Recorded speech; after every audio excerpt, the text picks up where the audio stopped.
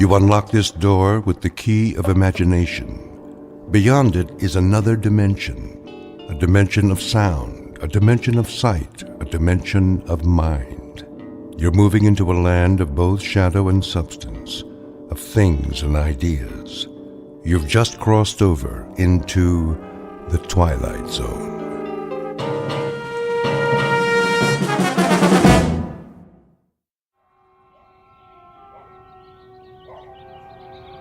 Letitia?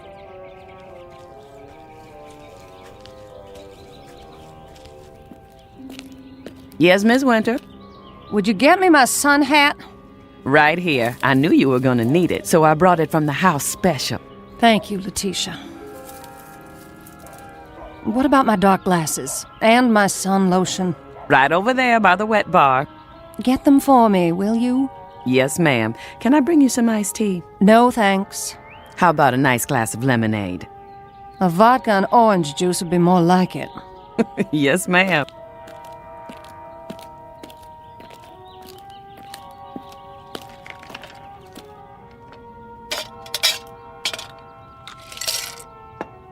Where are the children? Still in their rooms?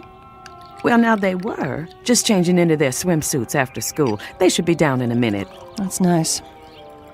Is my book over there? Sure is, right where you left it this morning. Bring it to me. Coming right up.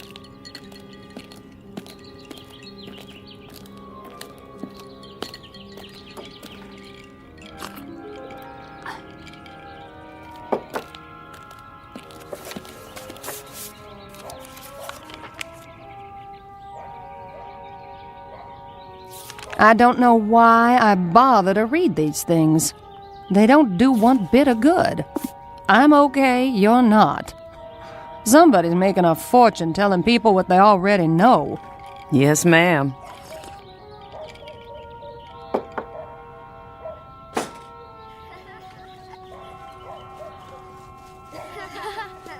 No running now. Whatever you do, children, do it quietly. Mother has a king-size headache. Okay. Sport, where are you off to? Down to the pool. Jeb and me are going swimming. Jeb and I. Don't you two have any homework? Nope. Jeb? Well, just a little, Mama. But we can do it after supper. Promise? We promise. Can we go now? Yes, you may. Be careful, your brother's not as good a swimmer as you. And two. Come here, young man. Aw, Mom. Kiss your mother hello. All right. That's a good boy. When's Daddy coming home? Don't ask me. That man keeps his own hours. Bye, Mom. Keep an eye on your brother. No diving off the deep end, and no shouting.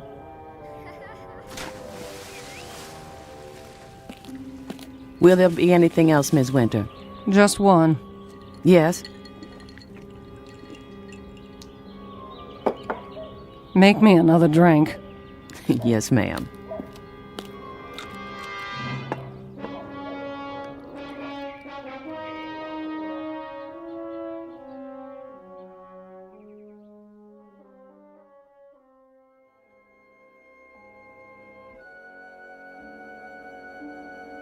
To have children, to love them and watch them grow, is the most precious gift life has to give. But to have children and not love them is a sad mistake, one that's not easily remedied. Because when left to their own devices, children may have no choice but to seek a world of their own.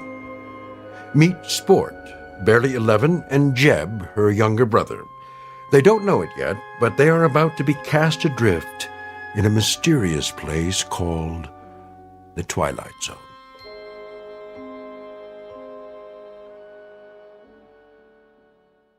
And now, The Twilight Zone and our story, Bewitching Pool, starring Karen Black with Stacy Keach as your narrator.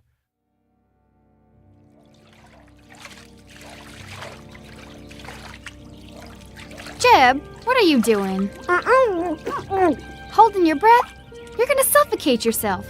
What are you doing that for, anyway? It's the only way I can keep quiet. Mama didn't mean we couldn't talk. It was the yelling and hollering that made her have a headache. I'm just a natural-born screamer. Can't play unless I holler. I know a quiet game. Yeah? How do you play? Well, look down there, in the water. That's not a game. Jeb, come on. Okay, I'm looking. Now what? What do you see? A swimming pool. What do you think? Do I have to explain everything to you? It's a pretend game. Well, what do you see? A river.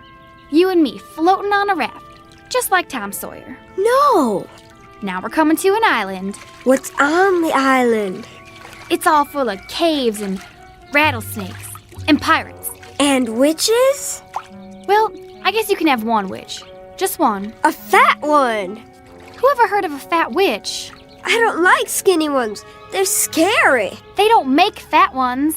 It's my witch. I can make her fat if I want to. It's my game. You loudmouth kids! Pipe down over there! I better shut up. Mama will get mad at me. No, she won't. She loves you. Then why does she yell like that? It's just the way she acts. 'Cause of her headaches. You know something, Sport? What? I love you. You're the best sister I ever had. You're silly. Come on, let's go swimming. Yeah!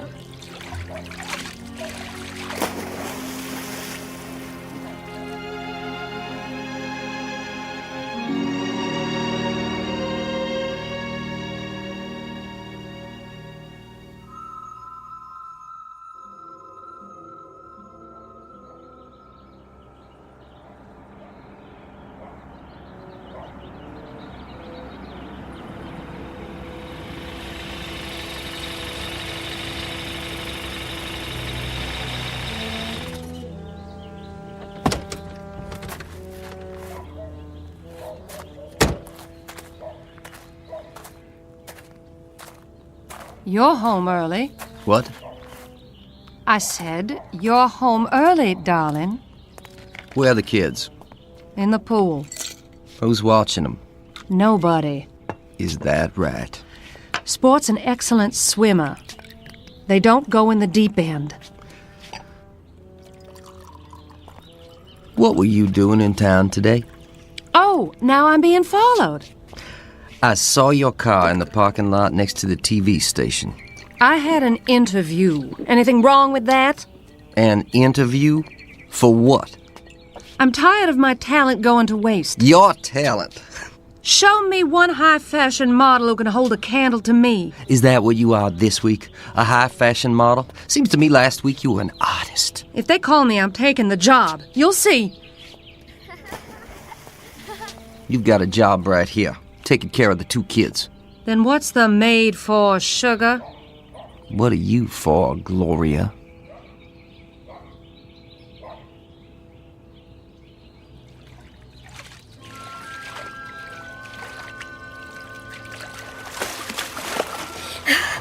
I can see it. Can you? Yeah. In the yard is a big old swing made out of a tire. You're good. Then what happens? Well, the little boy gets tired of swinging and goes in the kitchen. It smells like chocolate cake. There's a lady there. She picks up the little boy and hugs him. The little boy feels happy. The lady gives him a piece of cake and... You might as well know here and now I'm fed up with the whole mess. What mess are you referring to? I'm referring to the fact that I'm tired of footing a bill for your every little whim. Art school, modeling, dance lessons, guitar lessons, acting lessons. You've got time for anything and everything except being a mother. There's old Tom Sawyer again. He's in the cave trying to rescue Becky Thatcher from Injun Joe. See, Jeb? I think so. I got a business to look after. I know what kind of business you're looking after. Now Tom's leading Becky along the cliff. Must be about a 1,000,000-mile drop, but Tom isn't scared. Jeb, are you listening? If that's what you think, why don't you come on down to the office? Come down to the office. That's what you said when I married you. Well, I came down to that stinking factory of yours, and all I could see was pretty little secretaries flirting with everyone in sight. Are they yelling because we've been bad? Heck no. Maybe I was bad and I didn't know it. Don't worry. They'll stop in a while. I don't know why I bother even talking to you. Then don't. Hey! What's that? Hey yourself. Who are you? Want to have some fun? Where'd you come from? Yeah, how'd you get in our pool? Never mind that. Just dive down. Come on.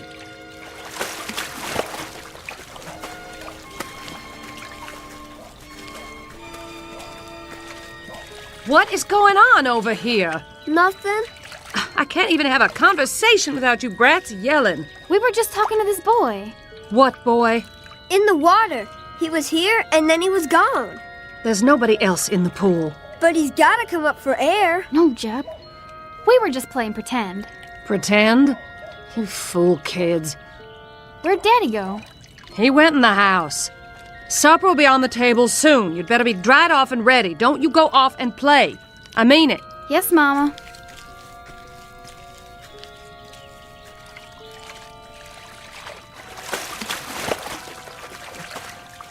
What's the matter with you guys? You coming or not? Where? A secret place. Secret? Where's that? Who are you, little boy? Where'd you come from? You'll find out. Let's go. Do we have time? Well, I'll have my supper now. You think I'd cook for you after the way you talk to me? You can drink your supper. Oh, like you? I wish I'd left you years ago. Well, what's keeping you? come on, Jeb. Let's go with that boy. She said not to leave. When I think of the career I gave up for you, it makes me sick. Korea. That's a laugh. I hate this house and everything in it. I hate you. They don't care what we do. What if they hurt each other? I'm older than you, and you have to do what I say. Now follow me.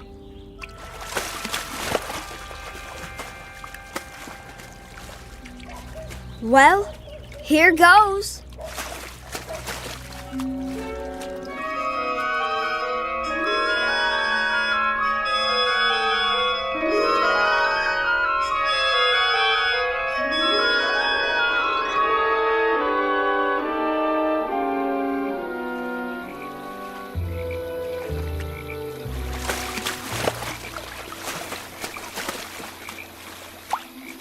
There he is, sitting on a rock. What's he doing? Fishing? Don't you know anything? Hey, you guys, come on out. He looks just like Tom Sawyer. He does, kind of. Hey, where are we? Come on, Jeb. Let's find out.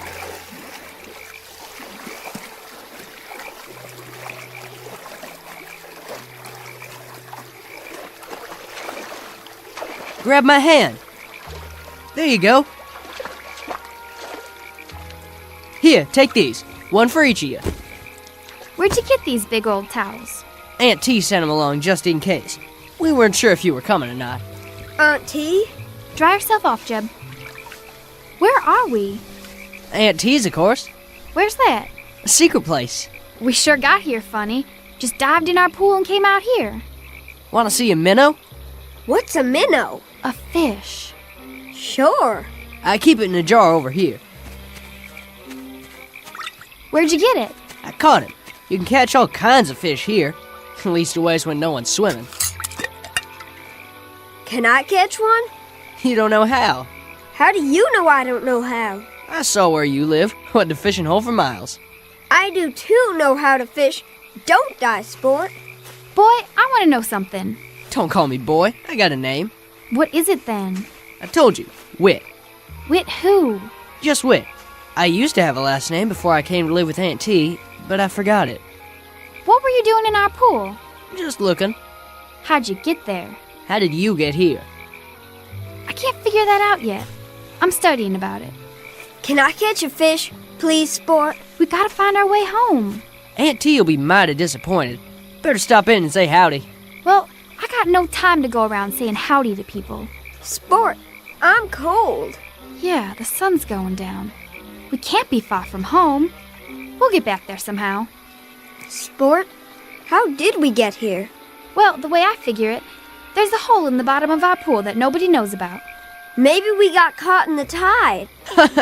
That's a good one. Don't you laugh at my brother. I will if I want to. And don't you laugh at me either. You're just a girl. I'll chew you up and spit you out in little pieces, boy. Ha! Let's see you. All right, then. You better put your hands up, boy, because I'm going to sock you right in the jaw. Ha! Can't catch me. Just you watch.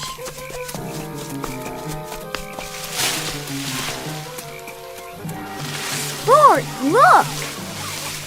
I'm looking. Where did all these kids come from? I don't know, Jeb, but I think this must be Aunt T's place.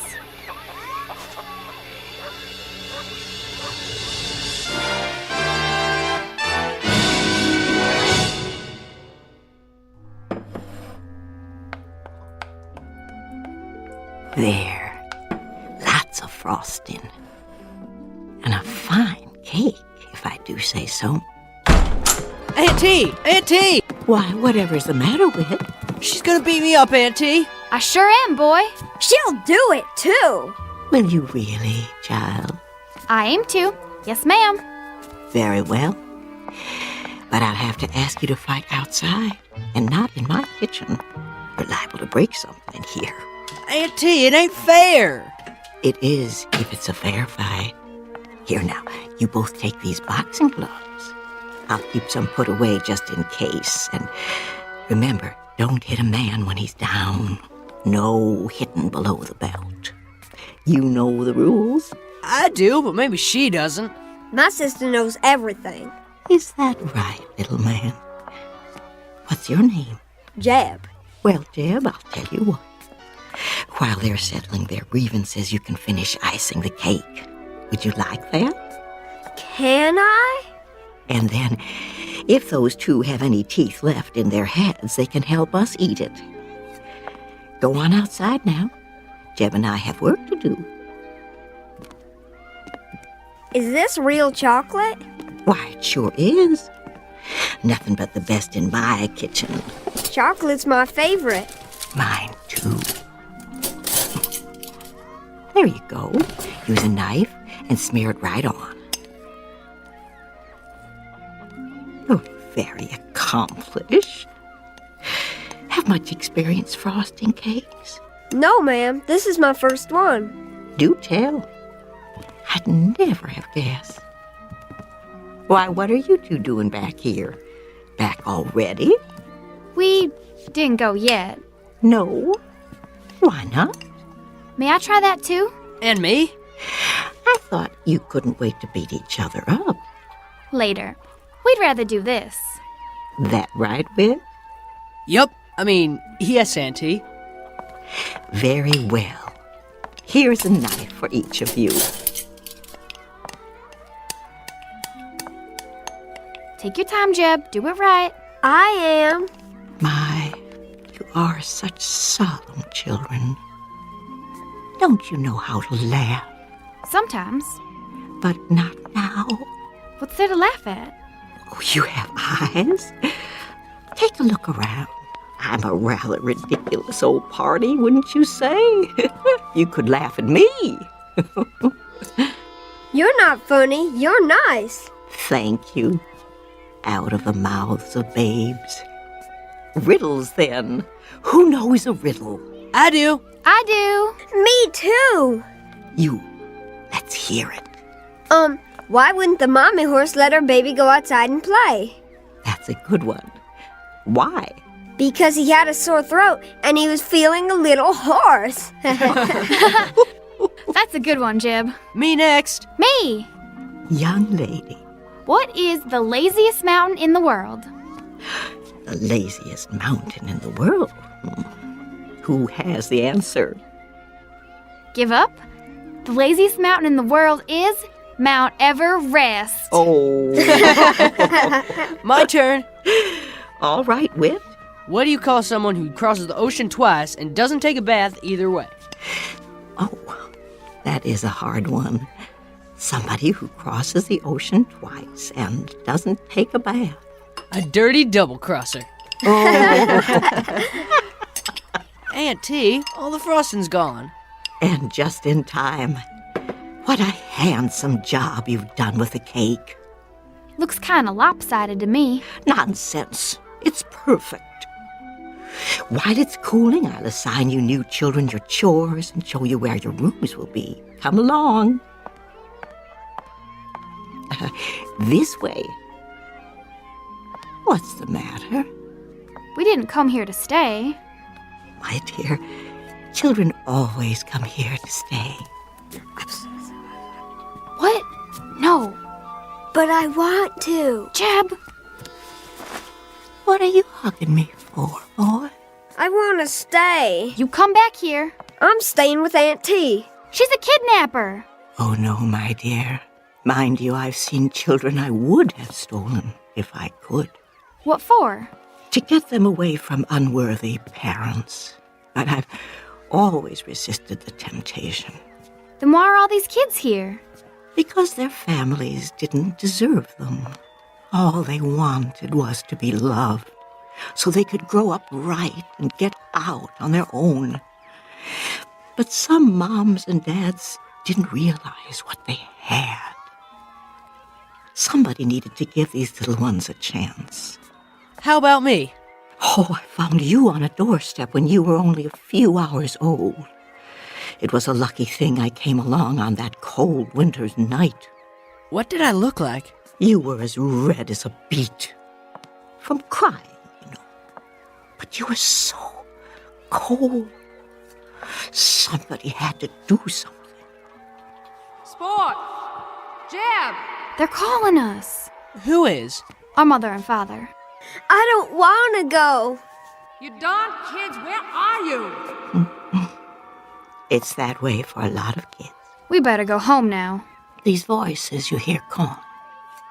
At first they seem quite strong, but they get fainter and fainter, and after a while they fade out. And one day you simply cannot hear them anymore. Sport! I'm calling you, young lady. Don't pretend you can't hear me. We've got to go home. Can you tell me why? I've got everything you need right here. Why, there's the swimming hole down by the creek. And the days are long, with all manner of things to do and see. And then there's always a hot meal and lots of children to play with. Blind Man's Bluff, Ringalivio and the Red Rover, all kinds of games. Some I bet you never heard of. See that little girl out there with the pigtails? When she came here, she never had smiled. Not once. All that changed pretty quick, let me tell you. Now all she does is laugh all the livelong day. Makes my heart glad to see them so happy. That's why I bake a big cake every day, just the way they like it. We've just got to. Because that's where we belong. They're children and they love us. And well, we love them. In that case, you must go back. No. You too, little man. Your sister's reasons are good ones. I cannot argue with. Can you tell us one thing? What's that? How do we get home? Oh, the same way you got here. But I don't know how we got here. I think you do. Try to remember. It isn't far. Come on, Jeb. We'll come see you again real soon, won't we, Sport? No, my darlings, I expect this is our goodbye. Finding your way back here would be difficult, if not impossible, but I want you to know that I consider it an honor to have met you, however briefly. You will always have a place here, in my heart.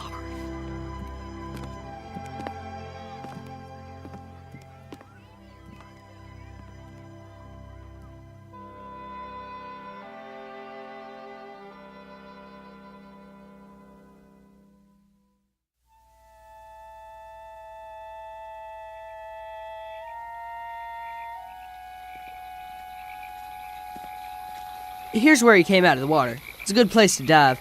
Just stand out there on that rock, take a deep breath, and jump. You'll see. It's easy. Stand next to me, Jeb. Do we have to? I'm your big sister. You have to do what I say. Bye, Whit. Bye, little Jeb. You mind your sister now. Whit? Yeah? I just wanted to tell you, I wasn't really gonna beat you up. I was just talking. Me too. Well, bye now.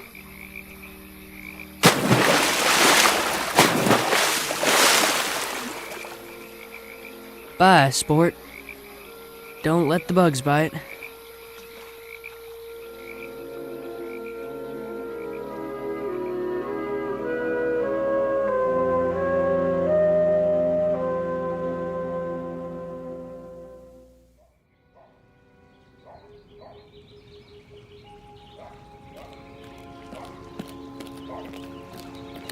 Have you found them?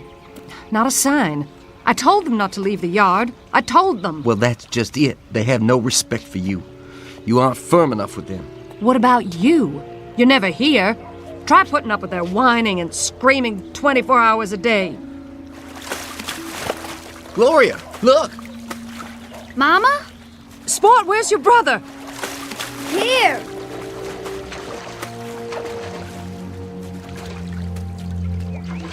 Where have you two been? We've been calling you for an hour. In the pool. You're lying.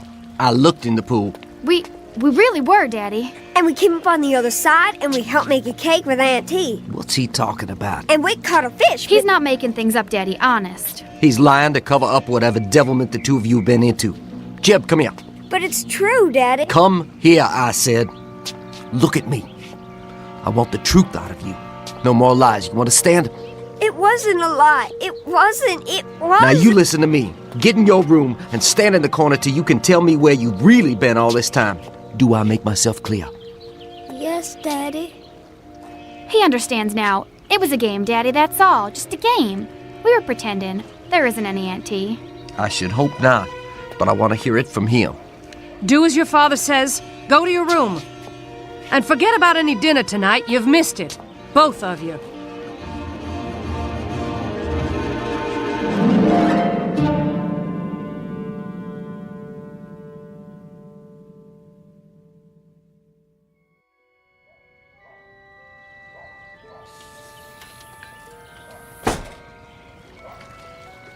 Sport? Jeb? Over here, Mama. What are you doing by the pool? I got up early. I couldn't sleep. Where's your brother? In his room, I guess. No, he's not in his room. I checked. He's nowhere in the house. Well, I haven't seen him. Is breakfast ready? Not yet. Your father is waiting to talk to you. What about? I'll let him explain it to you. But there are going to be some changes around here. What kind of changes? You'll see. Things are going to be different. Will things be better? You bet your sweet life they will. Now find Jeb and hurry. All right, Mama.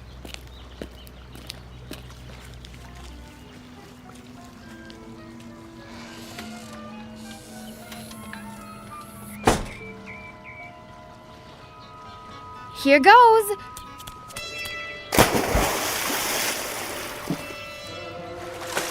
Whit, where are you? Auntie? Help me get back. I don't know how.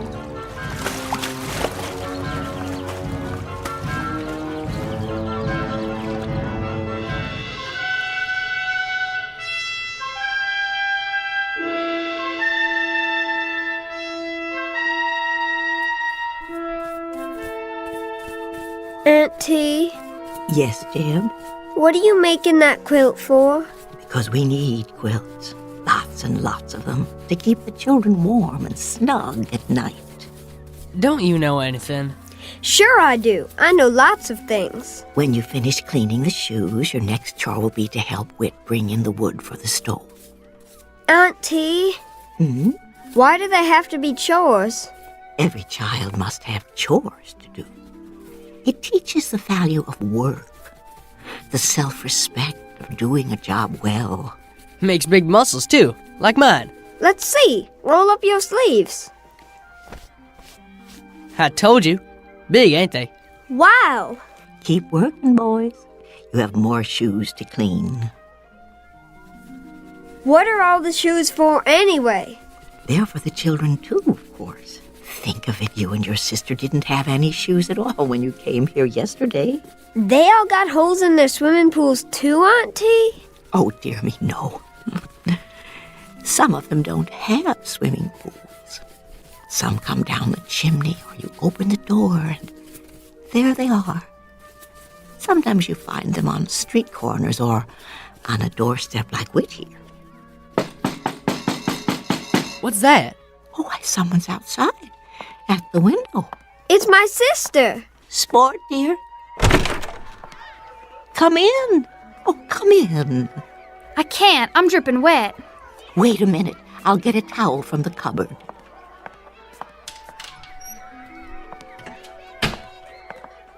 Here you are, my dear. Thanks. I told you she'd come. I'm surprised that either of you made it. It's very rare for anyone to find the way here a second time. I'm sorry to bother you, ma'am. You're not bothering me in the least.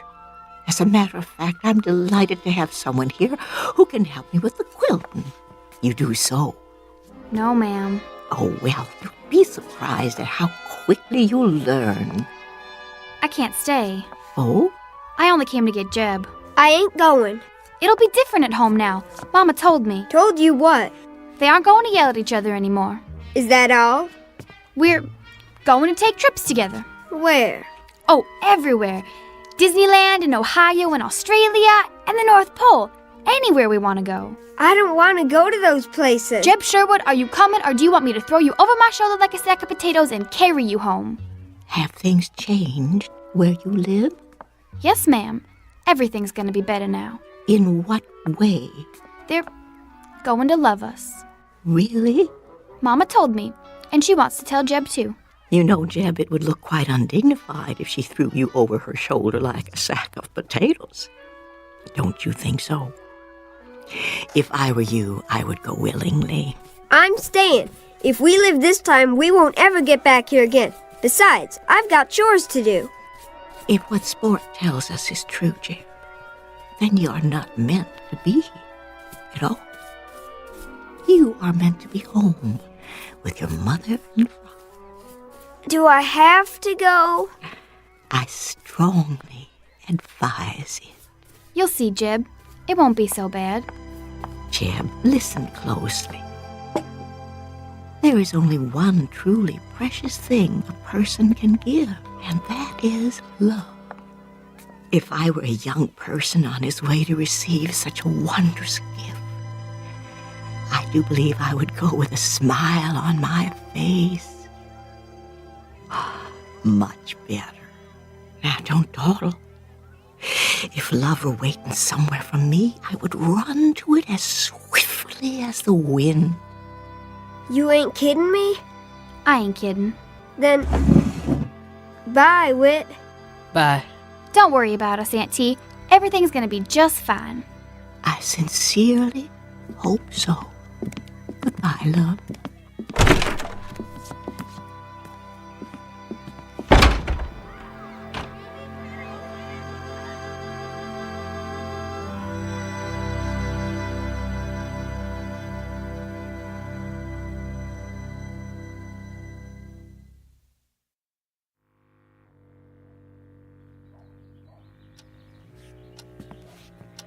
Maybe we should wait till tonight. No. You said you'd talk to them. Let's get it over with. I've got a half-dozen people waiting for me at the office. For once. Just once. Would you mind putting your family ahead of your work? I'm not the one, it's you. Lower your voice. Here they are now. Sorry. You're wet. I sent you to find your brother, not to play in the pool. That's where he was, in the pool. Do you know what happens to children who tell lies? We go to hell and get burned up. Well, you're here now. Sit down. Your father has some good news to tell you. Sport already told me. We're all gonna be happy again and go on trips and... I can't do this, Gloria. You tell them. Very well. Your father and I are getting a divorce. If you don't know what that is, it means he's going to live in one place and I'm going to live in another. Where? As far apart as we can get. But... What we want to know is, do you kids want to live with me, or do you want to live with her? I suppose we could split you up if you'd prefer. No! I want to be with Sport. It's up to you. Make up your own minds. We want it the way it was. Well, you can forget it. I'm into that. We'll be good. This time we really will. We won't fight or cry or make noise. We'll be so good. Won't we, Jeb? What are you talking about? It's all our fault. You hate each other because of us. Oh, that's not true. I'll tell you one thing. We wouldn't have stuck it out this long if it hadn't been for you two. You might show a little consideration. I don't have to stay with either of you. Me neither. Come back here. We're not through with you. Hurry, before they catch us. I can hold my breath a real long time. I've been practicing. I know you can. Get ready. On your mark. What do you think you're doing? Stop them. What if we can't get back? We've got to. Get set, go! Come out of there right now. This time you're gonna get what you deserve for good. Are you coming out, or do I have to drag you out? Aunt T, help us! Help us, please! Auntie, I need you. Take us now. Get out of that pool. I am not going to tell you again. Do you hear what Daddy said? He means it. Aunt T!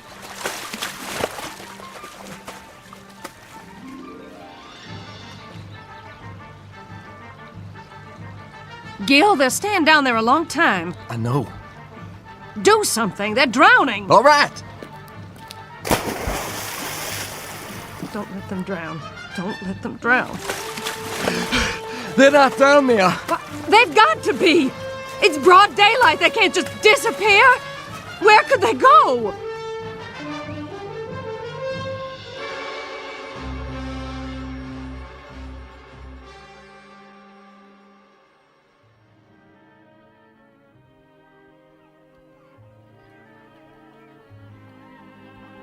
Jeb! Sport! What is it, Sport? You look so far away. Huh? Oh, I thought I heard something. Well, did you? I guess not. Children, where are you? Come back.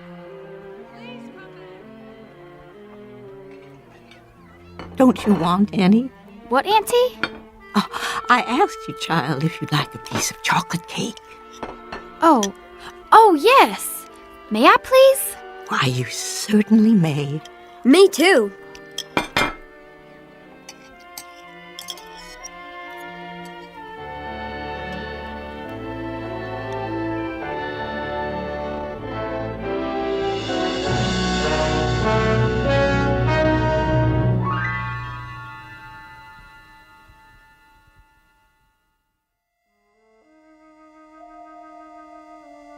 The end of an odyssey for two children who were cast adrift for a time. They took a chance searching for love and finally found it in the Twilight Zone.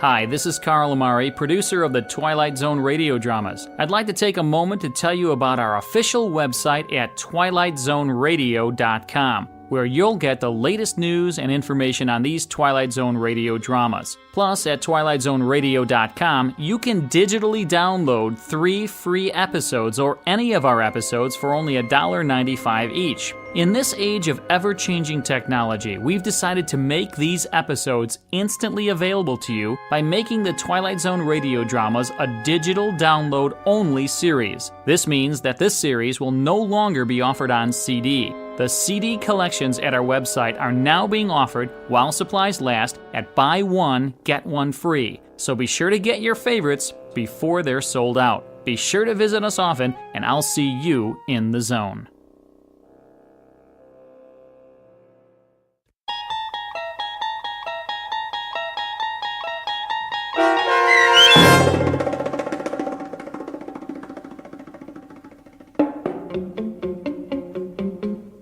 Bewitching Pool, starring Karen Black with Stacy Keach as your narrator, was adapted for radio by Dennis Etchison and written for The Twilight Zone by Earl Hamner Jr. Heard in the cast were Haley Nabig, Eli Newman, Evan Armacost, Kurt Nabig, Regan Alte, and Ora Jones. The producers of The Twilight Zone wish to thank CBS Enterprises and the Rod Serling Estate for making this series possible. This copyrighted radio series is produced and directed by Carl Amari and Jeff Lupetin for Falcon Picture Group and Westwood One. Sound design and custom Foley effects for The Twilight Zone by Cerny American creatives Bob Benson, Craig Lee, Matt Sorrow, Tim Cerny, and Todd Byer. To learn more about the Twilight Zone radio dramas and to contact us, visit our official website at twilightzoneradio.com. Doug James speaking.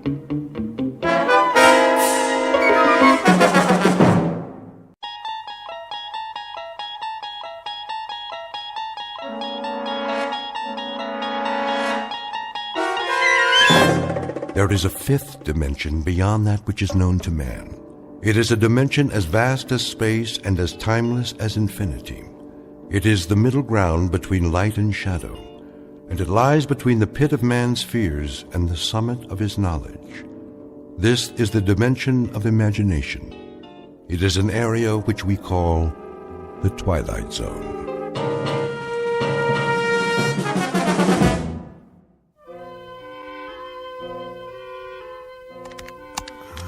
On hands plus shipments received Franklin? equals a total inventory. Franklin, dear, would you like something to eat? Not just now. Minus the number of products scanned. And we have a total sales from the period from... It's no trouble. Flora, please. I have to bring the books up to date before I go back to the store. The auditor's coming this afternoon. The period from the previous quarter through... But it's almost lunchtime. Take a break, Franklin. You know what they say, all work and no play. All right, make a sandwich if you want. Just let me finish this. I'll get it, dear. For the quarterly sales period ending... for the quarterly sales period ending... Yes? Yes, this is Mrs. Gibbs. Do you want to talk to my... Oh, my. If it's for me, tell them I'm busy. Are you sure? Why, I can hardly believe it. When? You'll send all the information? Yes, that would be wonderful. But how... It was? You did? Well, I didn't think I had much of a chance. Oh, for the love of... I suppose that will be all right. I'll have to ask my husband. Oh, how exciting. Thank you so very, very much. Goodbye now. Ask me what? Franklin, you are not going to believe this. That was the salesman, wasn't it? No, Franklin. Well, not exactly. It was a sales representative. I'm going to report this to the phone company. They call at all hours, and the misguided believe that we can be talked into anything. What was it? Swampland in Florida? Gold and silver futures? A chance to get in on the ground floor. Franklin, sit down. What? I have something to tell you. Oh, no, you didn't. You filled out a coupon, and now some charming young pickpocket wants to stop by and show us a set of encyclopedias. Flora, I don't know how many times I've told you, those con artists have got one goal in mind, to relieve me of my wallet. Now, I've worked hard to save for our retirement. I'm not going to risk one penny of it to... Franklin, will you kindly be still? This isn't anything like that. I entered a contest. Why I use New Season liquid soap for all our personal and impersonal cleansing needs. A contest? Don't you know that the odds are at least several million to... I do know, Franklin, but I couldn't resist. And this time... Considering how much postage stamps cost these days, you might promise me that from now on... But, Franklin, we've won. What are you saying? Won what? A vacation. Flora, listen to my words and try to understand. I have no room in my life for such nonsense. This vacation, as you call it, is simply a clever way to sell us a timeshare in some godforsaken, alligator-infested... 3 days and 2 nights, including hotel, meals, and plane fare. And the catch? Franklin, I'm trying to tell you, there is no catch. I did it for us. Do you know how long it's been since we've had a vacation? Let Sherwin watch the store for a few days. You'll see.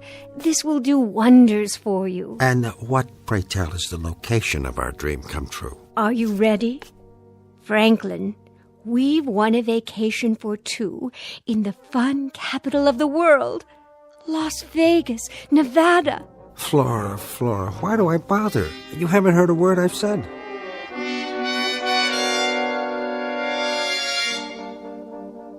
Mr. and Mrs. Franklin Gibbs, 3 days and 2 nights, all expenses paid, at a Las Vegas hotel, won by the lady's special talent.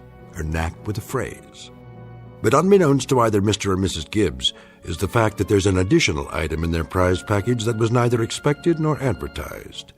For as soon as they arrive at their destination, one half of this couple will succumb to an illness worse than any virus, more insidious than any flu, and impossible for medical science to cure. An inoperable, deadly, life-shattering affliction known as the fever.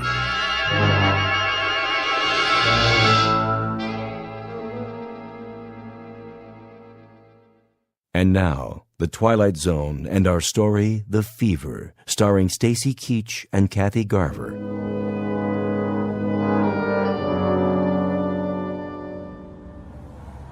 Franklin, look. Look at what? The Las Vegas Strip. So many lights.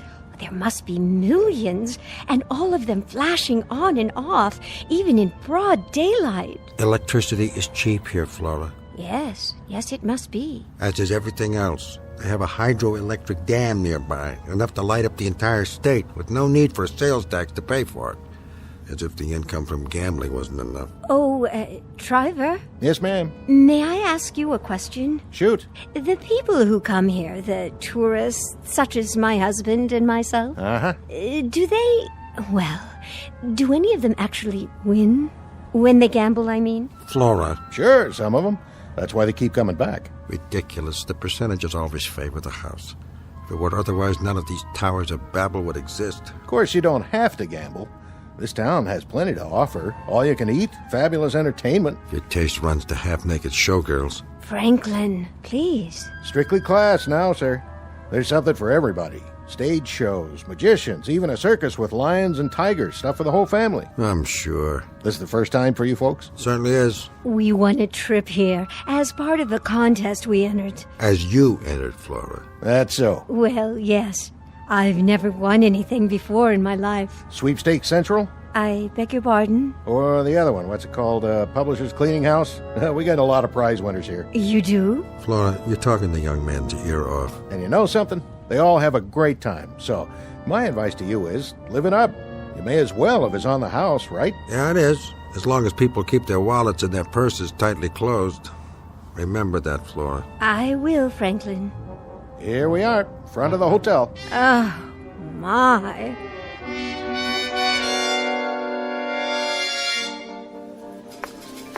Drinks? Drinks, anyone? One more Scotch Rux. Yes, sir. This here silver dollar is all yours. Why, thank you, sir. If you make it fast. I only got a few more left and I'm out of here. Be right back. Drinks? Here goes nothing.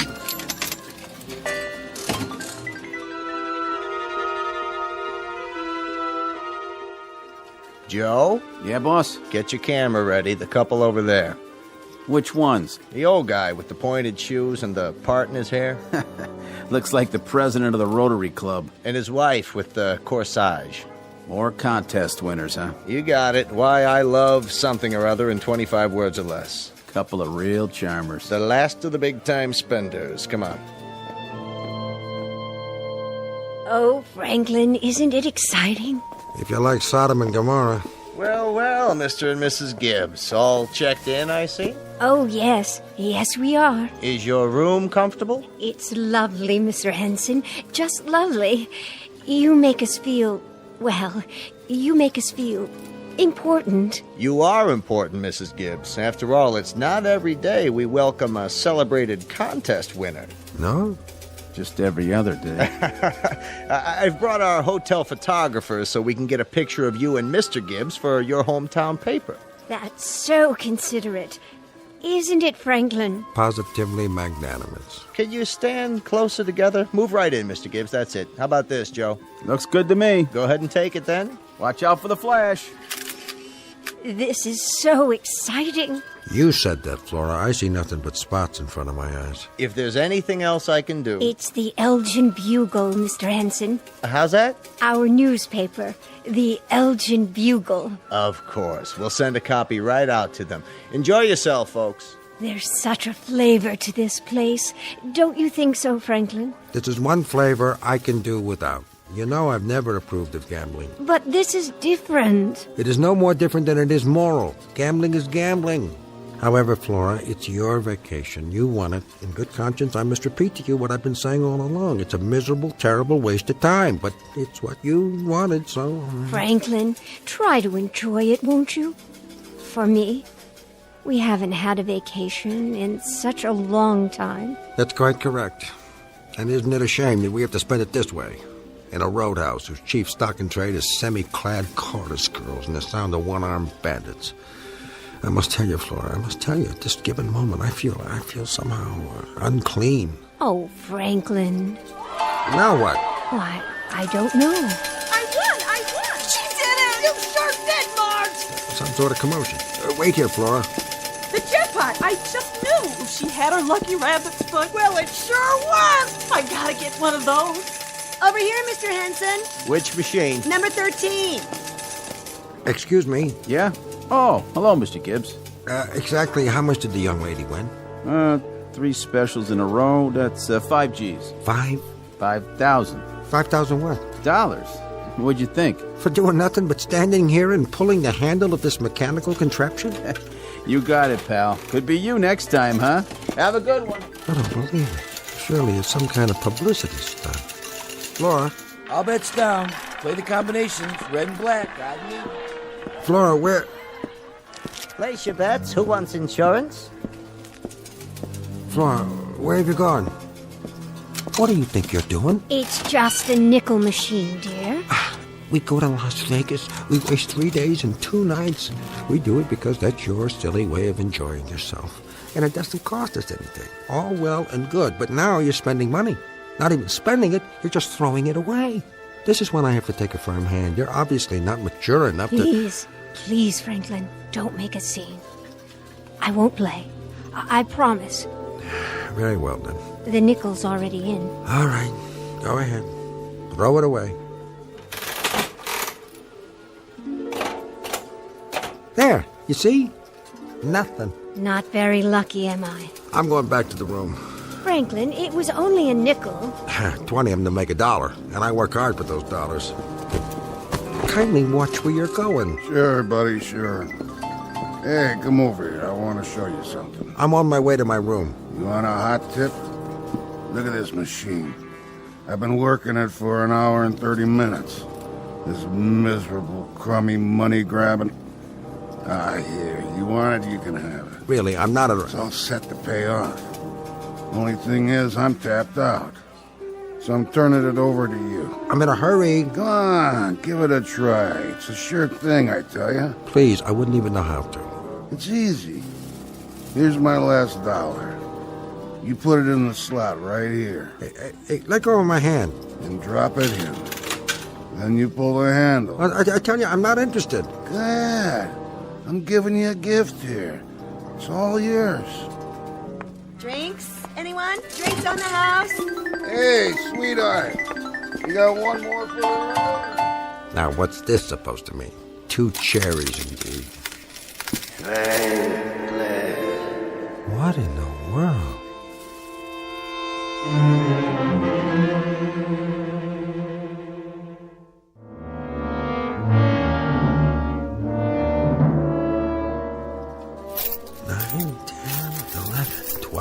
There you are, Franklin.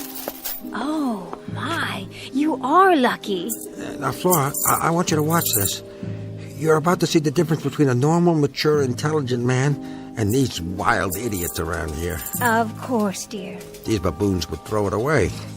They'd compulsively put it right back into the machine, all of it, but not the Gibbses. No, we know the value of money. We're going to take these and put them safely in our room and go home with them. Come along, my dear. It's late afternoon already. I'd like to shave for dinner. Yes, dear. Yes, there's my machine. Your machine? Oh, hi there, buddy. I thought you were finished with it. I was, but I went and cashed the check. Gotta get my money back, right? Thanks for watching it for me. Let's go, Flo. Come on, baby. Yeah. Franklin. Did you say something? What, dear? Just now. Did you call my name? Why, no, dear. That's odd. I thought I heard... Heard what? Oh, no, nothing, Flora. No, nothing at all. Come along.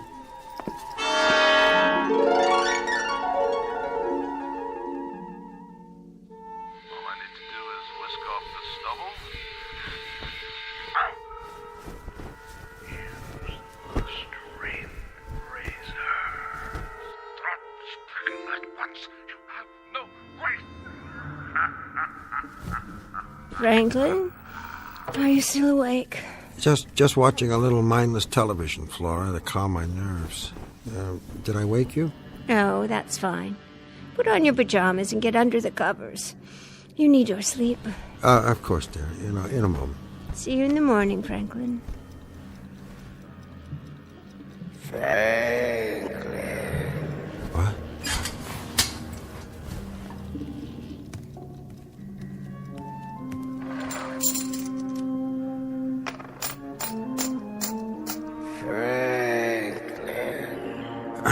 That's enough of that. Franklin? Something the matter?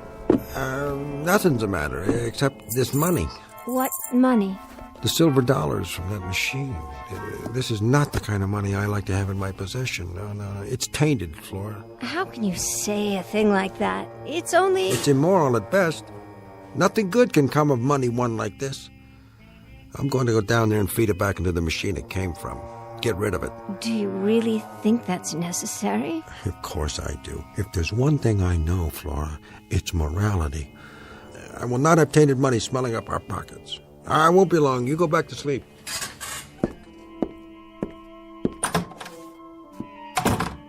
Oh, Franklin. Franklin.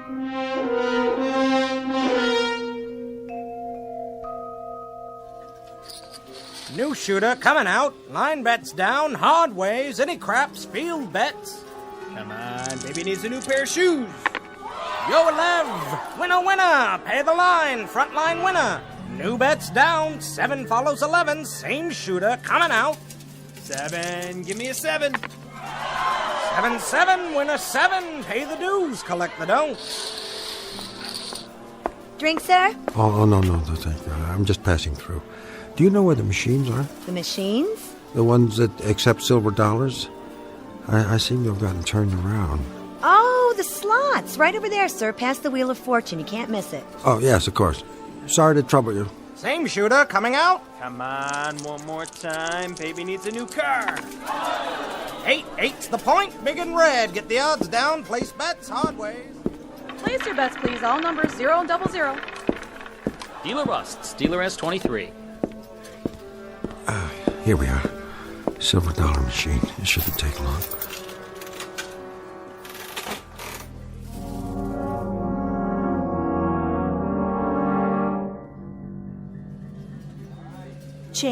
Change right here.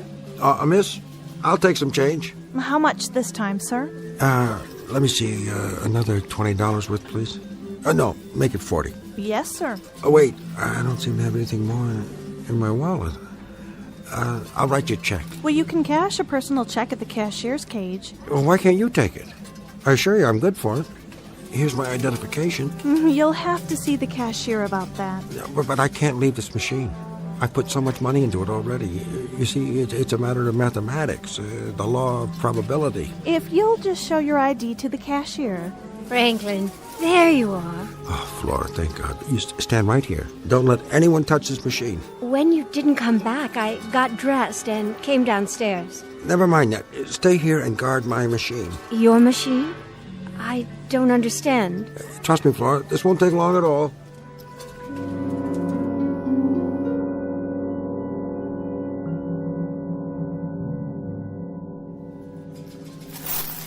There.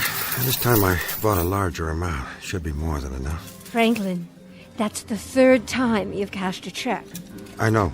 Do you know what time it is? Doesn't matter. This will all be over in another minute or so. It's 12:05. After midnight, Franklin. You've spent a great deal of money already. I know that, too.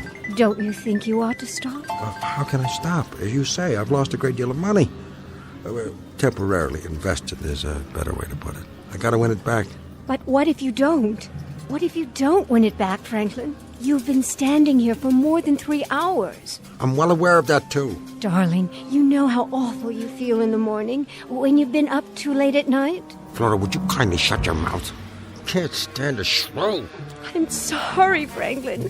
I'm only trying to... I know exactly what you're trying to do. I hate a woman who stands over my shoulder and sees to it that I have miserable luck. That's what you're doing to me now, Flora. You're giving me a wretched run of luck. Why don't you get out of here? Leave me alone. Please. People are listening. Yeah, the devil with them. I'm not concerned with people or what they think. I'm only concerned with one thing, and that's how to restore our bank account. Or don't you think that matters? I do. I do. Then stand aside, woman. You're not going to stop me, are you? No.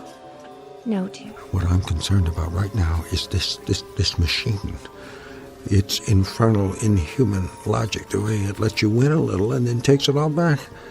It teases you, Flora. It holds out promises. It wheedles and controls. It sucks you in, and then when it has you in its grip... But I will not give up. It thinks it can wear me down? Well, perhaps it can with the rest of these buffoons, but not Franklin Gibbs. No, sir. This is a battle of wills between man and machine, between the human and the inhuman, and the machine will not win. Oranges, lemons, pears, the occasional cherry, all wasted on me. I will not be fooled. I know how to calculate the true odds. As for this one-armed bandit, your time is near. After that, you'll be relegated to the junk heap where you belong.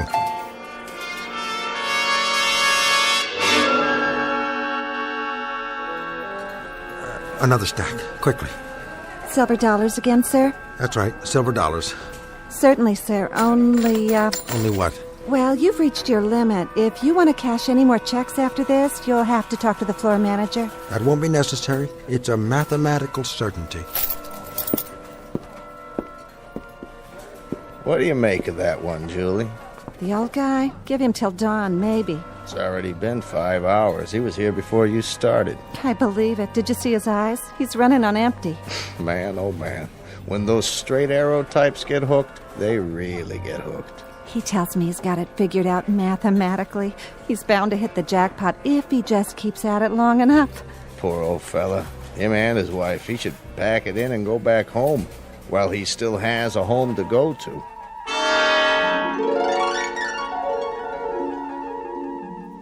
Oh, Franklin, I don't know how much longer I can stand here. Then sit down on a stool, but stay close by. I want you to watch this, Flora.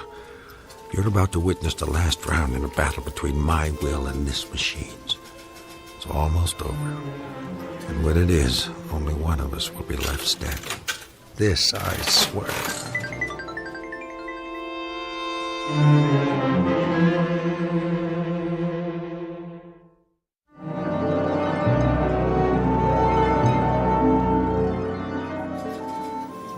Franklin, you look so pale. Somebody get me a drink of water. Why don't you sit down? You see what the sign says? Special jackpot, $10,000. She's bound to come up. You just gotta stay with her long enough, that's all. Here's your water, sir. Oh, thank you. Can I get you folks anything else? The restaurant's serving breakfast. Nothing for me. On the house, steak and eggs, whatever you like. Take it easy. Recharge the old batteries. What do you say, dear? You go ahead if you like. I'm gonna see this through. How's he holding up? He's still standing, but just barely. How about his credit line? Well, the check guarantee card says he's good for it.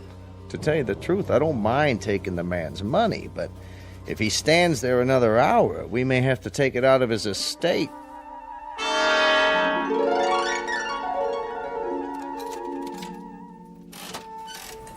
What time is it? It's 8 o'clock, Franklin. In the morning. I swear, Flora, it's not just a machine. It knows. You know, it mocks me. It teases and beckons and cons. You put in 5, you get back 4. You put in 6, you get back 5. But I'm onto it. It's gotta pay off. Understand, Flora? It's just gotta. Franklin. Franklin, darling, please. Give me back my dollar. That's my last one, you miserable, dirty... Look at it, Flora. Look, Flora, it's watching, enjoying this. You see? That's his face. And the reals, those are the eyes. And down below, that's a mouse. I tell you, it's not just a mechanical thing. It knows. Give it back. Give it back. Give it to me.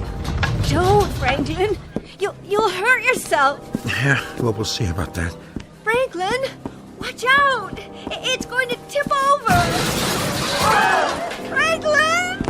Get him off that thing. Sure, boss. Be careful with him. He put a pretty good dent in it, Mr. Henson. It's all right, folks. Just a little accident. This machine's out of order till further notice. He took my dollar. Get him out of here. He needs a doctor. You want I should help him to his room? Bring him to my office. Find a doctor and tell him to meet us there. He don't want to go, boss. Monster, it owes me $1. My last dollar.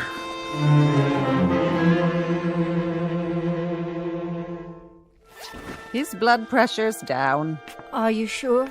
I've given him a sedative. What this man needs is rest. That's what he'll get, Doctor. Is it okay if we move him? I'll give him a few more minutes on the couch. Keep his feet elevated, then you can help him to his room. Will do. Yeah, well, it's not me you should be worried about. It's that infernal device out there. Oh, Franklin, don't talk that way. Maybe he should see a specialist. But you said his vital signs are normal. You said that, didn't you? I was thinking of, well, perhaps a psychiatric examination. Hogwash, there's nothing wrong with my mind. He's right.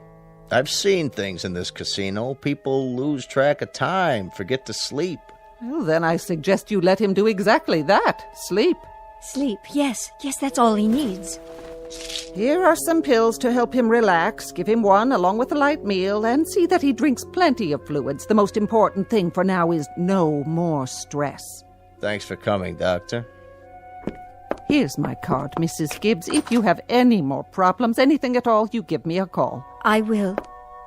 Problems? What problems? All I need is for you to get that machine working again. Then you'll see. You'll all see. It's ready to pay off. Franklin, that's enough of that kind of talk. Listen, Mr. Gibbs, it's a game of chance, all right?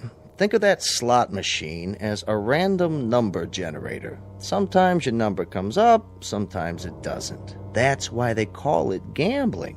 If anyone could predict it, we couldn't stay in business. But look at it this way.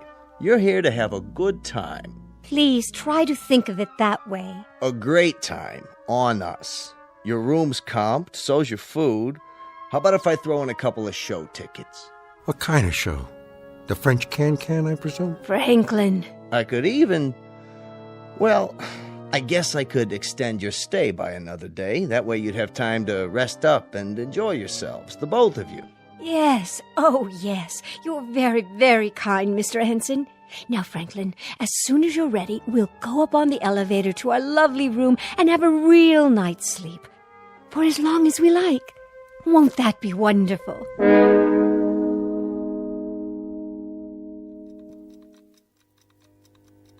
Franklin, are you sleeping? No, Flora, I'm not. Why don't you take another pill, darling? Not now. I'm thinking. Whatever about? That machine. Franklin? It was ready to pay off. It deliberately broke down so it wouldn't have to. You don't really believe that. Don't I? It isn't even a machine, Flora. It's an entity. It's a thing with its own mind, its own will. Please don't talk this way. I beg you. It deliberately broke down rather than return my money. Our money. That thing, that monster, that thief, the dirty, rotten thief. Stay in bed. The doctor told you. Took the last silver dollar. The one that was going to pay off. It swallowed and then it broke down on purpose. The thief took my last dollar. What are you doing? Get away from me. Franklin. Where? Franklin, no. It's outside the door. I can hear it. Franklin. No. Darling, what's the matter? Don't you hear it? No, I don't. I don't hear anything. Of course you do. You must. It's in the hall. I just saw it. It's out there. It followed me. Pack the suitcase. We must get out of here. Franklin. It's inside. Quickly. Stop it. Franklin. Help me. We gotta get away. The window. Yeah, the window. Franklin. Franklin. No. Franklin. Franklin. Franklin. Franklin. No. Franklin.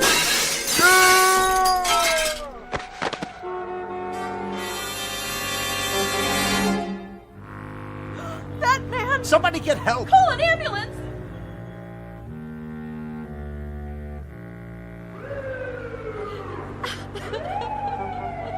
That him? Gibbs, Franklin J. Tourist. What happened? Jumped or fell. Hard to say. That's the wife over there, in the room when it happened. Some sort of seizure or something. Can we get a stretcher, Sheriff, and move him out of here? Right away, Mr. Henson.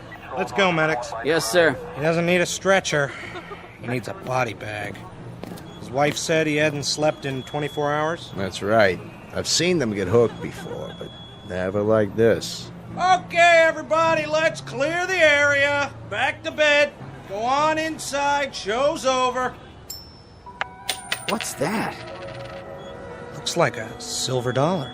Where did he come from? It fell. From up there. Right about the 13th floor. Yeah? But how? Don't worry about it. Like the man said, just get him out of here. Mr. Franklin Gibbs, visitor to Las Vegas, who lost his money, his reason, and finally his life to an inanimate object variously described as a one-armed bandit, a slot machine, or, in Mr. Franklin Gibbs's words, a monster with a will all its own. For our purposes, we'll stick with the latter explanation, because after all, this is the Twilight Zone.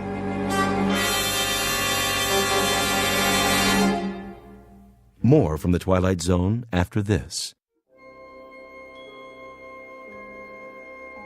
Hi, this is Carl Amari, producer of the Twilight Zone radio dramas. I'd like to take a moment to tell you about our official website at twilightzoneradio.com, where you'll get the latest news and information on these Twilight Zone radio dramas. Plus, at twilightzoneradio.com, you can digitally download 3 free episodes or any of our episodes for only $1.95 each. In this age of ever-changing technology, we've decided to make these episodes instantly available to you by making the Twilight Zone radio dramas a digital download-only series. This means that this series will no longer be offered on CD. The CD collections at our website are now being offered while supplies last at buy one, get one free. So be sure to get your favorites before they're sold out. Be sure to visit us often, and I'll see you in the zone.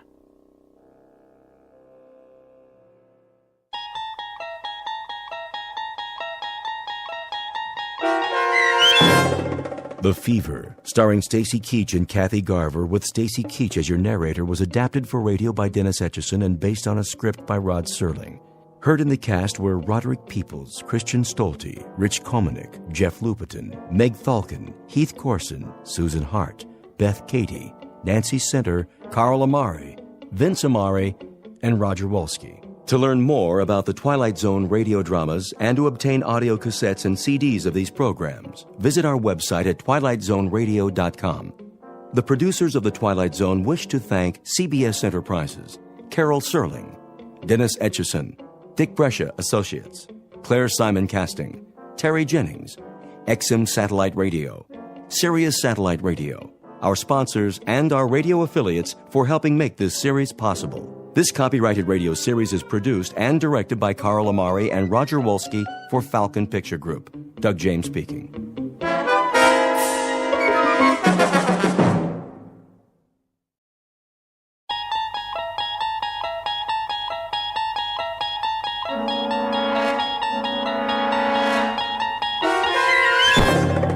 There is a fifth dimension beyond that which is known to man. It is a dimension as vast as space and as timeless as infinity. It is the middle ground between light and shadow, and it lies between the pit of man's fears and the summit of his knowledge. This is the dimension of imagination. It is an area which we call the Twilight Zone.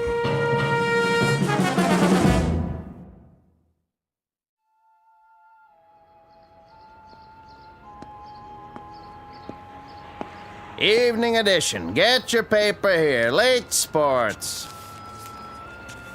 What other papers do you have? The Sentinel and the Times Mirror. Take your pick. Give me all three of them. Here you go. Like to read a lot, huh? Say, do I know you? I don't know. Do you? Arch Hammer. Hey, it's me, Sam. Sam Marshak.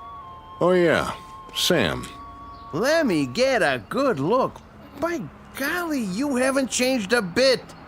That right. Look, just like in the picture here. See? I still got it by the register. You and Andy and Eddie Walsh and Barney. The old gang. Remember? Sure. How you doing? Same as always. Haven't seen Andy in a while, though. Where you staying? Down the street. The Royale? Yeah, the Royale. How much for the papers? 6 bits. Wait a minute. Forget it. Arch, it's on me. We got a lot of catching up to do. Been too long. Right. See you later. Anytime.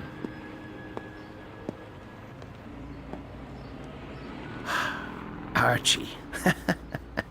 Ain't that something? Heard he was in Joliet. Must have got out.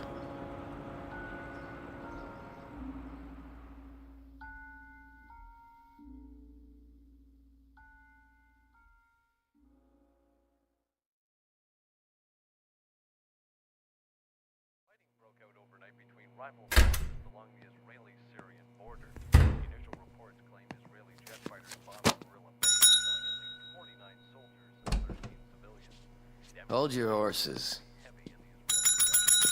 I'm coming, I said. How much for a single? Depends. By the day is one thing, by the week is cheaper. I don't know how long I'll be staying. $6.80 a night plus room tax. You want a shower? Is the water hot? Mornings only, otherwise it costs extra. Forget it. Hold on. Haven't I seen you before? Could be. All right, I'll give you the discount for regulars. No guests, though.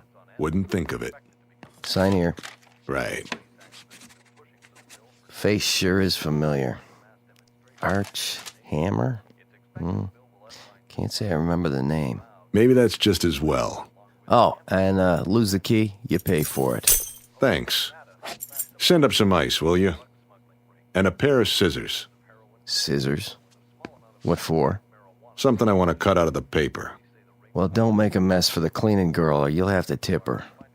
That'll be $7 even. In advance.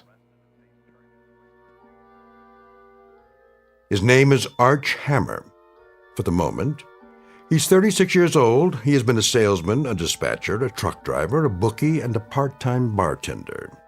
Whatever name he goes by, this is a cheap man, a nickel-and-dime hustler with a cheapness that goes beyond the suit and the shirt, a cheapness of taste, a cheapness of mind.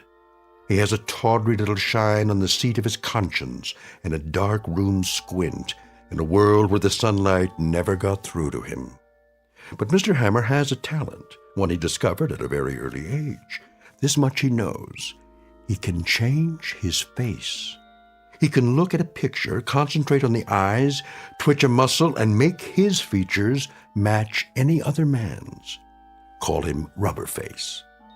Mr. Archie Hammer, jack of all trades, who has just checked into a Fleabag hotel with the most odd talent, some newspapers full of photographs to work from, and a master plan to destroy a few lives in the Twilight Zone. And now, The Twilight Zone and our story, The Four of Us Are Dying, starring Eric Bogosian, with Stacy Keach as your narrator.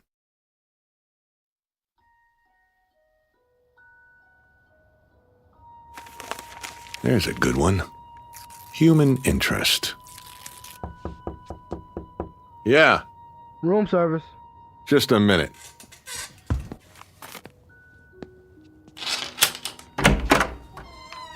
Here's your rice. Thanks. Brought a whole champagne bucket full. They even have champagne here? Not that I ever saw. I asked for a pair of scissors, too. Oh, yeah, I couldn't find any, but I got this. What's that? My Swiss Army knife. You can use it if you want. Got a scissors, a wood saw, a toothpick, a nail file. The works. I'll leave it downstairs. I was thinking I could sell it to you for $10. No, thanks. 5? Pick it up from the desk man. It's worth a lot more than that. Hey, I don't get a tip? Yeah. Don't take any wooden nickels. Where's that page? Here. Johnny Foster, guitarist with the Maggie Weber Quintet. Why not? Always wanted to be a musician. The eyes, the nose, piece of cake. Just look in the mirror. Concentrate. Perfect. If I do say so.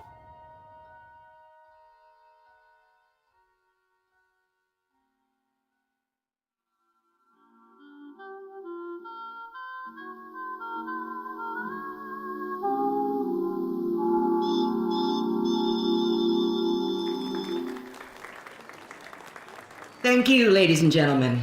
That one was for Johnny. Wherever he is, I know he can hear us.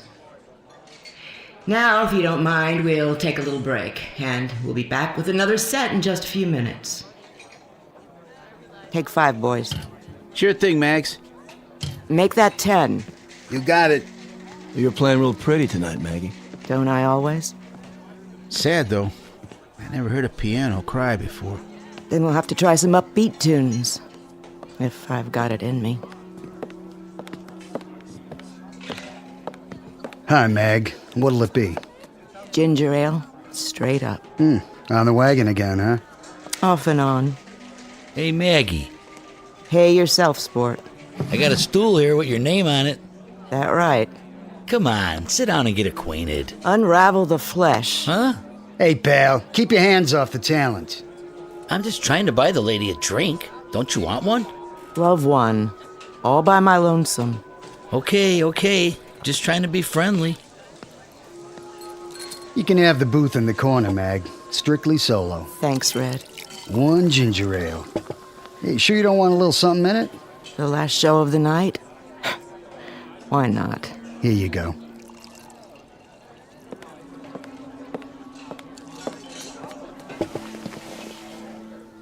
Here's to you, Johnny.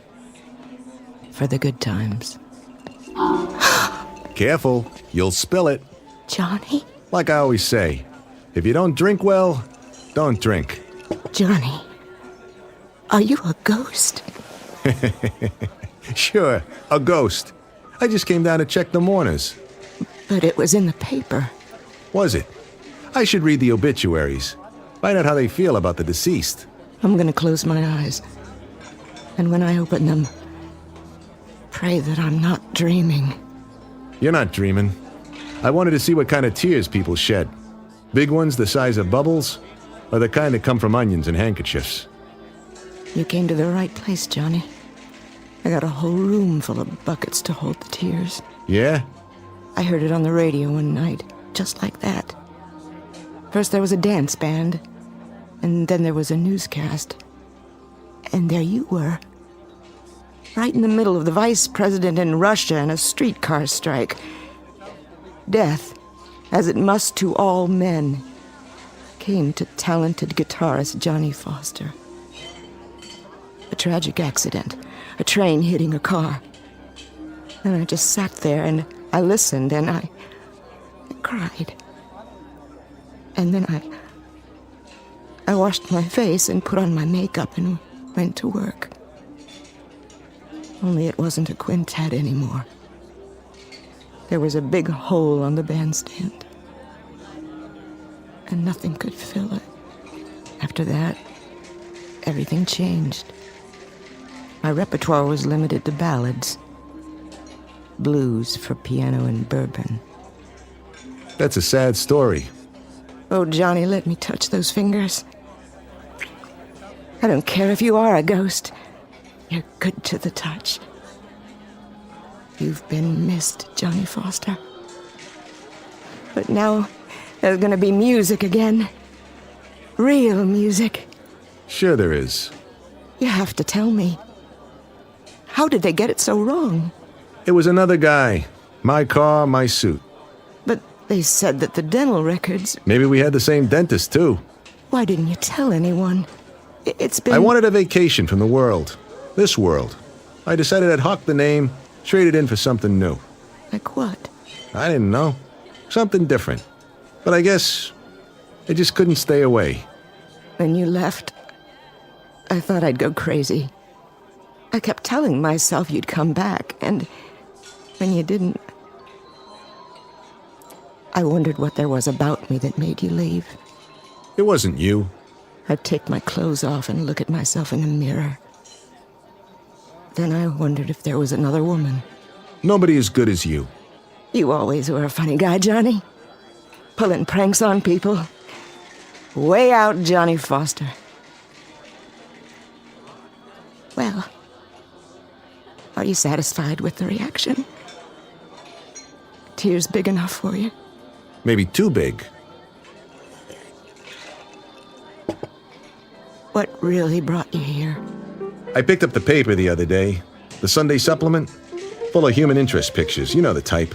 Little boys with run-over dogs. Sweet old ladies getting evicted on sidewalks. Then there was a shot of a beautiful lady who sang the blues. It reminded me, Maggie. It reminded me that there were little pieces of my past I didn't want to slough off. And I was right.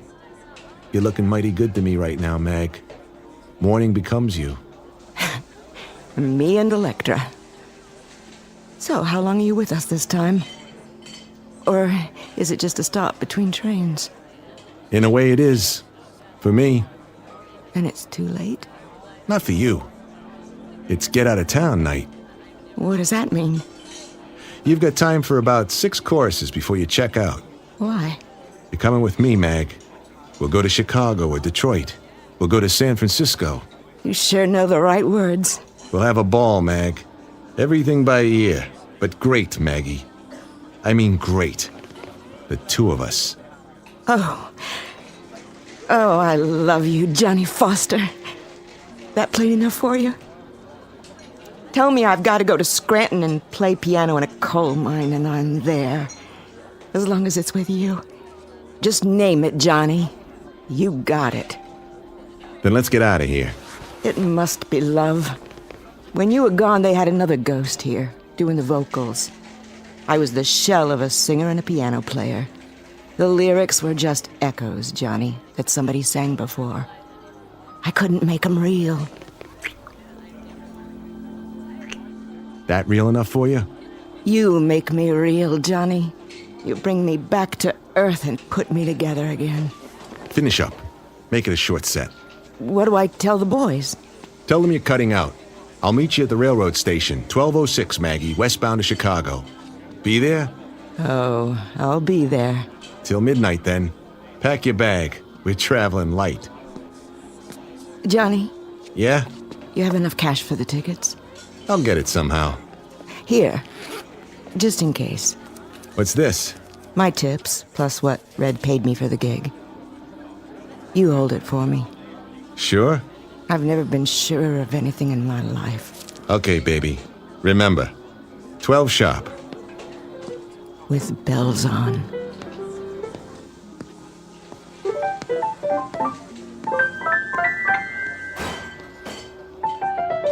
Johnny? Hey, man.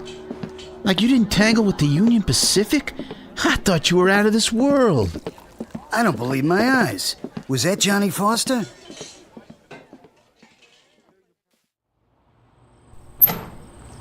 Hey, Johnny, baby, we got the wrong word. They said you got removed by a locomotive. Johnny, man, it's good to see you. You'll never know. Oh, here, let me give you a light. I'll take the light. But you got the wrong boy. My name's Hammer. Oh, hey, sorry, buddy. No offense. None taken. It's just that... Boy, I could swear you were the guy I saw in the bar. But I can see by your face, you're somebody else. Hey, real sorry. Don't worry about it.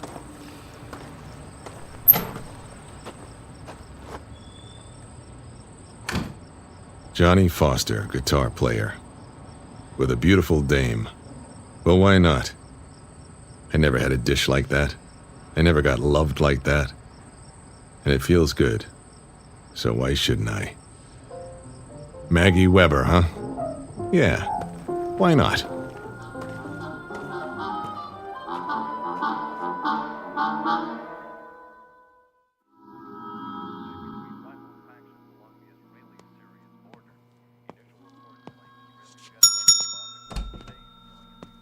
Mr. Hammer? Good memory. Something I can do for you? Just some information. What kind? This picture from the paper. What about it? Go ahead. Check it out. Local hoodlum found shot in river. So? Looks like he's a real tough guy. Was. Name of Sterig. Virgil Sterig. Funny name. Never heard of him. No? Then maybe you saw him around. Before he went for a swimming lesson. I see a lot of people. See a face like that, you remember it. My memory's not so good lately. This make it better? It's getting there. How about now? Oh, yeah. Virgil. I might have seen him once or twice. He used to carry a satchel. Full of what? It's hard to say. Try. He was the bag man. For who? Same guy all the bookies work for. I need a name. Pinnell. East side of town. Armstrong Towers. Only you didn't hear it from me. Right. Oh, hey, bellboy asked me. Something about a fancy knife. Buy him another one. You can afford it.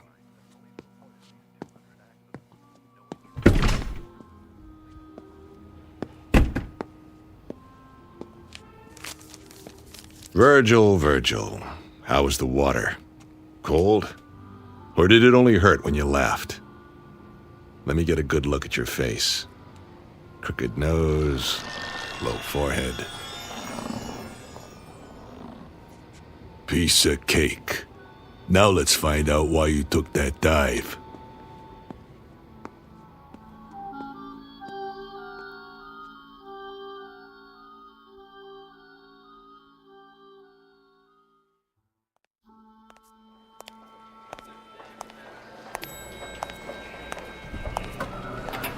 Going up?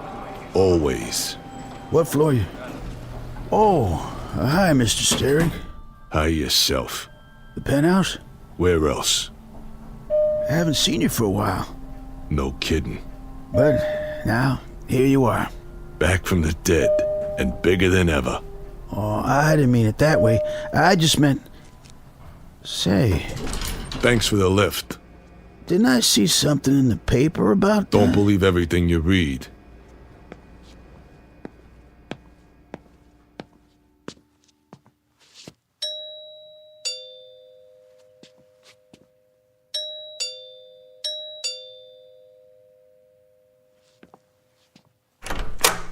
Oh, Mr. Sterig.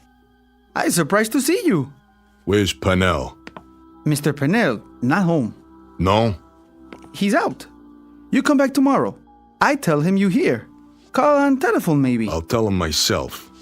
Now. I say he's not here. Out of my way. Oh! Who is it, Ramon? Hello, Pinnell. What in the devil is... You ought to be more careful. It's only a bottle. Virg, is that you? I don't believe it. I clean up for you, sir. Leave it. But glass on floor. I said leave it. Expensive stuff. Imported. That doesn't matter, but you... You can always open another bottle, can't you? Plenty more where that came from. I like your taste, Mr. Pinnell. Very rich. Polished. Lots of class. Like this apartment. Neat, but not gaudy. I clean it up. Later, Ramon. Oh, yes. Yes, sir. I go now. I come back later. You do that.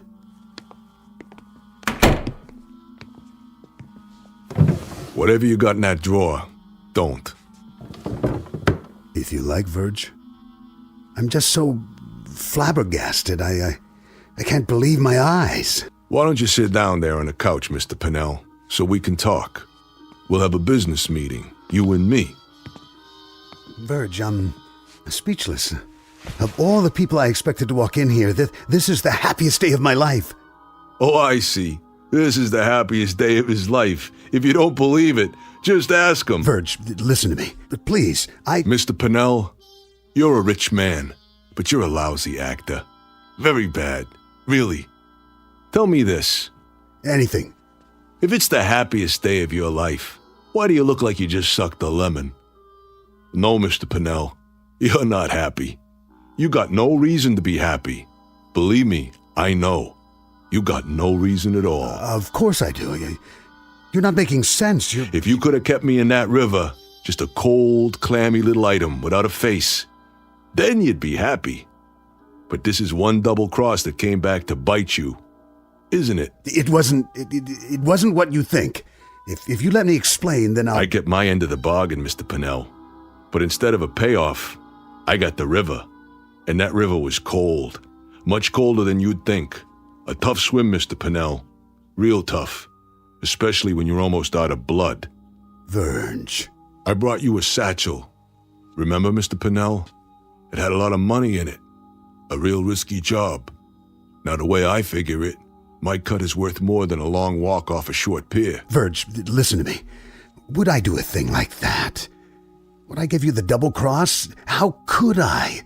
You're a friend. We're close. You're family, Verge. That how you treat your family? You got me wrong. Dead wrong. What was your cut, Verge? 20%, wasn't that it? I got it right over there in the desk. Stay where you are. You'll find out what I got in my pocket.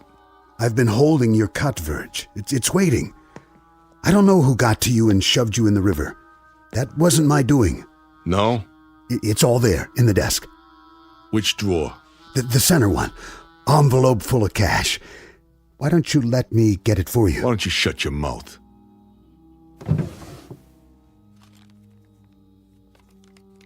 Go ahead, count it. This is mine? 20% of it. That's right. Same cut as always. And I always honor my contracts. But there's interest now. Interest? Sure. For floating face down in a river, I charge interest. For taking 3 holes in my belly, I charge more interest. That a problem for you? How much do you want? Well, if we add on the penalty, and then the extra penalty, it comes out to an even 100%. Okay by you? You have me at a disadvantage, Verge. Pleasure doing business with you. One question. Yeah? I have to know. Did somebody fish you out before you... Before I'd had it? Is that the question? Why, no, Mr. Pennell. That's not the way it happened. That's not the way it happened at all. The truth is, I'm your worst nightmare. I'm a ghost.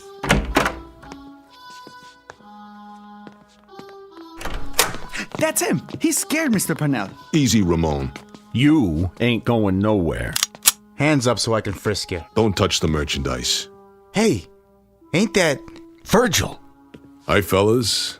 Long time no see. Keep your hands out of your pockets and step back inside, nice and peaceful like. No hard feelings. I even brought you something. What? This. Wait! No! I get Mr. Pennell. You made a mistake coming here. So, did you? Take my advice, fellas. Stay down. There! He's getting away! On your feet, you bums. Get him! He's a thief! I want him dead! You hear me? Dead! And buried!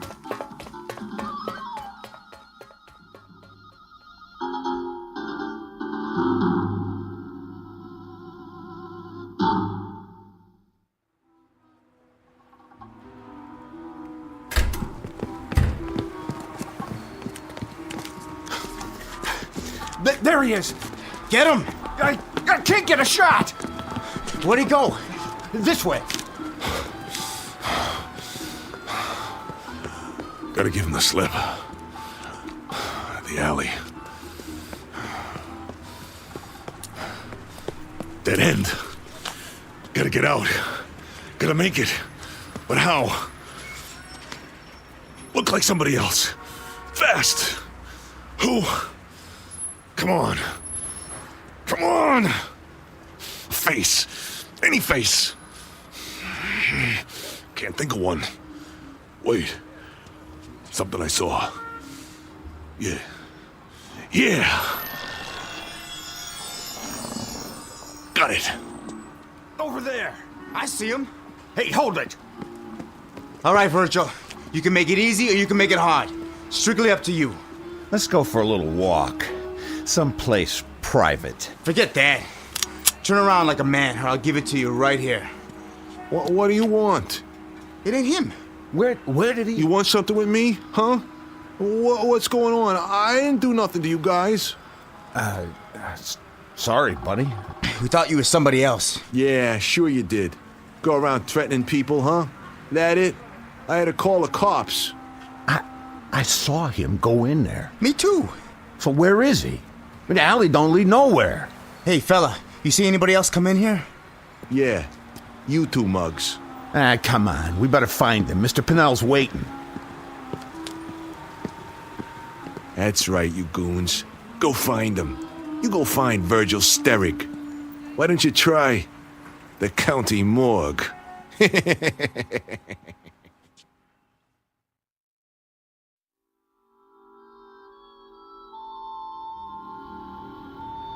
Newspapers, magazines. Help you, mister? Racing form. Right here. Going to the track tomorrow? What's it to you? I'm just making conversation. You know, it gets pretty slow this time of night. So? Close up and go home. Well, I couldn't do that. Who'd be here for the morning edition? A lot of people count on me. You want the news? This is where you come. So, thank you, sir. Thank you kindly. Magazines, newspapers, cigarettes, candy. You see a guy come by here, Pop? And, which guy would that be? Black hair, long nose. Crooked at the end. I can't answer that. Hey. Look, a lot of people come by. I don't take their picture. Let's go check the bars. Yeah. Good idea. Bye-bye, you dumb clucks. Hey, Pops. Got a match? Sure do. Right here. Thanks, Pops. Watch it. You're gonna burn your fingers. Andy, is that you? Who? Andy, what's the matter with you? Andy. Oh, yeah. I get it. What's new, Pops? What's new? Yeah. Selling a lot of papers tonight? Are you sick? Is something wrong with your brain? Nothing wrong with my brain. Get off my back, old man. You punchy? That must be it. I'm punchy. Why? Am I supposed to recognize you? No. I guess you wouldn't remember.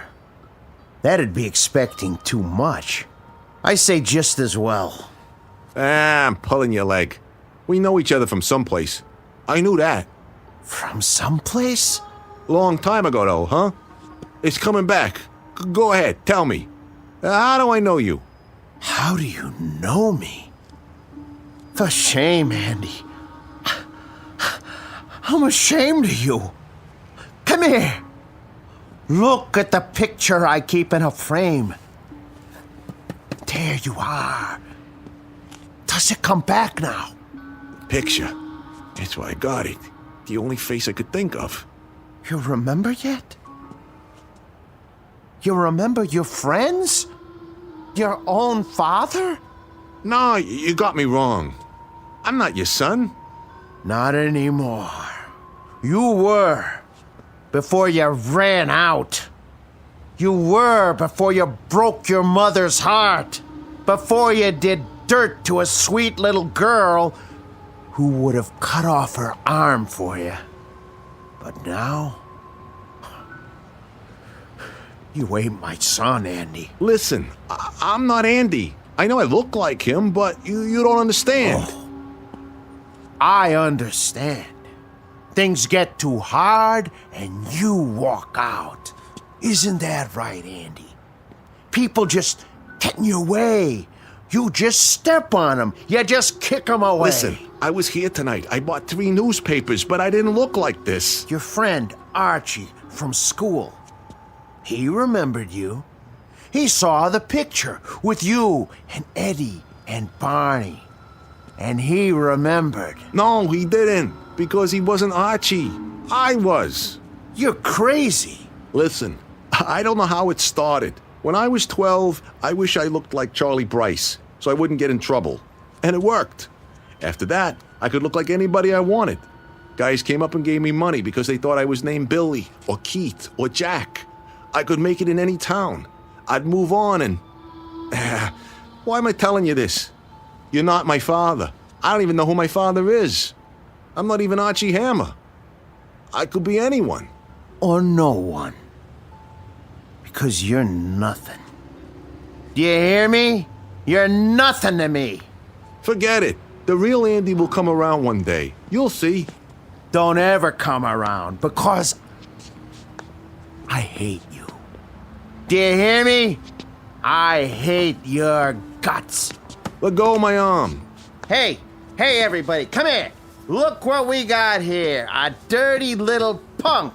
Leave it be, old man. Spat in his mother's eye, this one. Ruined a girl's life. Hurt people. All the time. Hurt people. You punk. I said take your hands off me. Look at the punk. Look at the monster. Named Andy Marshak. Look at the man. Who used to be my son.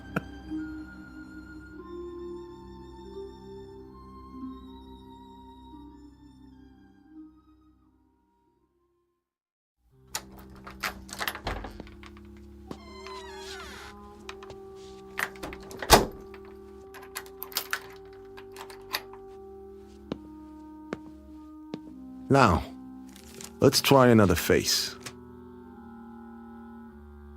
Who's that handsome guy in the mirror? Why, it's Johnny Foster. Much better. Yeah? Delivery for Mr. Hammer. I didn't order anything. Not food. Then what? Flowers. I don't like flowers. You'll like these. Maggie. Yeah, that girl. Sorry, Johnny. You gotta go away for a minute. Goodbye, Johnny. Hello.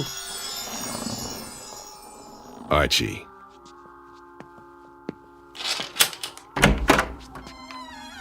Where's the flowers? Archie Hammer of Detroit, Michigan? Never been there. Well, neither was Henry Ford. Let's step inside. You got a badge? Yeah. And a nice little warrant for your arrest. You're making a mistake. No mistake. Sandy hair, 160. You're him, all right. What's this for? Parole violation, leaving the state without permission. I don't know what you're talking about. I've been tracking you for a while. Doing a lot of interstate traveling, huh? Not me.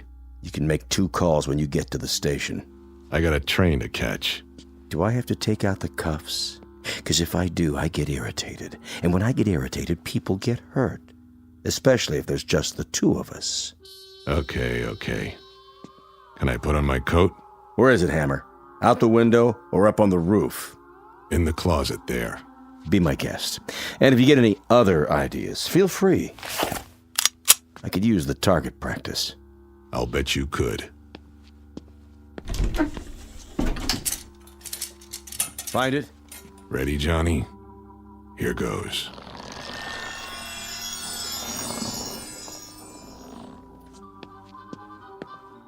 Officer, thank God. Where'd you come from? He shoved me in there when you knocked on the door. He's got a gun. What? He went out through the ventilation duct in the ceiling. Stand back. Come down, Hammer. You'll never make it. I'll have the building surrounded. Hammer! Hammer!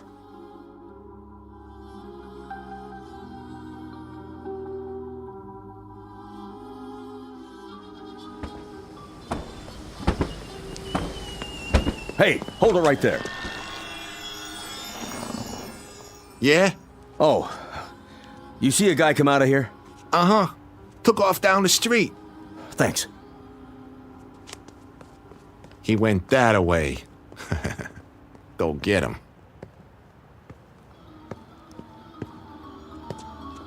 Hello, Andy. You again. I've been waiting for you. I said to leave me alone. I knew where you'd be. The cheapest hotel on the block. What's the 38 for?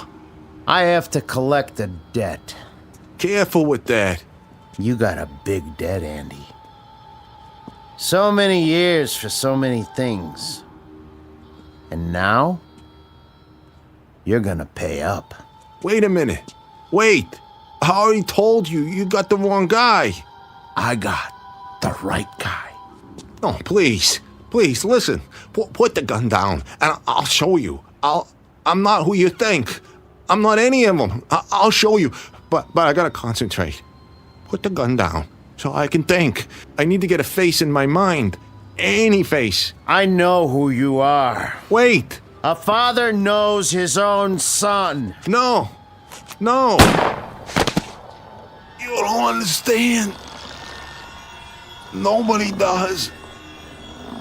I'm not him. Or him.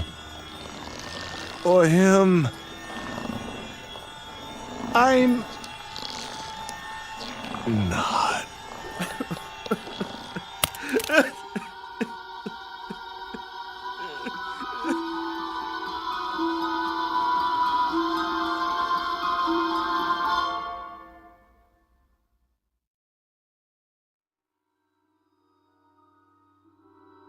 He was a cheap little man who checked in and checked out. He was a guitar player who was loved beyond words. He was a bagman with money in his pocket. And he was an errant son who finally got back some of the agony he caused in front of a Fleabag hotel. He was all of them. He was Arch Hammer, he was Johnny Foster, he was Virgil Sterrig, he was Andy Marshak. And all of them were dying.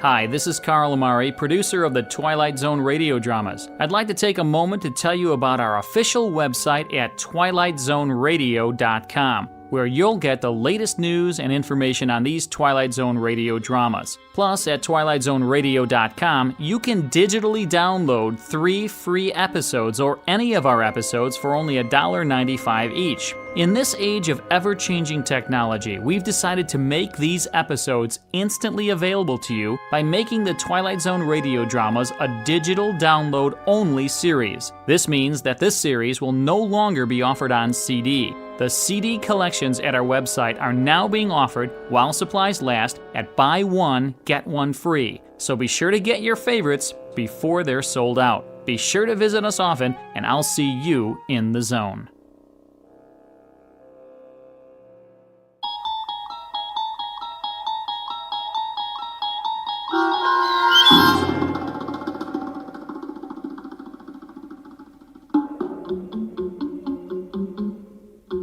The Four of Us Are Dying, starring Eric Bogosian with Stacy Keach as your narrator, was adapted for radio by Dennis Etchison and written for The Twilight Zone by Rod Serling, based on a story by George Clayton Johnson.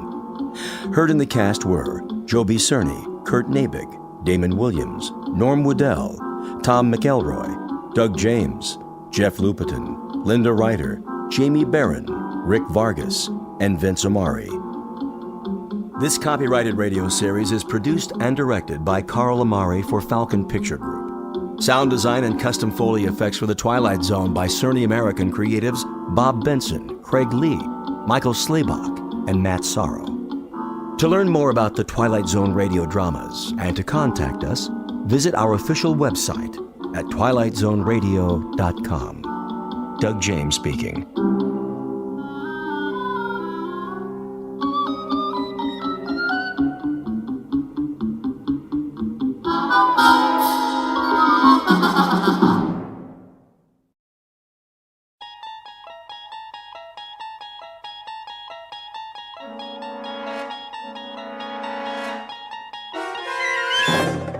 Your entering another dimension, beyond any limits known to man. This is the universe of imagination, a wondrous land of brave new stories from the far reaches of space and time.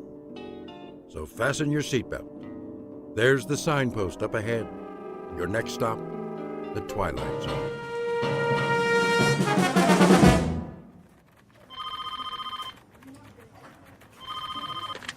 Starlight Magazine.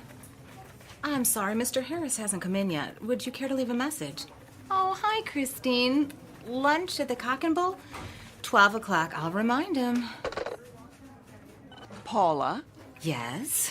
Did you proof the feature story yet? Give me 20 minutes. Make it 10. I need to double-check the whole issue before pickup. Where's the center spread art? Nate's got it. Why isn't he here? He called a little while ago. He's stuck in traffic or something. Well, he can just get himself unstuck. If we miss deadline again... Rennie! Yo! How's the cover coming? Printing it out right now. Good. Don, did you finish the insert? What insert? The new line from Lady Lynbrook? I never saw it. They sent camera-ready copy yesterday. I'll have to repaginate everything. Then do it. They're a huge account. Okay, boss. And Rennie, add a teaser on the cover. Free inside a sample of Tempest Fugitive. That's the name of the perfume. Will it fit? I guess it'll have to. That should be everything, except for the color separations. I'm sure Nate's on his way. I'm sure he better find another job. We need him, Cheryl. He's our graphics coordinator. Oh, I can hire interns who will do it for nothing. Well, how well would they do it? You have to admit his work is good, and it makes us money. It's the camera-ready ads that make us money. All the rest is filler. Call the messenger service and reschedule. When's the last pickup? 1 o'clock. Tell them we're running late. Maybe they can stretch it. I'll try. Sorry. I got hung up. Hi, Nate. Do you realize how long you've kept this staff waiting? What time is it? My watch isn't working. Your watch is not alone. You won't believe what happened. I stayed up all night to redo the art. Then the car wouldn't start, so I called the repair shop. You could have called a cab. It took 45 minutes for a jump start. Then, when I finally got here, the elevator quit and I was stuck between floors. I know I said I'd be here an hour ago. Make that 2. But it's not my fault, I swear. You can't beat the clock. The harder you try... Did you bring the disc? It's right here. Load it and print it. You can have your nervous breakdown after we go to press. Here, use my computer. What's the matter with her this morning? Another day in the cackle factory. Look at this first so I can sign off on it. What page? Center spread, the feature story. At night, our fair city glitters like the proverbial Christmas tree. Who wrote this track? Our beloved managing editor. Shirley thinks she's a writer now. That's because she won't pay real writers. Whose phone is that? At least put it on vibrate. Hello? Oh, hi, Chris. Oh, she called before about lunch. Yeah, we're still on... I'll be there, I promise. No cell phones in the office. It's Christine. Tell her you'll call her back. Honey, I'm here. Listen, we're on deadline. Now! This is a bad time. Can we talk about it later? Give it to me. What did you do that for? So you won't have any distractions. Get back to work. You know what, Shirley? I don't need this. That makes 2 of us. I'm out of here. You can mail my last check. Don't let the door hit you on the way out. Box up all my stuff and leave it with Paul. If I have the time. Right now, some of us have a magazine to put out.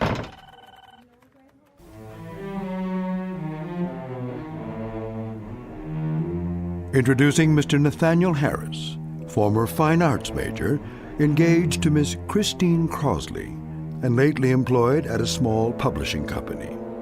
Very lately. Because this is a man whose hourglass has finally run out. He just learned one very important lesson, that he can't be in 2 places at once. But consider, how different might his life be were there but world enough and time. Every question deserves a response, and this one is about to be answered in the Twilight Zone. And now, The Twilight Zone, and our story, The 25th Hour, starring Mike Nussbaum with Stacy Keach as your narrator. Any dessert today? Just coffee and a check. Very good. What time is it? Mr. Harris, nice to see you. I have a reservation for noon. That clock, it can't be right. 1 p.m. exactly. Oh, no. Is she... Table 4. Chris, you're still here. Where else would I be? Lunch takes an hour, plus or minus a few minutes. I've done my duty. I am so sorry. Did you order yet? If I wanted lunch for one, I'd have stayed home. Honey, it was a deadline day. Not only that... It's always something, isn't it? You shouldn't make dates you can't keep. It won't happen again. You're right. It won't. 2 glasses of rosé. Compliments of the house. Thanks, Frederick. Chris, the editor's been impossible to deal with. Today, she actually smashed my cell phone. Can you believe it? So I told her... Care to see a menu? Sure. I stood up and I said... Need a few more minutes? Please. Very good. Anyway, I told her what she could do with her job. Ask Paula. She was there. We should drink a toast. Great idea. To... Old acquaintance. What? It's about time, Nate. You never have any left over for me. What are you talking about? Don't worry, I'm not bitter. Chris. We need a break. From each other. Who knows? Maybe it's true what they say on greeting cards. If you love something, let it go. If it comes back, it's yours to keep. Chris, listen. Goodbye, Nate. I'm trying to tell you... It's all right. Think of how much more time you'll have now. To tell you that I won't ever have to go back to that miserable job again. For you, sir. I didn't order it. From the gentleman. He thought you might like something stronger. Which gentleman? The corner booth. The old guy in the brown suit? Yes, sir. He's one of our regulars. Yeah, why not? Very good. Thanks. My pleasure.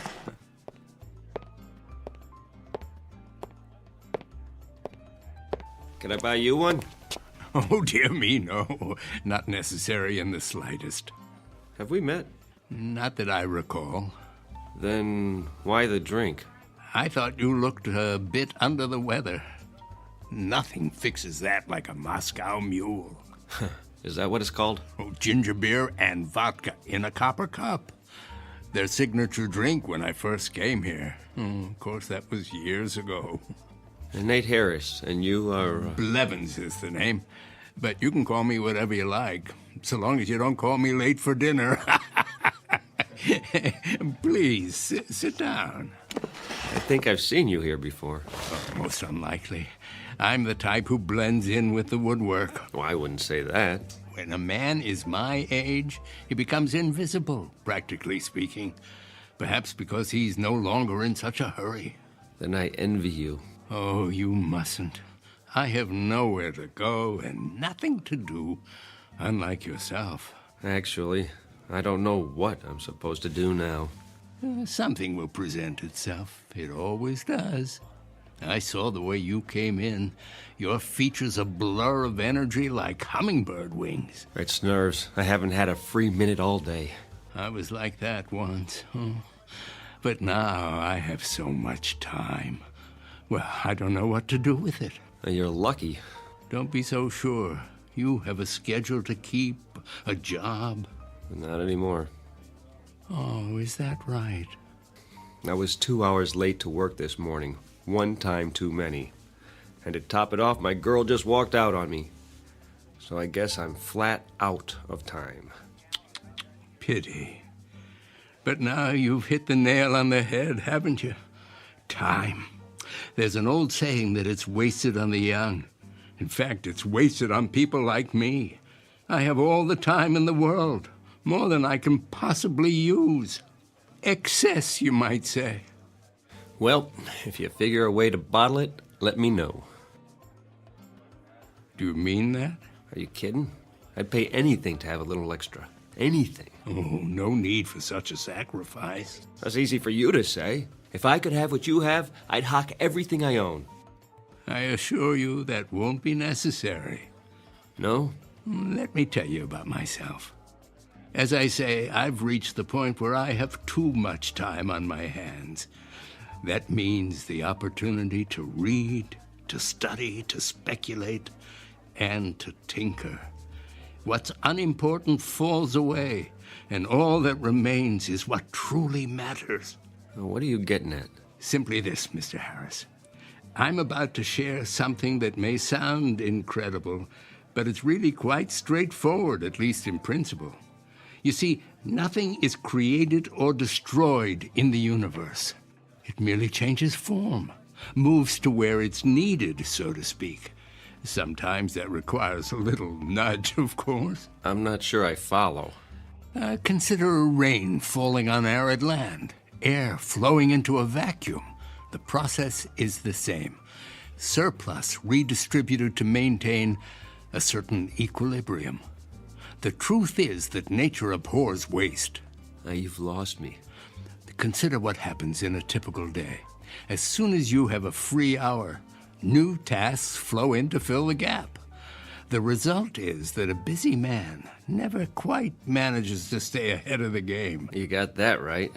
But what if you could add another hour, or another, and another, until the pressure is drained off, equalized? Tell me, what would you do with that extra time? Travel? Write the great American novel? Use it to get caught up, probably. I studied to be an artist. Now I'm a consulting graphics coordinator. You know what that means? I push ads around on a computer screen. Don't ask me how it happened. No real mystery. You needed to earn a living, and time got in the way. What you need is time that's off the clock, so to say, before what matters is only a memory. Don't tell me. You're selling a magic potion. What's it called? Time in a bottle? Nothing so fanciful. The product of my tinkering is purely scientific. I happen to have a prototype with me. Spare me, old-timer. Thanks anyway, but I'm afraid I can't afford whatever you're selling. Oh, it's not for sale. It's still in the experimental stage. Oh, come on. I know what that is. I took music lessons. It's a variable rate device to mark the passage of time. Allow me to demonstrate. Congratulations. You've reinvented the metronome. Try to lift it. That's heavier than it looks. What did you do? Put lead in it? It's quite empty as far as the eye can see. Open the panel in the base. Oh, you have to lift the latch. Well, there's nothing inside. Are you sure? A pivot for the arm attached to some kind of bearing, that's all. But it feels like it weighs 10 pounds. That's because the little door leads to... Well, I wouldn't want to confuse the issue. Call it a storage chamber. Oh, it smells like stale air to me. Oh, it hasn't been tested in a while. The contents are flowing out now that the mechanism is activated. Well, what contents? That which is beyond price and invisible to the eye. Go ahead, examine it. There must be a layer of iron under that veneer. Only the thinnest of plywood. Oh, where'd you get it? From a magic supply company? It took me years of trial and error. This is the 81st and final model. Or is it the 82nd? If my calculations are correct, it possesses certain unique properties. Listed on eBay. You'll find a buyer. As I said, it's not for sale. But it is available on loan. What would I do with a thing like that? Put it on my coffee table? Well, I need someone to field test it. Test it? How? To be sure that it's ready. Think of it as a kind of temporal storage battery, operating on the principle of equalization. I've infused it with some of my time, the excess I told you about. Say you're running late and you need a few extra minutes.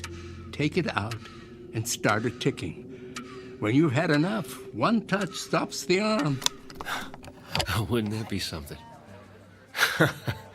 You almost had me going there for a minute.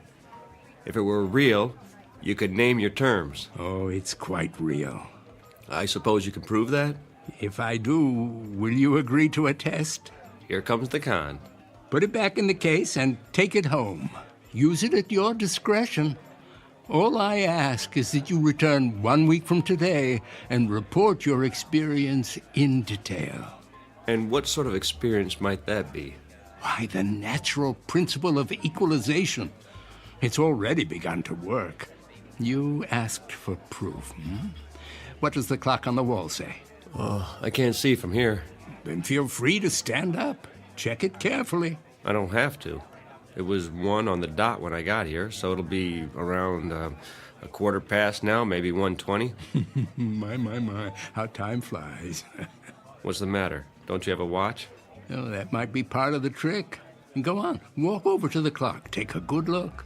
Now, what will I see? The principle of equalization at work. Temporal redistribution on demand. Proof positive that my time is now your time. You're on.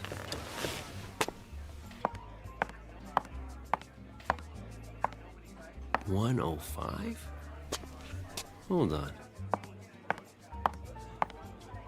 Frederick? Yes. Did somebody move the hands back? Sir? The wall clock. Did you see anyone go near it? Why, no. Then it's broken. No, sir. It keeps perfect time. Well, let me ask you. How long have I been here? How long? Answer the question. You met Miss Crosley very briefly, then the gentleman sent you a drink. And how long ago was that? A minute or two? Come off it. Did he put you up to this? Who? The little man in the booth, whatever his name is. Blevins? He bought you a drink and departed. Oh, he did he? Then why is he...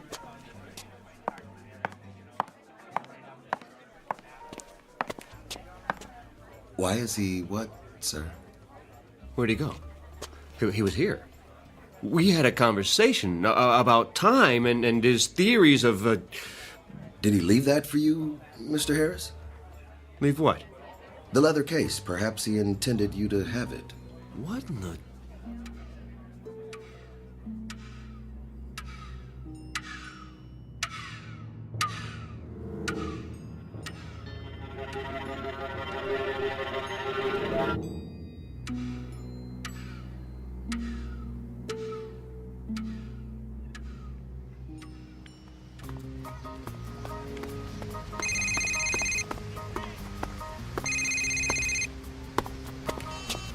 Hello? Nate? Hey, Paula. You finally got a new phone. Had to. I've been busy.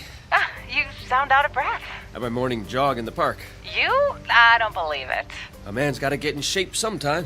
Have you found another job yet? I've been going on a lot of interviews, about 10 a day. Whoa, take it easy. I have all the time I need now. It's like the more I do, the more I can do. You'll have to tell me your secret. I could use some of that. So, how's the magazine? Down the tubes without me? Well, give it time. Listen, Nate, I may have a lead for you. Mandible Publications is looking for a color supervisor. Mandible? Too big for me. They do 12 titles a month. The pay is double what you made here. No more publishing. Surely you'll never give me a recommendation. She doesn't have to.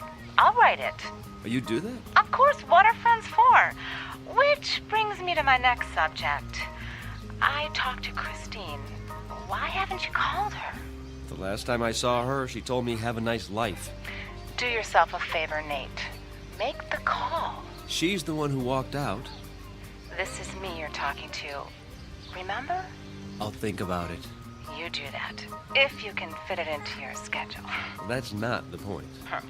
Oh, I gotta go. Dragon Lady's back from her coffee break. Keep me in the loop about Mandible.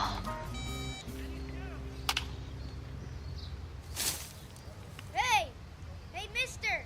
Can we have our ball back? Oh, where is it? It's over there in the dirt. Sure.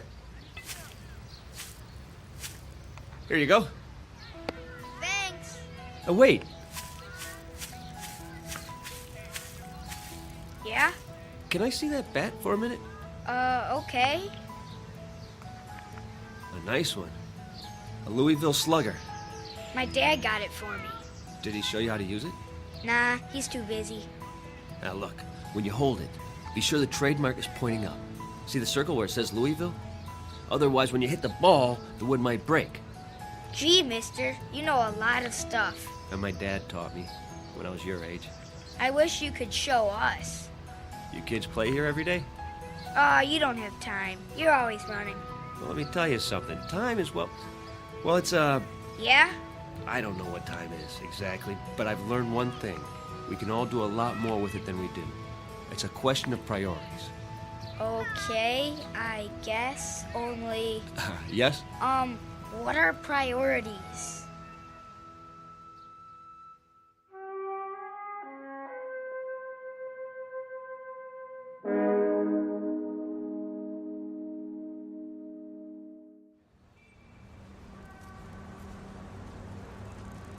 A taxi! Over here! Where you headed? Uptown, the Mandible Building, and step on it. Sure thing.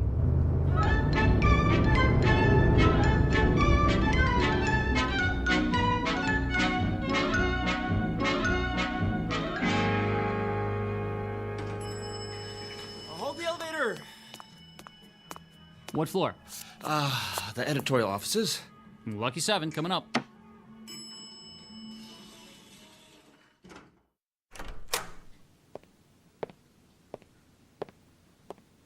I'm here to see the publisher, please. Do you have an appointment? Nathaniel Harris, 11:30. I'll tell him you're here.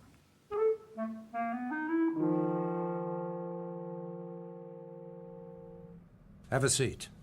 Mr. Harris, is it? Thank you. I appreciate your seeing me. I'm on a tight schedule, so let's cut through the fat. You'll have experience with pre-press. 3 years with Starlight over at Maxilla. Before that, I was production coordinator for Carcosa Press. Impressive. Paula told you about the position? Color supervisor. What exactly would that entail? Crunch. Pardon? That's what it's all about. I want our colors to pop off the page. Good enough to eat. The question is, how hungry are you, boy?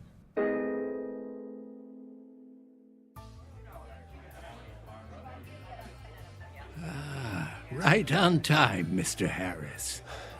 It works. You seem surprised. Mind if I have a look? Oh. It's undamaged. And the little door above the base? Ah. Oh, how intoxicating. What is? The scent of movement to and fro, the entire mad rush of life, lived to the fullest. Vitality, passion, and even, the great outdoors, if I'm not mistaken. Oh, you can tell all that? The aura of youth is unmistakable. Oh, you've used it a great deal, haven't you? The storage chamber is almost full.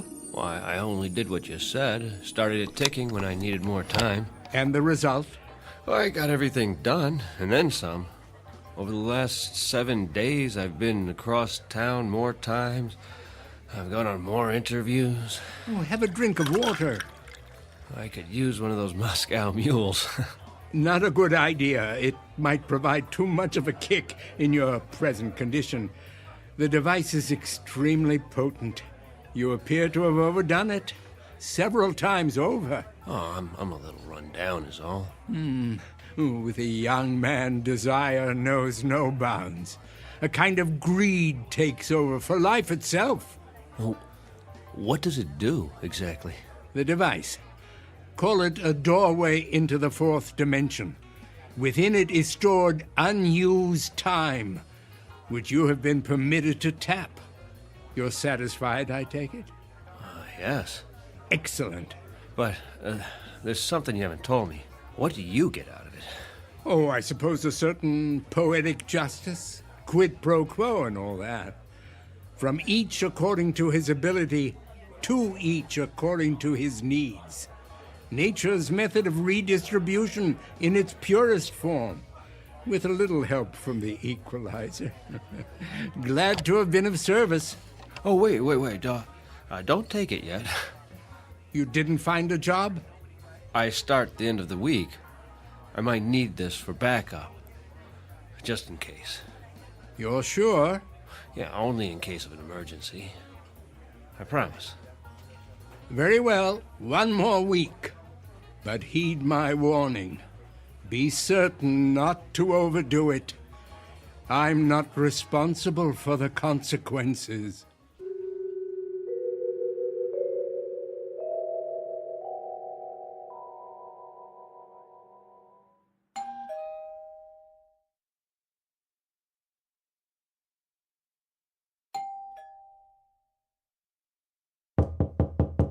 Nate, are you in there?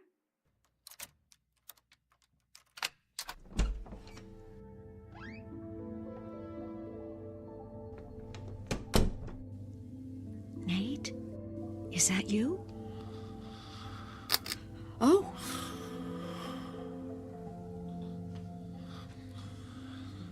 Go on, sleep. You must need it. Look at you on the couch like that. I just stopped by to drop off my key. Your key. I didn't think you'd be home tonight. Oh, Nate. What happened to us? I guess it wasn't all your fault. I could have been more patient.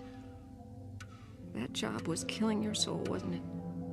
The things they made you do, Paula told me. You couldn't help it that there wasn't any time for us. And now you're starting a new job. From the jaws of one bad situation and into the next. It can't be your heart's desire. You deserve more.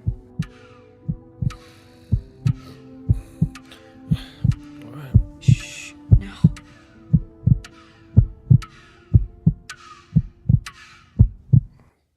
Did you hear that? Hear what? Christine? Is that you? I must have dozed off. Why are you here?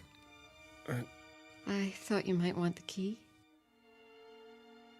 You don't have to do that. I'll leave it on the table. Go back to sleep. Oh, please stay. I can't. Don't. I'll be back. Now sleep. You need your rest.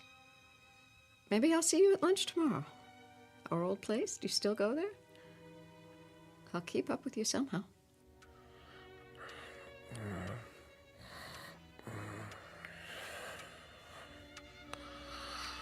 Until then, good night, my love.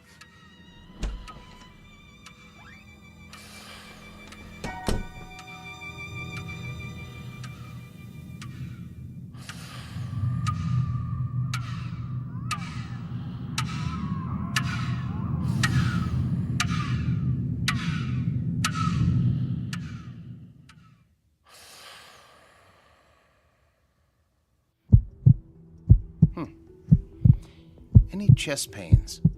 No. Your pulse is a little fast. How about headaches? I wouldn't call it that. What would you call it? I just ache all over. I've never been so tired in my life. Look straight ahead. Try not to move your head. Follow my finger with your eyes. I'll do my best. Okay, I'm going to switch off the overhead light and shine this directly into your eyes. Now, first one, then the other. You'll see a flash of red. Now, don't worry. It's perfectly normal. Ready? Okay. Okay, I'm turning off the lights. There you go. Now. All right. Wow. What do you see, Doctor? Some new broken blood vessels on the retina. Any trouble focusing lately? Blurred vision? In the last few days. Floating blind spots? Shadows at the edges of your vision? That too. So what's wrong with me? You want it straight, or you want it with sugar on it?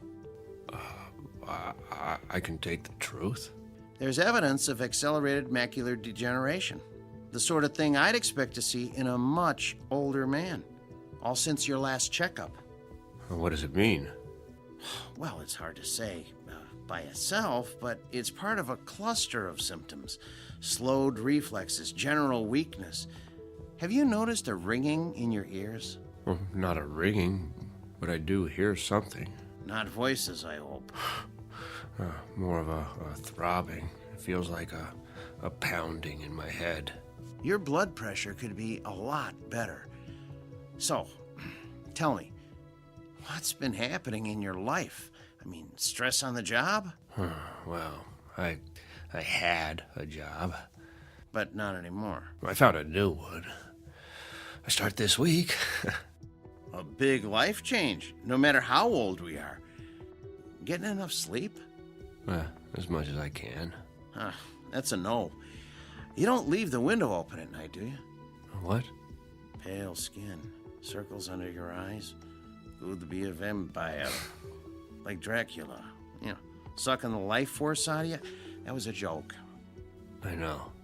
Well, something's going on. You're dehydrated, and I don't like the sound of your heart. I'll schedule an EKG and a complete blood panel. When? Right away, this morning. Is that necessary? I'd say so. I thought you could give me a B12 shot or something. I could, but it won't address the problem. That was all the running around. There was so much I could do with the extra time, but that's going to change from now on. Extra time? Where do you get that? In a vending machine? Don't ask. You wouldn't believe me anyway. Ready for my speech? Go ahead. You've been making the most of every day, and that's admirable, but you've stretched it too far. Burn the candle at both ends and you burn yourself out. You know the old saying, live fast, die young. Is that what you want? I'll try to slow down. Try? Not good enough. You're exhausted, Nathaniel. After the tests, I want you to go home, take your vitamins, and pull the covers over your head. 8 glasses of water minimum in the next few hours. Now, I'm going to call you when I get the results. Is there someone who can come by and cook you a healthy meal? I'm not sure. Well, let me know if you feel any worse. And cancel your appointments. Don't even think of going anywhere for the rest of the week. Well, that's not possible. You don't have a choice. The new job. You'll end up in the emergency ward. I told you. I'll take it slow. Famous last words. That'll have to do. Then I'm gonna check you into a hospital room right now. No. I have something to do first. You're not listening. Do you want a myocardial infarction? How about a stroke? Not common at your age, but it can happen. Life or death, Nathaniel. It's up to you.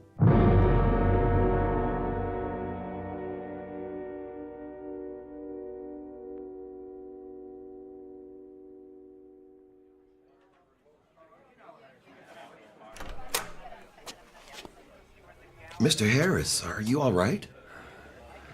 Oh. Where is he? Let me take that for you. Where? Who, sir? The old man. You mean Blevins? I don't see him. He hasn't come in yet. He's always here this time of day. Would you like to wait at his booth? Just give him this. The briefcase? Tell him I couldn't wait. Let me call a cab for you. I have to get rid of it. Now.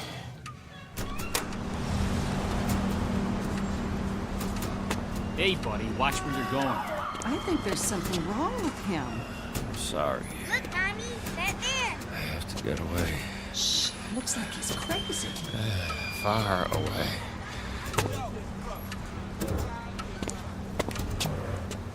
Now, what have we got here? And drinking, have you?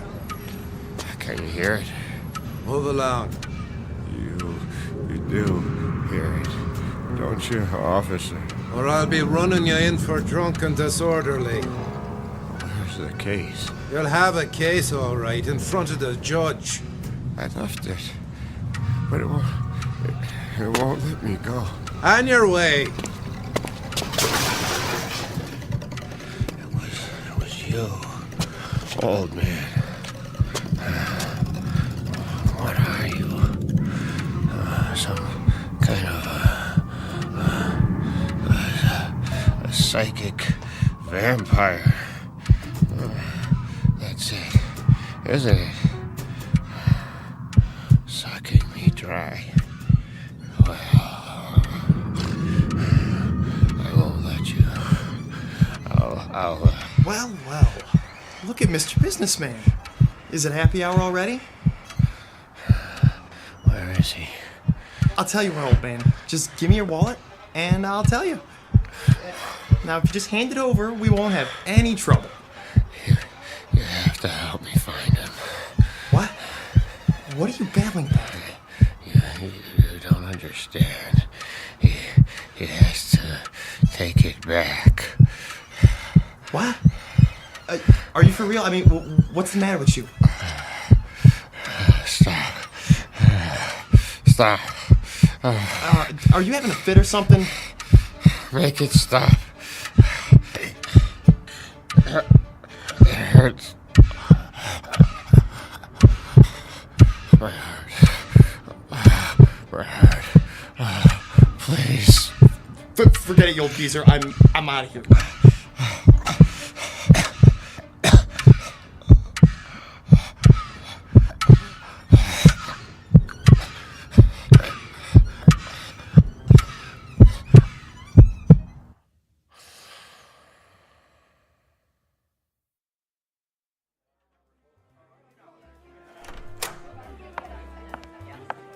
Why, hello, Miss Crossley. Hi, Frederick. Is Nate here? Mr. Harris? He was, but then Where did he go? I didn't see, miss. I offered to call a cab. Why? Did he have lunch already? No, miss, he seemed, Seemed what? Is he coming back? I really can't say. Then I'll wait for him at the table. It needs to be cleared. Oh, take your time. I'm in no hurry.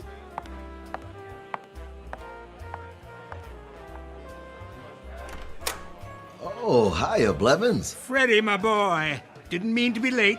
So much to do. Oh, do you like my new sport coat? It's the latest style. They call it hot plaid. I held your booth. Oh, and this is for you. He didn't wait. No, sir.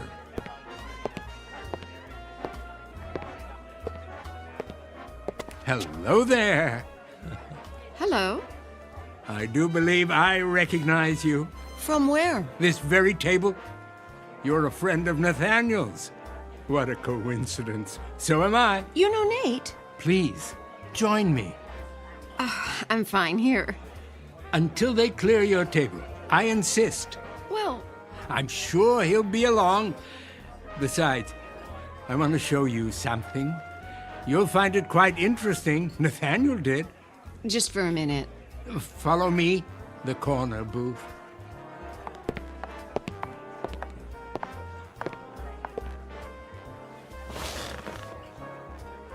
What's in the case?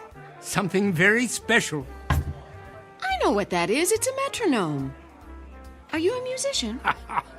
Looks can be deceiving. This one has a most unusual construction, but I wouldn't want to confuse the issue. What was that? For now, call it a collection chamber. It smells of youth, strength, vitality, the most precious commodities in the world. Oh, but you know all about that, don't you? You're young, full of energy. Would you believe I was once so tired of life that I didn't know what to do with my time? Until I invented the equalizer. I've been hoping to find someone to test it. Allow me to demonstrate.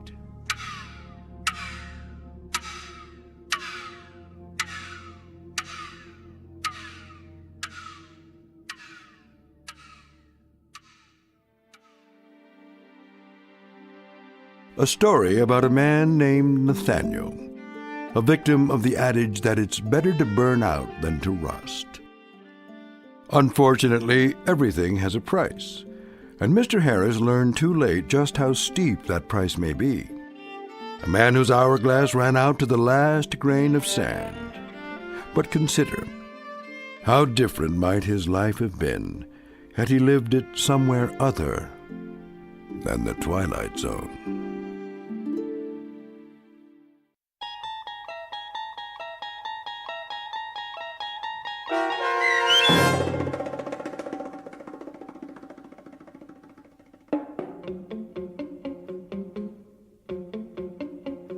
The 25th Hour, starring Mike Nussbaum with Stacy Keach as your narrator, was written for The Twilight Zone by Dennis Etchison. Heard in the cast were Steve Key, Fernette Lebo, Friedrich Williams, Lisa Wolfe, Joby Cerny, Carl Amari, Jim McCants, Patrick Francis, Doug James, Meg Thalken, and Jacob Goldberg. This copyrighted radio series is produced and directed by Carl Amari for Falcon Picture Group. Sound design, custom Foley effects, recording, and editing are produced in the Cerny American Sound to Picture Theater by sound designers Craig Lee, Bob Benson, and Tim Cerny.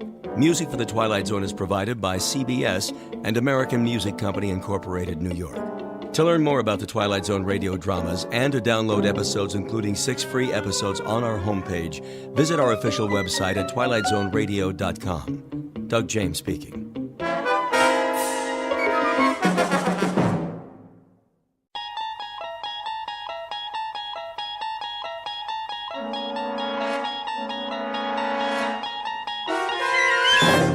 You unlock this door with the key of imagination.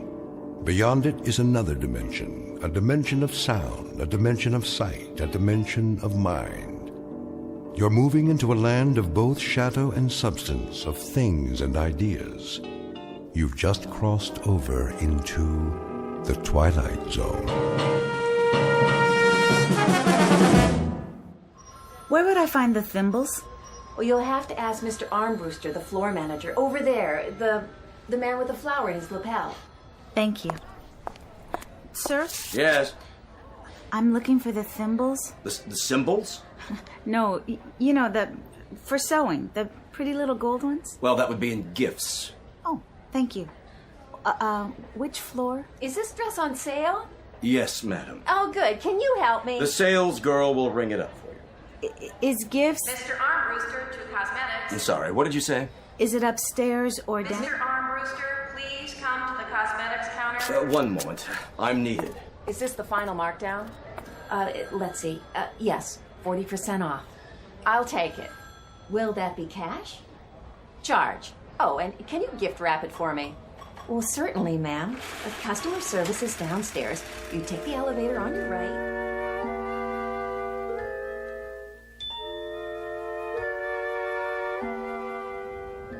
Would you push the button for me? What? The button. My arms are full. Oh, I'm sorry. I'll get it for you. Is this elevator going down? I'm really not sure. Such crowds. I know. It is hard to tell whether you're coming or going. Oh, it's always like that this time of year. I should have stayed home. It's exciting, though, don't you think? All the colors, the displays. It makes you feel so alive. I suppose. Going up? Actually, no. I'm looking for customer service. Next elevator, ma'am. Going up. Wait. Yes? Is the gift department upstairs? That would be the mezzanine, miss. Then I'd better get on. You're good luck. I hope you find what you're looking for. So do I. What about all those people? Beg pardon? I'm the only person on this elevator. Miss? Why didn't you let them on too? This is the express. The others are local this time of day. Oh. I guess I'm not accustomed to such personalized service. My own private elevator. A pleasure. I hope it's in gifts. What in particular were you looking for? Thimbles. Thimbles? Gold thimbles. Really? You had them advertised. Then they would most likely be in specialties. They would? 9th floor. Oh. Somebody told me to look in gifts. 9th floor.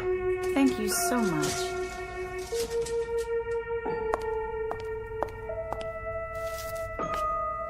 Wait, there must be some mistake. No one's on this floor. I don't even see a salesperson. Wait!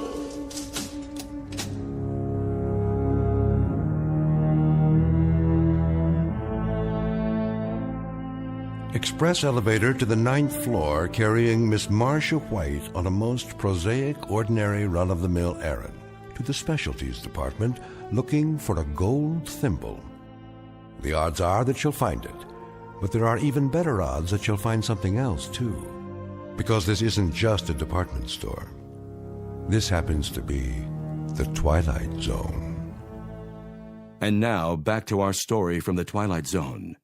After Hours, starring Kim Fields, with Stacy Keach as your narrator.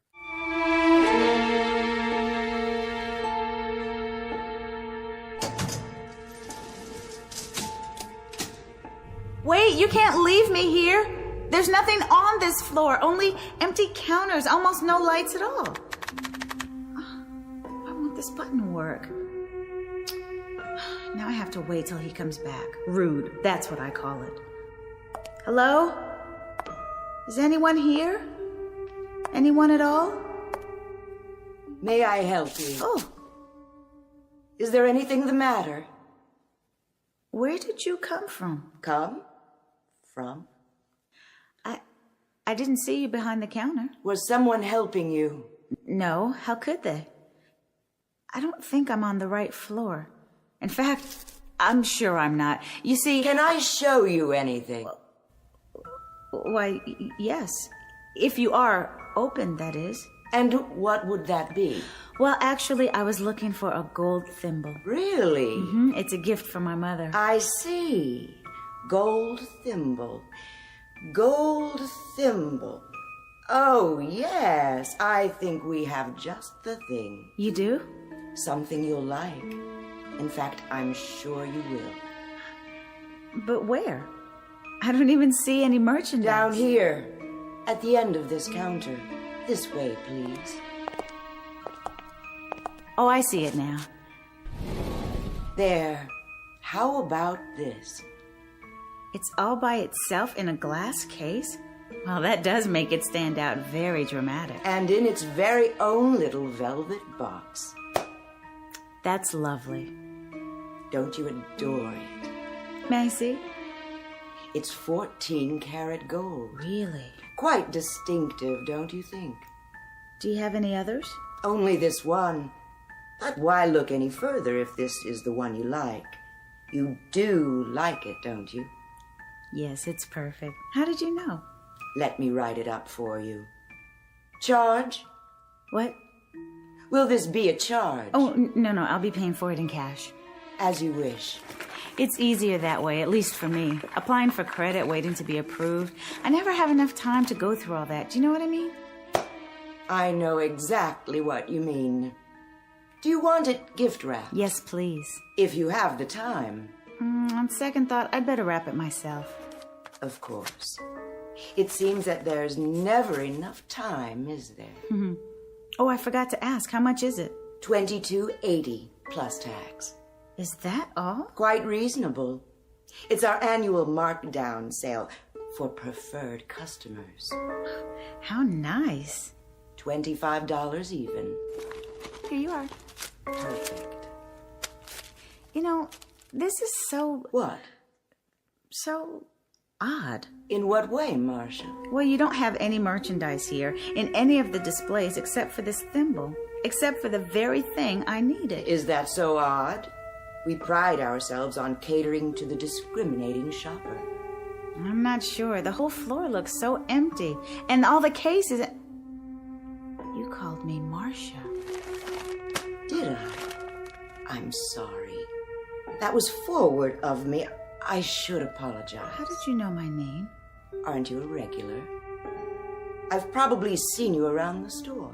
No, you haven't. I've never been to this department before, and I certainly have never seen you. Are you sure? Look, I don't want to make a big thing out of this, but really, what kind of place is this? What do you mean? I mean, I go shopping and I want just one small item, a gold thimble, and I end up in this store on a floor where there isn't anything in evidence except the item I'm looking for. Now, you may be more sophisticated than I am. Not at all. But I'd call that odd. Here's your purchase. Well, don't you? Please come again. Anytime. The elevators... But of course, you remember where it is. Yes. Yes, I do. Thank you.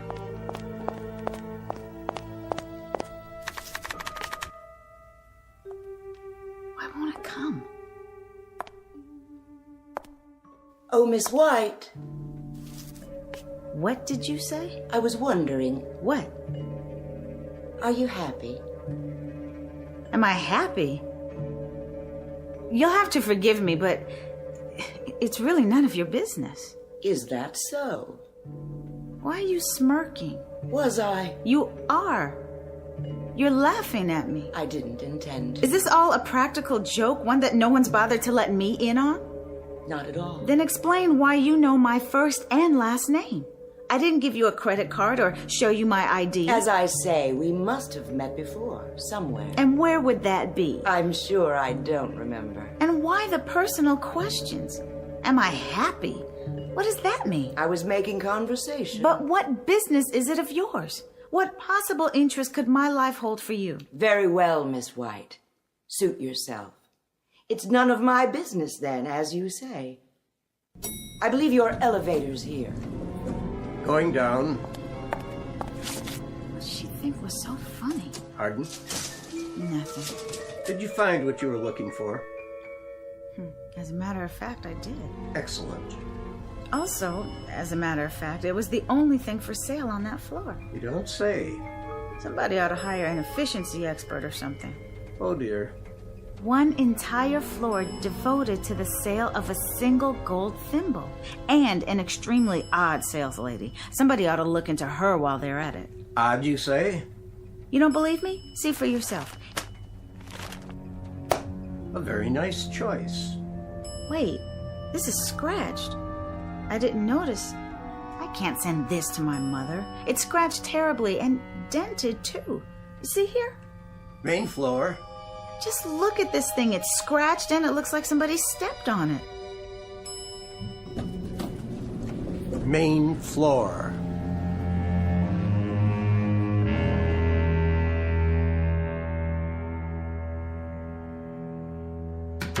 Sit down, Mr. Armbruster. You make me nervous. But I'm only trying to explain. Can't we cut through all this? You're in charge of the floor. You're supposed to handle any problems. I have a department store to run here. I know that, Mr. Sloan, sir. I distinctly told her that... What's your point? That all the gold thimbles we have would be in gifts. And that if the item is in its original packaging, we would make good on it, either by replacement or refund. I distinctly told her that, Mr. Sloan. Then what's the problem, Mr. Armbruster? The problem is that the customer claims she didn't get the item in gifts. She got it in another department. Then have her go to the department where she purchased the item. You know the policy. That's the point, Mr. Sloan. She has some idiotic story about having purchased the gold thimble on the 9th floor. 9th? That's what she said over and over again. I trust you explained to her, Mr. Armbruster, that this store doesn't have a 9th floor? I tried, sir. Lord knows I tried. Mr. Sloan, believe me, I have tried desperately, and I really mean desperately, to acquaint her with that fact. But she insists she was taken up to the 9th floor, waited on by a rather odd woman. An odd woman, no less. A personality trait she would be particularly knowledgeable about. Well, at any rate, a woman who allegedly waited on her... Never mind, Mr. Armbruster. I'll talk to her. Thank you, sir. She's right outside.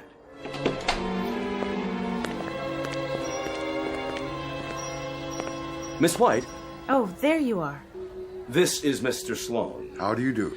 He is the manager of the entire store. Hello. Perhaps I can help you, Miss White. I hope so. I'll do my best. It's about this thimble. Let's have a look at it, shall we? It's dented. Oh, my. And scratched. See here? Well, now it most assuredly is. If you'll simply take it back to any register in the gift department, we'll be happy to replace it with merchandise of equal value or issue a credit. If that's all... Mr. Sloan, I've already explained to your Mr. Armbruster here. I didn't purchase this in the gift department. Where then? Now it begins. I was taken up to the 9th floor. Taken? If I may interrupt you right there. That's what's so difficult to understand, Miss White. What is? You see, we don't have a 9th floor. But that's ridiculous. As long as I've been with the store, which, by the way, is a considerable number of years... A considerable number. Well, I know what I know, Mr. Sloan. There's an old saying, those who were there know more than those who weren't. And I was taken up to the 9th floor, definitely. There's no question in my mind. I saw the numbers flash by, and then the elevator operator opened the door. Taken by whom? The express operator. And after that, he took me down again to this floor. Express, did you say? Yes, the express elevator. And I was waited on by a very odd woman. Is your receipt in your bag? My receipt? I didn't get a receipt. You see? I paid cash. I gave the woman a $20 bill and a $5 bill. Then I was given the thimble in this little velvet box here. It doesn't look like one of ours. Then I took the bag and... From the odd woman. She was odd. Anyone would say so. Can you be more specific? She had a very chic tailored suit with her hair tied back tightly in a sort of bun.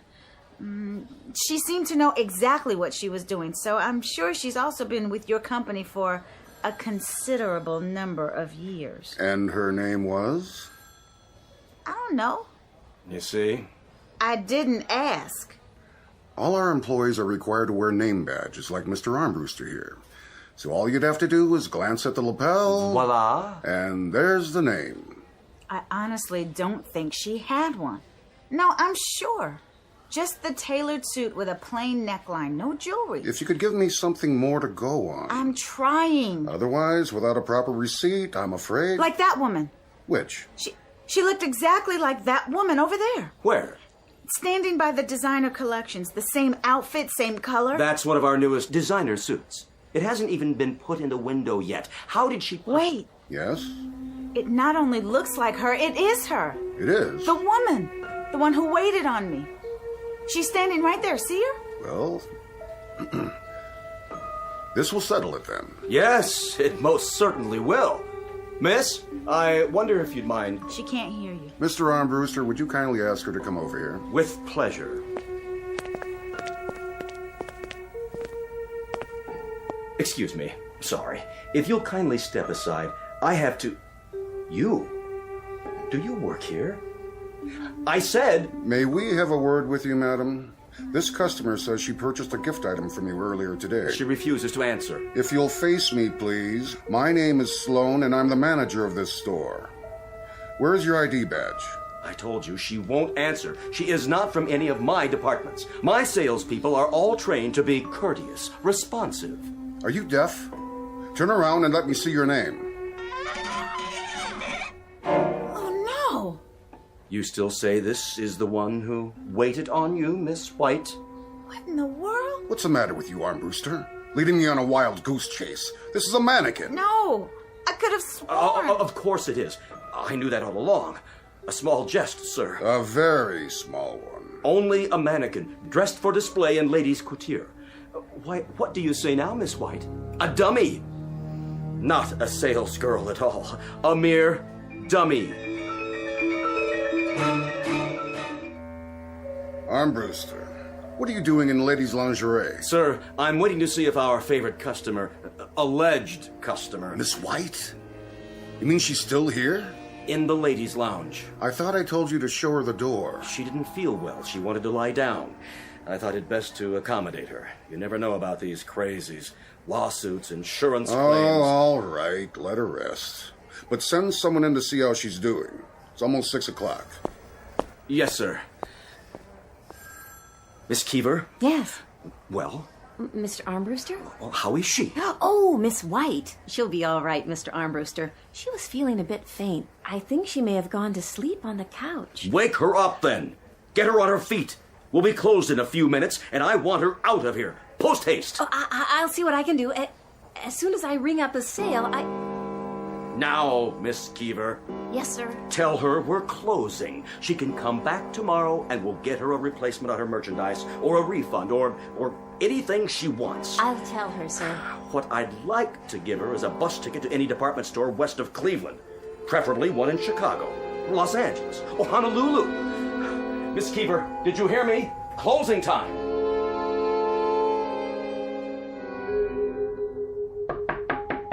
Yes. May I come in? Oh, yes, of course. How are you feeling? Better.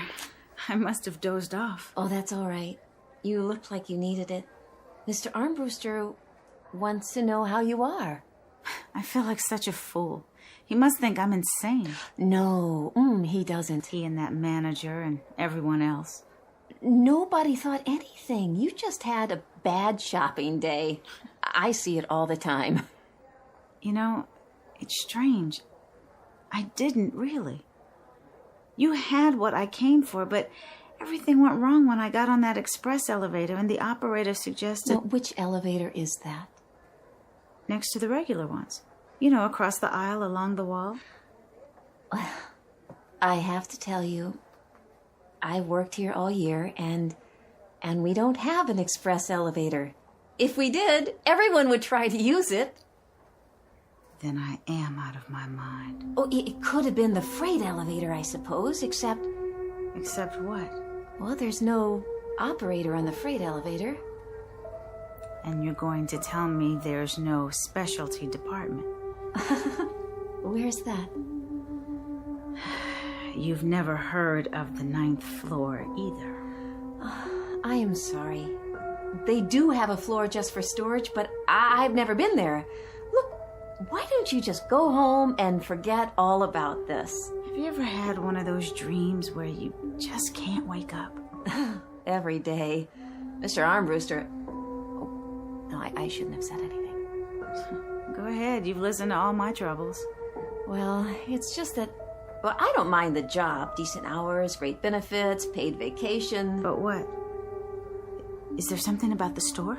No, not exactly. There's something odd about it, isn't there? Oh, it's the way Mr. Armbruster treats us. Have you ever worked retail? Isn't that odd? Really odd. Well, what is?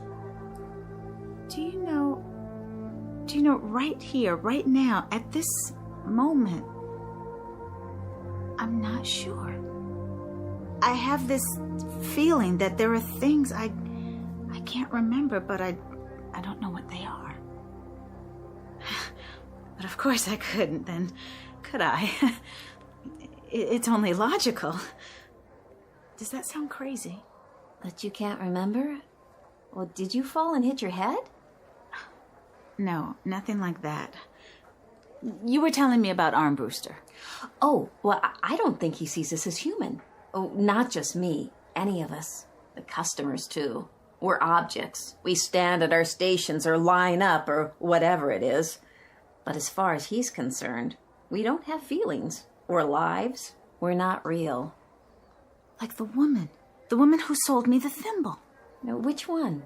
That's just it. She wasn't a woman. Oh, listen to me. I think you're right. I'd better go home and get some rest. Well, can I call for a cab? It's no trouble. Don't bother. I'll walk. Is it very far? I don't think so. What's your address? My address? Okay, I am off in a few minutes, and I have got my car. Oh, that's not necessary, really. Just let me stay here for a minute more. I'll put on my shoes. Peggy? Yes? You've got a customer waiting. Oh, okay, I'll be right there.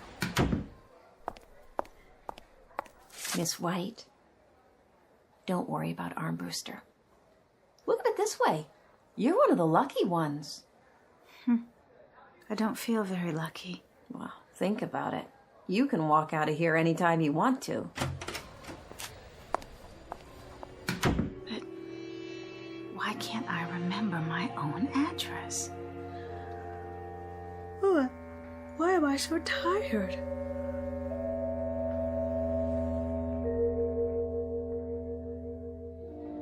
The store is now closing. All customers who wish to make a purchase, please go to the nearest register. Excuse me. Yes. Oh, hi. You feel better? A lot. Thank you so much. And for the talk. Sure you can make it okay? Oh, I'm sure. I just wanted to ask you, which is the way out? I think I got turned around somewhere. Okay, now that way. See the elevator at the end of the aisle? I don't need an elevator. Just point me to the nearest exit. Well, you still have to take the elevator. Why? We're on the first floor, aren't we? No, not quite. The second. Oh. I really am turned around. Well, everybody has to take the elevator. The escalator's not working. Oh, you could take the fire stairs, but they're kind of spooky. Oh, no, thank you. The elevator's fine. Okay, then. I will see you next time. I honestly don't think there'll be a next time. Not in this store. Good luck to you. Well, you too. This is the last call. The store is now closing. Mommy, come on. These elevators take so long. My feet hurt. It's these shoes. Got some slippers for my husband, a shirt for my nephew, and a new dress for myself. I splurged. Here comes the elevator. Watch your step. Please move all the way to the back of the elevator. Going down? Yes, I am. Have to wait for the next one. This one's full. Oh, all right. Hurry up, please.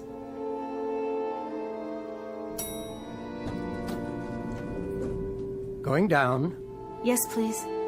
Step into the elevator. But why is it so dark? Did your light fixture burn out? Step in. Wait, aren't you the operator from the other elevator? All the way to the back. You are. I just saw you in the elevator on the right. How did you... I said, step in. I won't. It's completely dark. I can't even see the floor. That's because there is no elevator in this shaft. What? Going down now. Let go of me.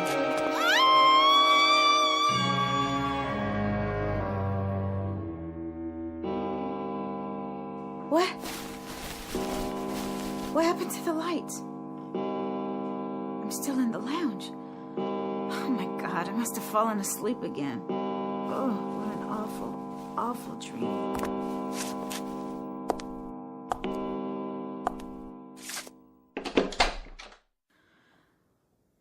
Hello? Hello, is anybody there? Empty. Then the store must be closed. That means...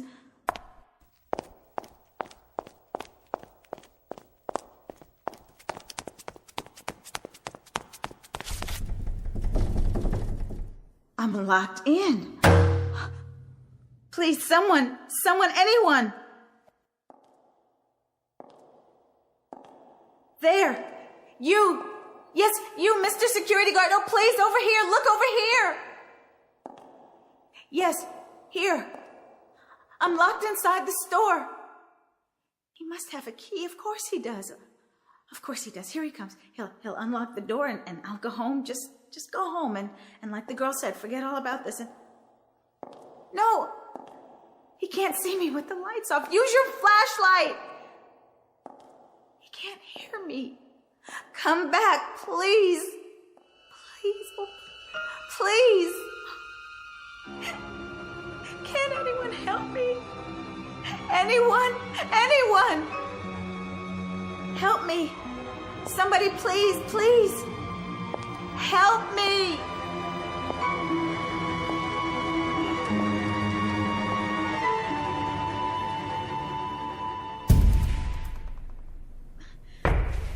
The window won't break.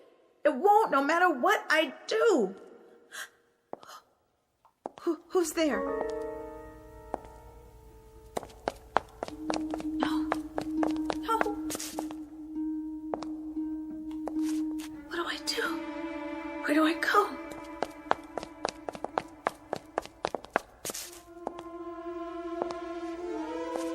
I'll hide. That's it. I'll hide. He won't find me. Whoever he is, where? Men's department. No, not that way. Toy department, yeah. Yes, that's a good place to hide. Behind these boxes. If I can squeeze down. Hi! Want to play? Bet you can't catch me! Want to play? Bet you can't catch me! Catch you!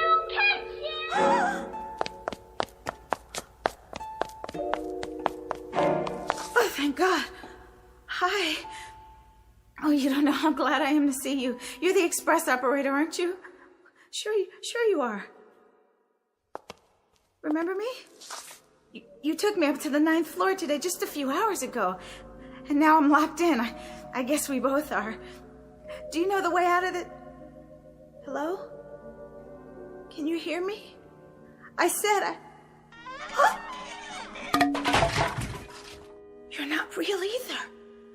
You're a mannequin.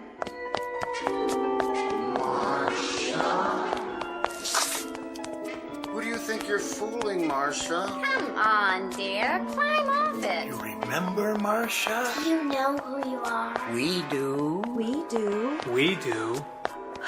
A payphone. Yes. Where's my purse? I don't have any change. Help! Someone, please!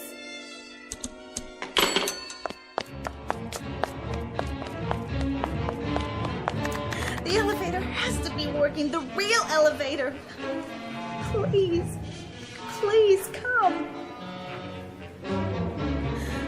Hurry.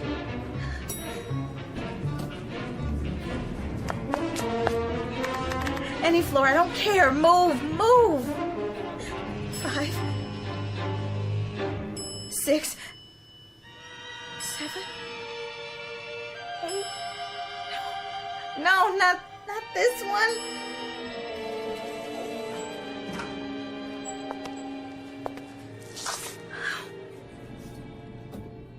Wait, not the 9th floor.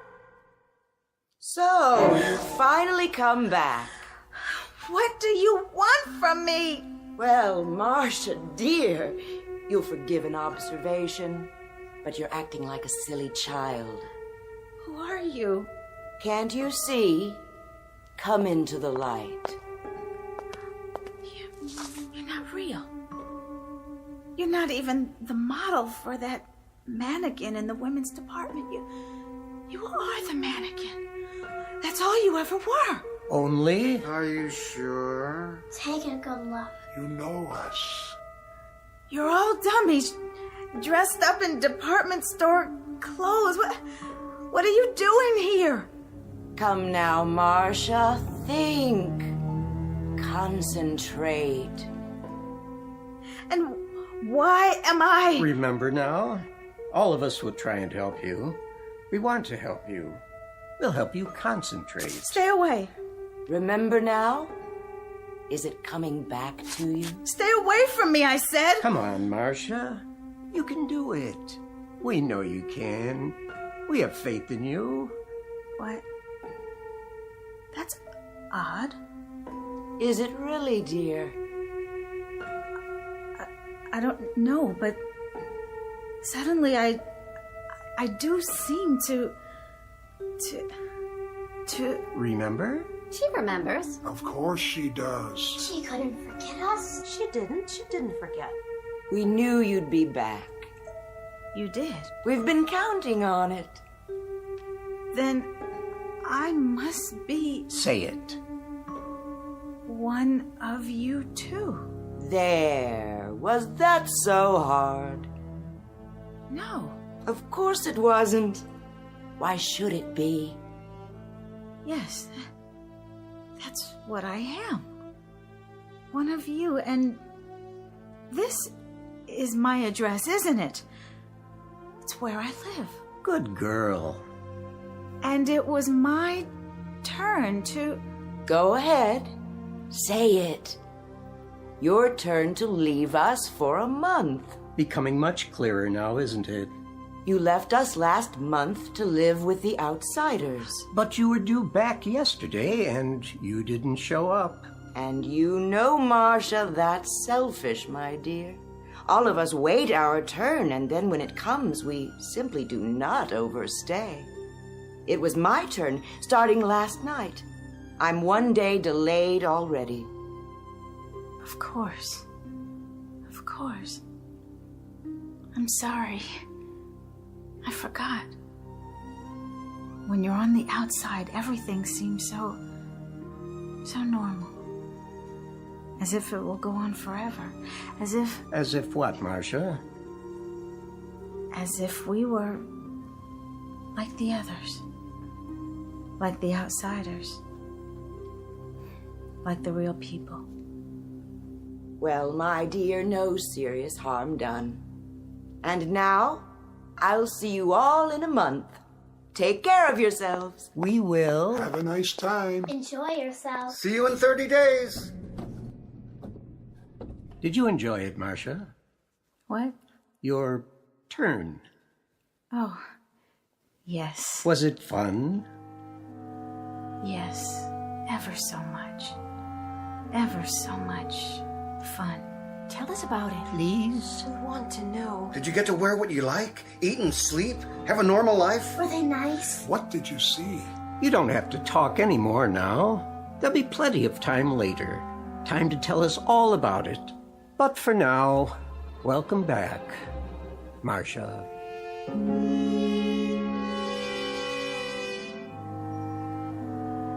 Good morning, Miss Keever. Morning, sir. Ready to set a new sales record? Oh, yes, sir. Splendid. I see the very irritating Miss White finally made it out of the store. Well, I guess so, sir. I didn't see her go. Well, good riddance to her and her little golden thimbles. Excuse me. Yes? Where can I find, well, Speak up. ladies' undergarments? Right here. Miss Keever will help you. You Armbruster? Mr. Armbruster. And you are?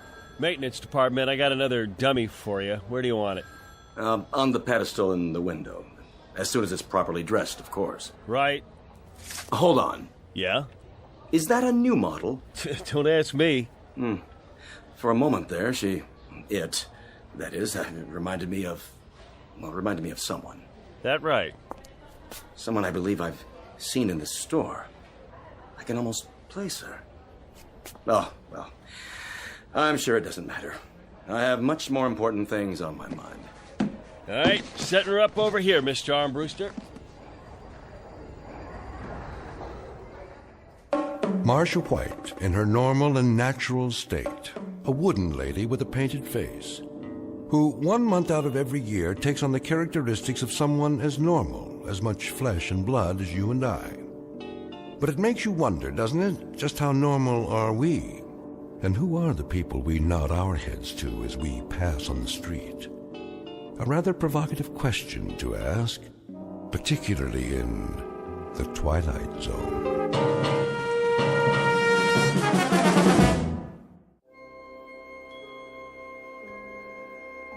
Hi, this is Carl Amari, producer of the Twilight Zone radio dramas. I'd like to take a moment to tell you about our official website at twilightzoneradio.com, where you'll get the latest news and information on these Twilight Zone radio dramas. Plus, at twilightzoneradio.com, you can digitally download 3 free episodes or any of our episodes for only $1.95 each. In this age of ever-changing technology, we've decided to make these episodes instantly available to you by making the Twilight Zone radio dramas a digital download-only series. This means that this series will no longer be offered on CD. The CD collections at our website are now being offered, while supplies last, at buy one, get one free. So be sure to get your favorites before they're sold out. Be sure to visit us often, and I'll see you in the zone.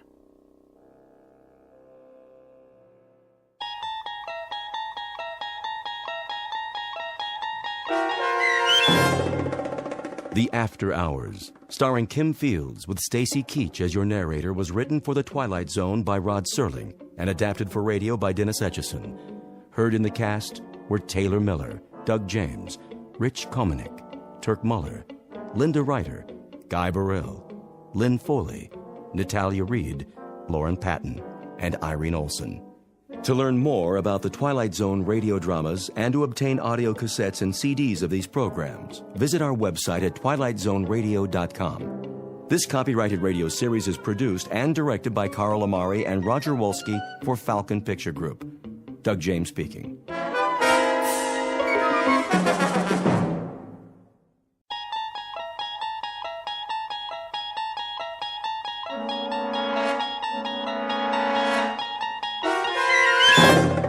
you're traveling through another dimension. A dimension not only of sight and sound, but of mind. A journey into a wondrous land whose boundaries are those of imagination. Your next stop, the Twilight Zone.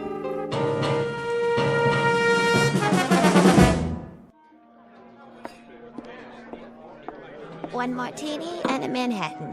Thanks, Noreen. Shall I run a tab for you? Nah, we're gonna take off in a minute. I want to stay for the show. What show? Georgie says it's a new act. Some guy with a dummy. Big deal. But he's supposed to be good.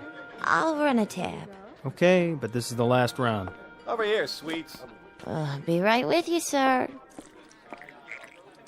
Drink up. Slow down, Artie. The show hasn't even started yet. I got a better idea. Let's go someplace. What for? You know, someplace private. We can talk, get acquainted. I told you, Artie, I'm not going to your place. Why not? This is Dullsville. Besides, those ventriloquist guys freak me out. I think they're funny. Yeah, but the dummies. They all got those big heads and those big painted eyes rolling around. They give me the willies. Testing. Oh, great. It's time for the show. Yeah, great. Is this thing on? I know you're out there, ladies and gentlemen. I can hear you breathing. But seriously, folks, if you're wondering why I called you all here this evening, it's a mystery to me, too. No, honest, I do know. It's because you want to see the chorus girl. Get 'em out here. Yeah, I want to see them, too. All of them, if you know what I mean, and I think you do. But before we do that little thing, I want you to meet a couple of friends of mine. Well, one of them at least. The other's just a chip off the old block. So put your hands together and give a nice, warm, a New York welcome to Jerry and Willie.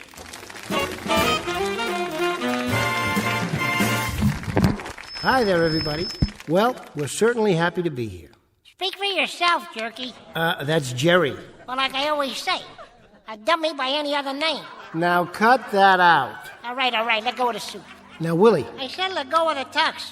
I got it off a penguin at the Bronx Zoo. I'm getting out of here. Please, Willie, control yourself. Really, you can't go now. You couldn't. Those spindly legs won't even hold you. Say, what do you mean by that? Nothing. I didn't mean a thing. I only said it's not a good idea. Willie, isn't there something you wanted to ask? Okay. Tell me this, wise guy. It's getting close to Halloween. Are you superstitious? Me? Not at all. Why don't you fess up? Well, on occasion. What do? Throw salt over your shoulder? Cross your fingers? No, never. And how come your legs are crossed? Oh, sorry, Willie. Let me put you on the other knee. There. Comfortable now? That's better. Okay, wise guy, tell me what it is you do. Well, sometimes I knock wood. Ow! You did it again! You asked me. I'm through. I resign. Sit back down. From now on, I'm a solo. And as for you, you can turn in your lap. Give me one more chance, Willie. Now listen. Why should I? I know all your lines, and they ain't that good. Be reasonable, Willie. What in the world would you do without me? Anything I want to. Anything, huh? Like what? Well, for one thing, I could be a better ventriloquist than you. Oh, I don't think so. I do. Watch this. Put your hand over my mouth. Not tonight, Willie. Go on. What are you scared of? Well, you might bite the hand that feeds you. What are you talking about? You don't feed me. All you do is give me your leftovers from the pencil sharpener. You know that isn't true. Go on. Put your hand over my mouth. Either that or you drink a glass of water while I sing Melancholy Baby. Well, if you insist. Do it so we can get to the joke. Now you're talking.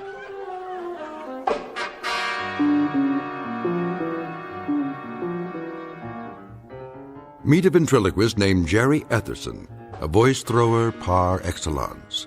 His alter ego, sitting atop his lap, is a brash stick of kindling about 2 feet tall, whose sobriquet is Willie. But in just a moment, Mr. Etherson and his knotty pine partner will discover that they've been booked into an out-of-the-way bistro on a small, dark back street known as the Twilight Zone. And now, The Twilight Zone and our story, The Dummy, starring Bruno Kirby, with Stacy Keach as your narrator.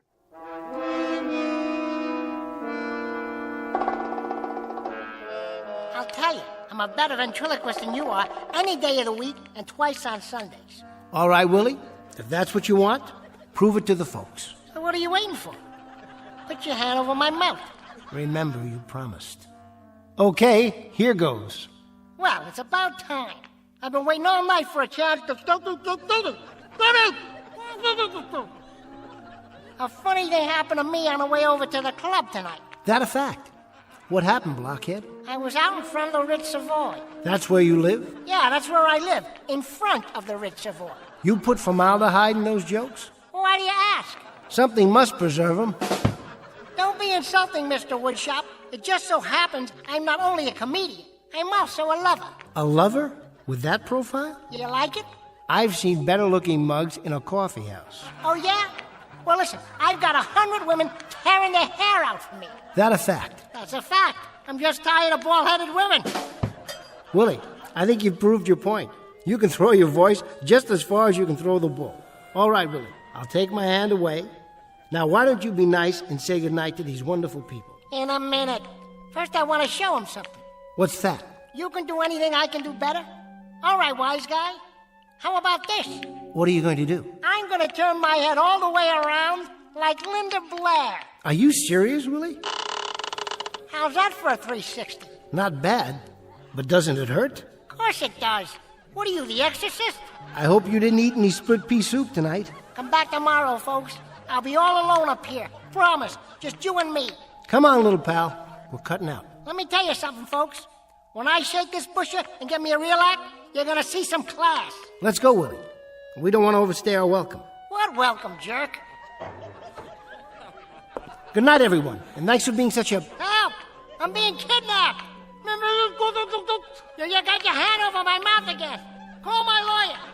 Call my carpenter. Call my tree surgeon. Never mind the surgeon. Just get me to the nurse on time.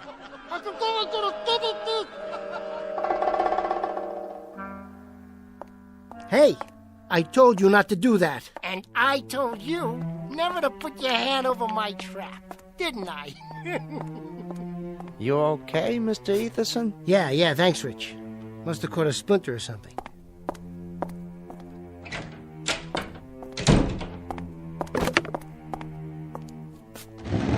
What did you do to me, you little creep? Thanks a lot.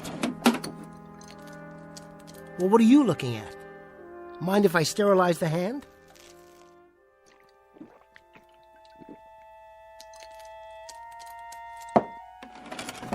And stop staring at me. I'll turn you around so you can look at the wall.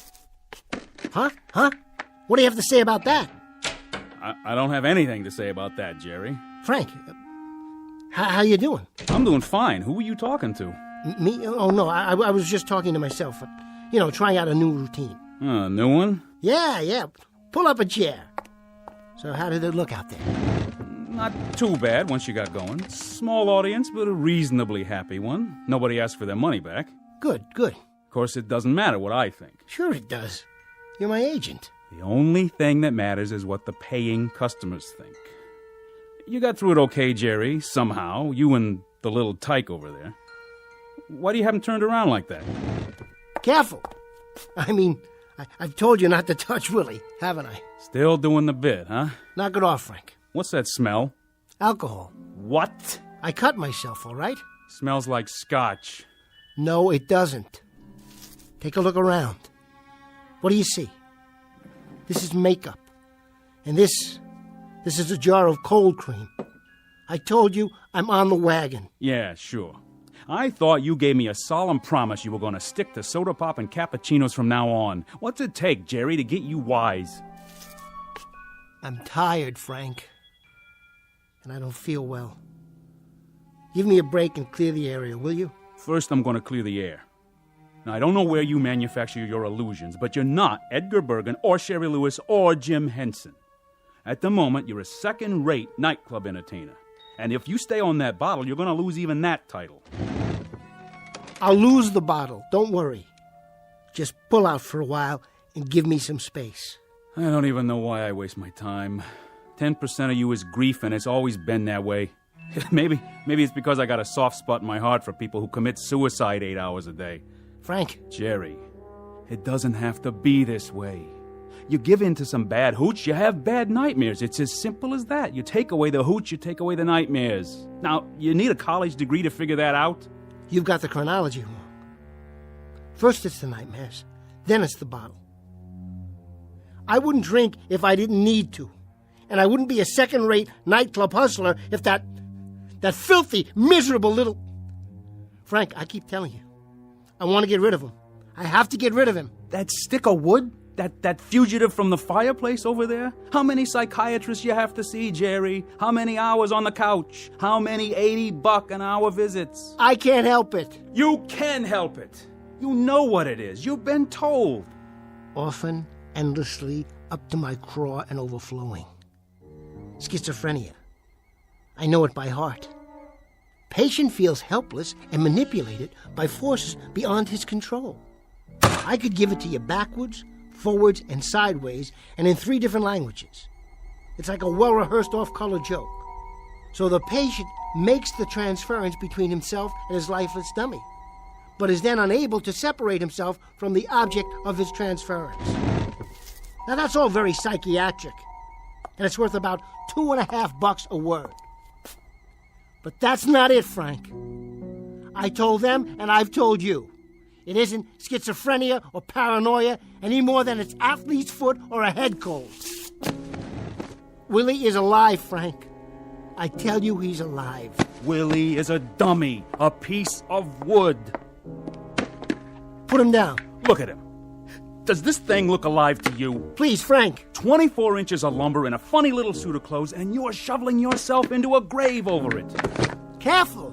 Now listen to me, Jerry. I've gone along with you. I've held your hand, and I've sung you lullabies, and I have patted you on the back. I've also covered for you the 110 times you run out on a performance. I thought up excuses that hadn't even been invented yet. I have gone without sleep and without commission because I thought I had a talented article here who eventually was going to crawl out from under the bottle and hit it big. Well, I don't think you're such a talented article anymore, Jerry. Now, let's put it this way. Maybe I think you could be, but you're never going to. I think you're a self-indulgent sot with an overactive imagination, and the only thing you like better than scotch is sympathy. Well, I'm going to give you just 24 hours to straighten out. Get rid of the bottle, and get rid of that crazy obsession that you're in a death match with a dummy. Frank, it isn't just a dummy. I tell you, it isn't just a dummy. Oh, take it easy, kid. You're going to blow a gasket. Frank, take a look at this. What do you got there, Jerry? A backup? I had it made special. Didn't know if I'd ever have the guts to unpack it. But now there's no choice. Frank, say hello to someone very special. I'd like you to meet Willie's replacement.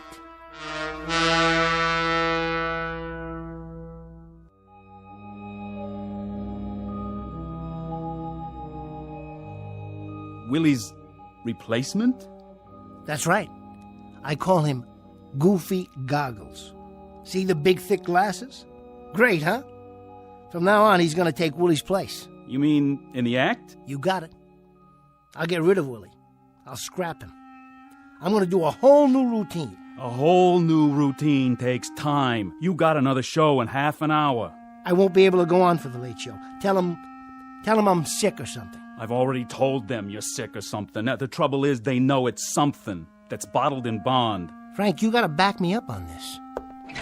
You be out on that stage when you hear your music. I don't care which dummy you bring, but you be out there. This is one I'm not covering for. New routine, right. Come on, Goofy, we can do it. There you go. You sit right here on the table, and we'll cook up some gags. Sure, it'll be easy. What are you looking at him for? Don't worry about Willie. I turned him around so he can't see. Better put on a little more pancake. It's hot under those lights. How you doing? Clean your glasses for you? There. Okay. Now, say, Goofy Goggles, why don't you have your glasses fixed? You look kind of nearsighted. Are you kidding? I don't need them. My eyes are A-OK. I'm a grown boy. Goofy, you're looking at the band leader. I'm over here. Keep talking. I'll find you. Why don't you sit on my lap? There you go. Isn't that better? Say, Mr. Etherson, I've been meaning to tell you. You put too much starch in my collar. Too much starch in your collar? Well, that's so you'll stay awake for the whole show. Heads up. Did you see that chorus girl over there? Where? See? What did I tell you? But listen, you gotta be subtle about it. Don't stare at them when they walk by. Your whole head wobbles like it's gonna fall off. Yeah, that'll work. We're gonna make it out there. You and me, Goofy, and nobody else, just you and me. Willie, I saw that. You turned your head around. Don't look at him in the mirror, Goofy. He's nothing anymore. As soon as I lock him in his suitcase, he's through. Washed up, finished.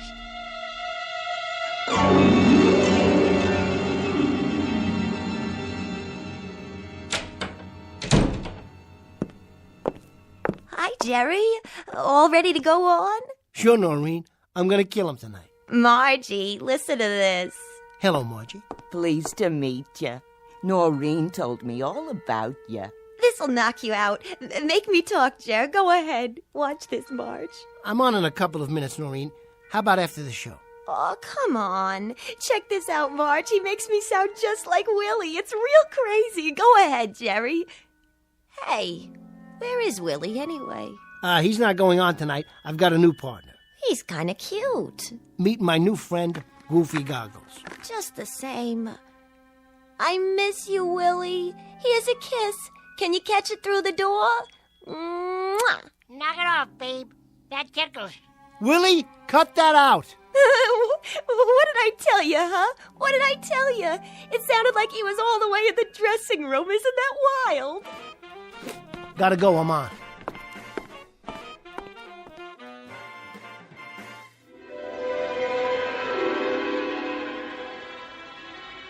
Goofy, you're talking to the band leader. I'm over here. Now listen, I think it's about time you got new glasses. I really do. My eyes are 20/20. What are you looking for? Keep talking. I'll find you. You know something? I think you ought to have an eye test. My eyes have a great IQ. Trust me. That's what you said to your toothpick. All right, now, let's try it. Look at this card. Oh, wait. Are you trying to trick me already? What does this say? Give me a hint. Come on, Goofy. It's as plain as the nose on your face. It ain't that big. Goofy, it's a letter that's between D and F. I got it. It's an E. My, how did you do that? I cannot tell a lie. That'll be a first. Well, I saw that card before and I memorized it. I thought so. Well, I got a mind like a steel trap. A mousetrap is more like it. Now, what do you say we get out of here? Wait a minute. Wait a minute.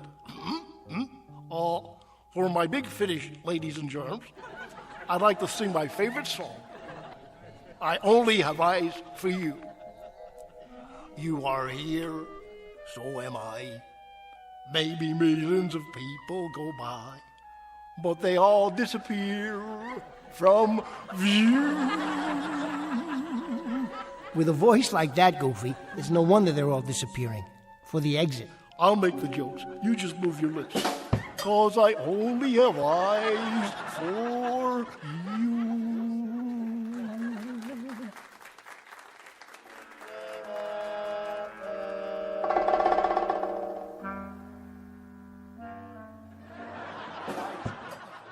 Cute act, isn't it, Georgie? What's cute about it?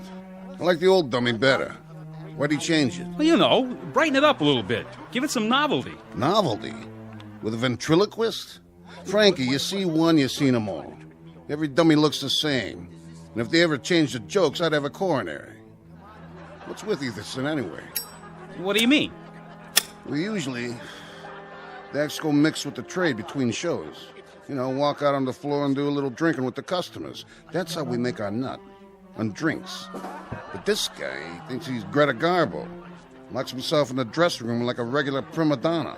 Oh, he's a little nervous tonight is all. You know he hasn't been well. This is his first time out in a month or so. He'll warm up for you. You tell him to do that. Tell him to bring the dummy out and walk around the tables after the show. It's psychological, Frankie. Talking makes people thirsty, know what I mean? Good night, ladies and gentlemen. Good night.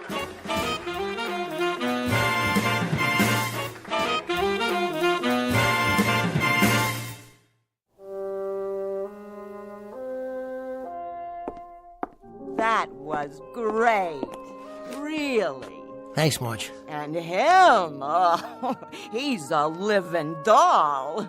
Oh, Goofy, you are the only man for me. Mwah. Hey, careful with the merchandise. That's enough, Marge.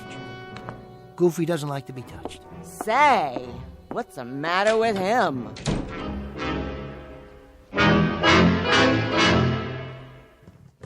Come on, Willie. You've had it. Get down and stay down. That's right, put your legs in. Stop fighting me. I said lie down. There. Rest in peace, Pinocchio. Your next stop's the sawdust factory. And as for you, Goofy, it's strictly you and me from now on. How's that collar? Still too tight? Jerry? What are you doing here? You leaving? What's it look like? Well, you got your coat on. You packing up, huh? I'm getting there. Georgie was hoping you'd mix with the customers. Tell Georgie I'm a ventriloquist, not a shill. Why don't you tell him? And that means? That means I'm resigning from your fan club. You keep your 10%. I'll keep my self-respect, also my sense of humor, my regular meals, and my normal office hours. You and I have had it, Jerry. I have gone the route with you and then some. You don't need an agent, you need medical help. You never believed me, did you? I believe you have obsessions. I believe those obsessions are eating you up alive, but I also believe, Jerry, that you're letting them. Frank, listen to me. He talks when I don't talk. He moves when I'm not looking. He tells jokes I've never heard of. He steps all over my lines. He throws me bum cues, and then he drowns out my gags. He, listen to yourself. Frank, I'm not crazy. He's real. He's alive. That's why I stuck him in that suitcase. And that's why I locked it. It's all over now. I'm taking Goofy, and I'm going to catch the first plane out of here. I'll go down to Miami, or maybe L.A. Frank, what was that place in Kansas City that we did so well in? The place in Kansas City was the same as Miami, which is the same as Los Angeles, which is the same as Sioux City, Iowa, which is the same as any town south, north, and west of here. They're all the same, Jerry. You're not going to leave Willie by hopping on a plane, train, taxi, or a one-horse shay. This thing you have to lick right here. This you lick at the source. Yeah, well, we'll see. Come on, Goofy, get in. We're taking a little trip. What about the other suitcase? Drop it in the river for all I care. Or keep it for old time's sake. I don't ever want to see Willie again. I thought I just explained it to you. This you can't just run away from. And I told you, we'll see about that, Frank. Just you wait and see. Willie is history.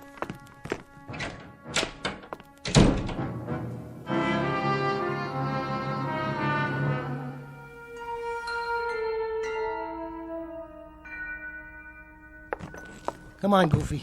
Let's get out of this dump. What? Is anybody there? Georgie? Georgie, is this thing on? Somebody forgot to turn off the microphone. Well, it's not my problem. Goofy and me, we're hitting the road. Who's there? Come out and show yourself. I can't see who's... That you, Mr. Etherson? Oh, hi, Rich. Yeah, it's me. I was just closing down. Rich, don't forget to turn off the mic. Okay, but I thought I did. Then somebody must have turned it back on. Wonder who did that. Well, take her easy, Mr. Etherson. Nice show. Thanks, Rich. Night. Good night.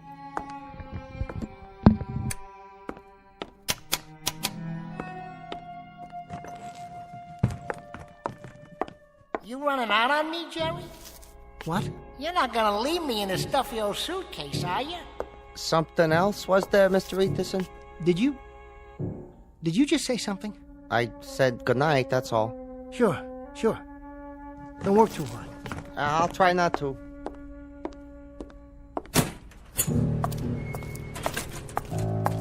Come on, sport. I wouldn't lock you in a suitcase. Where are you? Where? Hey, Geppetto, did you forget something? Or someone? You leave me alone.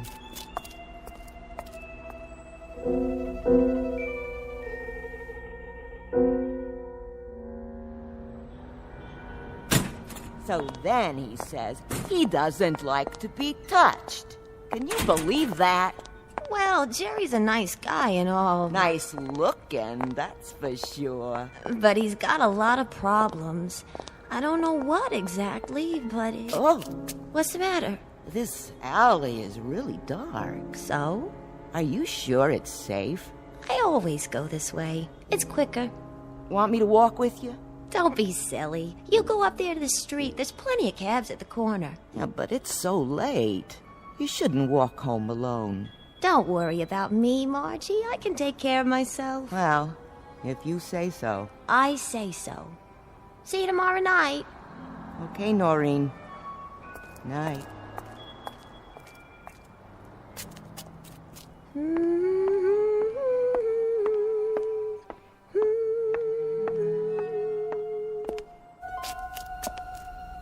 That you, Margie? Is somebody there?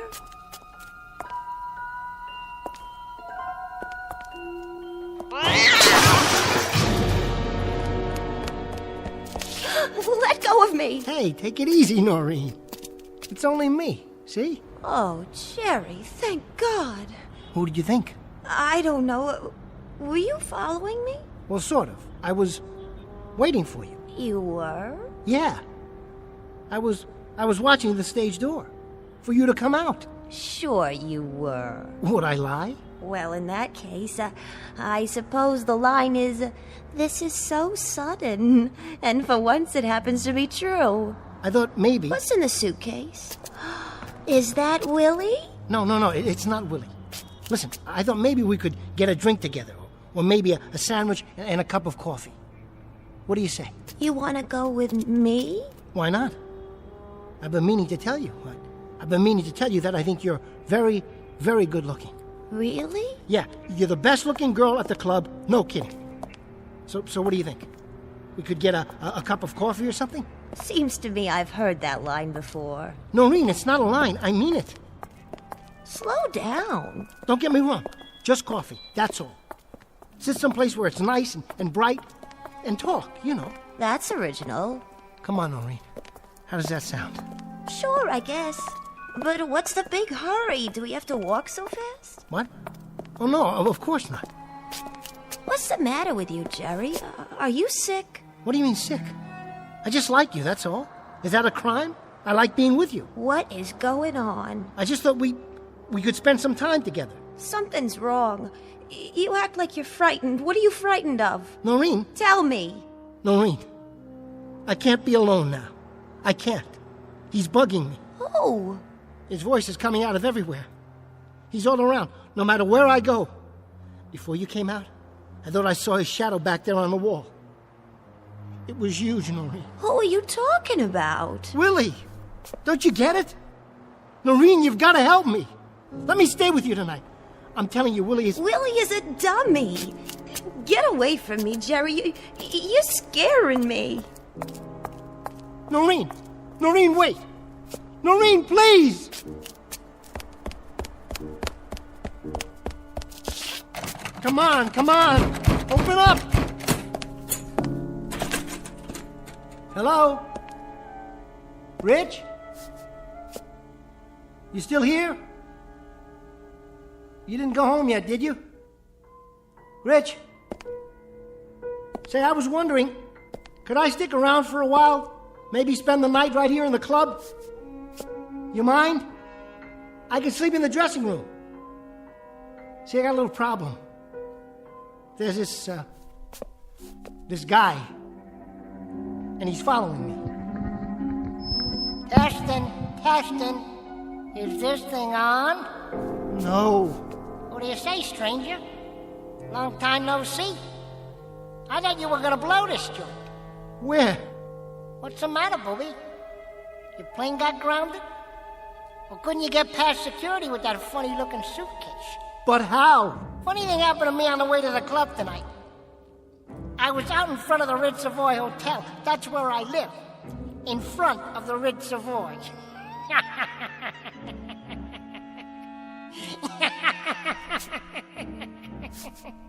Where did you go? You're not on the stage. The microphone isn't even there. Want to play hide and seek? Guess what, Jerry? You're it.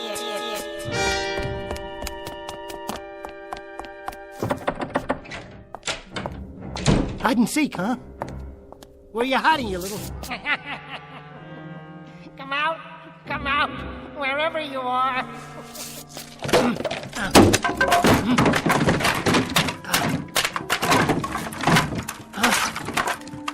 The other suitcase. You're still in there, where I left you. You gotta be. There you are.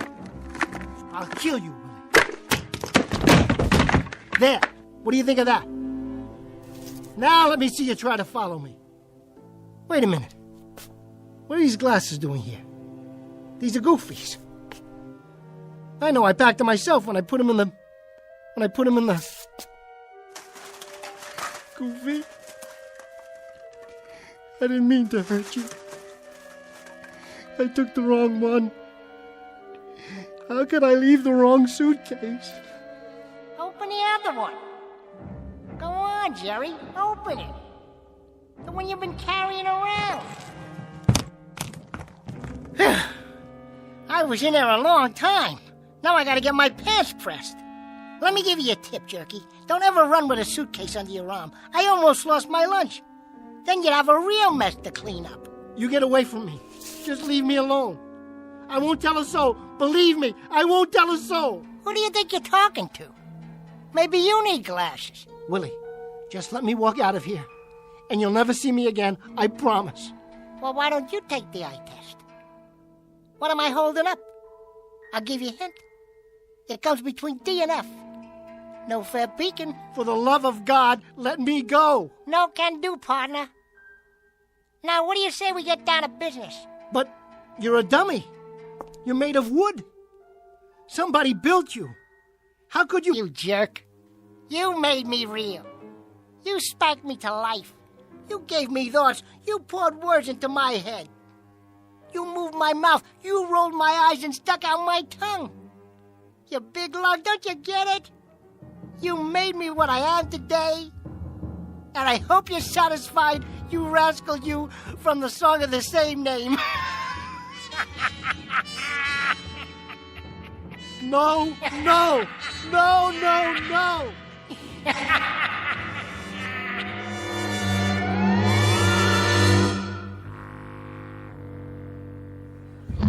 Evening, everybody. And now, direct from the Big Apple, New York City, the funniest pair of cuckoos you'll ever see here in Kansas City or anywhere else, Willie and Jerry. Come on, folks, let's give them a big Kansas City welcome.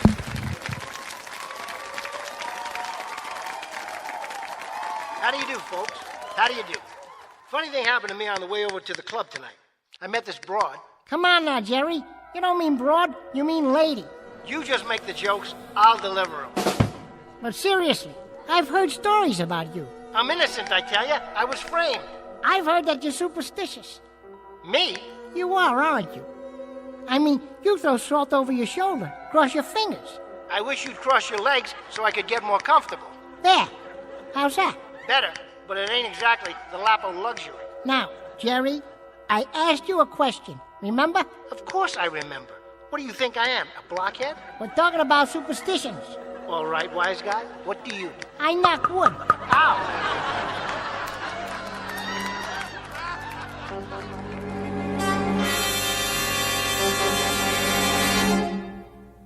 What's known in the parlance of the times as the old switcheroo. From boss to blockhead in a few easy lessons. And if you're given to nightclubbing on occasion, you might want to check out this particular act. It's called Willie and Jerry, and you'll find them booked into some of the better clubs along the great gray way known as the Twilight Zone.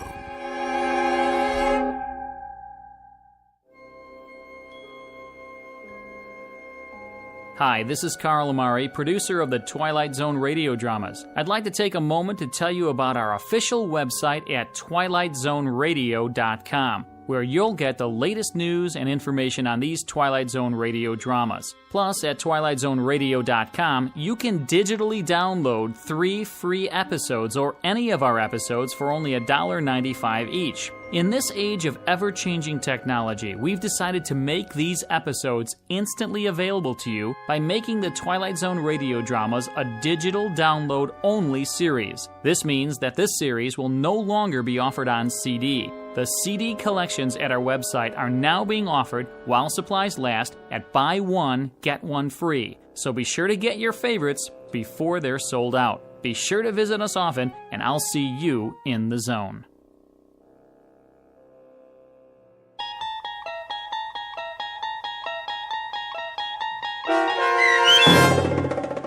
The Dummy, starring Bruno Kirby with Stacy Keach as your narrator, was adapted for radio by Dennis Etchison and based on a script by Rod Serling from a story by Lee Polk. Heard in the cast were Craig Wickman, Michelle Graff, Linda Ryder, Rich Komanek, Christian Stolte, Paul Patch, Roger Wolski, and Doug James.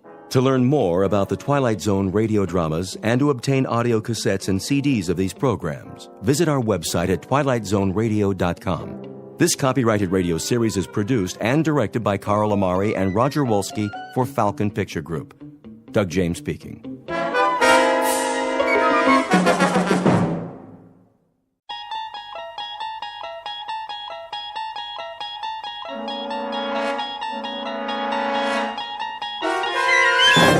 You unlock this door with the key of imagination.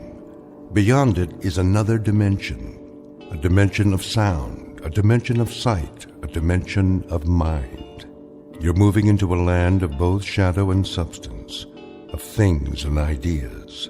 You've just crossed over into the Twilight Zone.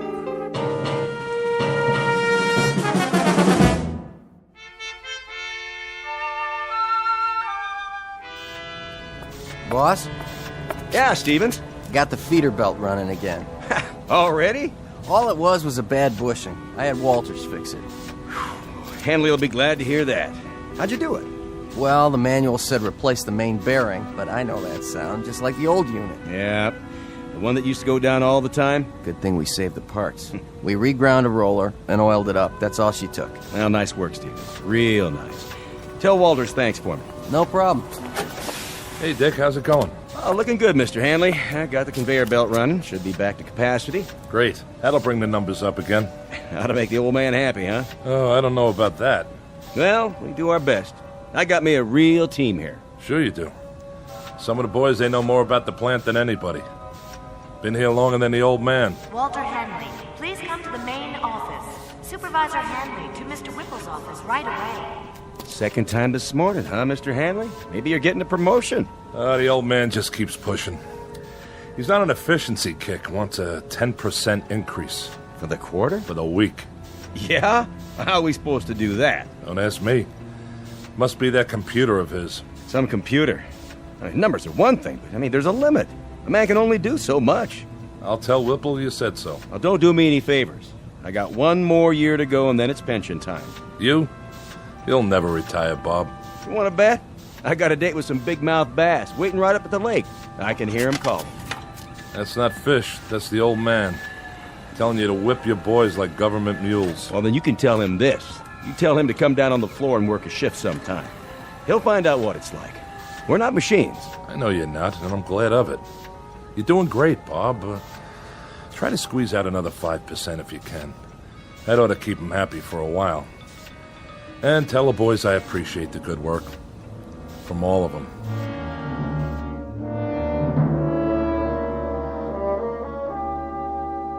These are the players, with or without a scorecard.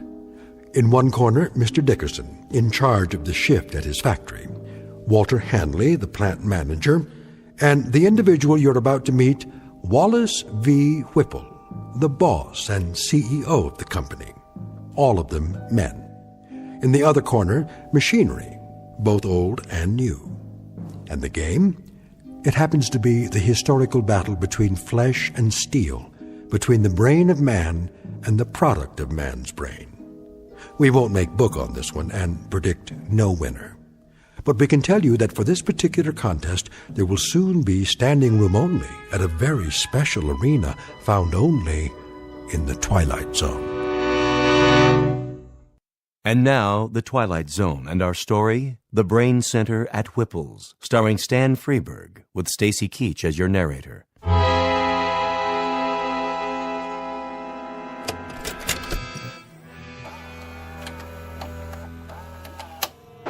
Greetings to our happy family of shareholders from the Whipple Manufacturing Corporation. This year, we are proud to bring you the story of your company's progress by means of this special video produced by yours truly, Wallace V. Whipple. And I can assure you, family members, that what you're about to view represents a stunning, exciting new direction. But first, let's visit our main plant here in the Midwest, where our employees are busy manufacturing pipe fittings, automatic temperature control devices, and the various accoutrements of our product line. This is one of 11 principal assembly facilities. I call your attention to the vast number of workers required to maintain and operate just one facility. In this plant alone, your company employs 3,827 able-bodied men and women. Added to the 10 other Whipple plants across the country, we employ a total of close to 30,000 personnel. Our weekly payroll for this highly trained army of workers is several $1 million. But enough boring arithmetic. Good evening, friends. Welcome to my office, the nerve center where I, Wallace V. Whipple, personally supervise this vast operation.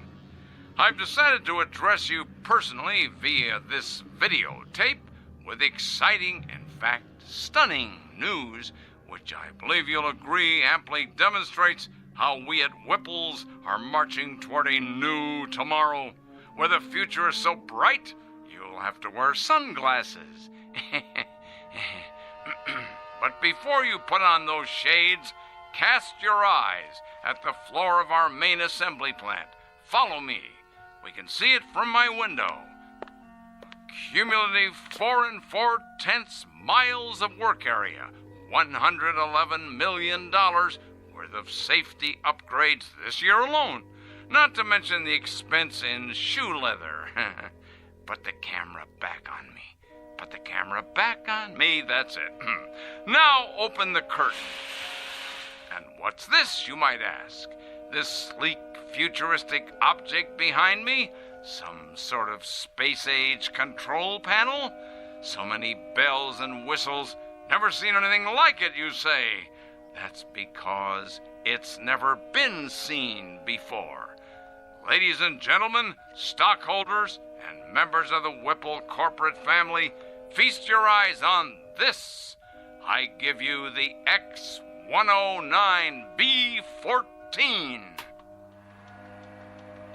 This single modified, transistorized, digitalized, totally automatic assembly unit eliminates 6,100 jobs, 73 bulky and inefficient old-fashioned machines, 81,000 needless man-hours per work week, and countless millions of dollars each year for employee health services, hospitalization, and workers' compensation.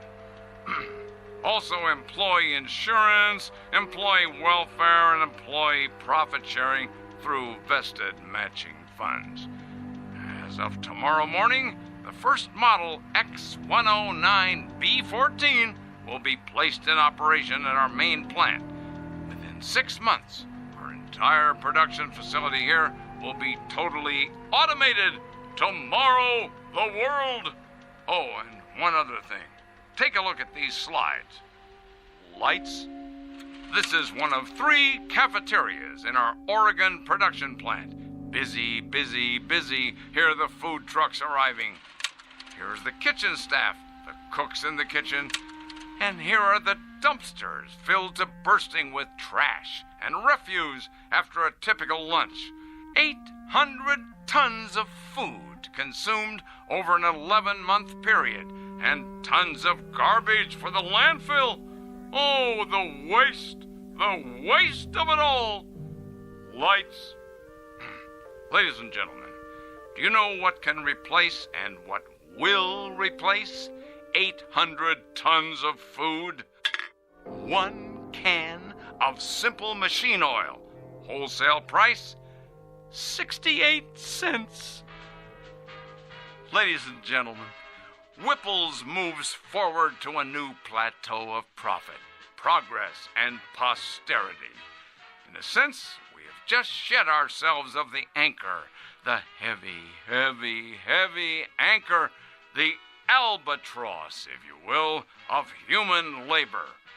Whipples will now operate from a computerized brain center with machines exactly like this one. Ladies and gentlemen, this concludes our year-end report. Thank you very much. Well? Well, what? Well, what do you think, Hanley? Will this put the stockholders on their feet cheering, or will it? Not that I need any particular encouragement along these lines. The videotape speaks for itself. It does indeed. What's the matter, Hanley? You didn't care for it? Mr. Whipple, my duties have to do with management. Something wrong with the lighting? The soundtrack? I'm an engineer, not a drama critic. I'm not asking you to give it 4 stars, Hanley. But as a plant manager, I would assume you'd have a point of view as to the content. Frankly, I would have expected at least some degree of enthusiasm. Sorry, sir. Having to do with the fact that it's a most definitive and incisive report on what we plan to do around here. Now, does it or doesn't it give you the lay of the land? You can answer that, can't you? Oh, it gives me the lay of the land, all right. And? Looks like a pasture to me. Oh, what's that supposed to mean? You actually think you can automate this place in 6 months? Closer to 4 months would be a more reasonable guess. A lot of things are going into the old scrap heap, Hanley. Time clocks, for example. There won't be anybody around to punch them in or out. I think we'll donate them to a museum. A museum? Something, Hanley? Something like a lot of men without jobs. That, unfortunately, is progress, Mr. Hanley. Now, you're a pretty solid man when it comes to quality control and assembly line planning, but when it comes to the aforementioned progress, you're a foot dragger. But not my little sweetheart here. X10, you and I are going to see a great deal of one another. Indeed we are. Indeed, indeed, indeed we are. Yes? The technicians are here, Mr. Whipple. Already? You said right away, sir. I know I did. All right, send them in. I'll be sorry to say goodbye to my dear little X10. Where's it going? Just downstairs on the main floor. Once we clear out the walkways and workstations, she'll fit right in, all by herself, at the heart of everything. The heart, huh? The very center of production. In control of it all, that's right. Like the Aztecs. What? The Aztecs, down in Mexico. I read about it. They built statues to their gods. They sacrificed their people to them and cut out their hearts.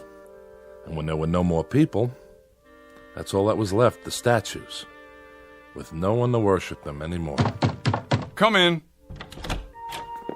We're here to move the unit, Mr. Whipple. How are you going to get it down there? Same way we got it up, on the freight elevator. We'll have to disassemble it in sections, I guess. Yes, well, be careful. That baby is the future of this company. Yeah. Treat it like a god. You know what your trouble is, Hanley? You're holding on to the 20th century so tightly, your knuckles are white. And what century are you holding on to? The 19th? The 21st. To live in this new world, we need to jettison old baggage. Throw off the dead weight. And that includes the wholesale firing of 20 and 30-year men? Without regrets? Regrets, indeed. This has to come with regrets, huh? Well, I'll let you handle the regrets, Mr. Hanley. Yes, that'll be your new responsibility. Make a little sign for your desk. Mr. Walter Hanley, plant manager in charge of regrets. You're so hell-bent to replace men with machines. Did it ever occur to you that there's a trade-off? Pride for efficiency? Pride? Pride. Craftsmanship.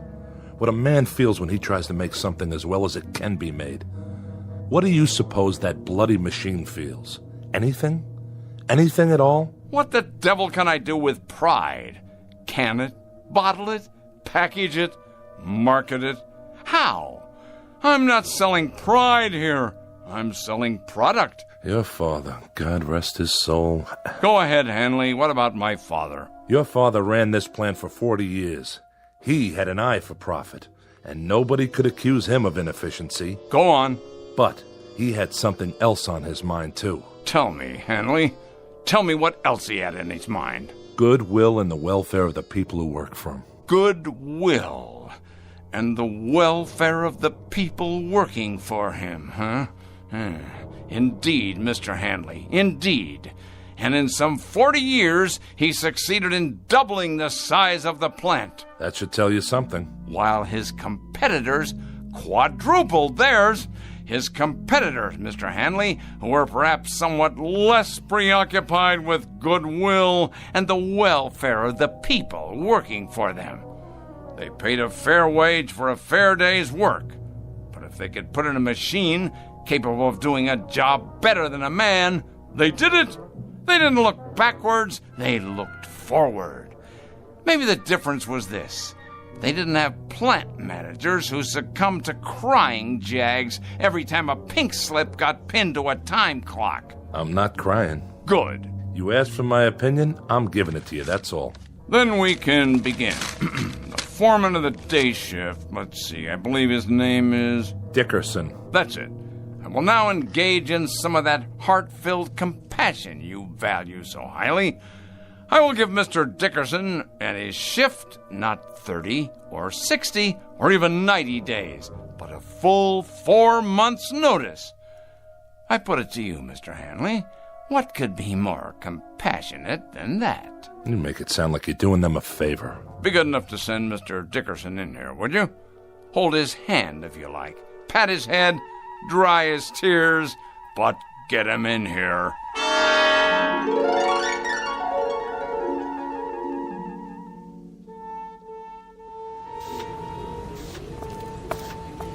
Hi, Mr. Hanley. Hello, Stevens. Nice work you did on the conveyor. Thanks. It wasn't nothing. Oh, yes, it was. Human ingenuity. That's worth a lot. Just doing my job is all. You seen Dickerson? Yeah, he's over by the new gizmo. What do they call it again? The X109B14. Some handle. What's it for, anyway? It's a mechanical brain. What? With a lot of fancy electronics in it. Programmed to run the whole operation from one place. Well, if you ask me, it don't look very smart. My car's prettier than that thing. It's got a face, though. Where? The way those dials look. They could be eyes. Oh, come on. I'm serious. Well, then, it's a real ugly face. That's right. An ugly, miserable face. I want you to take a good look at it, Stevens, and remember it well. Because it's not a machine, it's an opponent. The face of the enemy. Don't ever forget it. It's a hateful face. This time we've got ourselves an enemy worth hating. Come on, let's get moving. On the job, fellas. Heads up. Pick it up. Let's go.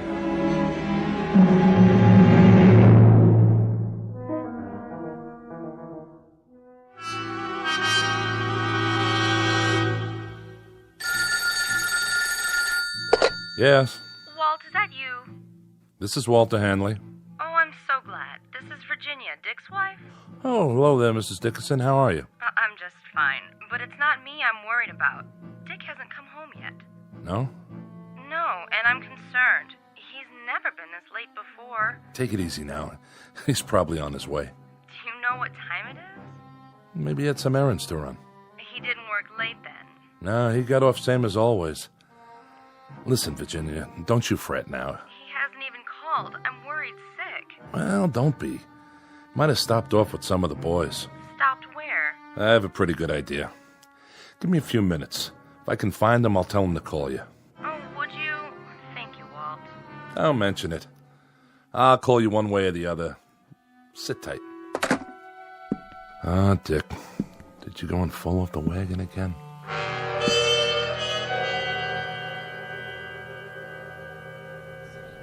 Hey, bartender. Yeah, Dick? Send me up another one. Oh, I don't know. You've been hitting them pretty hard. Just one more. It's getting awful late. It should have closed a half an hour ago. Why don't you go home and sleep it off? You know what these are? Pair of hands? Sure. Pair of hands. My hands. You know what else they are? I think you're gonna tell me. They're obsolete. They're off the market now. They're like little wooden wagons trying to roll down the freeway. Flesh, bone, muscle, nerves. But that doesn't cut the mustard anymore. I'm gonna tell you something else. Well, whatever it is, make it short. I gotta wash up everything and count the till. There isn't a machine made yet that can beat a man. Not a one. I'm not arguing with you, am I? No, I'll just go over there right now and prove it. I'm going to take Whipples' new machine, and I'm going to turn it into nuts and bolts. Easy, easy. Just you watch. And if that slob of a watchman gets in my way with his big old keychain, I'll strangle him with it.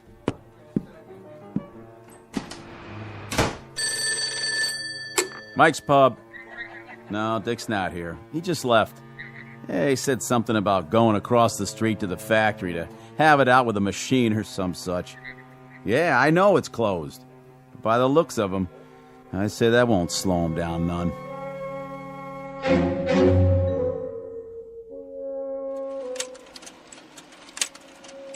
Sorry to make you stay so late, Marianne. Well, that's all right, Mr. Whipple. But take a look at these slides. I had the advertising department make them up. That's the one I like. Which one, sir? This one. I want your honest opinion, Marianne. Does this look like an image for the 21st century, or does it? Well... You don't like it? Oh, yes, sir. I like it fine, only... Only what? Well, the way you've got that machine behind you in the picture. The X109B14? What a beauty, huh? I guess so. But it looks like it sort of has a face, doesn't it? Where? What face? Like it's carved in stone or something. You know, like those tiki things on Easter Island and nobody knows how they got there. Huh. I don't see that. Done in metal, of course, but with those two big dials, they could be the eyes. And the slot in front where the paper comes out, that's the mouth. Oh, yes. And the way it's behind you like that, it could be, well, your shadow or x-ray or something. It should be just you, sir, being so handsome and all. I see what you mean. Without the X109B14, however... Oh, do you want me to get that? WVW here. Who is this? Yes, what is it? Where? Well, you're supposed to be the watchman, Scott. Were you asleep or something? He's got a what? Well, why didn't you shoot? Yes, I know who he is. Never mind, I'll go out and look for him. But you better haul your duff over here in a hurry in case he shows up. Trouble, Mr. Whipple? Not really. Some drunk barged his way into the factory.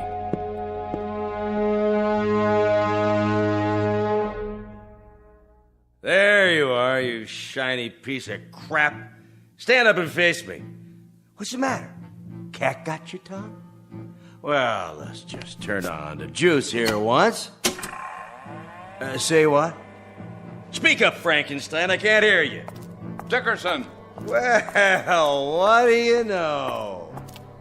I just got a call from Scott, the night watchman. Did you now? Said you were drunk and forced your way in. Forced, is it? Well, I am drunk.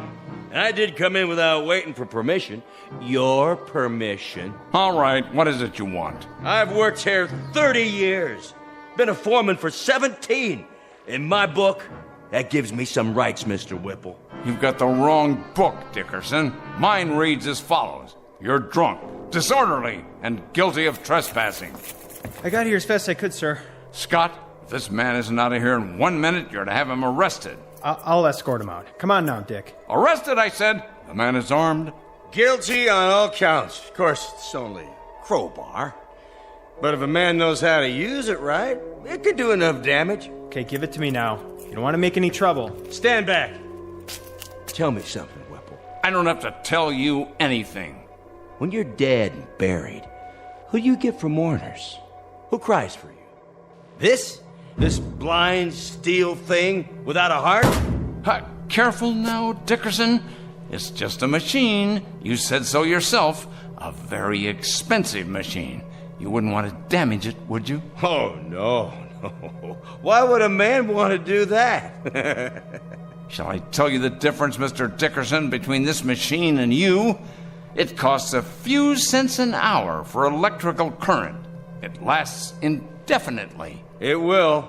If there's people around to fix it. It gets no wrinkles, no arthritis, no hardening of the arteries. No, that one machine is a lathe operator, a punch operator, and 2 drill press men. The one that goes next to it is a 5-axis milling machine that can produce 6 different parts simultaneously. 2 more of these machines will take the place of 114 men, and they won't use up sick leave, coffee breaks, or vacations with pay. So in my book, Mr. Dickerson, they'll be worth considerably more than you are. Somebody should have stopped you a year ago. Somebody should have held you down, stuck a drill in your head, and poured in some sense. Men have to eat, all right? And that's one reason why you can't stack them up in the junkyard like surplus tanks or put them out to pasture like old bulls. I'm a man, Whipple. Hear me? A man. That makes me better than any hunk of metal. Better, you hear me? Better. Now, Dickie, look what you've gone and done to your hand. Let's try the crowbar, then.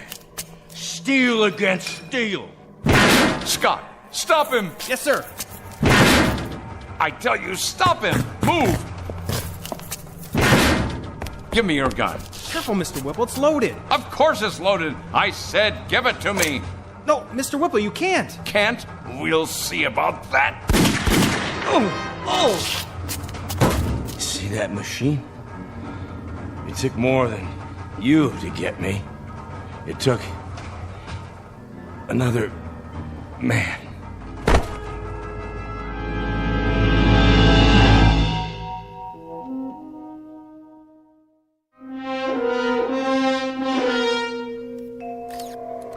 I can't get the specs up. She's barely reading. Try a new motherboard.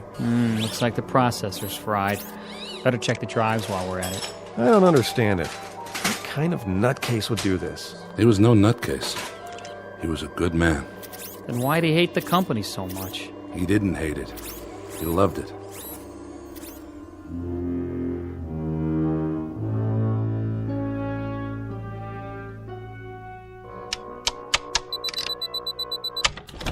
Oh, hello, Hanley. I've been expecting you. No doubt. I was told you were at the hospital. I just came from there. Fortunately for you, Mr. Whipple, Dickerson's going to live. Fortunately for me? My dear Hanley, aside from my protecting my property, I have no involvement in that at all. Are the technicians repairing the machine downstairs?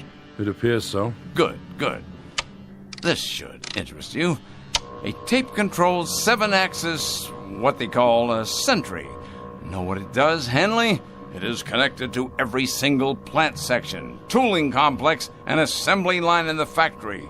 It keeps absolutely accurate data on quality control, product rejects, man hours, machine hours, cost factors, and everything else. It's one of the most sophisticated machines I've ever seen. How many men does it replace? Well, now, this should please you, Mr. Hanley. It'll only replace one man. You. That's only right, Mr. Whipple. Since the point of my coming here tonight was to give you notice. I suspected as much. You're a practical man, Hanley. An industrial team has to be compatible. When 2 men, when they rub one another the wrong way, it's unrealistic that they stay on the same team. Needless to say, Hanley, despite the fact that you think of me as some kind of heartless Scrooge, I don't intend to forget the many years of service you've put in here for my father and for me. So I'm giving you a liberal severance pay. What I think you'll agree is a far better than average pension. That's very decent of you, Mr. Whipple. And I'd like to give you something in return, if you don't mind. And that is... you struck me. That was for you, Mr. Whipple. Directly from me. For your insensitivity, your lack of compassion, and the fact that you're a cold-blooded manipulator of men as well as machines. You may take my severance, my pension, and your goodbye speech and stick them into the nearest metal orifice that's handy. When I walk away from you, I walk away clean. And that, Mr. Whipple, is one hell of a trick. What's that for? To keep people out or in? A new Watchman device, much more reliable than the old one. Now, if you will swipe your ID card, just don't try to use it after tonight. Your code won't work the next time. If you could build one of these machines in the shape of a wife, your cup would runneth over.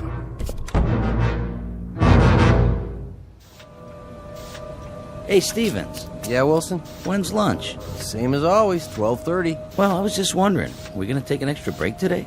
Not yet. Try to look busy. Yeah, but there's nothing left to do. I mean, we drove the forklift, loaded the machines, and now I'd say everything's running itself. You're right.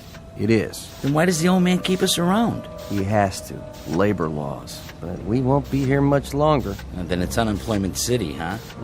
This isn't the only factory. Yeah, but if Whipples keeps it up like this, pretty soon there won't be any competition. Monorail crane, 4th floor. Crane in position. It's like those machines are talking to each other. They have to talk to each other. Nobody else would listen, except maybe Whipple. Strip stacks picked up by monorail cranes. Activate conveyors. Monorail crane fully operational. Strip stacks delivered. Reposition for next load. Sounds fine, X10. Come in here, would you, Marianne? I'd like to show you some slides of the new ad campaign.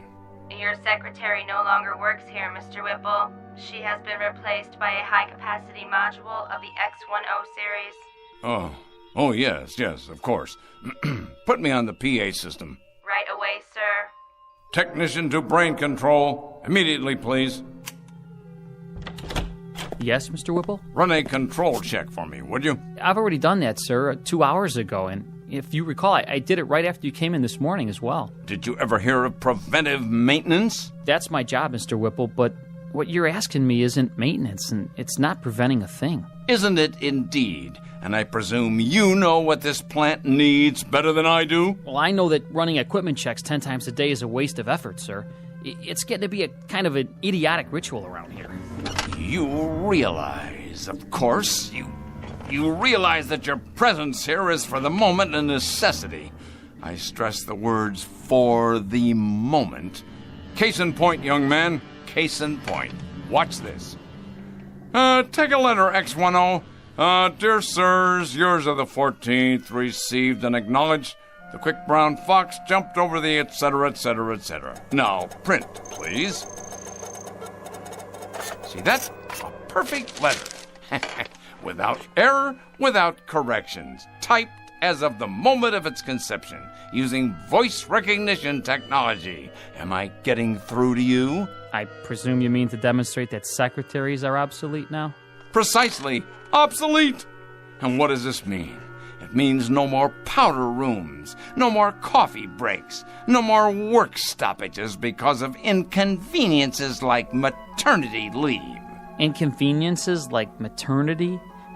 You'll forgive me, Mr. Whipple, but if this sort of thing keeps up, we're going to have perfect products, but mighty few people to buy them. This, happily enough, is not my concern. Efficiency is my only goal.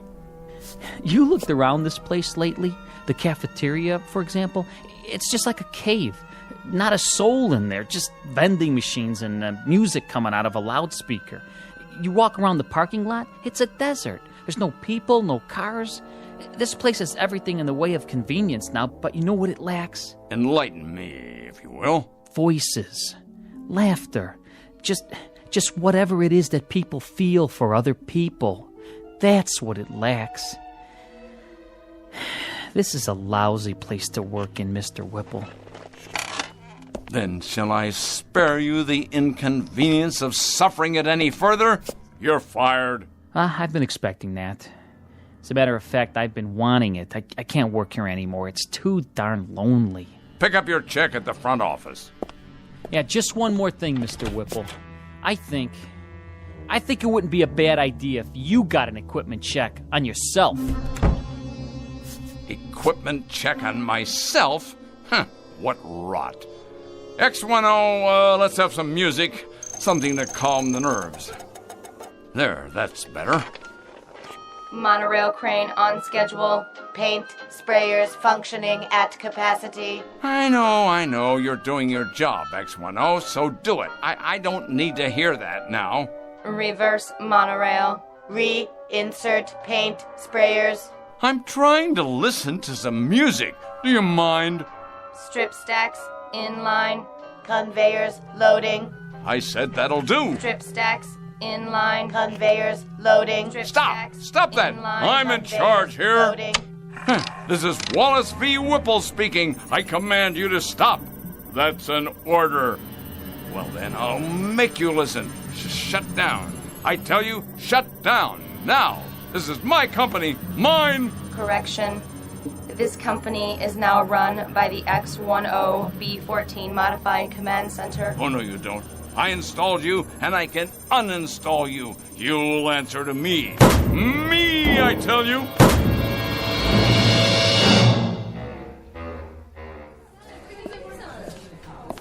What'll it be, Mr. Whipple?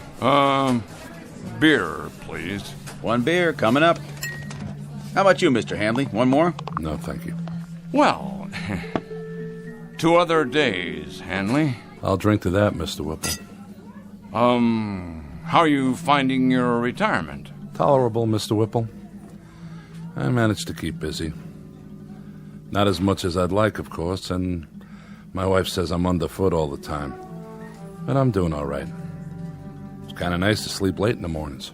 Yes, it's a good thing, though, this retirement, I mean. Man should have time for leisure as he gets older. It's important he has time for leisure. That's so, Mr. Whipple.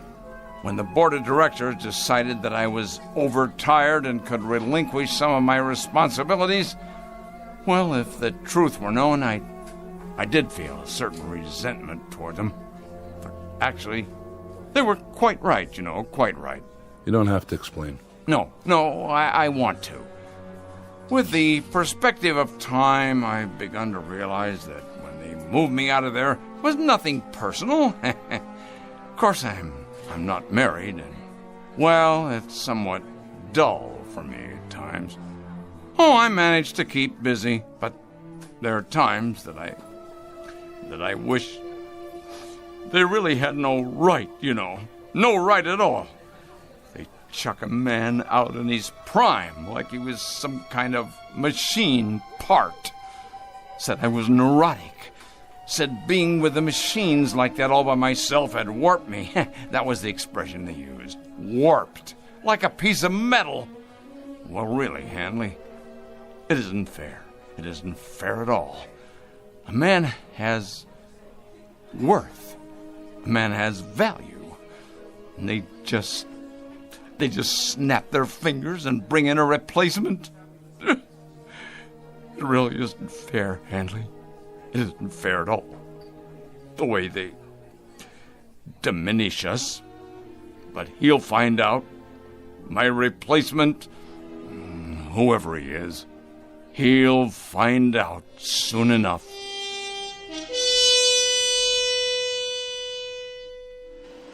This is the new addition for the East Wing, where the parking lot used to be.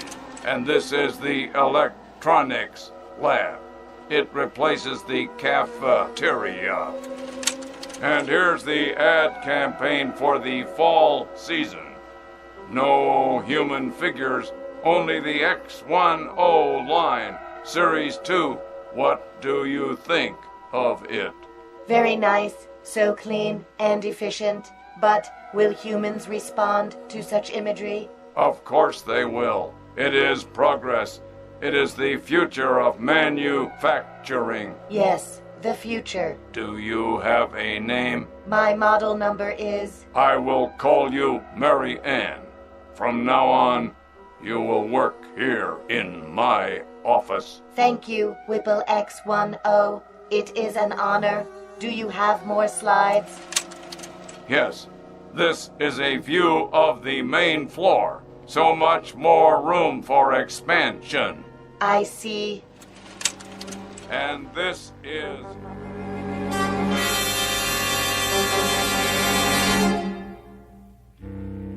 There are many bromides applicable here. Too much of a good thing, tiger by the tail. As you sow, so shall you reap. The point is that too often man becomes clever instead of becoming wise. He becomes inventive, but not thoughtful. And sometimes, as in the case of Mr. Whipple, he can create himself right out of existence. Our tale of oddness and obsolescence from the Twilight Zone. More from the Twilight Zone after this. Hi, this is Carl Amari, producer of the Twilight Zone radio dramas. I'd like to take a moment to tell you about our official website at twilightzoneradio.com, where you'll get the latest news and information on these Twilight Zone radio dramas. Plus, at twilightzoneradio.com, you can digitally download 3 free episodes or any of our episodes for only $1.95 each. In this age of ever-changing technology, we've decided to make these episodes instantly available to you by making the Twilight Zone radio dramas a digital download-only series. This means that this series will no longer be offered on CD. The CD collections at our website are now being offered while supplies last at buy one, get one free. So be sure to get your favorites before they're sold out. Be sure to visit us often, and I'll see you in the zone.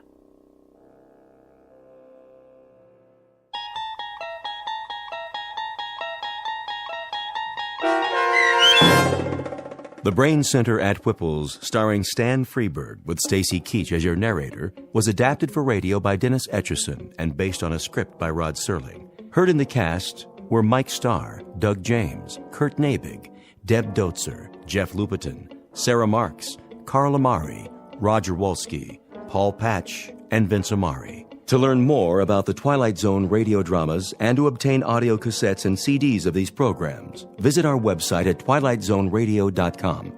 The producers of The Twilight Zone wish to thank CBS Enterprises, Carol Serling, Dennis Etchison, Dick Brescia Associates, Claire Simon Casting, Terry Jennings, XM Satellite Radio, the American Forces Radio and Television Service, Sirius Satellite Radio, our sponsors, and our radio affiliates for helping make this series possible. This copyrighted radio series is produced and directed by Carl Amari and Roger Wolski for Falcon Picture Group. Doug James speaking.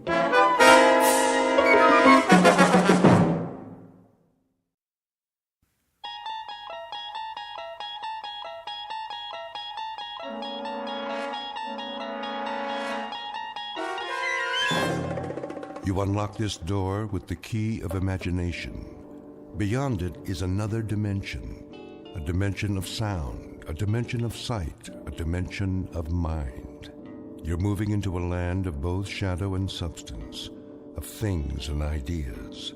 You've just crossed over into the Twilight Zone.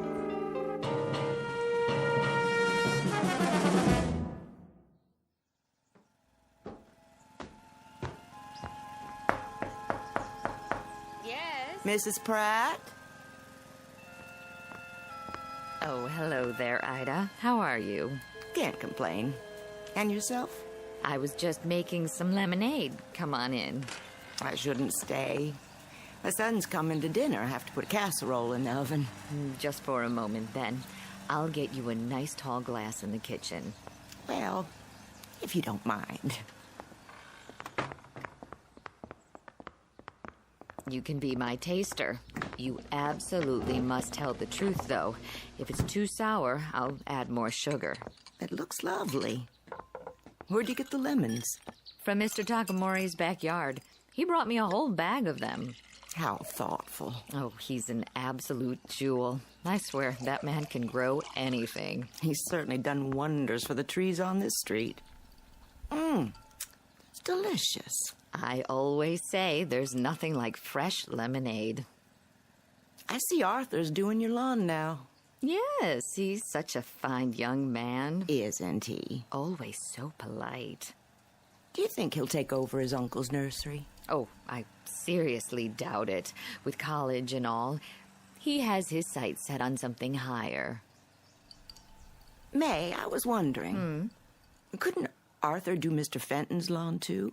Mr. Fenton? Well, I believe he'd rather do it himself. You know that man. Yes, but his place has been a fright lately. Oh, such a shame. He used to keep that yard so neat. I hear his wife moved out. The boy doesn't charge much, and Mr. Fenton's lot's going to seed. It lowers property values, you know. Well, then, why don't you ask him? Oh, I couldn't.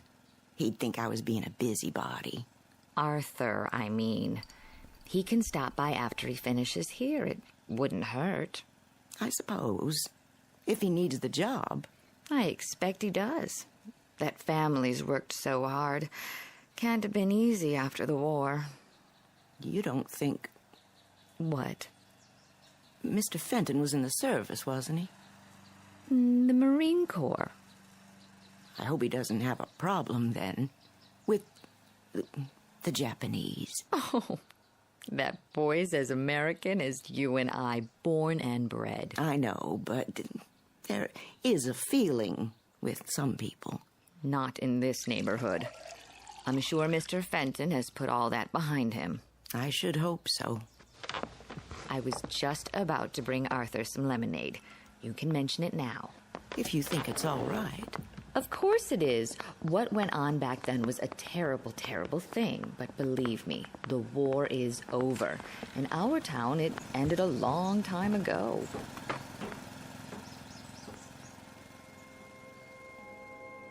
A trip back in time to an era that's now ancient history. The period, the early 1960s, 20-odd years since Pearl Harbor. The war ended long ago, but for some, so much bitterness and loss are not easily forgotten. Such is the case with our two antagonists whom you are about to meet. Mr. Walter Fenton, veteran of World War II and an officer in the United States Marine Corps, and young Mr. Arthur Takamori, first-generation son of Japanese immigrants who has no memory at all of those years. Despite their best intentions, this unlikely pair will soon square off for a battle with the ghosts of the past in the darkest, most haunted reaches of the Twilight Zone. And now, the Twilight Zone and our story, The Encounter, starring Stacy Keach and Byron Mann.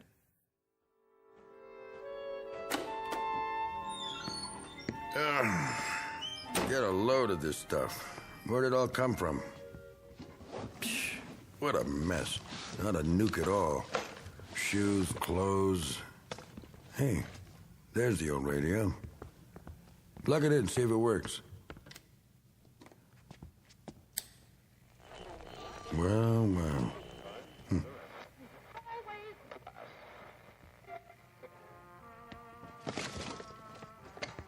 A whole lot of junk and nothing but.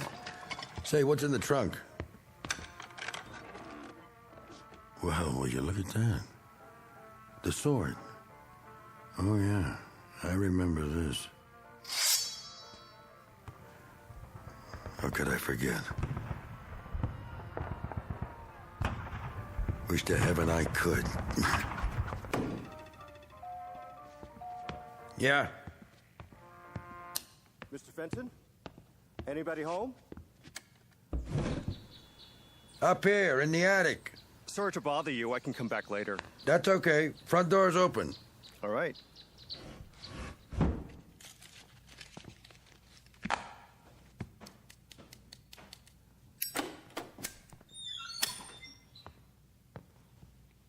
Mr. Fenton? It's me. Sorry if I disturbed you. What do you want? Well, Mrs. Bowles down the street sent me over. Oh, she did, huh? Said you wanted somebody to take care of the yard? My yard? How would she know? Oh. Well, if it was a mistake, I apologize. No, hold on. Matter of fact, she's right. Might as well come in. Are you sure? Yep. Well, if you say so. Lots of cobwebs. Haven't been up here for a while. Oh, that's okay. Haven't I seen you around? Maybe. I cut the grass with some of the people on the block. My uncle runs the nursery at the corner. Oh, yeah. So, what do you think? About what? The lawn. Yeah, I could use a hand, I guess. If it's just the front, I can take care of it twice a month. Charge you the same as Mrs. Bowles and Mrs. Platt. Sounds fair enough. Anything more would have to be extra. Like? You know, the backyard or the lot. Is that yours too? Yeah, don't worry about that. At least not right away. I ought to warn you, though. Yes? It won't be steady work. Sir? Don't get the idea it's a regular job or anything. Oh, that's all right. I've got plenty of other jobs. Good, because I'm going to sell this termite dump as soon as I find someone fool enough to buy it. I understand, Mr. Fenton. Got it listed already. A little fixer-upper, a handyman's dream with a semi-vacant lot attached. Sounds pretty good, huh? I can only come on the weekends. I go to school the rest of the time. Sold. I'll be back at the end of the day then, if that's all right. Good enough. Well, nice meeting you. Wait a minute. Yes? What's your hurry? I better get back to Mrs. Platt's. Sit down. We'll have a beer on it. No thanks, just the same. I'm serious.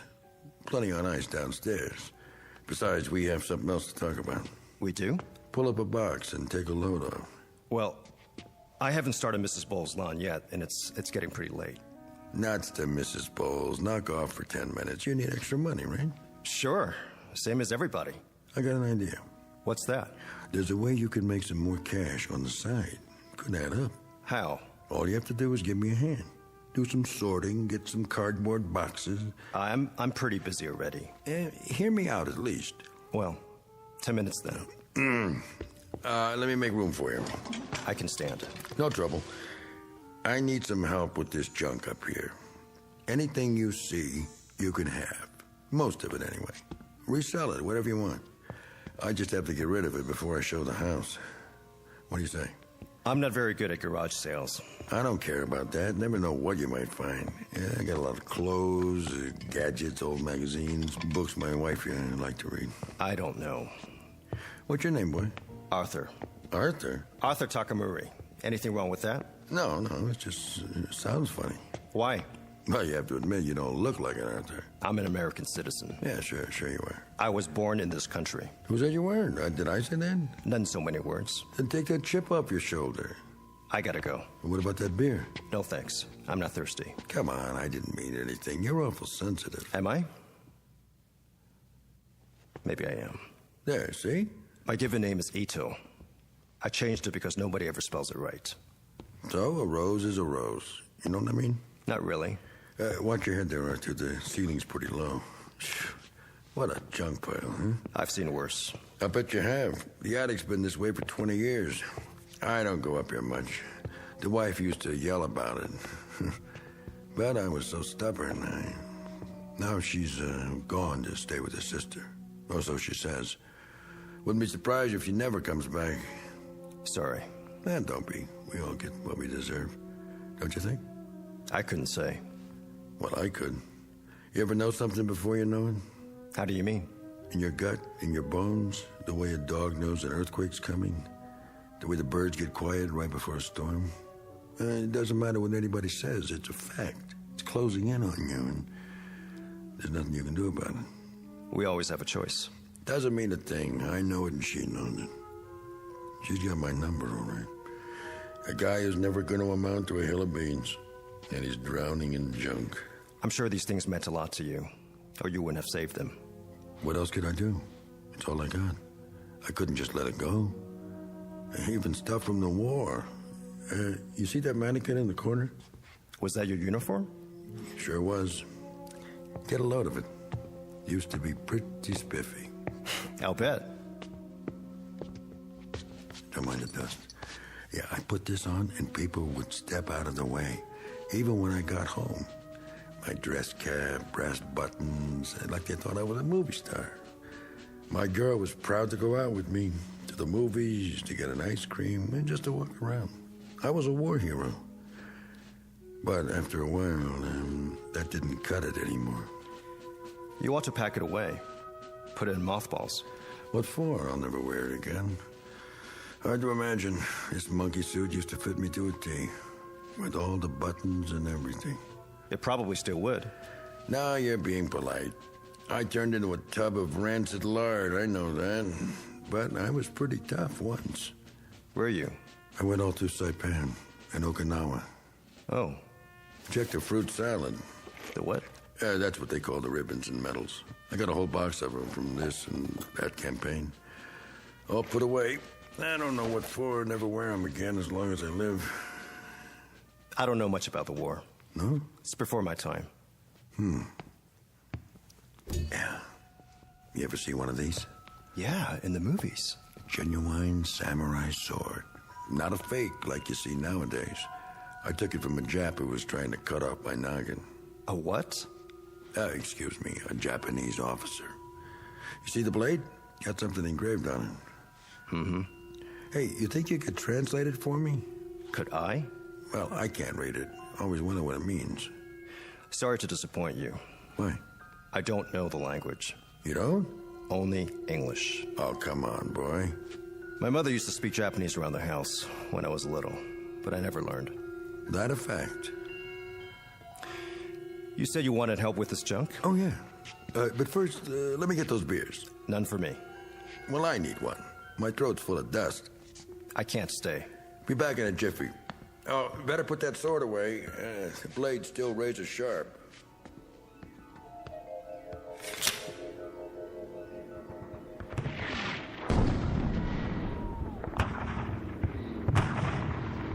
You!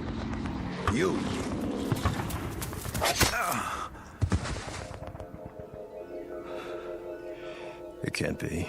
I don't know how or why, but I'm gonna kill this man. I'm gonna kill him. I can feel it. I'm gonna kill him with this sword.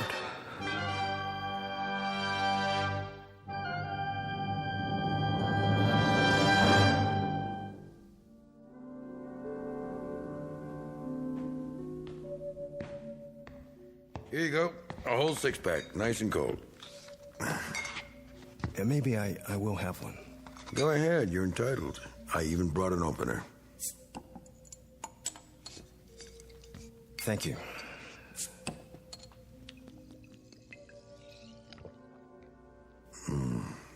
Always tastes better in glass, don't you think? Yeah, I guess so. You partial to beer, Ito? American beer, I mean. The name's Arthur.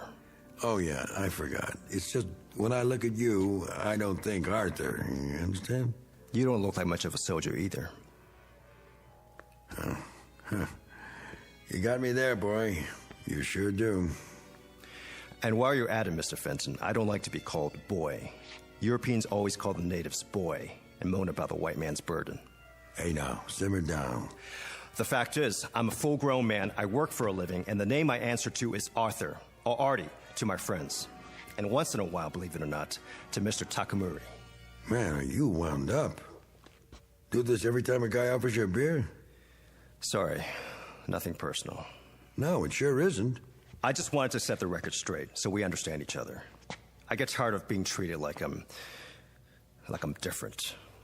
Let's forget it. The war's over. Yes, it is. And in case you don't know it, there isn't a serviceman who saw combat in the Pacific and doesn't respect the Japanese army. They fought like tigers. Well, that's what soldiers do. Fight when there's a war. It was a rare thing to take them alive. They just wouldn't give up. Is that supposed to be a backhanded compliment? I guess it is. Well, here's to bravery. Banzai. Okay.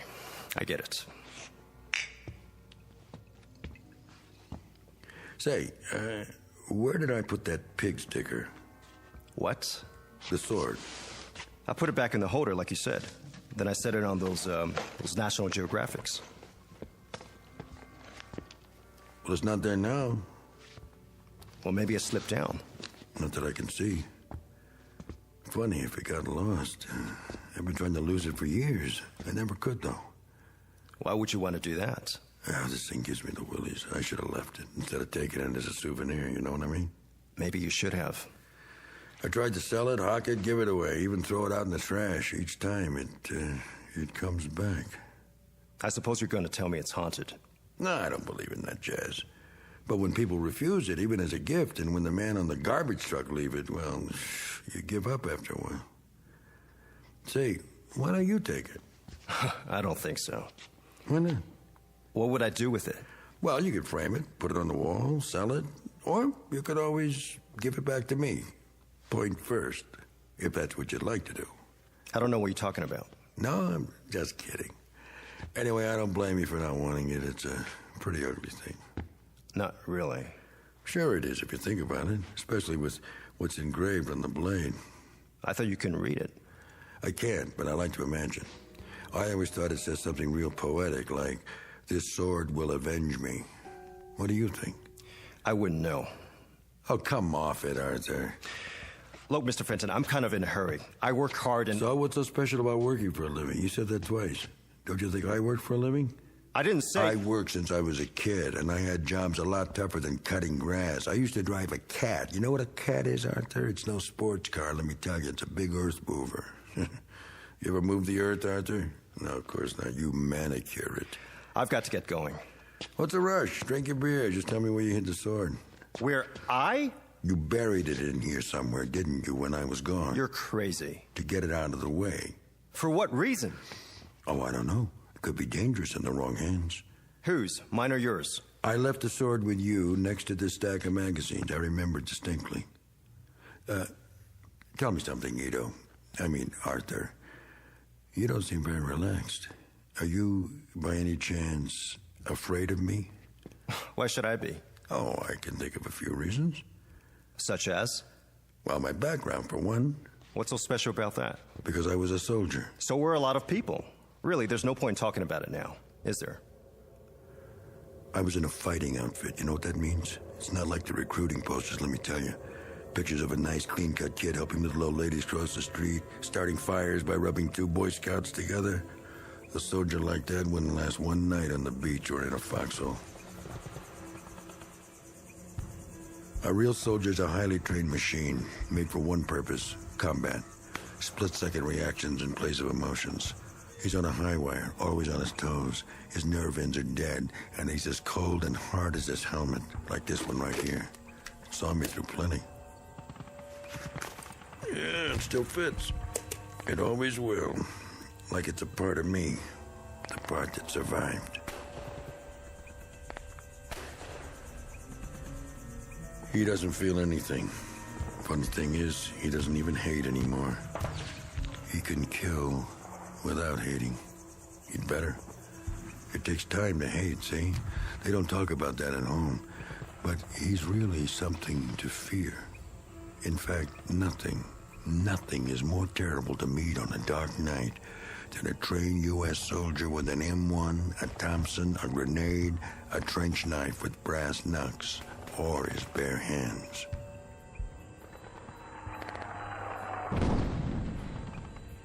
Yank! Come out and die! Some dirty little son of heaven was out there in the jungle just asking for it, so I thought I'd oblige. I started circling wide to get behind him. Yes, it was night. A very dark night. It was a simple exercise, basic training. All it took was someone with more luck than brains. Yank! Yank! Over here! Come out and die, Yank! I kept moving. Then I saw something. It was the machine gun nest. They had a great position up high behind the trees, so I stayed low and headed around the side. But before I got there... You!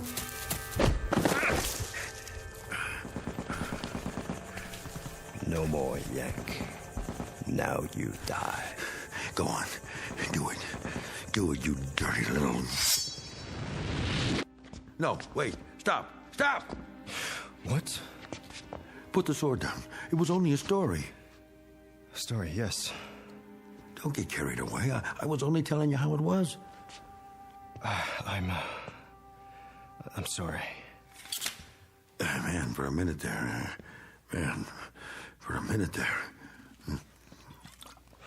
I don't know what got into me. Where'd you find it? What? The sword.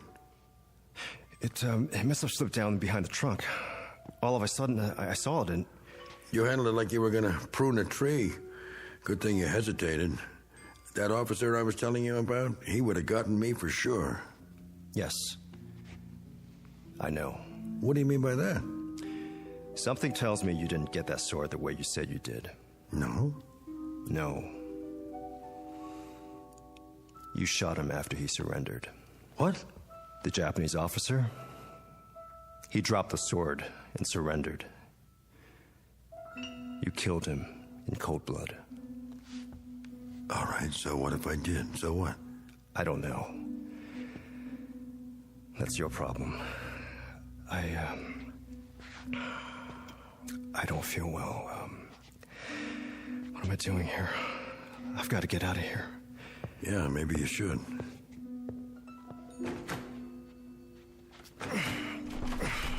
The door's stuck. You must be awful weak. Pull.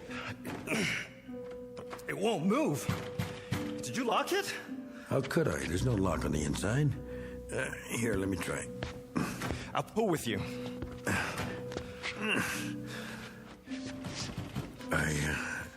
I guess you're not supposed to leave just yet. What do you mean? If I knew, I'd tell you, but I don't. I don't understand any of this, but I'd say we're locked in here together, just the two of us, for better or worse, till death do us part.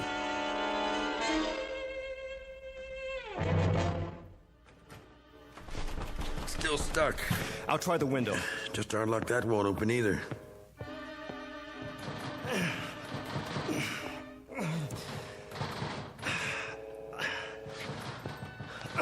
You're right. I don't know what's making it do this. It hasn't happened before. Never mind, there must be some tools up here. I can take the hinges off. Yeah, you do that. Forget the window. It's too high up to climb out. Of course, we could break the glass and yell for help, but that'll be a last resort. See if you can find a screwdriver. I wouldn't know where to look.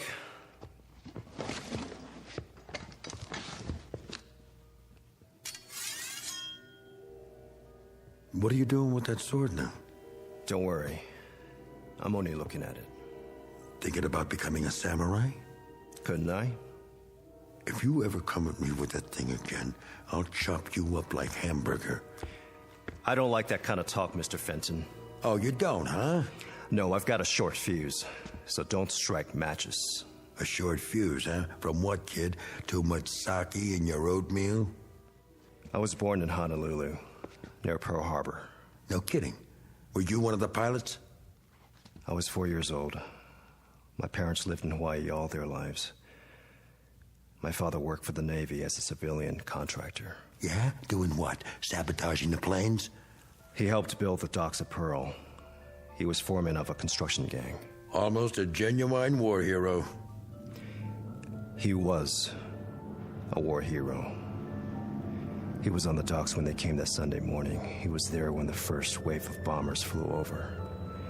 Standing there, watching men that looked like him, destroying what he built with his own hands. The plane circled overhead. I stood on the hillside where we lived and looked up at the sky and saw them.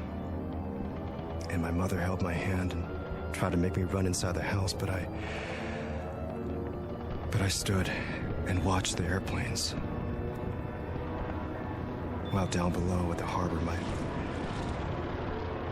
my father tried to warn the sailors, tried to tell the men on the ships what was happening, but the bombers came anyway, and I could hear the boom, boom, boom as the bombs exploded. And I could see the smoke, and my mother was crying. My father was yelling to warn the sailors, yelling for them to fire back. And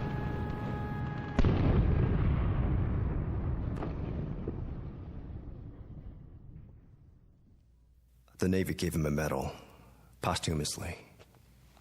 He was a hero. A great hero. That's some story. My mother and I were shipped to California 1 year later. We were placed in a relocation center. Yeah, I heard about those. Do you know what a relocation center is, Mr. Fenton? It's a fancy name for a concentration camp. That's where I grew up.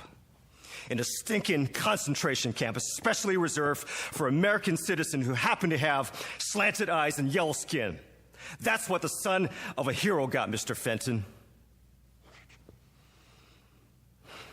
Sometimes I think they should have dropped more bombs. Easy, kid.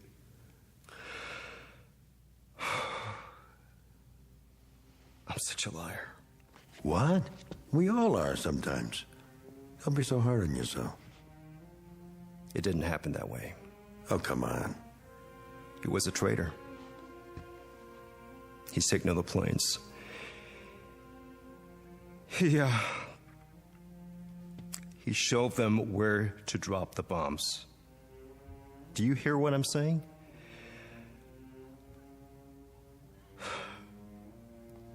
My old man was a traitor. Here, you need this. I gotta get out. Sure you do. The whole thing's stupid, isn't it? You come up here to make a few bucks and I ask you to have a beer because, well, if you want to know, I was kind of lonesome. You see, the wife got a little teed off at me before she left, but she'll be back. Wait and see. I guess maybe she's right. I do drink too much. You married, Arthur? No, I guess not. You know, you guys are way ahead of us as far as women are concerned. You really know how to treat them. It's an ever-loving fact. I saw it with my own eyes over there. And, Sonny, that's one part of Japan culture we could use. We give our women too much freedom, see? I mean, too much status. And what do they do with it? They kick us when we're down. That's what they do with it. Look, Arthur, you're a pretty nice Joe. I could tell that right away. That's why I asked you to stay for a couple of beers so I could admit to you, man to man, that it's been rough lately. The truth is I didn't retire. They canned me from the job. That's right, they put somebody else on the cat. Can you imagine that? Just because of a few lousy drinks? Why, Arthur, I've been driving that thing around since the war, slicing crummy lots for crummy houses out of the crummy hills. It wasn't the booze. That was just an excuse. It's the cheap labor they're getting nowadays. We let them in from everywhere, Mexico, Puerto Rico, foreigners. We make Hawaii a state, and what do we get? A lot of what? Say it. Oh, no offense to you, Arthur. You're different, 100% American. Born here and everything, not like your old man. I'm talking about those others who'll be trying to snatch your job, too. One fine morning, you'll show up and find some gook at work in your flowers, clipping your hedges, mowing your lawns, taking the bread right out of your mouth, and it won't matter if you're sober or not. They'll work a lot cheaper, so you've had it, buddy boy. Ooh, but I'm getting off the subject. The wife, like I say, she went to her sister's, said we were all washed up. Can you beat that? That's gratitude for you. But never mind, she'll be back. She knows which side her bread's buttered on, and if she doesn't come back, who needs her? A man can make it alone. Arthur, women are a dime a dozen. Anyone who's ever been to the Orient knows that. You're awful quiet, Arthur. Still holding on to that sword, huh? What's the matter, Arthur? Or do you want me to call you Ito now? I have nothing to say. Listen, don't take it so hard. I mean, just because your old man was a sneaky little double-dealing traitor, it doesn't mean you are. I mean, what the hell? You don't have to go and change your name and all and forget you know how to speak Japanese. There are plenty of sneaks and double-crossers on both sides. Like you. Hold it right there, buddy. You were no better. You were a murderer. You killed a defenseless man. Now take it easy. What happened on Okinawa? Well, you can't blame me. You know we had orders not to take any prisoners. That's right. No prisoners, they said. Seems the little monkeys were coming in with their hands behind their heads and grenades in their loincloths, and they'd pitch them at you without the slightest hesitation the first chance they got. The kamikaze philosophy. So, no prisoners. That was the order, straight from topside. You had your philosophy, too. You can't hold a man responsible for obeying orders, can you? You get shot in wartime for having a mind of your own. Follow orders if you want to stay alive. Oh, yeah, I know, those Nazi generals in Nuremberg. You're going to bring that up. Well, let's face it, they had a point. They were ordered to do what they did, and they had to obey. The oldest offense in the world. So, who's guilty of what? Think about it. Where does it begin and where does it end? In the Pacific, we were told you people were some species of ape, not even human, so we shouldn't worry about burning you out of caves. Today, all of a sudden, you're fine people, highly cultured, and it was all propaganda about your lousy transistor radios. Is that all we represent to you? Come on, Arthur, put down the sword and let's have another beer. Stay where you are. I don't like to drink alone. And to tell you the truth, I'm a little shaky today. Last night, I put away a fifth of scotch. Can't hold your liquor, huh? Arthur, don't you get it? The wife up and left me. I'm all alone now. And yesterday, when I called about getting my job back, the foreman hung up on me. I'm not a bad guy, Arthur. Why is all this happening to me? All right, don't answer. Kill me if that's what you're here for. Go ahead, I dare you. What's that? Your judo pose? I told you I'm a trained soldier. Okay, Ito, come on. I'm waiting for you. You're ridiculous. Oh, so that's it. You're trying to scare me. So all right, I'm scared, but not of dying, of living. I can't make it anymore, Ito. Or Arthur, or whatever your name is. There's nothing left, nothing. I got a box full of decorations for killing highly cultured people. And I've been pushed and pulled this way and that till I hate everyone in the world who's not the same as me. Look, I'll prove it. Come and get your beer, you dirty little chap. Why, you? Just bring it. I'm ready for you. How do you like that, huh? Judo, nothing. Good old American beating. Stand up and take it. Oh, you can't, huh? Well, here, I'll finish the job for you with a razor-sharp samurai sword. You don't have the guts. No? No? No.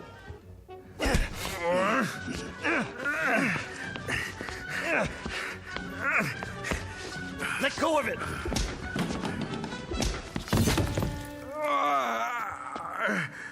Pick up the sword. Pick it up. Where is it? You gonna keep holding on to it? Roll over. Let's see what...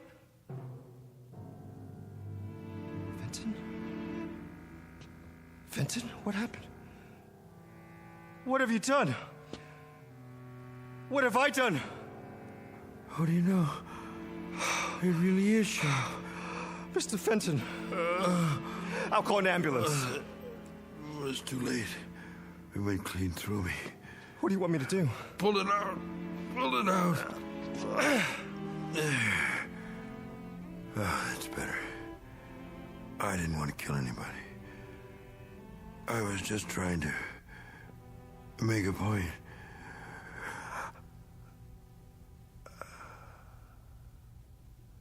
Oh, my God.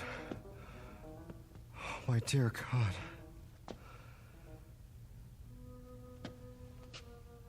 Arthur? Mrs. Pratt? Fenton, is Arthur in there with you? Mr. Fenton?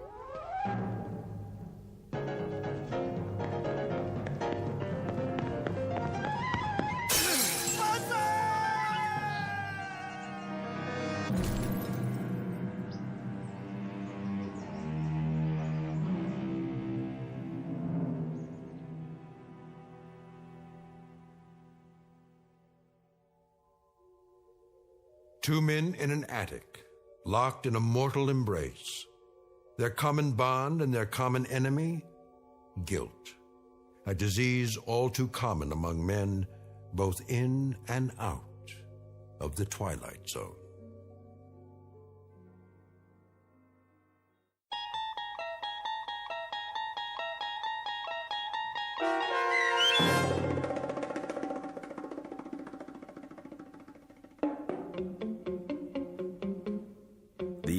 Encounter, starring Stacy Keach and Byron Mann, was adapted for radio by Dennis Etchison and written for The Twilight Zone by Montgomery Pittman. Heard in the cast were Linda Ryder and Ilissa Fraden. The producers of The Twilight Zone wish to thank CBS Enterprises and the Rod Serling Estate for making this series possible. This copyrighted radio series is produced and directed by Carl Amari for Falcon Picture Group. Sound design and custom Foley effects for The Twilight Zone by Cerny American creatives Bob Benson, Craig Lee, Michael Slaybach, and Matt Sorrow. To learn more about The Twilight Zone radio dramas and to contact us, visit our official website at twilightzoneradio.com. Doug James speaking.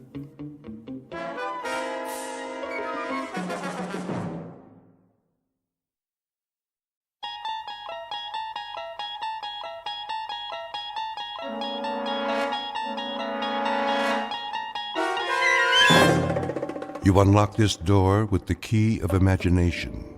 Beyond it is another dimension, a dimension of sound, a dimension of sight, a dimension of mind. You're moving into a land of both shadow and substance, of things and ideas. You've just crossed over into the Twilight Zone.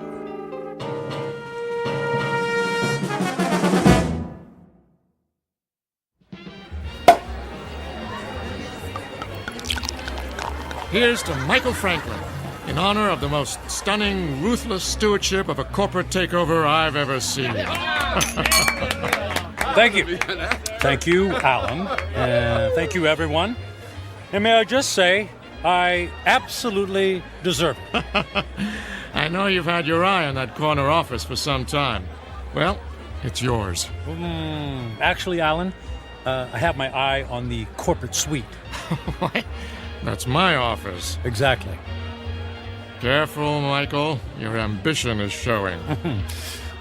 Well, my ambition is what made this deal happen. My ambition is what allows our billable hours to skyrocket every quarter. And my ambition is what will eventually lead me to not only your office, Alan, but to your company-paid condo, your company-paid Mercedes, and your company-paid weekly $200 haircuts and manicures. Just kidding. I have to admit, you had me going there, Michael. I have no doubt that someday you will occupy my seat in the company. But we'll have to wait and see what the future holds. Tut, tut, no harm in celebrating. Speaking of the future, check out that wild-looking old woman sitting behind the table. Wearing that colorful headscarf with all the jewelry? She looks like a contestant for Best Halloween Costume. No, I think she's telling fortunes. See how she's looking at that guy's hand? Let's go see what she has to say. Alan, you don't believe in this stuff, do you? Of course not. It's just for fun. On the other hand, maybe she can give us a hot tip for our next takeover target.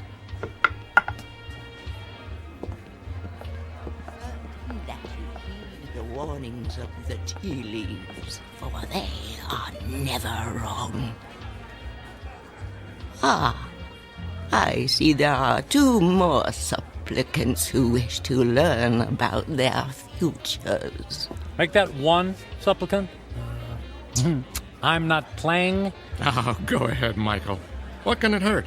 I put my faith in real things, Alan, like profits and a well-written prospectus and a robust return on an investment dollar. And people? People are the least reliable things on the planet. Well, anyway, I'll spring for your reading. How much is it, please? For this most rare and deep connection to the mystic masters of the cosmos, the charge is $5. $5? Whew. It's highway robbery. All in good fun and worth $5 to find out what's next for the amazing Michael Franklin. There you are, my good woman. The mystic masters thank you. Yeah, I bet they do. Please be seated and give me your right hand. What's wrong with my left hand? The right hand crosses the body's meridian, connecting directly to the humors of the heart. through the intercession of the soul. Oh, I'll say this for you. You've got the sales pitch down pat. Please close your eyes and focus your thoughts on your inner golden light. I would have guessed that green is your color. Michael, quiet. All right, I'm quiet. I'm focused. Watch as the golden light moves toward you. Slowly, it surrounds your consciousness. Surrender to its mystery. I never surrender. The mystic masters perceive you as a man who values work above all else. She's got that right. She could have said the same thing about anybody in this bar.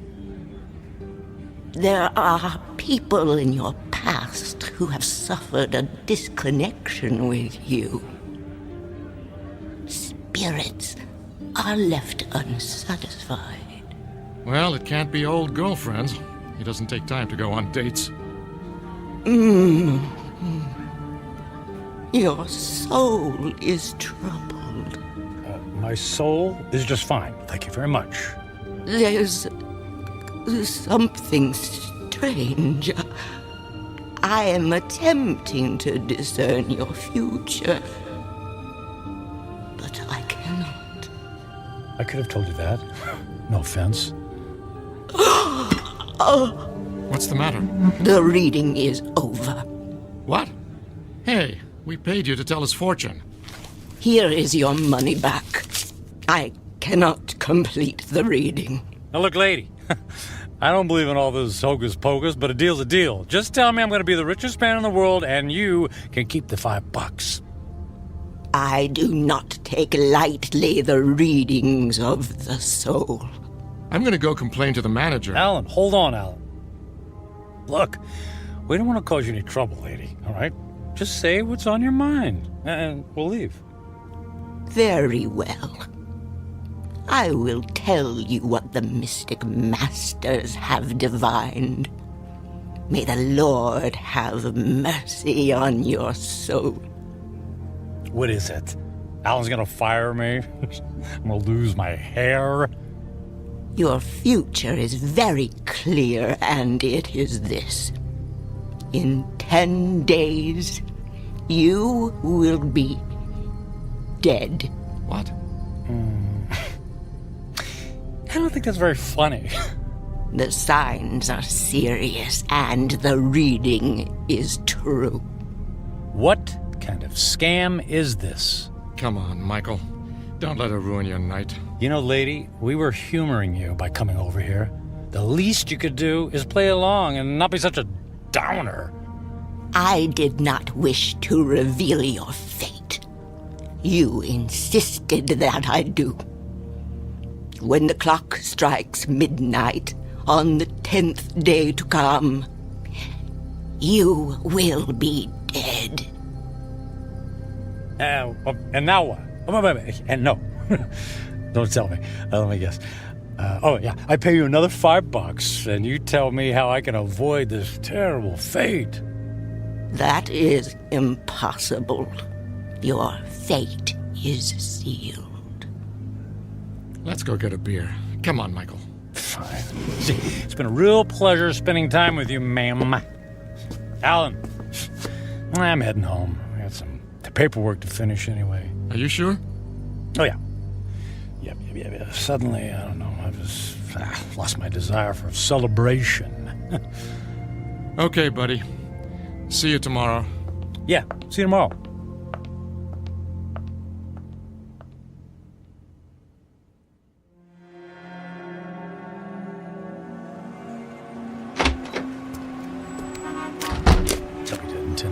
I'll be dead in 10 days. Jeez. God. Con artist. Hey. Come on. Where's a taxi when you need one? Oh. Hey, taxi! Taxi over here!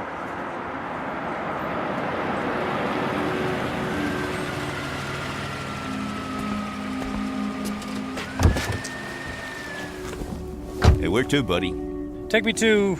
Hey, pal, you okay? Feel dizzy. You don't look so good. I need... Hey, buddy. Oh my gosh, he passed out. Gotta get him to the hospital.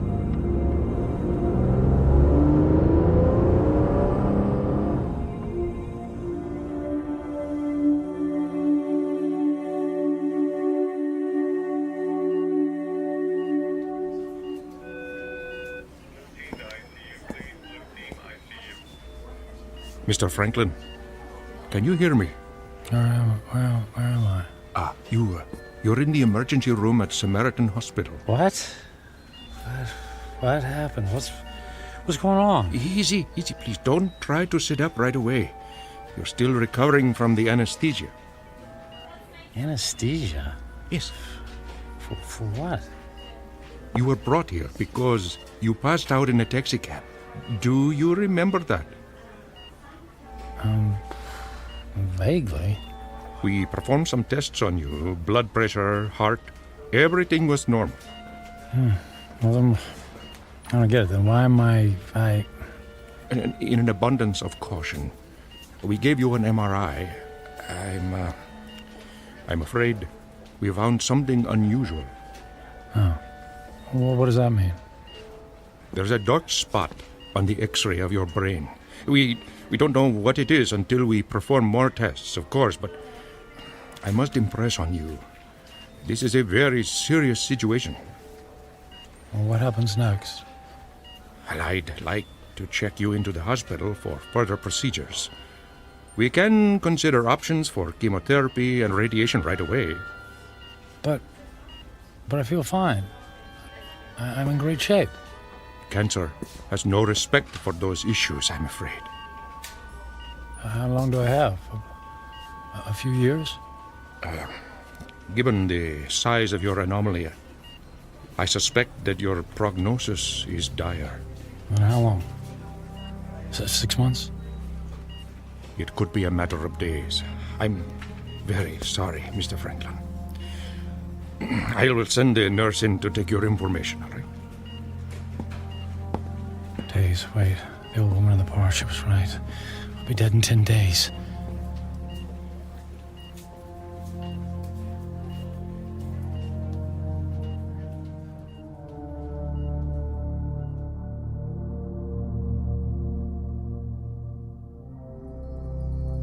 Portrait of a man frozen in the amber of fear. Michael Franklin, workaholic captain of industry, ruthless to his enemies and dismissive of routine human interaction. Given a prognosis that would send a chill of terror down the spine of the most stalwart of men, he is faced with the rising specter of his own mortality. But even worse, he stares into the rear-view mirror of a life only half-lived. Devoid of true friendship, with only a string of consummated business deals to mark his measure, Michael Franklin is about to embark on a frightful journey of self-examination that can only be experienced in the land between regret and insistent memory, a land we like to call the Twilight Zone.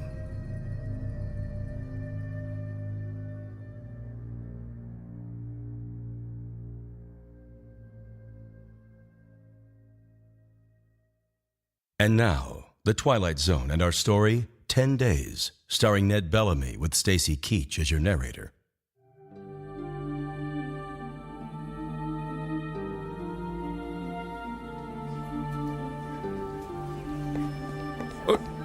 Nurse! What happened to the patient who is in this bed, Mr. Franklin? I just saw him a moment ago, Doctor. I have no information about his condition. I certainly hope he isn't about to do something foolish.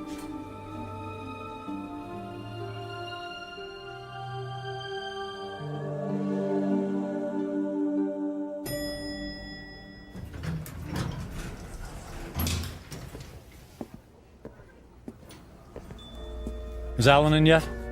Oh, yes, Mr. Franklin. Are you all right, Mr. Franklin? I'm fine.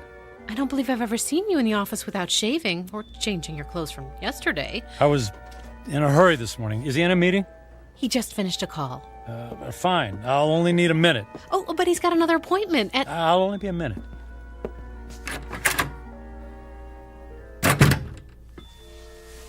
Michael, you look like you haven't been to sleep all night. Isn't that the suit you wore yesterday? Don't tell me you went out to celebrate without me. Alan, I quit. Yeah, me too. Alan, listen to me. I'm quitting. This is some kind of joke, right? I would appreciate it if you would expedite the disposition of my account. I want to close out my portfolio. I'm cashing in my stocks. I need my retirement funds and my annual bonus, every bit of it. Michael, you're talking crazy. What are you doing? What's this all about? What part didn't you understand? I mean, you can't just quit. But I just did. What on earth for? Personal reasons. Personal reasons? After all these years of working together, you offer me that? Correct. Michael, if this has something to do with that crazy old woman who told your fortune last night... It's not that. I just decided to take my career in a different direction. I've just been thinking about making this move for a long time. I don't believe you. Alan, no offense, but I don't care if you believe me or not. I've made my decision, and I'd like you to honor it. You realize that if you disassemble your corporate portfolio early, there will be substantial penalties. Not to mention the perks you'll be losing. The company car, the country club membership, the center court basketball tickets. Can you have the accounting department wrap everything up right away? Oh, and I'd appreciate all of the various income streams to be folded into one check. That check will be worth several $1 million. Yes. Well, I can't say I approve of what you're doing, and I can only hope you have a good reason, even if you won't tell me. Could you make the call, please? I'm in a bit of a hurry.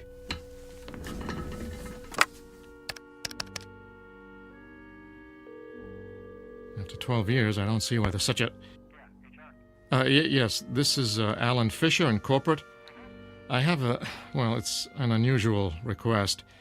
Michael Franklin has decided to leave the firm, and he wants all of his outstanding monies gathered into one check for immediate pickup. Yes, I understand the amount is substantial. Very good. He'll be right there. All right, Michael. The check is being... Michael? Michael? Where did he go?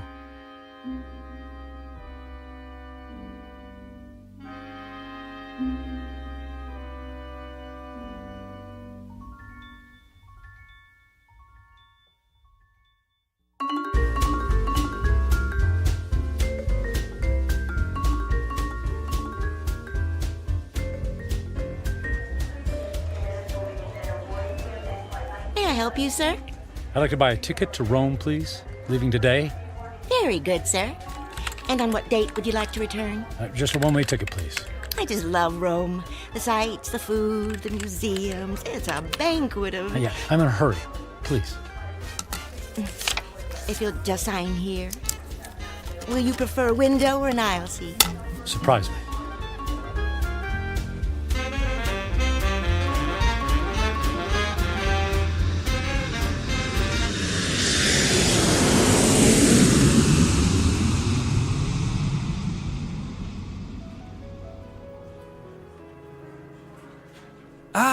Mr. Franklin, welcome to the Grand Hotel, Rome's premier destination. Our presidential suite has been prepared. All 3 fireplaces are ablaze, the champagne is on ice, and your veranda opens onto the courtyard where Rome's finest string quartet is waiting to play for you. And of course, an entire staff of valets are at your disposal. And the concert tickets for this evening? The limousine will gather you at 6 o'clock. You will be driven directly to the private entrance where a personal elevator will whisk you to the ambassador's box. Only the finest for you, Mr. Franklin. Bravo! Wonderful!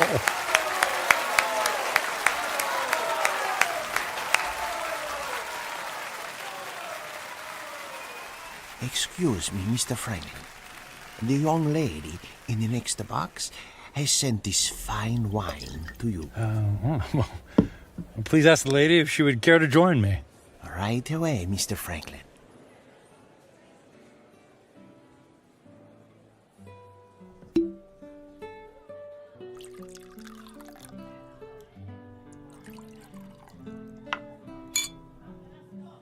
haven't seen you at the theater before. Do you come to Roma very often? You might say this is a once-in-a-lifetime vacation. I want to see and do everything. All the finest foods, all the finest wines. I want to hear the best music and experience all the riches the world has to offer. All at once? Why settle for the ordinary when we can fill our lives with the amazing? Oh, you are a man of action. Speaking of action, would you care to dance? I would love to dance, but not here. There's a fabulous nightclub in the center of the city, very exclusive. The limousine awaits.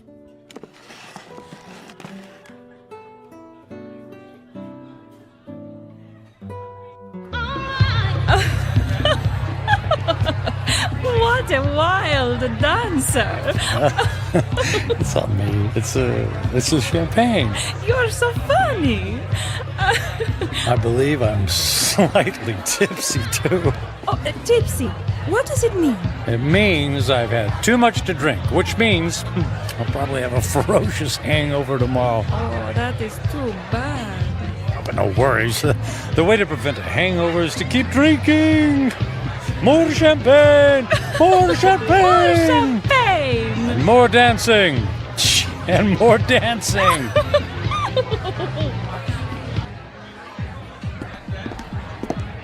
Michael, are you sure you can afford to buy drinks for the whole restaurant? That's only money. And look how much fun they're having. Look how much fun I'm having. Waiter! Another round for my friends. 3 cheers for a friend Matthew. It's Michael. Okay, cheers for Michael.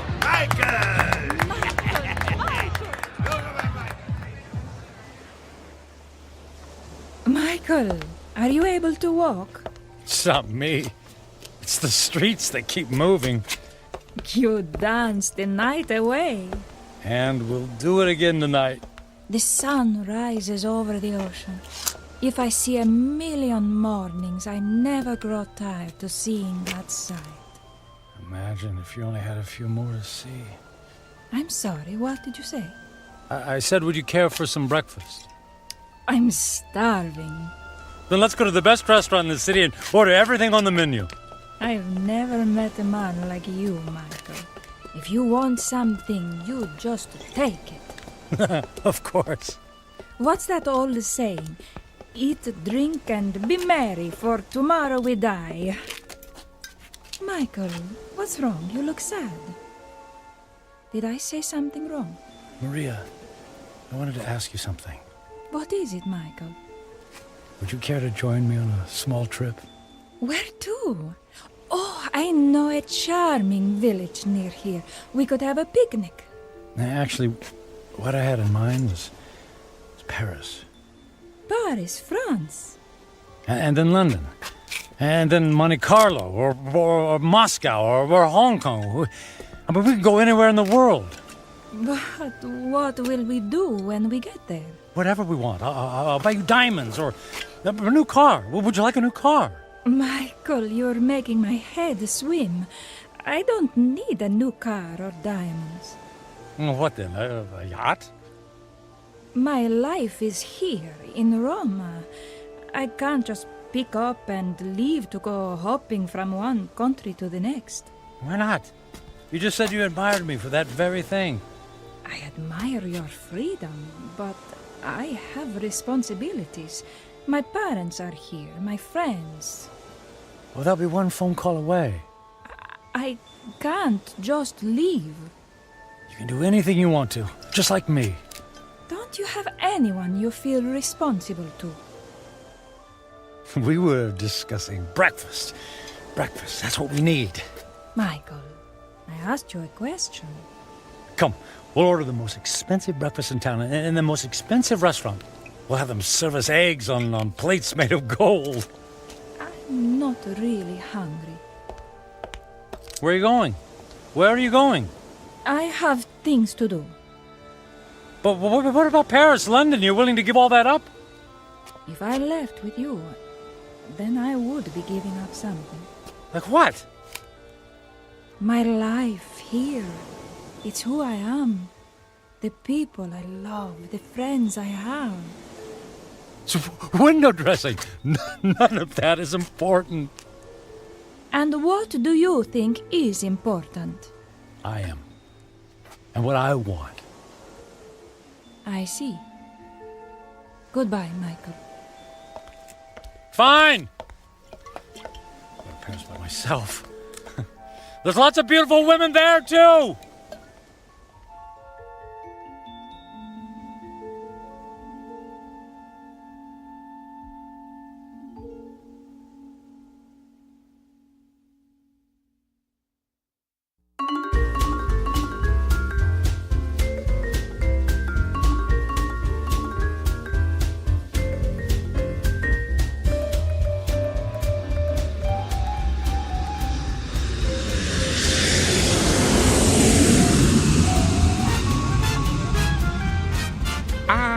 Bonsoir, Monsieur Franklin.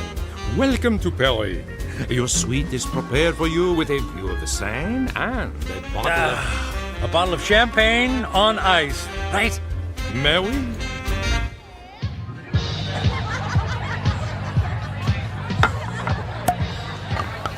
What did you say your name was? My name is Angelique. I'll call you Angel, my beautiful French angel. What about you, my dear? I am called Giselle. Ah, Giselle. Giselle, I knew her well. Oh, you are so silly. I'm Michael. But why don't you call me Mike? Nobody ever calls me Mike anymore. Not since I was a little boy. Were you as naughty then as you are now? I was a good boy. Very smart. In fact, I was smarter than everybody. Did you know that? I was better than all of them. Oh, you are a good person, Mike. Nobody ever bought me a pearl necklace on the same day I met them. I'll buy you another one tomorrow. Hey, we need more caviar here, garçon. More caviar, s'il vous plaît. But Mike, we have 2 bowls full on the table already. They're 10 minutes old. We need fresh caviar. The freaking caviar. Let's dance. Mike.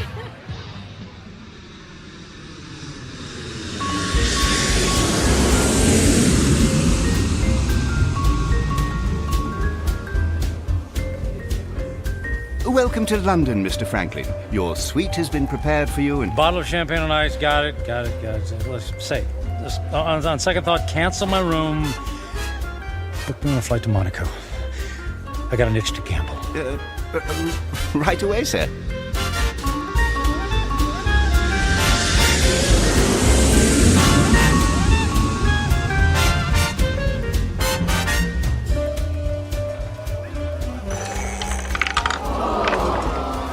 And the number is 29, red. Don't worry about it. It's only money, and there's plenty where that came from. Another 10,000 in chips, please. Is the gentleman sure he has already lost several $100,000? If the gentleman wanted to hire a babysitter, the gentleman would have done so. You understand? As the gentleman wishes.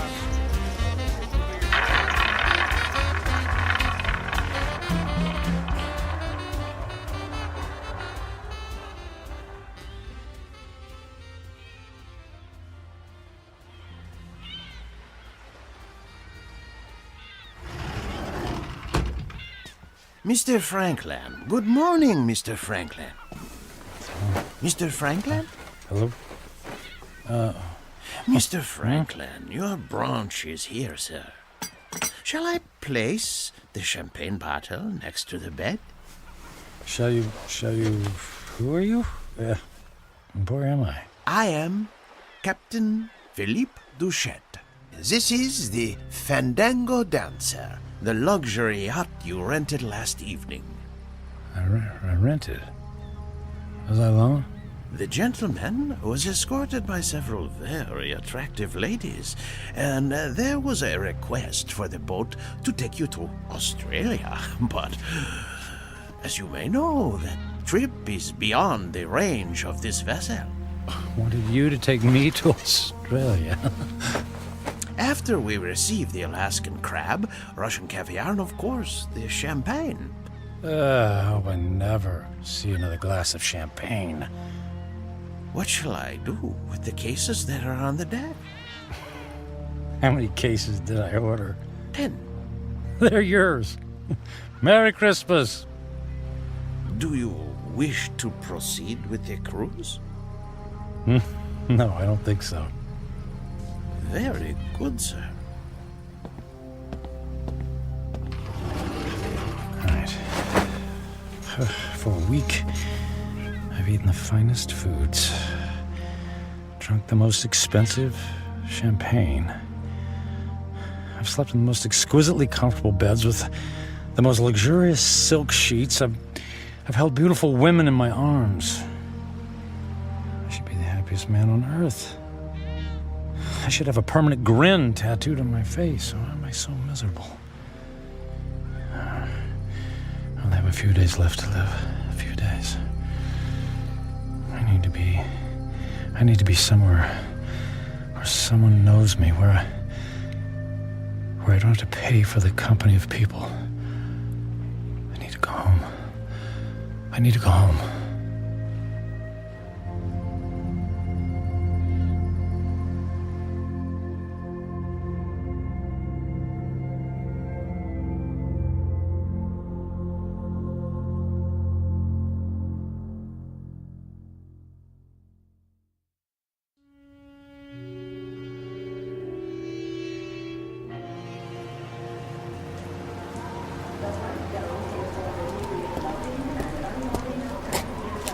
Taxi! Taxi, over here!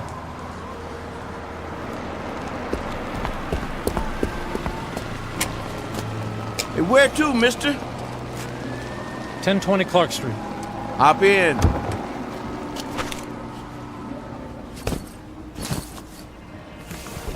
Looked like that wind was gonna take you away, mister. We flew in through the storm. It was quite a bumpy landing. Well, it'll probably blow over soon. Say, I don't think I've seen you around here before. Well, I haven't lived here for quite some time. That must be it then. Oak Grove being such a small town and all, I know just about everybody around. Yeah, well, as I said, it's been a few years. Just visiting? That's right. Family? Not really. What'd you say your name was? I didn't, but it's Michael Franklin. Your dad was the high school teacher. That's right. Oh, I don't think I remember seeing you at the funeral. What was it, 4 years ago? I wasn't here for the funeral. You didn't come to your own father's funeral? Not that it's any business of yours, but I had meetings in Japan and couldn't fly all the way back here. Is that all right with you? Is it okay with you? Look, if you don't mind... You'd prefer if I stopped flapping my gums, right? Well, I wasn't going to put it like that. Not to worry. The wife says I'm 99% hot air. It's just that I've been flying for the better part of 24 hours. Jet lag and all that, you know. Well, say no more. My lips are sealed. Anyway, here we are. 1020 Clark. Let me help you with your bag. It's all right. I can manage. Here you go. Keep the change. Mister, do you know you just paid me with a $50 bill? Huh? Oh, yeah. Yeah, that's fine. Well, you have yourself a really fine day, because I sure will. And you be careful in that wind, you hear? Well, something tells me it's not the wind I'll have to worry about.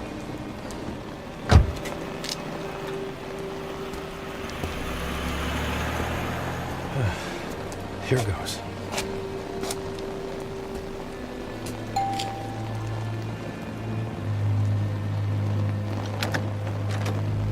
Hi, Carrie. Surprise. Michael? What are you doing here? It's a long story. May I come in? Well, It's pretty windy out here. I suppose so. Thank you.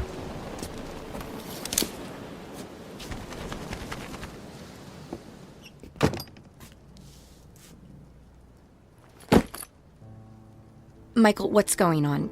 You just show up on my doorstep after 4 years? Well, you know me. Spur of the moment. You are not a spur-of-the-moment person. You plan everything in your life. I wouldn't be surprised to find that you plan how many times you blink every day. Well, the truth is, I don't have any place else to go. That sounds dramatic. It's true. What about the penthouse? It's gone. The beach house? Gone. They're all gone. I sold everything. I thought you went through your midlife crisis when you left me. Apparently, it's still going on. Please, Carrie, I don't want to fight. Then what do you want? I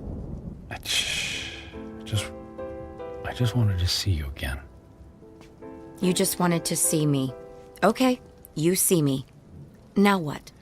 Do you mind if we sit down? Michael, I have to be at work in an hour, and I'm in the middle of a term paper. You went back to school. I'm getting my master's. That's wonderful. Congratulations. Thank you. I mean, you planned it for years. It's great that you finally decided to do it. Yeah, well, if there's nothing else on your mind... So, how have you been? Busy.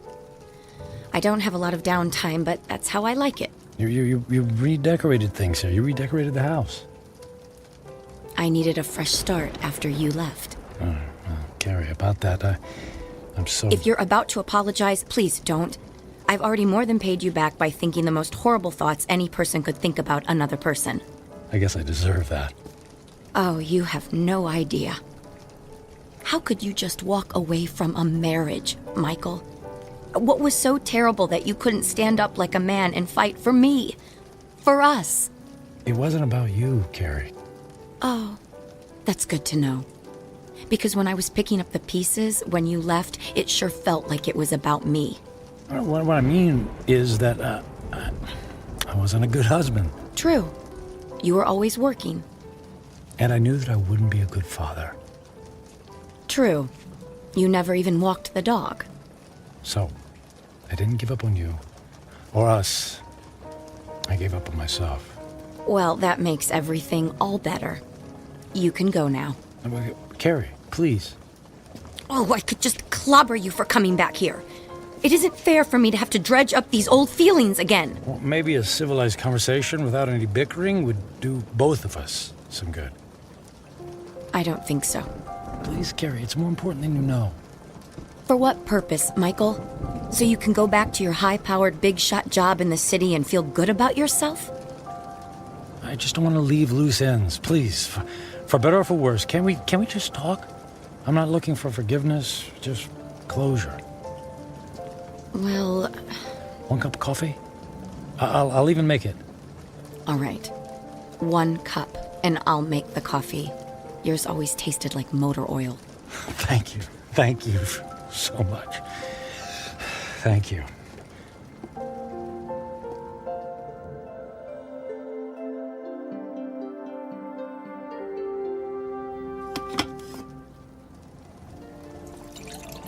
So you quit your job, sold your homes, and now you're here. It doesn't make sense. Yeah, about that. I guess I just realized that being a workaholic isn't very much fun, after all. But that's all you know. When we were married, you barely slept at night. You were up early to track the Asian stock market. You stayed up late to finish paperwork. I can count on one hand the number of times we actually went out on anything resembling a date. And even when we did go out, you acted like it pained you to be away from your business calls. That is all over now, Carrie. Money doesn't mean a thing to me. I find that hard to believe. Believe it. It's true. So, what? You're gonna take up oil painting? Or become the stand-up comedian you always wanted to be? Nothing like that. Actually, it's quite serious. Last week, What was that? It came from the living room. Oh, the tree! The wind knocked the tree into my house! Carrie, wait a sec. Carrie, don't go over there. It might be dangerous. That's a tornado warning! Oh my god! The house across the street! The roof just caved in! All right, look, let's get into the basement. The power just went out! I have flashlights downstairs. Wait, outside, look. What? Michael, come on, there's no time! Oh, look, in the street, there's a kid in a bike. Oh no! That's Jimmy from next door! He doesn't know which way to go. Oh, Michael, he's going to be hurt. I'll get him. Michael! What are you doing? Michael! Jimmy! Jimmy, keep your head down. Jimmy, I'm coming for you. Help me! I'm right here, buddy. I'm right here. I'm gonna carry you into the house, okay? What about my bike? I'll get you a new one. Let's get out of the storm, okay? Okay. Put your arms around my neck and hold on. I'm trying. Squeeze real tight, Jimmy. I'm scared. And I'll be brave for the both of us, Jimmy. Okay? Got to get the door open. Michael, I can't budge it. Terry, push. Push as hard as you can. Terry, push. Pushing. Harder. As hard as you can. There, you got it. We made it. We made it. Into the basement. Come on. Come on, Jimmy. That's it. Let's go get safe. Okay.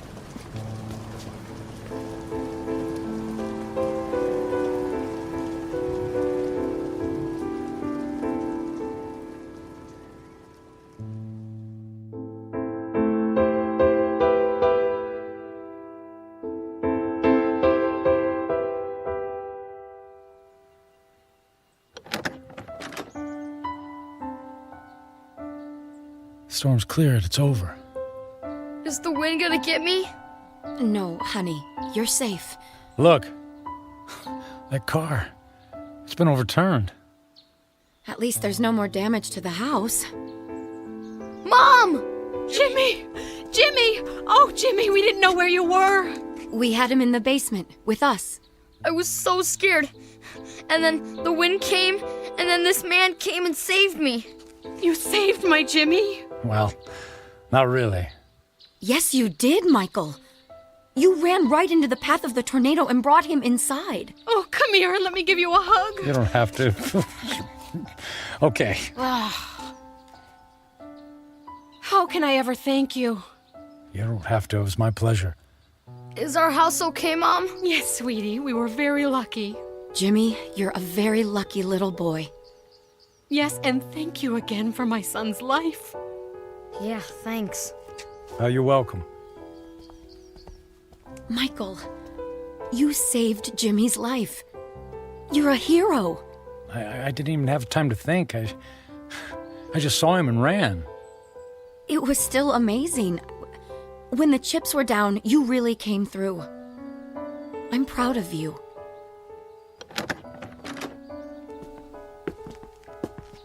Oh, look. Look at the damage in your living room.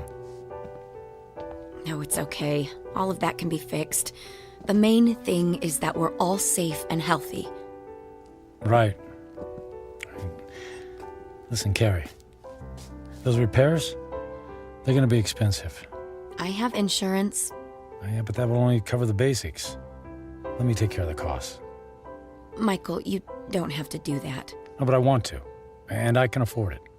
But you can't just drop that kind of money on a problem that isn't yours. And listen, all I know is that when I helped Jimmy just now, it felt good. It felt better than anything I've done for a long time. And the idea of helping you out with bills feels good, too. So please, just let me do this. Well, I'm not in a position to turn down a gift like that. But what about you? Before the storm hit, you were about to tell me something. You said it was serious. It doesn't matter now. Are you sure? Yes, I'm sure. Here, let me write you a check before I leave. Are you going so soon? You just got here. Yes, I think I got what I was looking for. Here you go. Now listen, don't you look at it until I leave, okay? I promise. Where are you going? I have some business to finish. Goodbye, Carrie. Goodbye, Michael.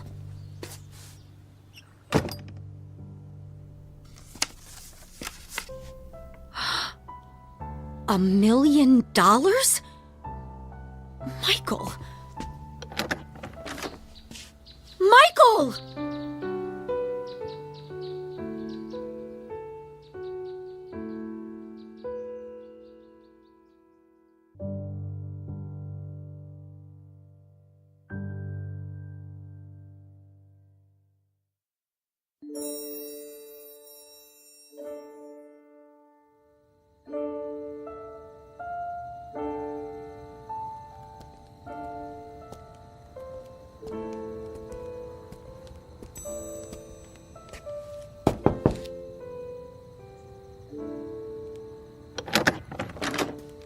Yes? What is it? Forget the late hour, Reverend. I realize it's nearly midnight, but I wanted to visit the chapel and the door's locked. Unfortunately, in these times, we must protect ourselves against theft. The doors remain locked overnight. Is there any way I could just go inside for a few moments? No, I'm sorry. If you can come back in the morning, yeah. But you see, tomorrow morning will be too late. I only have tonight. Mm-hmm. It always seems that way, my son. But have a little faith. Please. Go home. Get some sleep. I don't have a home anymore. I've just come in from the airport. I came straight here. Please, it's more important than you know. All right. You seem to be in great need. Thank you. Thank you, Father.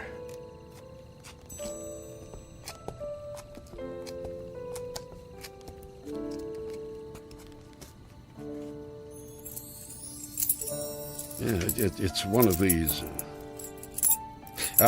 Here we go. I'll come back in 10 minutes. I won't need more than 5.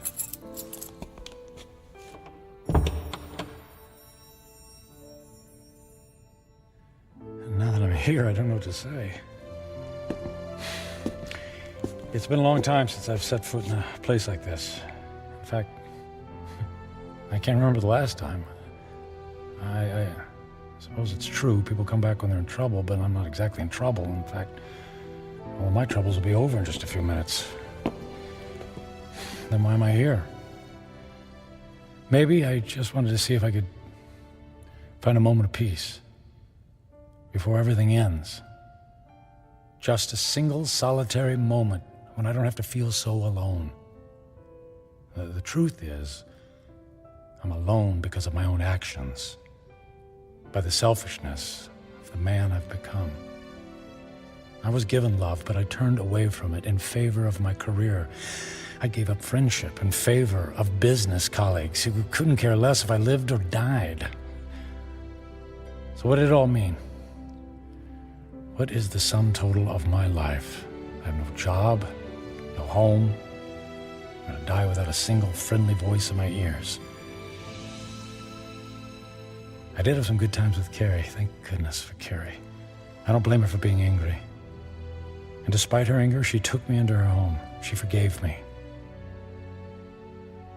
And Jimmy, I saved his life. He'll have a chance to grow up, to have a family and a little boy of his own. I gave that to him. I did make a difference after all. Maybe I had to go through it all so that I could be there to save his life. If that's true, then it's worth it. I'm glad things turned out the way they did. I did something worthwhile. My life mattered after all.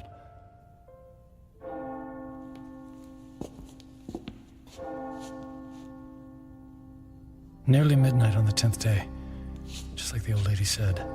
When the clock strikes midnight on the 10th day to come, you will be dead.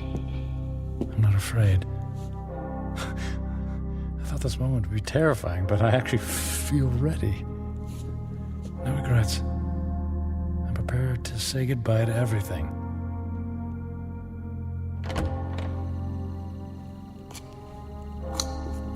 Excuse me, sir. I'll have to ask you to leave now. Yes, I'll go, and thank you. From the bottom of my heart, thank you. No, may I ask one favor? What is it? If anyone asks, can you tell them I was ready and that I was grateful? Grateful? For what? For everything. It was all a gift.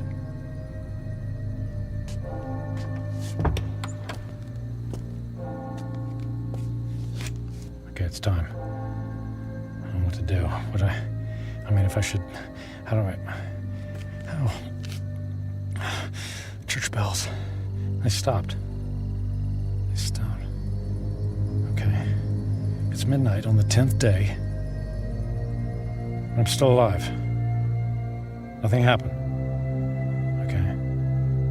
Nothing's happening. The old woman said I had 10 days to live, that I would die at the stroke of midnight. She lied. She lied.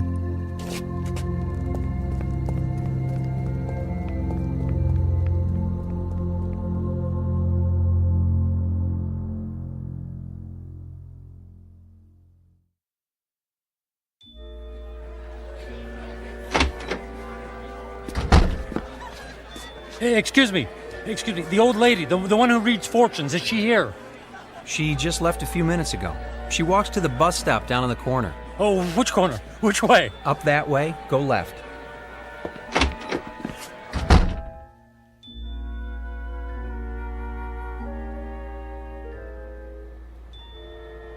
Where is she? Don't let her be. Ah, there she's in. Hey, don't get on that bus. Wait. What is it? Who is calling? You lied to me. Who is it? Who are you? What do you want? Look, I'll stand in the light so you can see my face. Now, do you remember me? Ah, yes. The angry man. And I'm still angry. You told me in 10 days, at the stroke of midnight, I'd be dead. 10 days are now over. I sold my home. I shut my life down because I believed in you. Yes. I told you that in 10 days you would be dead. So? And I was correct. The man I spoke to 10 days ago is dead. What? What do you mean? That man was selfish and cruel. That man was friendless and meaningless. Can you say the same things about yourself today? I guess not. He's gone. Bury him. Give yourself the rarest of all gifts in life. A second chance. A second chance? Huh. Sounds too good to be true. And yet, here it is, yours for the taking. You're right, things are different now. I don't know how to thank you. Live for someone other than yourself. That's the best thing any of us can do. Actually, there might be someone willing to let me try. And her name is Carrie. Thank you. Thanks for the second chance. Thank you.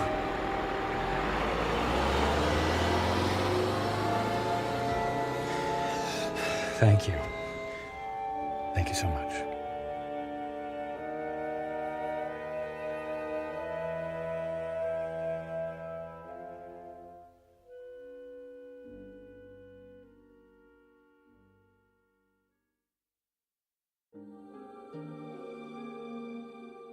Michael Franklin, a man on a mission to burn every bridge even before he made his way across. Stung by the terrible knowledge of his impending demise, his journey toward redemption faced a detour of intoxication and self-indulgence.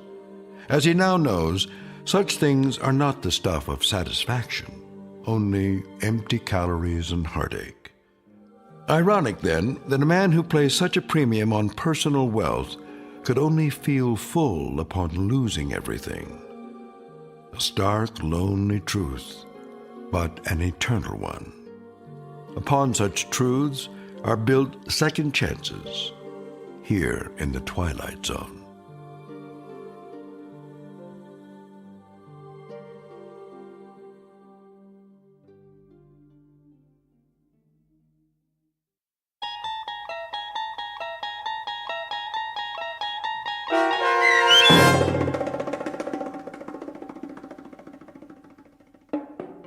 "10 Days," starring Ned Bellamy with Stacy Keach as your narrator, was written for The Twilight Zone by Mark Valente. Heard in the cast were Linda Ryder, David Darlow, Ernest Berry Jr., Roger Mueller, Tony Makis, Saskia Bellori, Joby Cerny, Elizabeth Lido, Martin A. Strope, C.J. Amari, Molly Glynn, and David Pasquesi. The producers of The Twilight Zone wish to thank CBS Enterprises and the Rod Serling Estate for making this series possible. This copyrighted radio series is produced by Carl Amari and directed by Joby Cerny for Falcon Picture Group. Sound design, custom Foley effects, recording, and editing are produced in the Cerny American Sound to Picture Theater by sound designers Craig Lee and Todd Beyer. Music for The Twilight Zone is provided by CBS and American Music Incorporated, New York. To learn more about the Twilight Zone radio dramas and to download episodes, including 6 free episodes on our homepage, visit our official website at twilightzoneradio.com. Doug James speaking.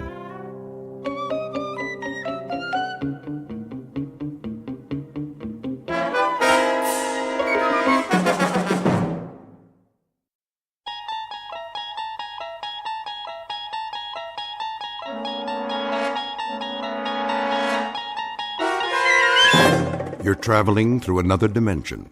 A dimension not only of sight and sound, but of mind. A journey into a wondrous land whose boundaries are those of imagination. Your next stop, the Twilight Zone.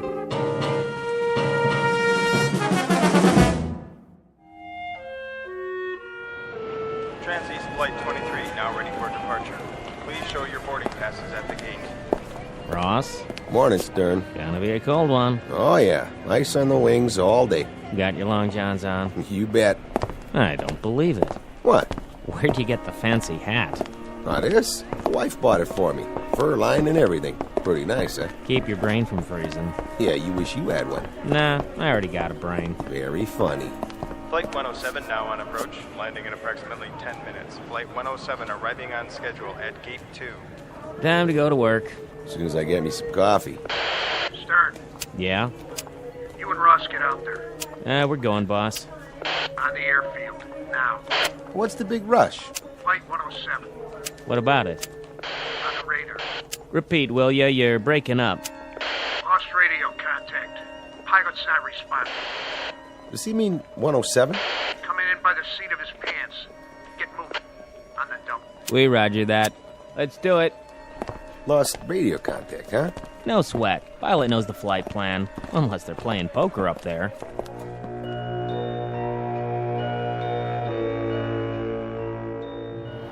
Here she comes. Lined up perfect. Wait a minute. That's not 107. It's gotta be. Yeah, but she looks different.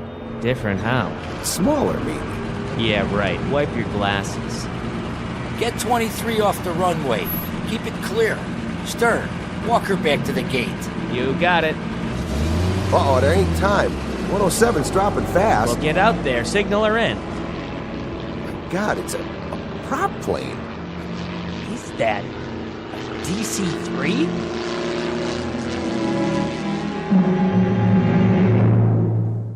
Mr. Stern is correct. What is about to touch down is a DC-3. Despite the loss of radio contact, not an eventful arrival, which is no surprise. Most airplanes take off and land as per schedule. Very seldom do they crash. But all airplanes can be counted on to do one or the other.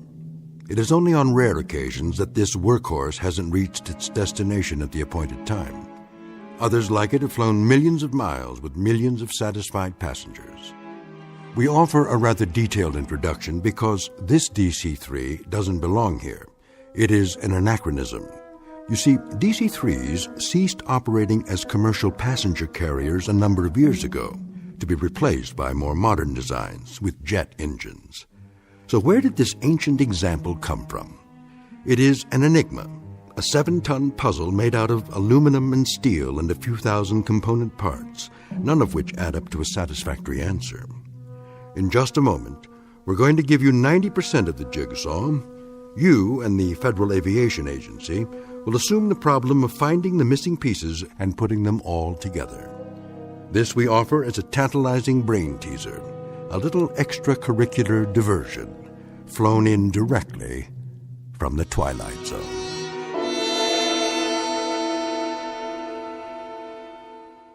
And now, The Twilight Zone and our story, The Arrival, starring Blair Underwood, with Stacy Keach as your narrator.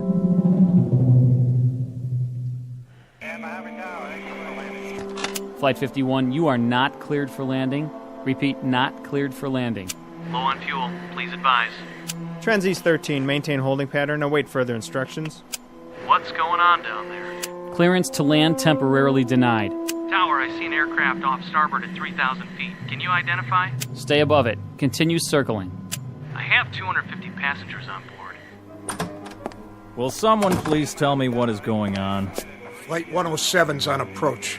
Here it is on the screen. So? You have her flight plan? You've lost radio contact. She's not responding. Then give her plenty of room. Keep scanning all frequencies. I've done that, sir. The pilot can't hear us. Or he's passed out. Do you have a visual? Not yet. She's dropping fast. Lined up and coming in. She almost clipped a 737. And he says... Well? He says it's not a Transeast plane. What? The pilot says it's... Look out the window. Let me see what kind of... That's not Flight 107. What the? Must be from an air show. I don't believe it. Neither do I. What the heck is that? That, son, is a DC-3. Here it comes. He's gonna make it. Oh, you better. She's down. Perfect 3 points. Tell the trucks to back off. We don't need them. Look at that. Right on the mark. Get the ramp in place. We don't have a ramp to fit that. Use the ladder.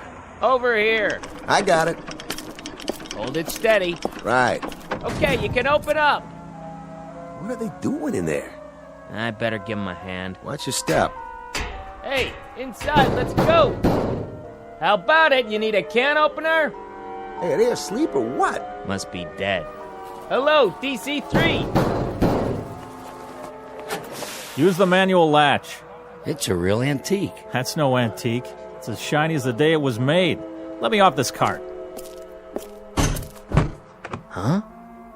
I don't see any crew, sir. Ross, get the cargo hold open. Right. Go on in, Stern. Yes, sir.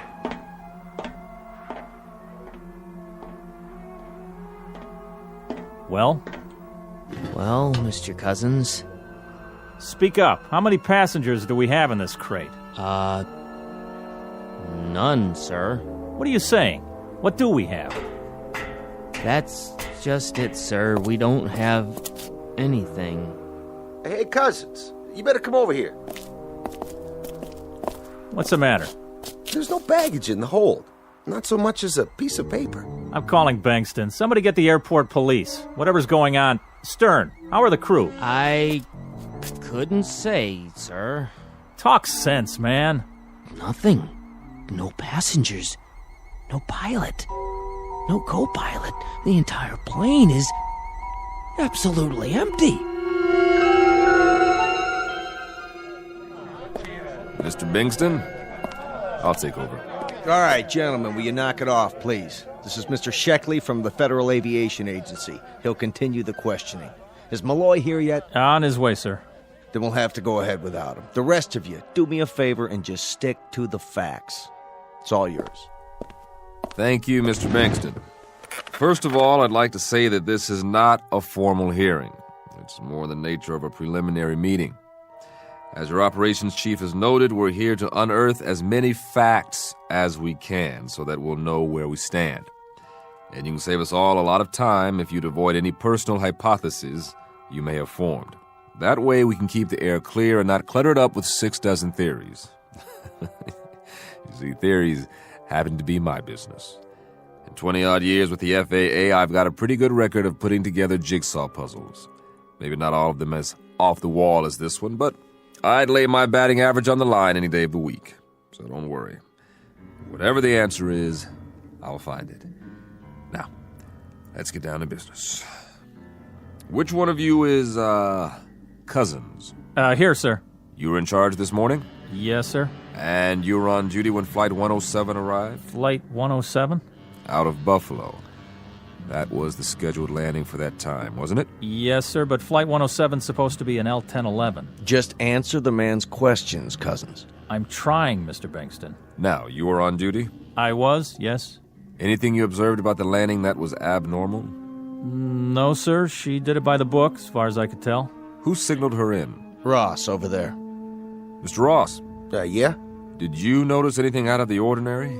No, sir. She came in right on the button, followed my signal, stopped on the mark, and then shut off her engines. Did you see who was piloting? No, sir, I didn't. That is, I don't remember seeing them. Couldn't you see through the cockpit windows? Well, normally when I flag a plane in, my eye's on her mark and any other aircraft on either side. I don't remember actually looking into the windows at all. Not then, anyway. You weren't on the field alone, were you? No, sir. Mr. Stern was working with me. You concur, Mr. Stern, about the landing? Sure do. Nothing out of the ordinary that I could see. Thank you. Mr. Bankston, this the manifest? That looks like it. And is this the flight plan? Yes, it appears to be. Did the dispatcher from Buffalo get here? Yes, sir. Good. You want to take a look at this? Yes, that's the flight plan. You saw the pilot sign this? I was at his elbow, sir, this morning at 11:12 a.m. The pilot was Captain William J. Slocum. That's right. And the co-pilot, John O'Brien. That was the first officer's name? Yes, sir. You knew both of them? Yes. Did you see them board the aircraft? Well, not exactly, sir. I saw them leave the dispatch office and head toward the field. But to the best of your knowledge, they were the crew of Flight 107 when it took off from Buffalo at 11:30 this morning? To the best of my knowledge, but it wasn't a DC-3, that's for sure. Slocum, O'Brien. They're good pilots, both of them. Sober, reliable, and... I'm not casting any stones, Mr. Bankston. It's just that the names seem familiar. I'm not sure from where. It'll come to me. Now, who was on duty in the control tower? That's me, sir. You had radio communication during the approach? Yes, sir. And then for the landing? She contacted us over the outer marker, and I gave her clearance. Now, the way I figure it... Just answer, don't offer. Well, I was just going to say that when the aircraft checked in over Fulton... Was that a normal checkpoint? Yes, sir. And she checked in right on the money. But the transmission sounded a little funny. As a matter of fact, I remember asking for a repeat of position. I couldn't raise him, though. I see. And did you hear from him again? Over the next checkpoint, 20 minutes later... Fulton, you say? Fulton. Huh. Mr. Cousins, you were the first one at the door, right? No, sir. By the time I got there, Stern was pounding on it. There was no answer. And Ross had already opened the baggage compartment? I waited for Cousins. Then I opened her up and I told him that the ship didn't have any baggage. How about when she loaded up in Buffalo? What was she carrying then? You got a list there. I know what I've got. I'm asking you, what baggage was in the aircraft? When she took off, there were 21 pieces of luggage, 5 sacks of mail, 5 other crates of equipment. Yeah, that checks. Sorry I'm late. Malloy, glad you could make it. Well, I guess that'll do for now. If I have any more questions, I'll let you know. And I'll see some of you later when I examine the plane. Thank you for coming. All right, man, back to work. If you're off shift, make sure you can be reached. And don't talk to the press. Is that clear? Not a word. Who's this? I'd like you to meet Paul Malloy. He heads up our public relations. Public relations, huh? Well, I can't help but wonder. How much public and what kind of relations are you poor guys going to have after this one? I'll handle it as well as I can under the circumstances. Frankly, I haven't decided what to tell the public yet. I'll tell you something. Relax. I've got 22 years in the saddle, and I haven't been licked yet. Sometimes the investigation takes a while. A couple of tons of smashed up metal spread over 50 square miles of countryside, and all it turns out to be is a misplaced air scoop, or maybe a loose bolt in an elevator hinge, or once in a blue moon, it's a pilot who got sick. But it's always something. and that something eventually shows up. You're talking about crashed aircraft. We're talking about a disappearing act here. Don't forget a switched plane, like some kind of Las Vegas magic act. Look, you don't have to tell me that. I don't know what the wire services are going to make of it, but I've got to tell them something. And I hope you can give me a place to start, because none of this could have happened. An airliner takes off with a full crew and 13 passengers. At least some kind of airliner does, and it lands an hour later with nobody. This is simply not within the realm of possibility. Mr. Malloy, I have to hand it to you. You're dead right. But the truth is, it's happened. I deal in facts, not probabilities. But it can't have happened. First of all, an aircraft couldn't land that perfectly with nobody at the controls. Secondly, a plane load of people doesn't just disappear in midair. There has to be an explanation, a legitimate, valid, rational explanation. I couldn't agree more. And now, I think it's time we go over to the hangar. I'd like to have a look at this magic plane firsthand.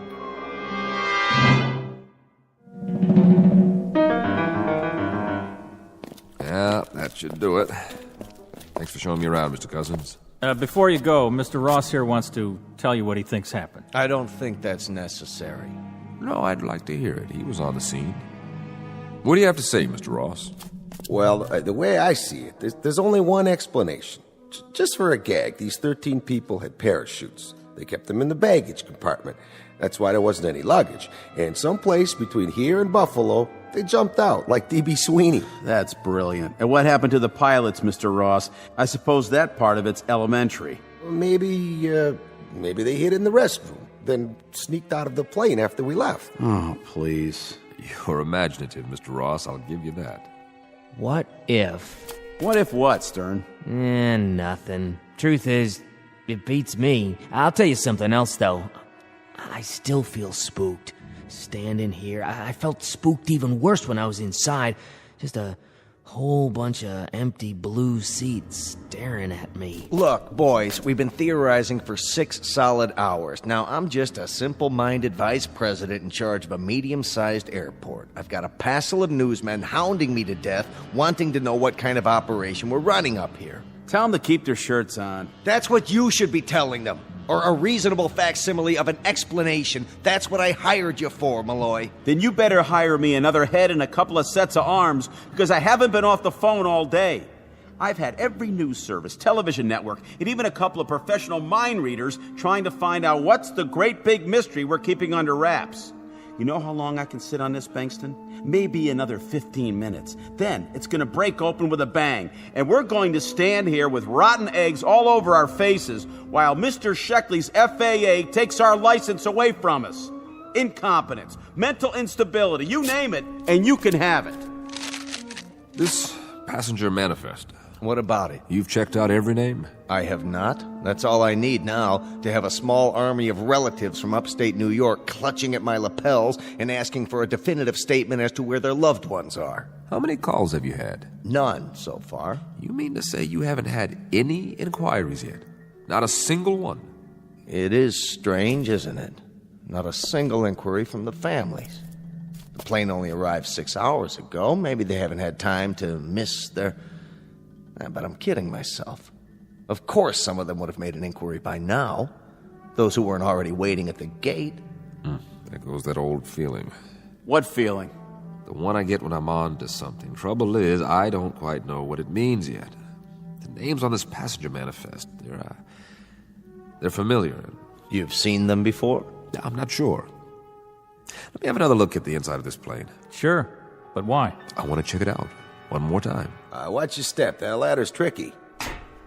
What's he expect to find in there that he didn't see before? Something along the lines of a clue, I would hope. This is a waste of time. We've got to issue some kind of statement before we become a laughingstock.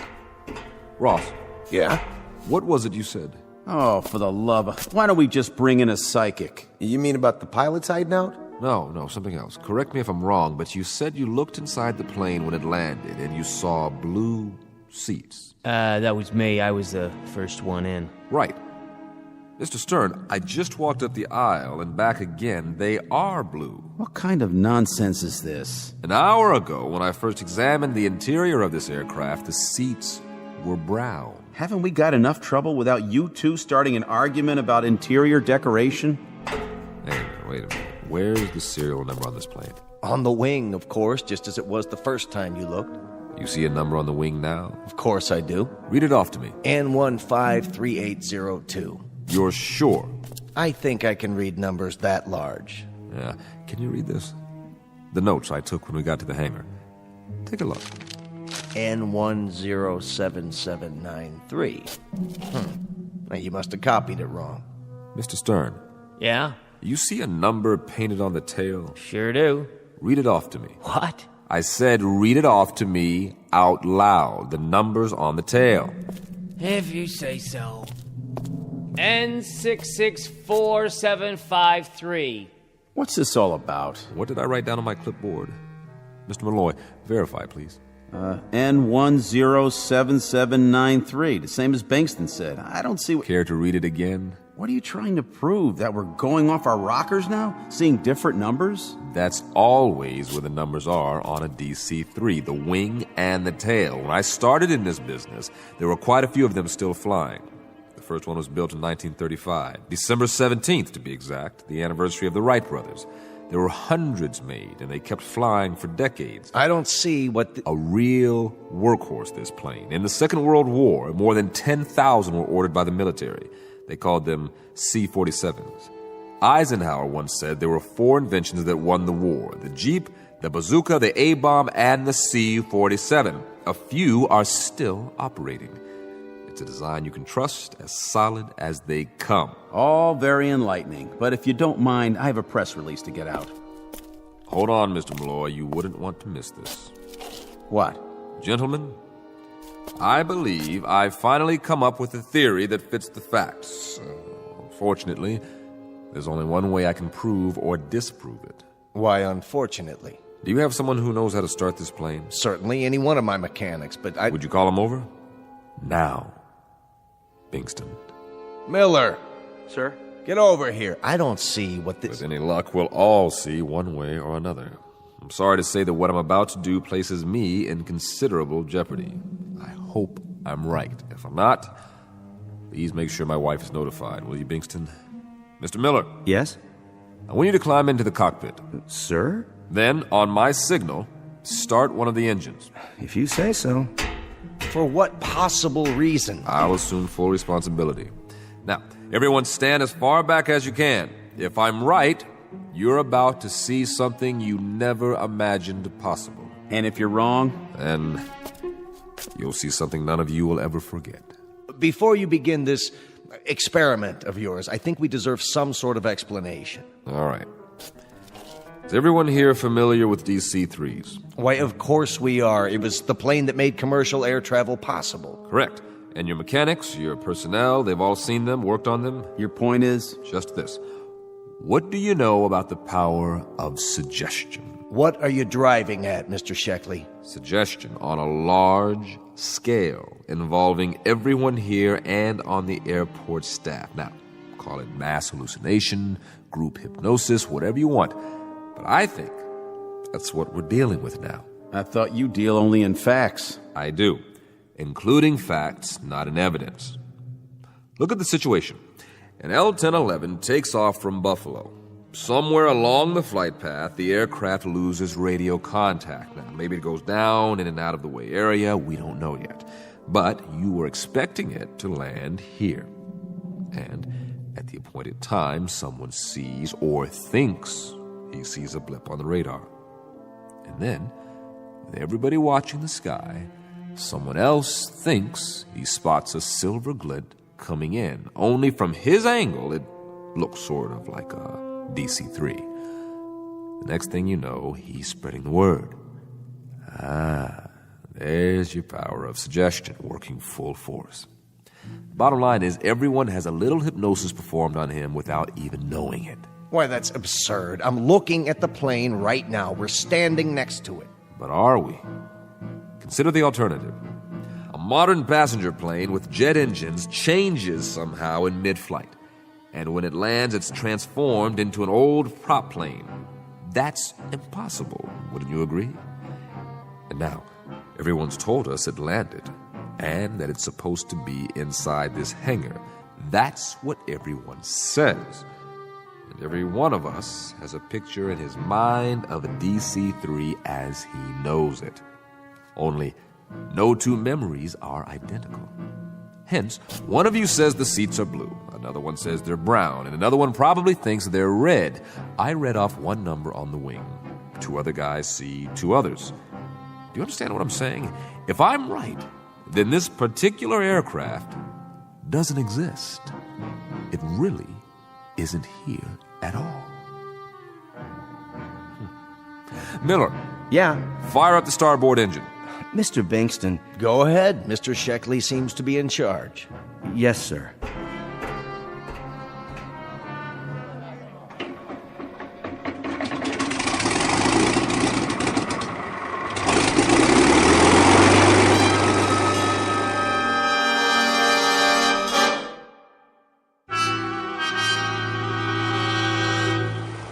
This is crazy. You're trying to tell us that this is an illusion? Well, I've got a news flash for you. It's as real as I am. You can feel it. You can touch it. In that case, one of two things will happen. Either I'm about to prove to you that you're wrong, or I'm wrong.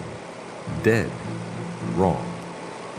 If this plane is a product of our collective imaginations, then so are the engines, and so are these propellers. If I stick my hand through them, nothing's going to happen. But if my theory is for the birds and these props are real, then remember what I said, will you? Break it to my wife gently. Ready? Wait, Sheckley, let's talk this over. We can talk later. He can't be serious. Aren't you going to stop him? I can't give orders to the FAA. Rev it up. What's he gonna do? Put his hand in the propeller. Jiminy Christmas, is he nuts or what? Get those RPMs higher. Can't look. Good Lord. He's going to stick his entire arm into the... Now!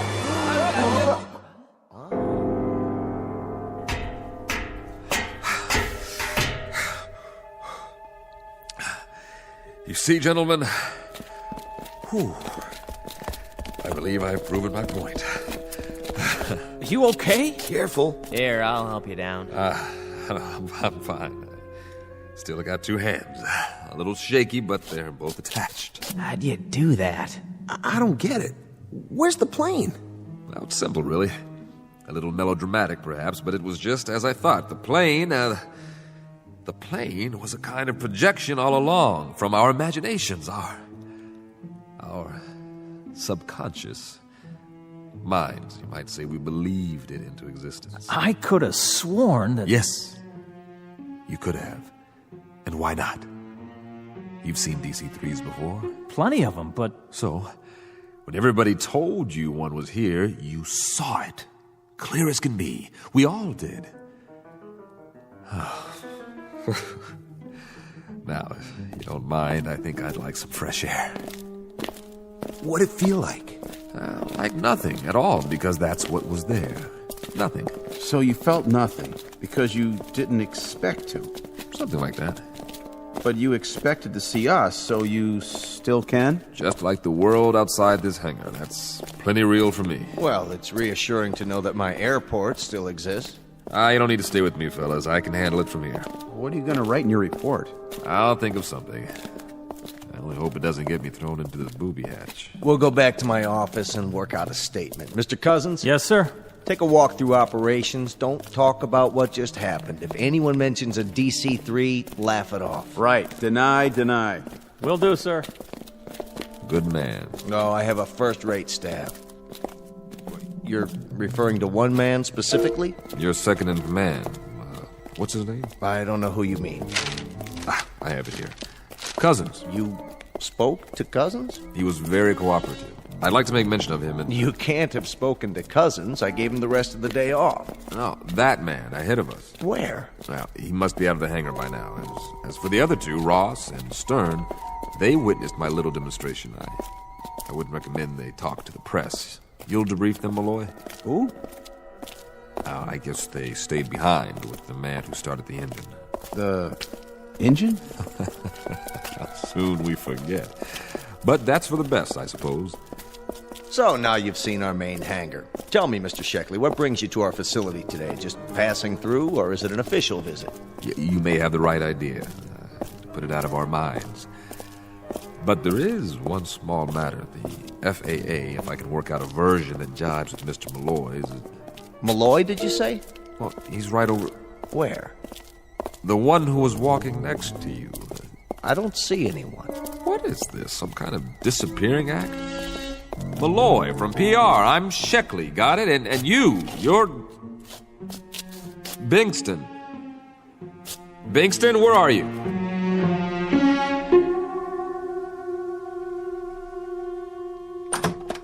May I help you? Where's Bingston? Mr. Bankston's in his office, but you can't go in without...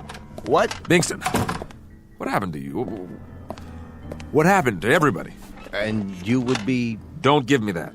Oh, yes. Sheckley, isn't it? From the FAA. I think I remember you. We've met before. Is this a gag? Have a seat. Is there a problem? Problem? Are you kidding? One minute there's a hangar full of men and an aircraft, and the next minute I prove that not only doesn't the aircraft exist, but... I don't follow. What doesn't exist? But that all of the rest of it, all of you... Are you sick, Sheckley, or drunk? You don't look very good. Sit down, man. Where's Malloy? Still in his office, I presume. Then you'd better call him in here. He's got a few things to answer to, just like the rest of you. Kimberly.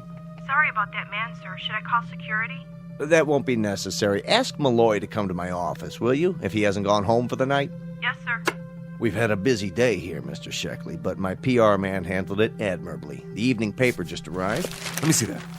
Lovely Hollywood star Penny Jackson arrived from Buffalo this morning on tour to promote her latest film. What is this? Malloy coordinated everything. Photographers, reporters. Quite a scene we had here. I was just on my way out. Who's this? Who am I? What is this? How could they have taken this picture? The flight from Buffalo this morning. How could they say it landed when... When what? You know this guy? Mr. Sheckley, this is Paul Malloy, our public relations man. I know who he is. What in God's name is going on here? Maybe you better tell us. What's so odd about a picture on the front page of the local paper? What's so odd? That has to be Flight 107, Bingston. Didn't that flight arrive this morning with nobody on it? No crew, no passengers, no baggage? No, Mr. Sheckley. Flight 107 landed on schedule. You mean to stand there and tell me you are not missing an aircraft? That's exactly what he's telling you, mister. We're not missing Trans-East 107 or any other flight. How could that be? You never missed Flight 107. That's right. At least not recently. You of all people should know that, Sheckley. Know what? You're confusing the two. I remember now. That's why you looked familiar to me when you walked in. You were the examiner on the other one. What other one? We've had one flight lost in some 20-odd years. Just one. Flight 107. Right. But, Mr. Sheckley, that must be 17, 18 years ago. Flight 107 out of Buffalo. Out of Buffalo. An old DC-3, but like I said, it was a long, long time ago. What's all this about? What happened to her? Lost in a fog and never found. We always figured she veered off course, ended up over the ocean, and went down. You never found her? Not a trace. And Mr. Sheckley here investigated the disappearance, but that's one case he's never been able to close. Nobody has. It just sits in the record books as lost, presumed crashed. For reasons unknown. And it's never stopped eating at you. It still is. So you came back here today looking for an explanation, any explanation, so you could finally put it to rest. I've never been licked on a case. Never. We've always found the cause. Mr. Sheckley, why don't you let someone drive you home? Never. We've always found the cause. Always, I tell you. Is he going to be all right? I honestly hope so. Flight 107, 13 people. Pilot William J. Slocum, co-pilot John O'Brien. I never forgot your names. What went wrong? I have to know. Where did you go down? Where are you? Where are you now? Where are you? Hey, Flight 107, why didn't you leave me a clue? Any clue at all? What? Are you out there somewhere? You gotta be. You gotta be.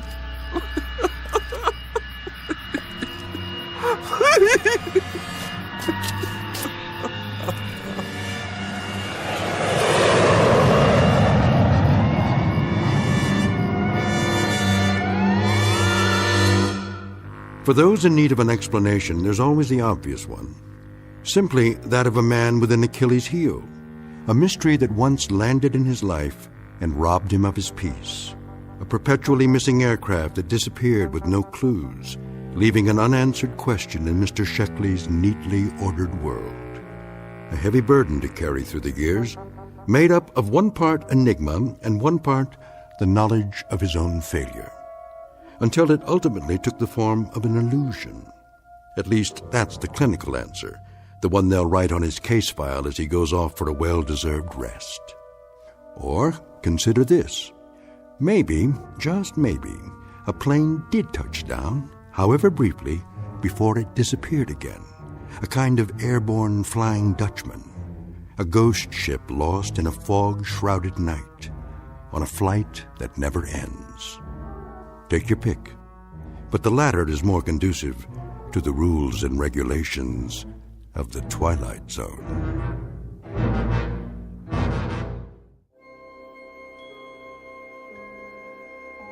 Hi, this is Carl Amari, producer of the Twilight Zone radio dramas. I'd like to take a moment to tell you about our official website at twilightzoneradio.com, where you'll get the latest news and information on these Twilight Zone radio dramas. Plus, at twilightzoneradio.com, you can digitally download 3 free episodes or any of our episodes for only $1.95 each. In this age of ever-changing technology, we've decided to make these episodes instantly available to you by making the Twilight Zone radio dramas a digital download-only series. This means that this series will no longer be offered on CD. The CD collections at our website are now being offered while supplies last at buy one, get one free. So be sure to get your favorites before they're sold out. Be sure to visit us often, and I'll see you in the zone.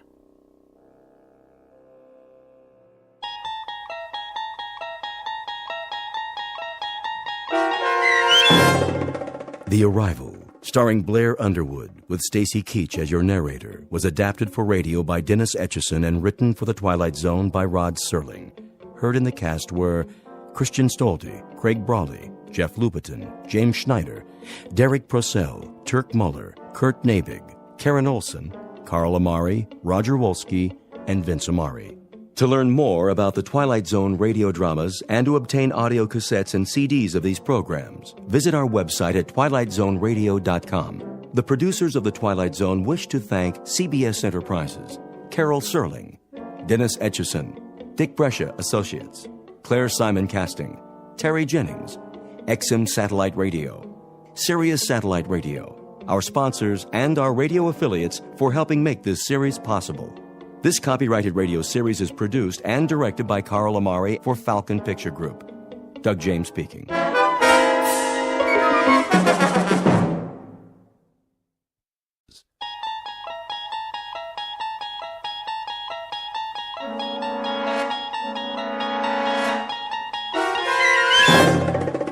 You unlock this door with the key of imagination. Beyond it is another dimension, a dimension of sound, a dimension of sight, a dimension of mind. You're moving into a land of both shadow and substance, of things and ideas. You've just crossed over into the Twilight Zone.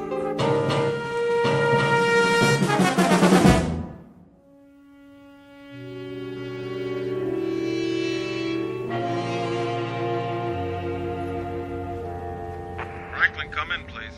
Roger, dispatch, this is Franklin. There you are, Bobby boy. Hey, Smitty. What's your present location? I'm out on Arrowhead Road. Say again, Franklin, where are you? Old Arrowhead Road, just past the fork. What are you doing there? Following up on those lights. What lights? Last night, the captain told me about it. Thought you were off duty. I am. It's time for one last stop, then I'll bring the car in. Roger that. See you back here at... Say 1700? 10-4.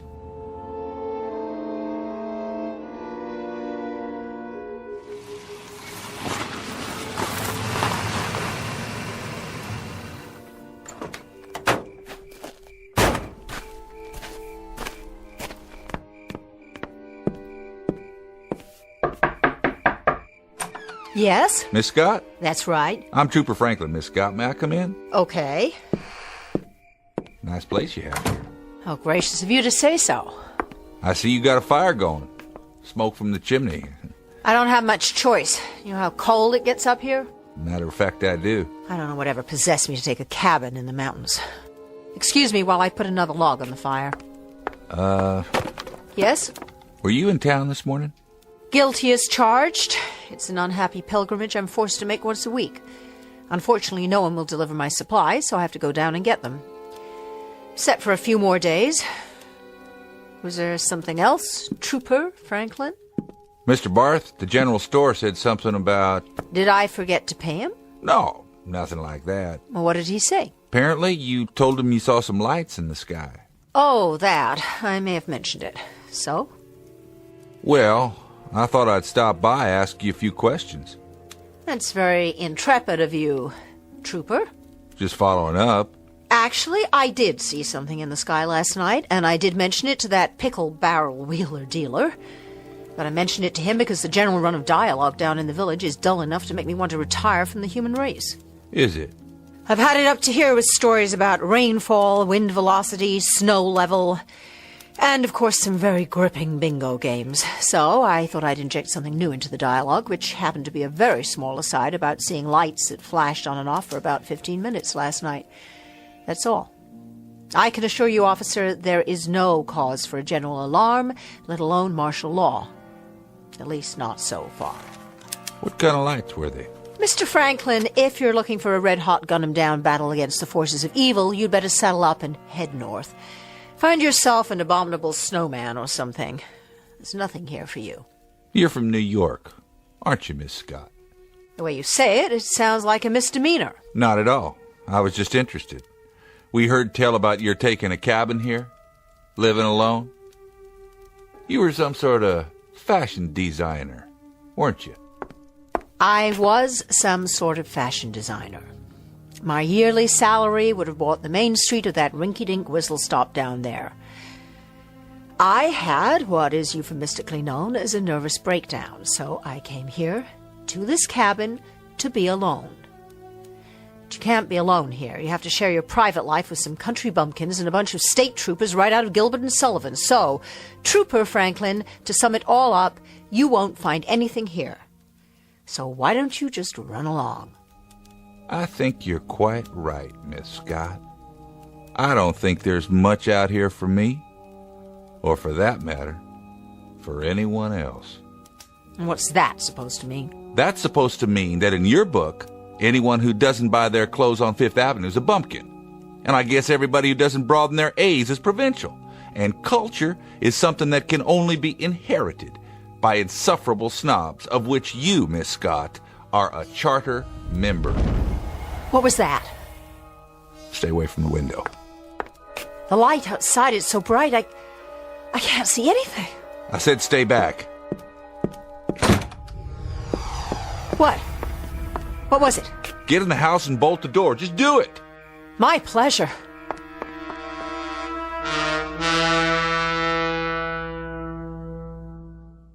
The major ingredient of any recipe for fear is the unknown.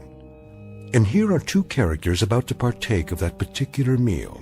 Miss Charlotte Scott, a fashion editor recovering from a nervous breakdown, and Mr. Robert Franklin, a state trooper, a gentleman of average imagination who up to now has dealt only in unimaginative realities. And the third member of the dinner party? The unknown that has just landed a few hundred yards away. This person, or thing, is soon to be introduced. For this may be a mountain cabin near Lake Arrowhead, California, but it is also a clearing in that shadowy realm known as The Twilight Zone. And now, The Twilight Zone, and our story, The Fear, starring Jane Seymour and James Keach, with Stacy Keach as your narrator. Sorry, but until we know what's out there, I understand. I guess. You're not frightened, are you, Miss Scott? It so happens, Mr. Franklin, it so happens that you put me in the wrong sorority. I'm a charter member, all right, but not of the Society of Snobs. I'm the founder and chairman of the board of Society of Frightened People. People who are so frightened they can't face the world and have to run off to little mountain retreats like this one. They act superior because that's supposed to hide their tensions and neuroses. Thank you for your honest answer. Do you have any coffee? I think so. Then I'll go out and look around while you make some. Deal? Deal. If I don't see anything, I'll stay here for a while until it comes back. Then I'll take you into town if you like. I doubt that'll be necessary, but what was that? The noise and the light. Could have been a meteor, I suppose, or an aircraft off its route. But you don't really think so. Those would be rational explanations. Give me an irrational one, then.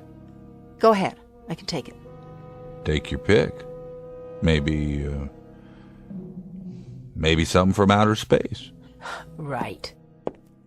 Take a look out that window. Do you understand everything out there? I sure don't, especially up here. There are more things in heaven and earth, Horatio, than are dreamt of in your philosophy. If I remember my English class, that's Shakespeare. Isn't it, Miss Scott? Yes, it is, but the question is, what's that? Where? You can see it from the window, over there, just beyond the trees. It looks like a light of some kind, a white light. Yes. I see it. About 400 yards. Now you tell me, am I imagining things, or is that light blinking on and off?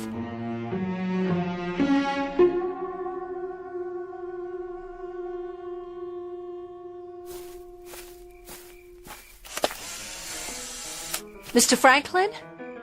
I saw another flash. That was my camera. Well, did you find anything? Not much. What do you see? The top of that big tree? It's been sheared off. Shine your flashlight up. The top of the branches are all cut through or burned. They're still smoking. They're what? Stay there on the porch. I want to take a couple more pictures. What in the...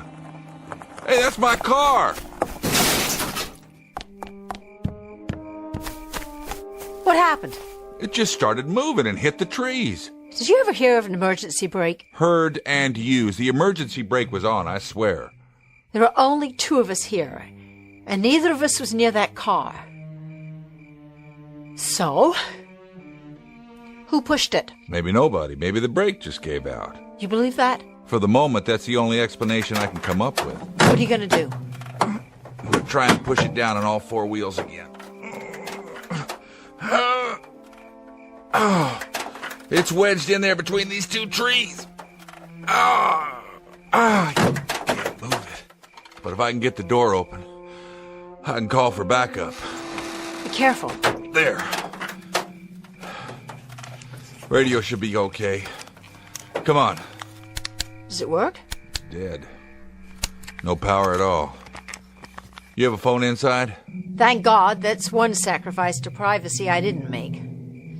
I've got a telephone and a pot of coffee. And at this moment, both are luxury items in my book. Sounds good to me. You didn't find anything, did you? I mean, the cause for that sound and the light? There was a light. It sure was. I saw it, too. I didn't find the cause, but I found some of the effects. The tops of the trees were all sheared off, cut right through, and they were... What? Still smoking, burned. Just as if some oversized acetylene torch had plowed right across them in a straight line. Well, what could have done that? Lightning? Except the sky is clear. Not a cloud. And no thunder. Go ahead. Phone's on the wall in the kitchen. After you. Better lock it. You just applied for membership, huh? In what? My club for frightened people. Lady, I fought in the war, and I've been a cop for a while now. I'm not ashamed to say that I've racked up more scared hours than a rabbit. Thank you. For what? For an honest answer. It's just that I know a few things about fear. So do I. But this is a new one on me. It's all the same. I wouldn't say that. I don't know exactly how to explain this, but I finally figured it out, and it helped me get through a lot. If you can learn it, maybe it'll help you too. I'm all ears. Look, fear is fear. No matter when it happens, an instinct, a natural human function, like breathing. It's a warning, one of the signals we get from our nervous system in order to survive.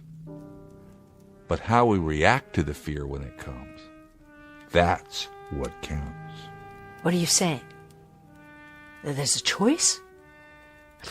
Maybe there is for you. There's always a choice, no matter what.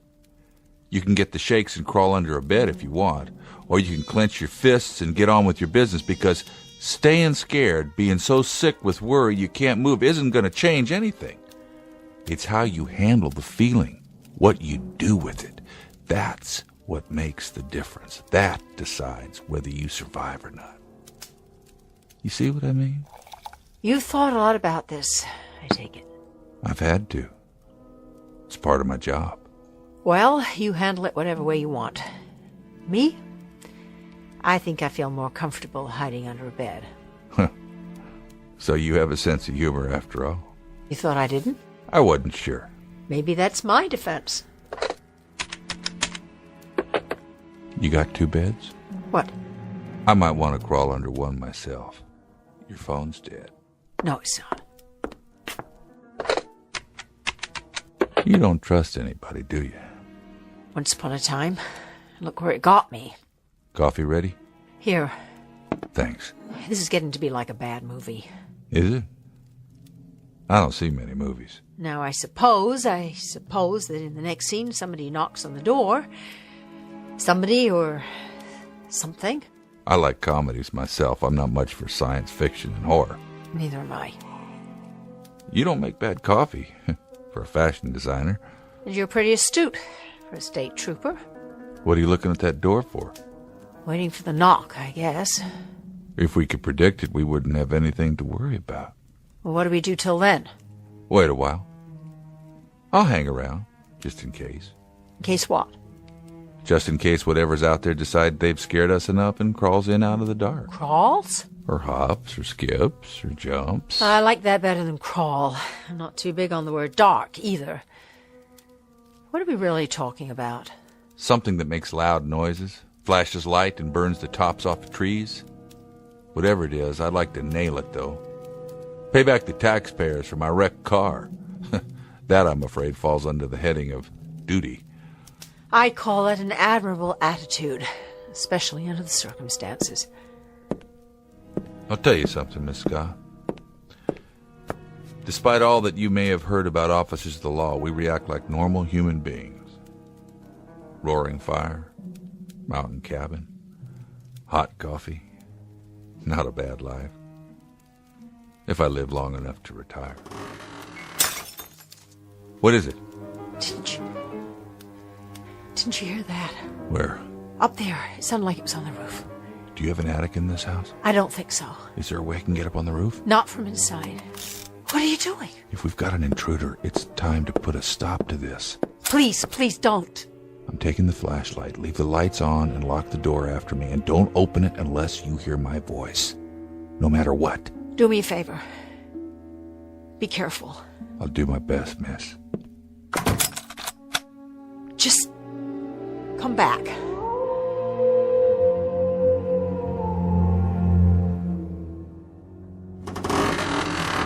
Oh my God!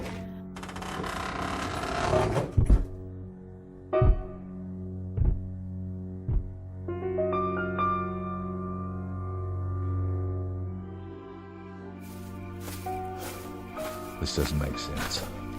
No sense at all. It's me. Can you prove that?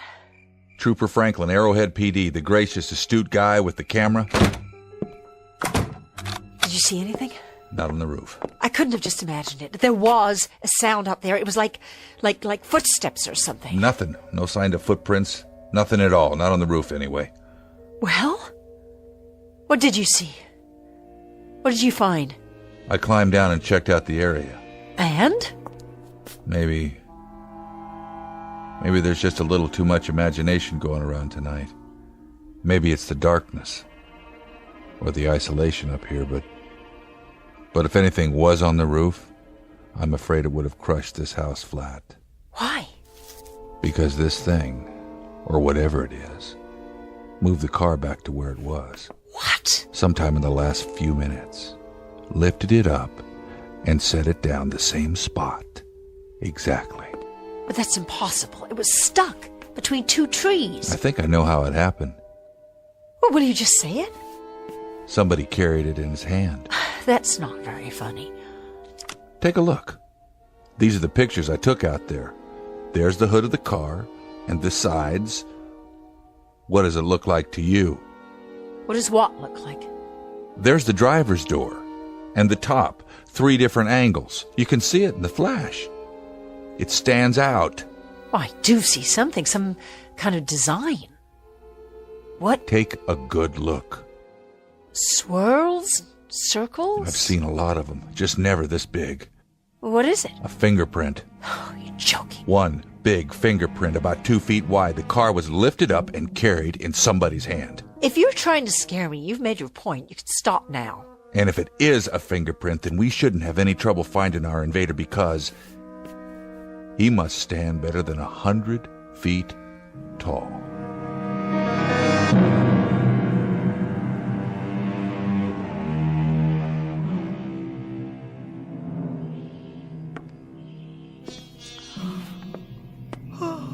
What time is it? 6 o'clock. Did you get some sleep? An hour or two, on and off. How about you?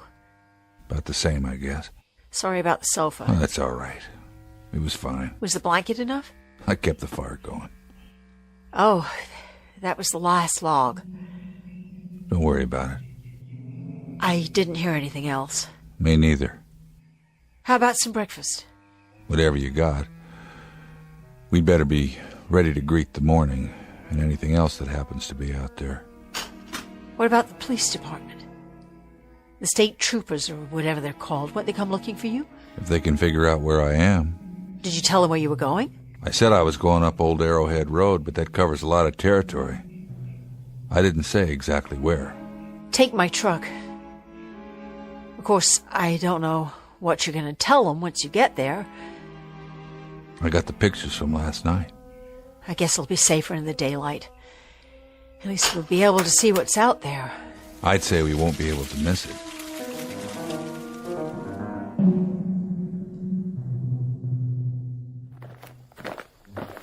There's the car.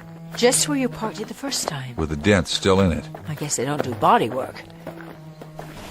Oh my God. It really is a fingerprint. That or a practical joke. You got any friends out here who'd go this far? Little bent, maybe. If I did, they'd have been committed by now.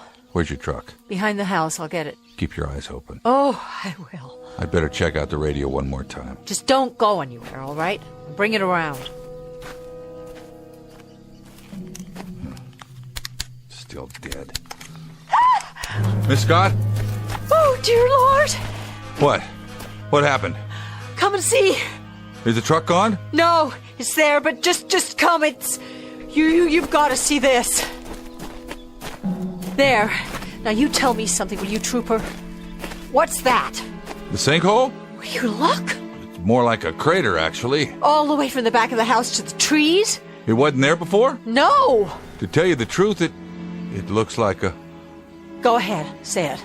A footprint. Right, a footprint. That's 20 feet long. That's what it is, all right. A footprint. But this part is only the toe. What? The whole thing is more like 50 feet across. Let's get out of here. I gotta make a record of the evidence. Are you crazy? Run. Run where? The village down the road. Who cares? Someplace, any place, as long as it's away from here. Use your head. It's 30 miles to the village, and no matter what direction we go, something that tall could just block the way or reach down and crush us. Besides, whatever it is, it's as big as the mountain. Then what can we do? Try and fix the car radio so we can phone for help. And then pray that whoever's walking around out there has a name like Gulliver. Just an overgrown, nice guy who doesn't mean any harm. You do anything you want, but I'm not staying here. I'm getting right out now, and I'm not coming back, and I don't care if I ever see this place again. Miss Scott? Miss Scott! Stop, please! Where are you? Down here! Don't try to get up. Don't try. Did you break anything? Shh! What? Stay down. It'll see you. What will? That thing. There's no... It was there. I looked through the top of the trees. It was in the tree? It was behind the tree, standing above the branches. Where? Where? I don't see. It's gone now, but it was there. Its legs. It started walking this way, and its legs were standing right in front of me. Come on, we're going back. No way. There's nowhere else to go. I can't. Do you break anything? I don't think so. Then hold on to me. I'll help you. We have to hide. There's no place left to hide. Down there in the gully, under a tree, under the leaves, all right? Anywhere, just don't let it see us. We're not going to hide. We have to. We can't. You didn't see it. I thought you was from New York. What's that got to do with anything? New Yorkers are supposed to be tough, aren't they? Oh, so this is a macho thing. I'm talking about survival. So am I. Well, if you're a precious male eagle... Listen to me. You don't survive by running scared. Nobody does. Do that and they're controlling you like a rat in a maze. The only chance is to take control of yourself. And how do you do that? Make a plan and carry it out no matter what. Do you hear what I'm saying? No matter what. Otherwise you're done for. You may as well dig a grave right here and climb in, because that's where you're gonna end up. Now get a grip, New York. Show me something. Show that thing. Or give up right now. You can't have it both ways. So make a choice. One or the other. Do you want to live, or do you want to die? All right. I'll try. You were wrong about one thing, Trooper. What's that? I saw it. And it had a big, round head with one eye right in the middle. But what? It's not 100 feet tall. From where I was, I'd say at least 300 feet tall.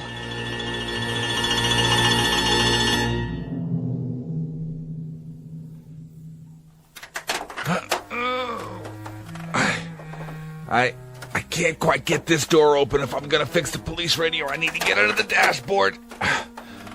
I'll need the tools. I don't have much. Like what? Basics: hammers, some wrenches, screwdrivers, a pair of pliers, knives, and an axe for chopping wood. That'll do for starters. Bring me the axe. What for? I have to climb all the way in. The only way I can do that is to break the windshield. I'll bring you what I've got.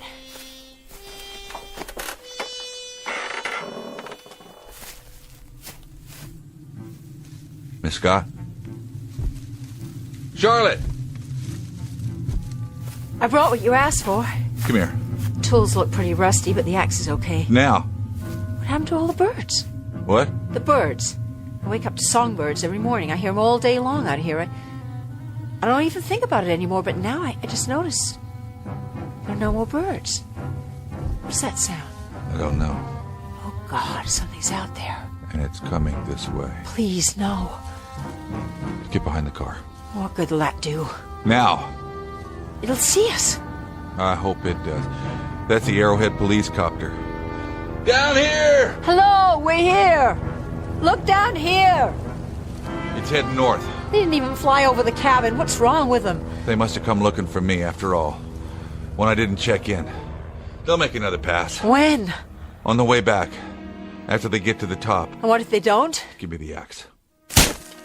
Now the hammer so I can clear out this glass. Let me help you. Use the axe. Clear the hood if you can, so I can climb in. Wait. You've cut yourself. Don't worry about it. Your arm's bleeding. I'll go get a towel or Forget it. Forget it. Put a couple of logs out in the clearing. I don't have any then more use logs. branches, deadwood, anything. Pile some leaves around them and light it. Maybe the copter will see the smoke. You got any matches? In the house. I'll find the wood first.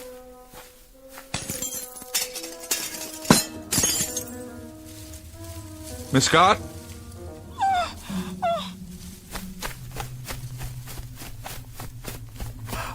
It's coming! I see it. Tell me what you see. I've never seen anything like it in my life. 2 legs, 1 head, 1 big eye. Why doesn't it see us? Maybe it does, or maybe... Something's wrong with it. Stand back. What are you doing? Take the truck. Get going. I'll try to keep this nightmare busy. Maybe you can reach the village and get help. If I tell him about this, he'll lock me up. You're gonna have to run the risk. Why doesn't it do something? I don't think it sees us. Why? Is it blind? That's a good question, because if it wanted to destroy us, it could have done that a long time ago. Us, the village, and the state of California. Go ahead, will you? Take off. Funny thing, Trooper. Scared as I am right now, I've got a kind of thing about futile gestures, so if it's all the same with you, I think I'll just stick around. You're learning, Miss Scott. You really are. But I don't think you grasp the situation. I've got to fight that with this 38 police special, like trying to bring down a bomber with a pea shooter. But right at the moment, I'm afraid it's all we got. Look out! It's falling! I don't think so. Then what?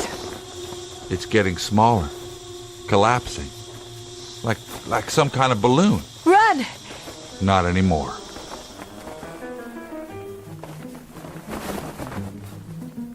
It's all it was.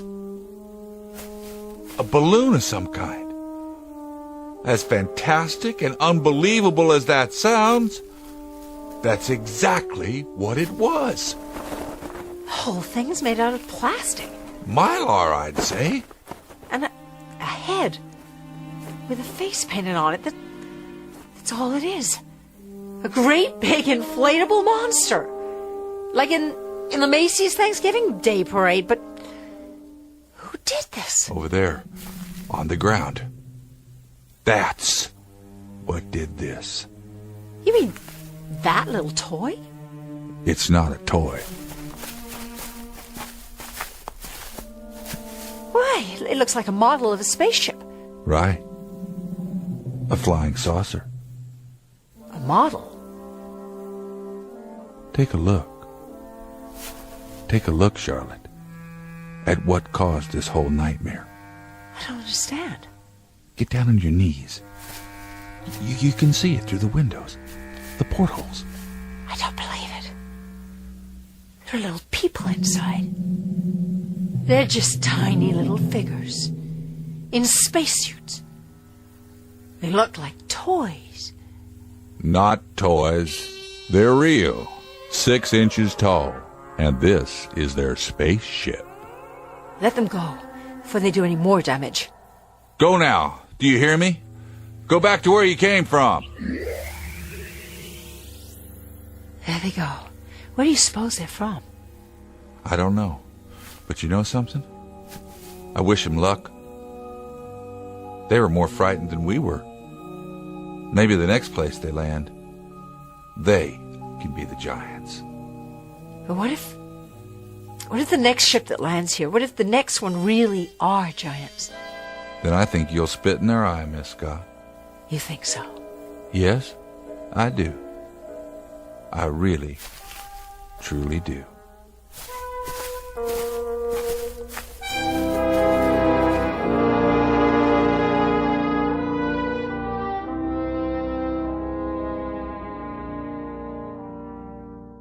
An experiment in fear, conducted by beings bent on exploring a planet called Earth.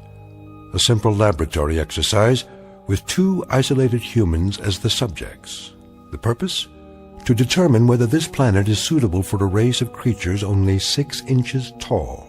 Too small to frighten anyone without the help of some rather basic special effects, Because fear, like size, is extremely relative. It depends on who's looking down and who must look up. It also depends on other variables, like the time of day, the mood, the atmosphere, and the sound of things that can't be seen in the dark. But it's been said before, and with great validity, that the very worst thing to fear is fear itself. So the next time you hear something go bump in the night, take a deep breath and count to 10 before you give in to panic. The truth is, what's out there may be even more frightened of you. A tale of irrational terror and tiny visitors from the Twilight Zone.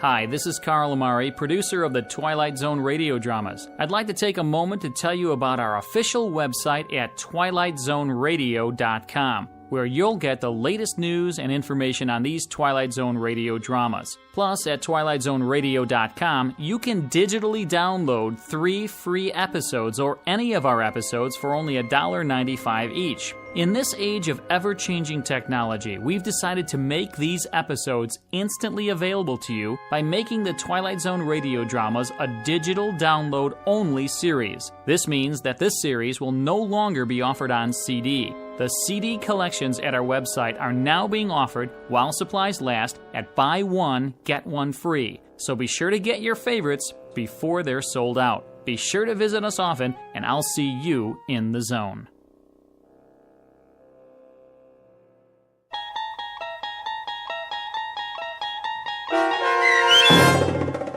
The Fear, starring Jane Seymour and James Keach, with Stacy Keach as your narrator, was adapted for radio by Dennis Etchison and based on a script by Rod Serling.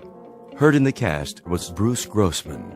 To learn more about the Twilight Zone radio dramas and to obtain audio cassettes and CDs of these programs, visit our website at twilightzoneradio.com. This copyrighted radio series is produced and directed by Carl Amari and Roger Wolski for Falcon Picture Group. Doug James speaking.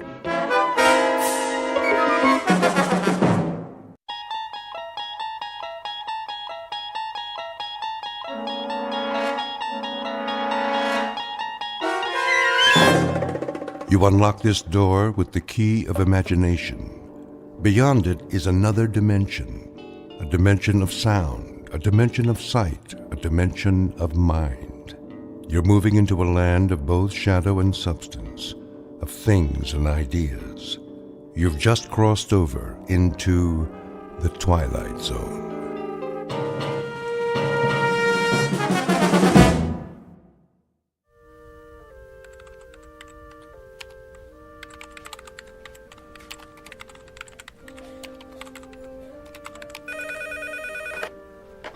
Northwest Medical Clinic, how can I help you? I'm sorry, Dr. Matheson is unavailable. He's taken a temporary assignment out of town. Can I make an appointment for you with one of our other physicians? Fine. Okay, let's see. How about next Tuesday at 2:45? Great. You'll be seeing Dr. Kyle Powers. You're welcome. Goodbye. Psst, Dorothy. What is it, Millie? Kyle gets another victim, eh? I know, right? How many of Dr. Matheson's patients is he seeing? Quite a few, which makes sense. He's got the lightest patient load at the clinic. Gee, I wonder why. Shh, Millie, someone will hear you.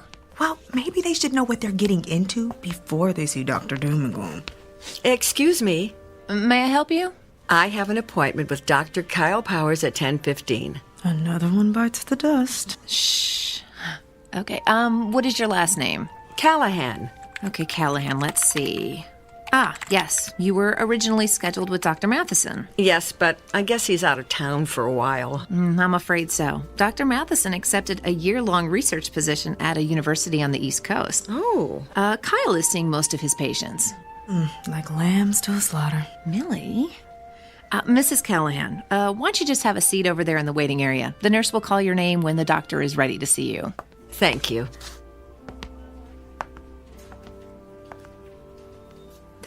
Poor woman. I feel so sorry for her. If she's used to Dr. Matheson, she's in for a real shock. I know. I don't envy anyone facing their first appointment with Dr. Kyle Powers. Mm-mm.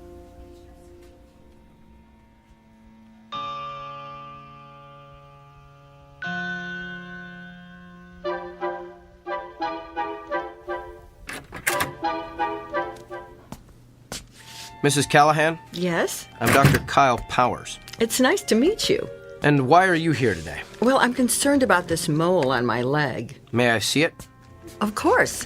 It's right here, see? On the calf. Dr. Matheson said I should keep an eye on it in case it changes. I think it looks a little bigger. What do you think it could be? A mole that changes like that is usually melanoma. Oh, melanoma? That's cancer, isn't it? Yes, it is. I'm going to need to ask you some questions. Oh, well, go ahead. When did you first notice the mole had changed? About a week ago. How much bigger is it? I'm not sure. 50%? No. 40%? 30? 10% maybe. Do you spend a lot of time in the sun? No. Has anyone in your family ever had melanoma? No, I don't think so. Did you ever have a severe sunburn as a child? No, not severe, no. Do you have a lot of freckles? No. Are you taking any medication that would weaken your immune system? Oh, I don't think so. What would weaken my immune system? Well, any number of meds. Azathioprine, benzotophine, chlorothianate. I don't even know what those are. Doctor, please just tell me if I do have melanoma, what treatment is available? Well, that depends on what stage it's in. Surgery is typically the first treatment for all stages of melanoma. Surgery? And of course, if it spreads to the lymph nodes, those have to be removed. Late-stage melanoma also has to be treated with chemotherapy. Chemotherapy? If it spreads to the organs like the lungs or liver, there's not much that can be done. Nothing. Well, in that case, the focus is on relieving the symptoms and keeping the patient as comfortable as possible. Until what? Well, until the patient expires.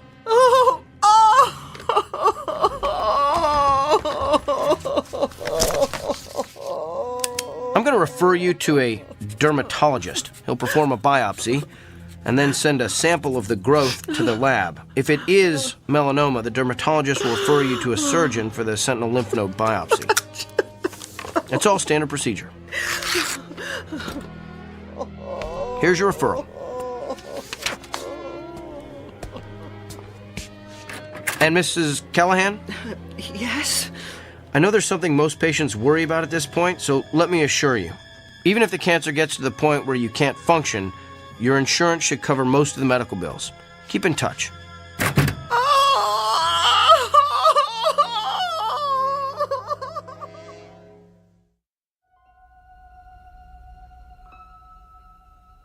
Meet Dr. Kyle Powers, a physician well-versed in and fascinated by the mechanics of the human body. Alas, he is also a man with an unmistakable disconnect between his intellect and his heart. For you see, the good doctor is lacking in one crucial area: the ability to take into account the feelings of his patients. But his next appointment is no ordinary customer with a stuffy nose or gouty foot.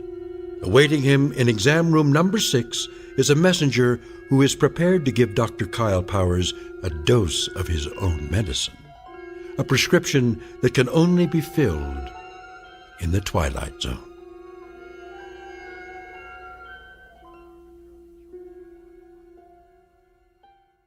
And now, The Twilight Zone and our story, The Amazing Dr. Kyle Powers, starring Sean Astin with Stacy Keach as your narrator.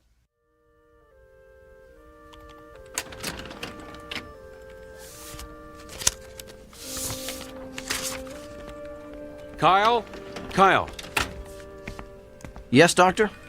I told you, you can call me Bill. Okay. Bill? What is it? You saw Dolores Callahan this morning, right? Yes, the melanoma. No, Mrs. Callahan is not the melanoma. Mrs. Callahan is the widow with 3 children who has a suspicious mole. How do you know what she has? Have you been checking on my patients? Just the ones that have left here in hysterics. She was distraught. That's to be expected when you're facing cancer. Who's to say it's cancer? Why assume the worst and communicate those fears to the patient?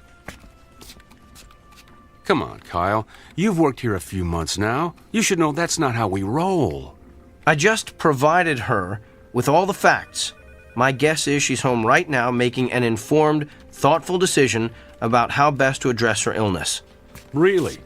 Because after your interrogation, my guess is she's home right now making out her will. Look, we have a responsibility to make certain our patients leave here with a hopeful outlook. Our responsibility is to diagnose them correctly. What if we treat a patient for something trivial that's really something life-threatening? The golfer who collapses on the 17th hole from the heat, but who really had a stroke. The woman with the annoying little cough that turns out to be emphysema. The list is endless. Thyroid disorders masquerading as psychiatric problems. Lyme disease posing as arthritis. That's why I ask so many questions. The more facts I can get from the patient, the more accurate diagnosis I can make. So you're going to continue cross-examining our patients like it's the Spanish Inquisition? Look, doctor, I realize my technique differs from yours. It may not consist of the sycophantic mollycoddling you prefer, but I think you'll find overall that it gets me closer to the most accurate diagnosis possible. That may not mean anything to you, but it's the reason I get up in the morning. It's how I roll. Now, if you'll excuse me, I have a lot of patients to see.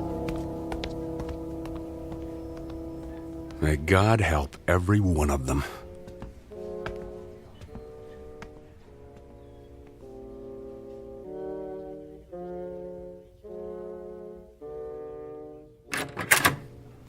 Good afternoon. I'm Dr. Kyle Powers. I'll be your physician while Dr. Matheson is... Oh! We are obviously not Eileen Richards. Obviously. The name's Beaumont. I seem to be in the wrong room, Mr. Beaumont. Let me just... You're in the right room, Kyle. You know me? Yes. You're not a quality assurance auditor sent to check up on me, are you? Did Dr. Bill T. Goodwin send you? No, but I am here. As a representative. For who? Whom? I can read you the list if you like.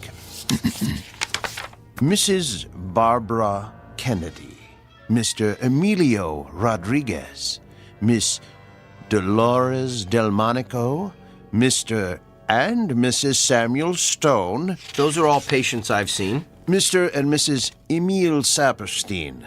The very Reverend Arthur Buchanan. Some of them are patients I treated when I first started practicing. Mr. William Tanner. Mrs. Glynis Peabody. But how would you know I've seen all those people? The Sullivan twins. Katie and Kylie. Rabbi David Weisinger. The Honorable Judge Harrison J. Evans. Okay, I get it. You know every patient I've ever treated, so... Who are you, the ghost of Christmas past? Hardly. I am here to communicate a message on behalf of your patients. They are fed up with your lack of concern for their feelings. You keep them waiting long past their appointment times. You do not call them back with test results. You do not explain their illnesses in terms they can understand. And you do not make clear the side effects of the medicines you prescribe. They have described you as rude, disrespectful, insensitive, and tactless. As one patient so eloquently summarized, Dr. Kyle Powers has the people skills of Attila the Hun. I get it now. You're an attorney. You're representing all those people as a part of some kind of lawsuit against me. I'm afraid not. I am simply here to, how shall I put it, keep things in balance. Look, I don't care if you're here as an attorney, an auditor, or my fairy godfather. All I know is I've effectively diagnosed and treated hundreds of patients. That's how I gauge my success, not by the number of friends I've made along the way. In short, I'm not broke, so I don't need fixing. In that case, I'm going to need you to sign this. What is it? It's a standard affidavit, stating that you are willing to pay the consequences of your actions. I recommend you read the whole brief before signing. I'm not reading or signing anything. Well, you're going to be one of the difficult ones, aren't you? We'll have to settle for a non-written agreement then. A simple handshake has sufficed in the past. I'm not shaking your hand either. Come now. It's just a handshake. The sooner you shake my hand, the sooner you'll be rid of me. All right, if it'll get you out of here faster, here's my hand. Thank you. Ow! What did you just do? Good luck, Kyle. Wait! What did you do to me?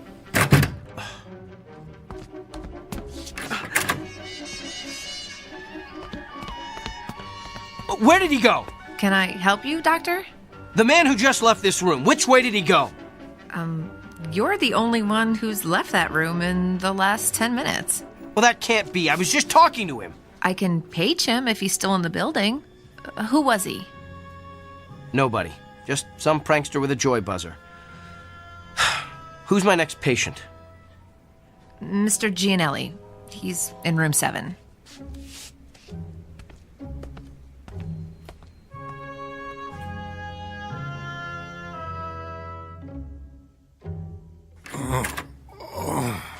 Good afternoon, Mr. Gianelli. I'm Dr. Kyle Powers. I'll be your physician while Dr. Matheson is gone. Are you in pain? Oh, yeah. Where does it hurt? The back. What part of the back? Down low. Did you do anything that might have caused it? Probably. I work on a construction site, see? And I had to move some heavy sheets of plywood by myself. On a scale of 1 to 10, how bad would you say the pain is? About a 7, maybe 8. Seems like it's gotten worse in the last half hour or so. Well, let me take a good look at the area where it hurts. Could you lift your shirt, please? Sure. Lower back, you said? Yeah. All right, I'm going to feel around the area.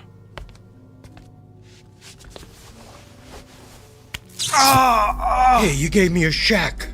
Oh! Doc, you okay? I don't know. I feel... Ah! My back suddenly hurts. Yeah, must be going around. Oh! It just started out of nowhere. Maybe it's some kind of a kink. Let me see if moving around helps it. No, it still hurts. Excuse me, Mr. Gianelli. I'm gonna have to sit down over there.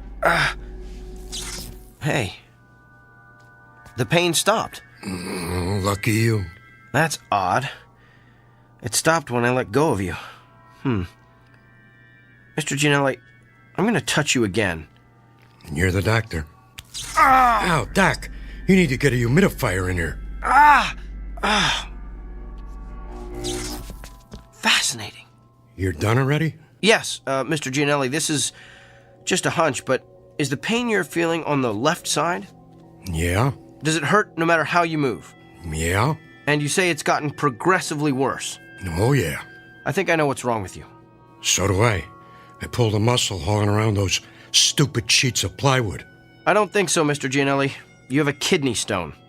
You're kidding me. I'm convinced of it. I felt, that is, you have all the classic symptoms.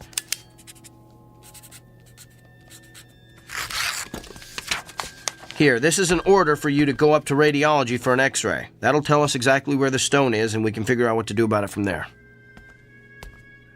Hey, Doc, can I ask you something? What? How could you tell all that just by touching my back? Mr. Gianelli, I wish I knew.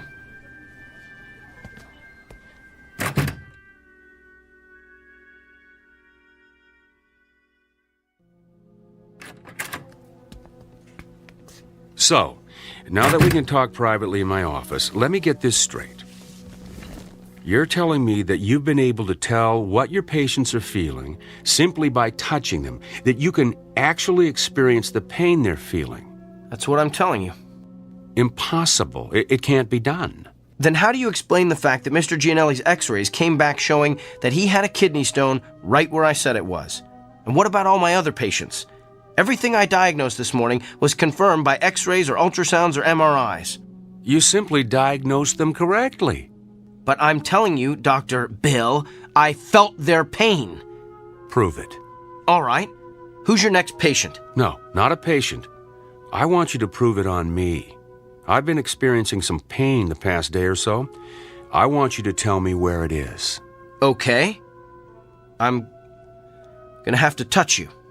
I knew there'd be something about this I didn't like. And it has to be on exposed skin. At least, I think it does. I'm still experimenting. Here, you can touch my hand. That's the most skin I'm willing to let you experiment with. All right. Ready? Ready as I'll ever be. Here goes. Hey, you gave me a shock. Yeah, that's what everyone says. Interesting. Well, what's your diagnosis, Dr. Kreskin? Well, I would hasten myself to a dentist if I were you. You've got a toothache. Top row, right side. I'd say second molar from the rear. Well, I don't know what to say. No need to say anything. Your expression says it all. What is it, Dorothy? Mr. Samuels is waiting in room 4. He's getting a little impatient. Tell him I'm on my way. There's got to be some kind of logical explanation for this. Fine, we'll talk later. Oh, by the way, you might want to have that corn looked at. The one on the big toe of your left foot. Feels like it's going to burst right through your shoe. Okay, now you're just showing off.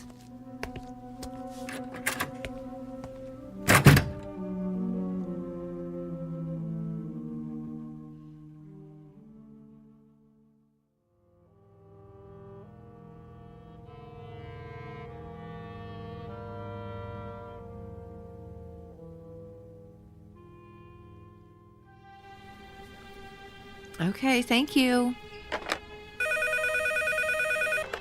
Northwest Medical Clinic, may I help you? I'm sorry, he isn't in yet. Can I take a message? I'll let him know. Thank you. Hey, Dorothy. Another reporter for Kyle? Yeah, that's like 25 now. Ever since word got out about his gift, he's become the most popular doctor at the clinic. I know. I can't believe he's going to be on that talk show tomorrow. Yeah, I am dying to see what Dr. Charisma is like on TV. Oh.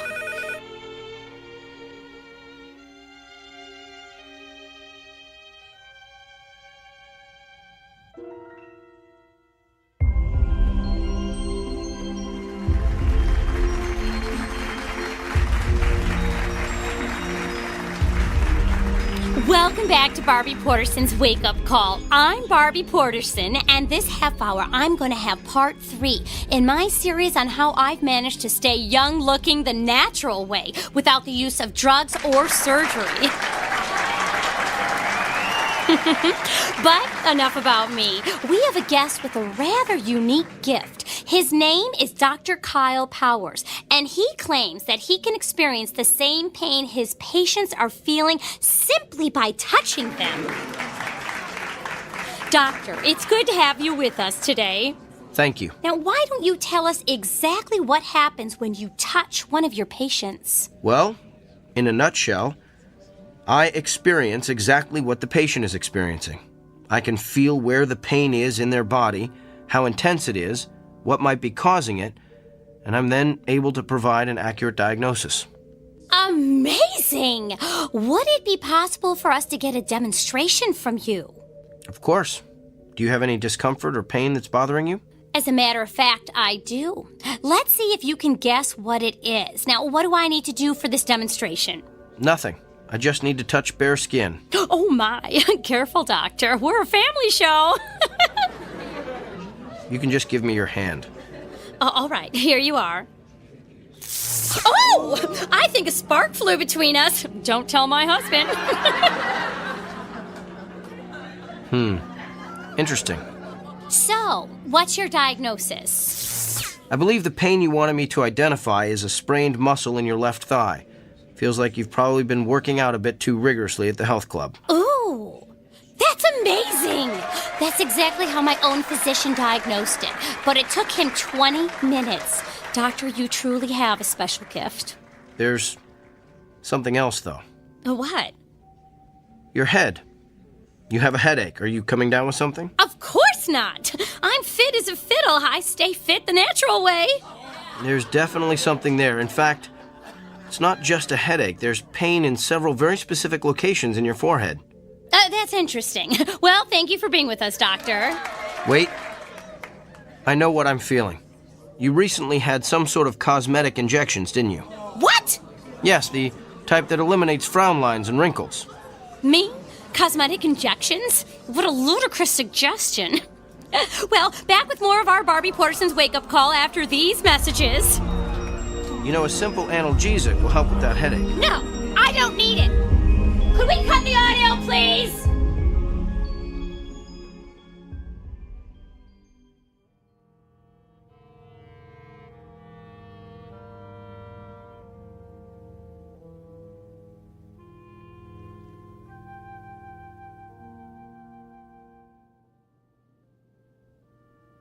Yes, I think that would be quite agreeable. Well, to be honest, I wouldn't mind having a couple of days to think it over. Could you hold on for a moment? Come in. Kyle. Doctor, I'm on the phone. I need a moment with you. I don't have a moment. Make one. All right. I'm sorry, can I call you back? Thanks. That was extremely rude. And what are you staring at? You look so pale. Do you feel all right? I feel fine. Just a little stressed, and your intrusion doesn't help. So what's so urgent that it can't wait? Well, let's start with the waiting room overflowing with your patients. I had an important phone call. With who? Not that it's any of your business, but I was talking to Nigel Fairwick. Nigel Fairwick? He's the TV producer who creates all those vapid reality shows. Why would you want to talk to him? He wants to produce a television show starring yours truly. You're kidding me. Didn't he see that debacle of a TV interview you did the other morning? Yes, in fact, that's why he wanted to talk to me. Apparently the show's ratings skyrocketed after I outed Barbie Porterson. The interview is all over the internet. And this TV show of yours will allow you to perform additional acts of benevolence for the public good? Sometimes. But mostly will consist of me diagnosing the illnesses of actors, political figures, and even world leaders. Doesn't it bother you to exploit your gift like this? Exploit? You just don't get it, do you? I'm not seeking these people out. Nigel Fairwick, the newspaper's looking for interviews, those patients in the waiting room, they're all coming to me. I'm the solution to their problems. I'm the answer to their prayers. Spoken like a man with a true messiah complex. There's just something about your gift I've been trying to figure out. If you can feel your patient's pain, then you must be able to feel other things as well. Like what? Like their emotions. You must be able to feel their fear, their anxiety, their despair. Do you feel those things, Kyle? I feel them. Then why don't you ever talk about them? In all the interviews you've given, I've never heard you once mention the patient's emotions. Because it's irrelevant. It's the pain that helps me diagnose the illness. Besides, those feelings only last as long as I touch the patient. So you shove those emotions aside. The way you've done with your own emotions all your life, I guess.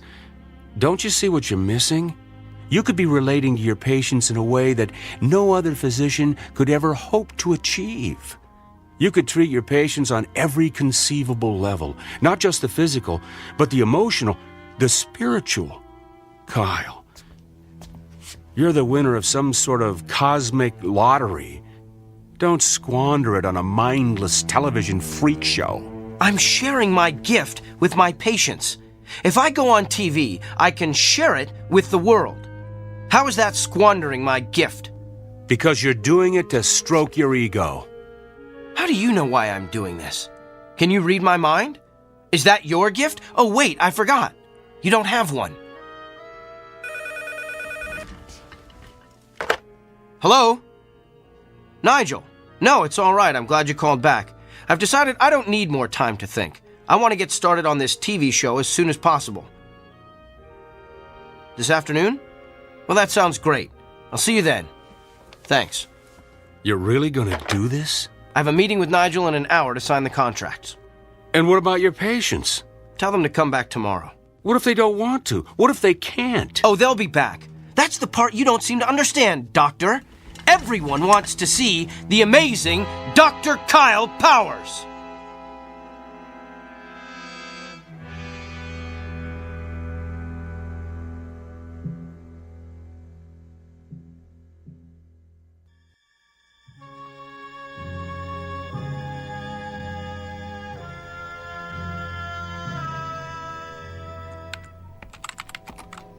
Well, Dorothy, my last patient has left the building.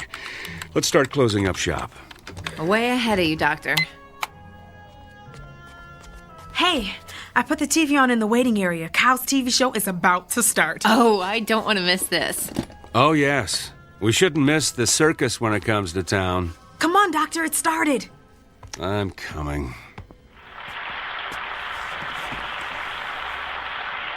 Hello, America, and welcome to Doctor in the House, the new show that promises to be the most amazing, the most remarkable, the most astounding television program you've ever seen. I'm Gil Montgomery, and I'll be your master of ceremonies. Master of hyperbole is more like it. And now let's bring out the man who's been written about in every newspaper, magazine, and medical journal in the country, nay, the world. Please put your hands together for Dr. Kyle Powers. Wow, a standing ovation. You'd think he was the second coming. He thinks he is anyway. How come he's sweating so much? He's probably just nervous. I don't know. He looks kind of pale, too. Good evening, Doctor. Good evening, Gil. Are you feeling okay, Doctor? I'm not sure. I've been feeling a bit lightheaded today. Well, physician, perhaps we'll give you a chance to heal thyself later in the show.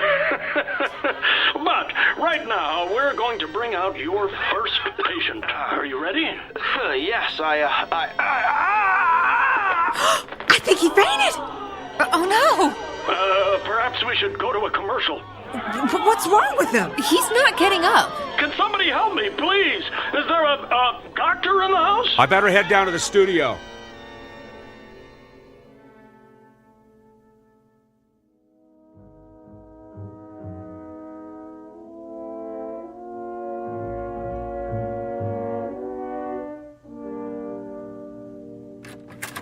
Kyle, I've got the results of your tests. They're pretty extensive. Tell me. Well, simply put, your autoimmune system has completely broken down.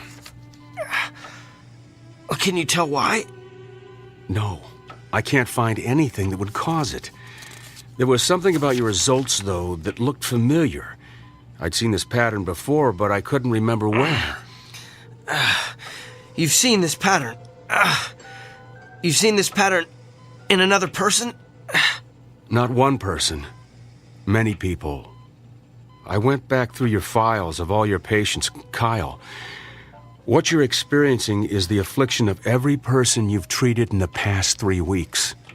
Think about it. You've got emphysema like Mrs. Crandall. You've got stomach cancer like Mr. Drummond. Even have a kidney stone like Mr. Gianelli. Yeah, you get the idea. Every illness you've treated in the past 3 weeks is coursing through your body. It was 3 weeks ago that... You received your gift. I know.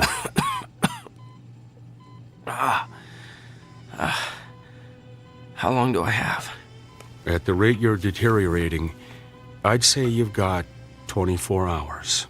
No. That just can't be. Look, I know you're in a lot of pain. We're going to do what we can to make you comfortable. I want to run some more tests. There's got to be a way to beef up your immune system. Bill, after the way I've insulted you, why are you showing me so much... Compassion? It's part of being a doctor, right? Get some rest, Kyle. I'll be back.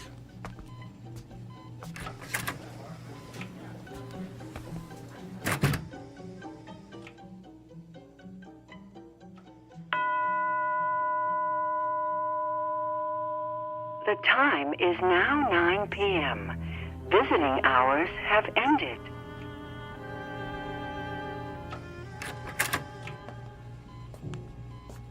Bill? I'm afraid not. You. What are you doing here? I wanted to see how you're feeling. By the looks of you, I'd say you're knocking at death's door. You did this to me, didn't you? No. You did this to yourself. Remember our agreement? The one we shook hands on. The one you refused to read. You violated, let's see, Section 3, Paragraph 9, which states, the party in question will refrain from using his gift to advance, hasten, or otherwise promote his own personal agenda.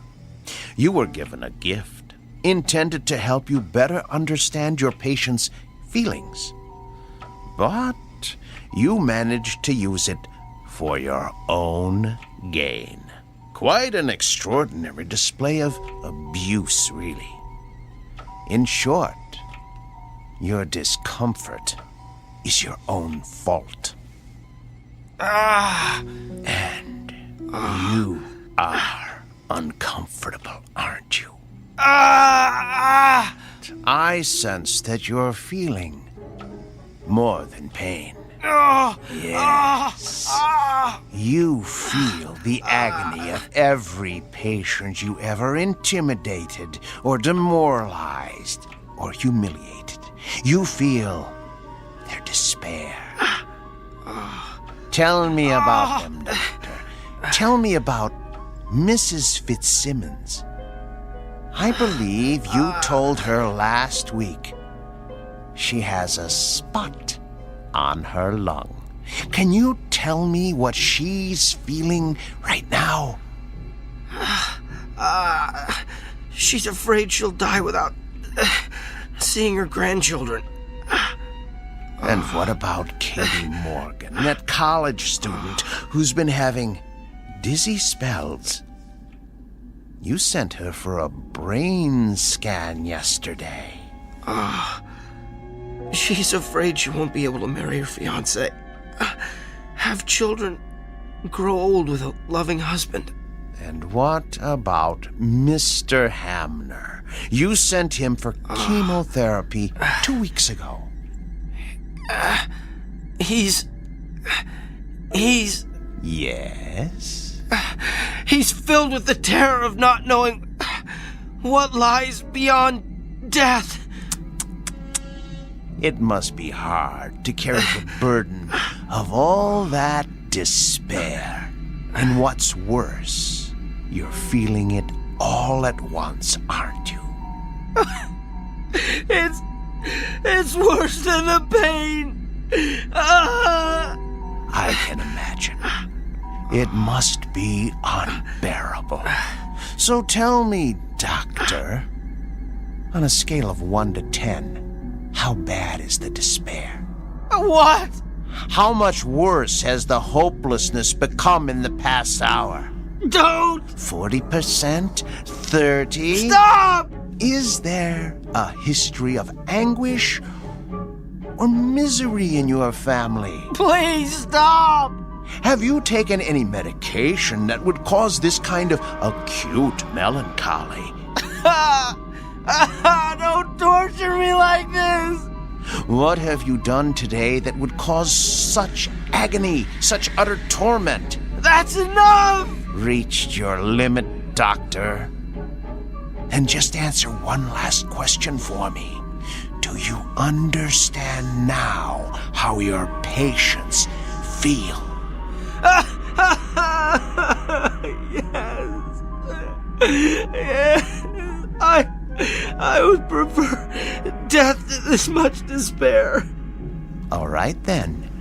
Since you're already at the end of your rope, I suggest we end it as quickly as possible. I'm going to touch you one last time.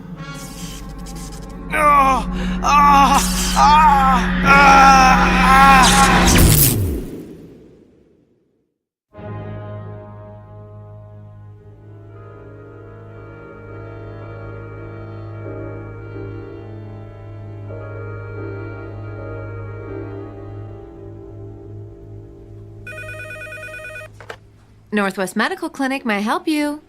Sure, let me transfer you. Hey, Dorothy. What is it, Millie? It's a shame about Kyle, isn't it? Yeah, a pity it had to end the way it did. I mean, for a little while, he had it all, and now, well, you know. How have his patients been taking it? Not well. Of course, I have to tell them what happened when they called to make an appointment. That's a shame. But, you know, at least Kyle is at peace now. Yeah. Well, he seemed very peaceful when I gave him his messages this morning. I guess a full recovery will do that to you. That and a near-death experience. Yeah, but it is too bad he lost his, well, you know, his gift. Yeah. I wonder what it's going to be like for him now. Just seeing patients as plain old Dr. Kyle Powers.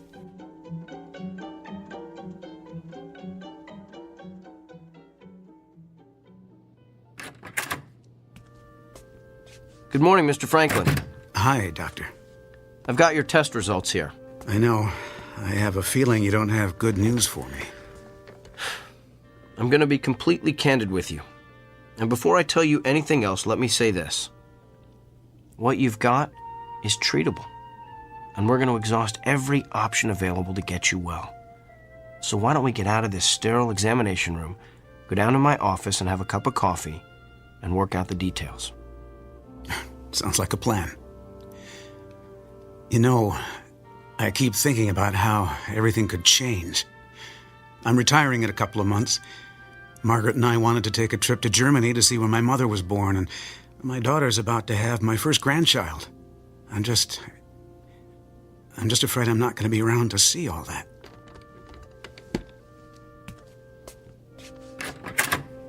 Mr. Franklin, I know exactly how you feel.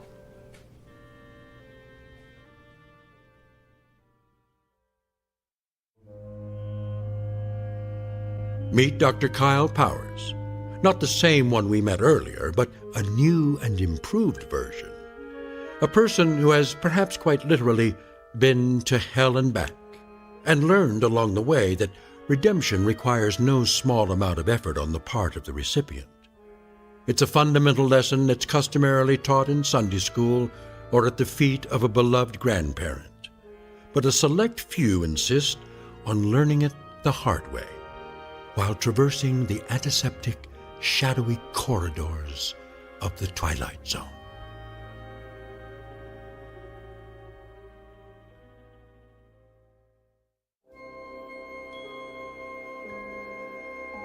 Hi, this is Carl Amari, producer of the Twilight Zone radio dramas. I'd like to take a moment to tell you about our official website at twilightzoneradio.com, where you'll get the latest news and information on these Twilight Zone radio dramas. Plus, at twilightzoneradio.com, you can digitally download 3 free episodes or any of our episodes for only $1.95 each. In this age of ever-changing technology, we've decided to make these episodes instantly available to you by making the Twilight Zone radio dramas a digital download-only series. This means that this series will no longer be offered on CD. The CD collections at our website are now being offered, while supplies last, at buy one, get one free. So be sure to get your favorites before they're sold out. Be sure to visit us often, and I'll see you in the zone.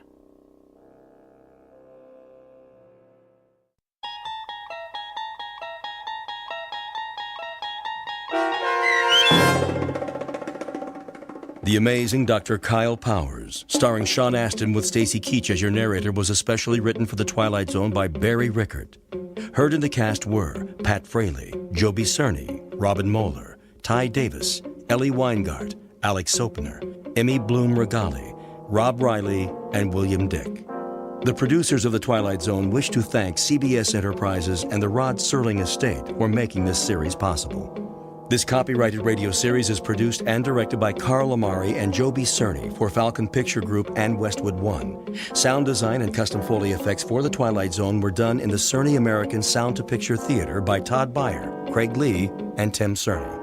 To learn more about the Twilight Zone radio dramas and to contact us, visit our official website at twilightzoneradio.com. Doug James speaking.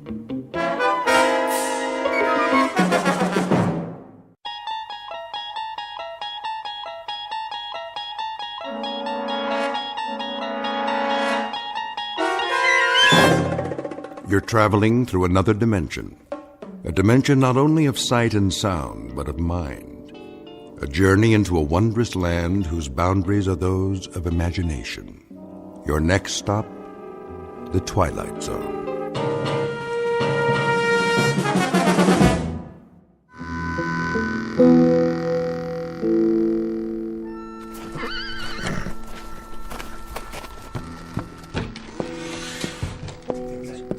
It's time, Mr. Mothershed. Well, boys, look what the wind blew in. Drink, Corcoran? Not now, Ira. I said it's time. Sykes? He's in the general store, but he's fixing to come out any minute. Tell your men to be ready. Already did, now I'm telling you. Where are they? One on the roof, Mr. Mothershed, with a Winchester. One by the hotel, and one's over by the blacksmith's. Is that all you rounded up? And old Jason. Jason? He ain't worth a hoot. Oh, well, now, he's got eyes in the back of his head. Told him to keep watch across the street. Where's Johnny Robb? Johnny? He'll be ready, don't you worry none. I'll lay odds against that. You'd lay odds on any damn thing. Maybe. But I've got a $10 gold piece that says Johnny Robb won't show. Get on now. This ain't a proper gambling matter. I set it up real good, Mr. Mothershed. You'll see. All you have to do is sit tight. Any time now, I tell you. Hear that, boys? I hear it. It's gonna be just like a turkey shoot. You don't want to go taking any chances now. Pinno's fast. Fast on the draw. Sure he is. All right, wait till he walks out, then open fire. Ain't even gonna give the man a fighting chance, huh? That's not some cowpoke over there. That's Pinno Sykes. Yeah, I heard about him. We all did. What kind of chance he ever give anybody? True enough. See y'all later, boys. Hey, don't you want that drink? I told you, Ira, I got business. There's gonna be a funeral. No funeral, just dig a hole and dump him in. But we gotta have one. His family keeps a plot up on Boot Hill. Plus, we already paid for the coffin. Where's he going? I'll tell you where. He's hiked down into his hideout till the killing's done. It's just as well. We don't need any more guns. If he's telling the truth. Especially about the Winchester. Pour me another whiskey, bartender. Yes, sir. Hear that? I heard something. There's old Jason's signal. Let's go, boys. It's as good as over.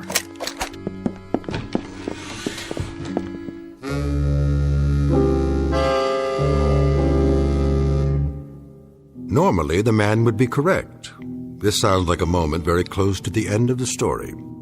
We're about to have a traditional shootout on the street, and barring a miracle, the bad man will soon be dead. But it's not always easy to tell the good guys from the bad.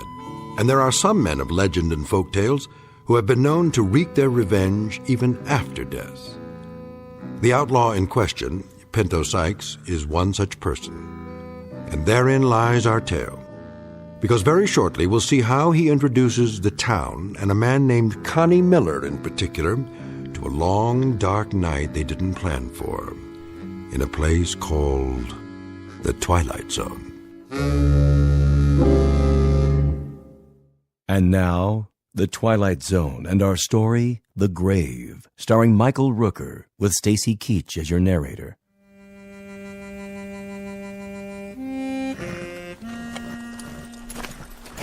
Put it on my bill. Yes, sir. I'll do that. Thank you kindly. You want any help with those supplies? Nope. Well, then, I'll be seeing you. Say. Yes, sir? Where's everybody gone to? Well, I don't know what you mean, Mr. Sykes. I better be getting back inside now. What did you call me? Me? What? I didn't call you nothing. I say you did. I didn't mean no disrespect. You know my name? No, sir. I mean, yes, sir. I mean, well, everybody does. What are you so nervous about? Me? Well, I'm not nervous. I just got business to do. What kind of business? Ain't no customers waiting. Well, I know, but I... Good day to you. Come back real soon, you hear?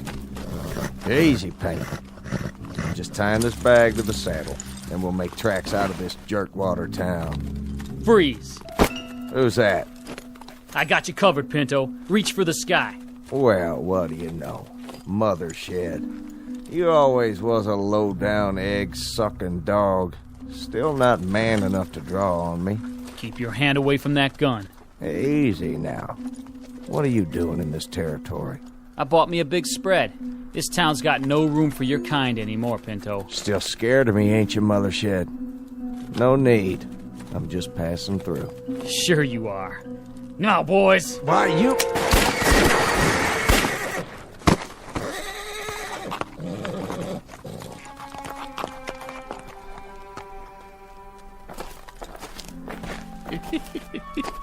He's still alive. He won't be for long. Go on. Get him to the old jail. What for? Town folks are watching. He's got people here. Lift his feet. Nah, just drag him. See that, Johnny Rob? Never even got his gun out. No, he sure didn't. That famous pearl-handled .45. Who gets to keep it now, you figure? Leave it, old man. Fetch a good price. Bury it with them. It's only right. They really did it. They? You was in on it too, Johnny Rob. Not me. I don't believe in taking a life. Even his. I put a bet on Pinto. A Guinness, you mean? Never thought they'd get him that easy. 8 shots. No man can stand up to 8 shots. Not even Pinto Sykes. He ain't got more than a few minutes left to live, Johnny Rob. Reckon you'd better fetch his pa and sister. Ain't there nobody else can do it? Well, I sure can't. I have to see if the casket's ready, now don't I? All right, Mr. Corcoran. Yes, sirree. This here's the end of Pinto Sykes.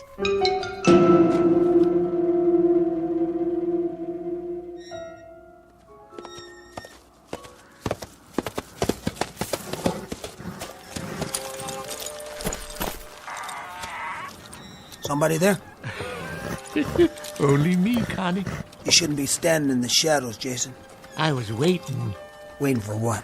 Had a feeling you might show up, now that it's safe. Why? Pinto Sykes come through here yet? You didn't hear. Why don't you talk sense, old man? What's that picket fence doing out there in the street?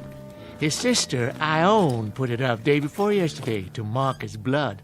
Closed it off so nobody would ride over it. Whose blood? Well, just who do you think? There's a southern wind. You know what that means, don't you? Not much dust in southern winds, blowing down off the mountains. I bet if you look close, you can still see Pinto's blood shining in the moonlight. Who shot him? I asked you a question. Who, old man? Who? Where did you go?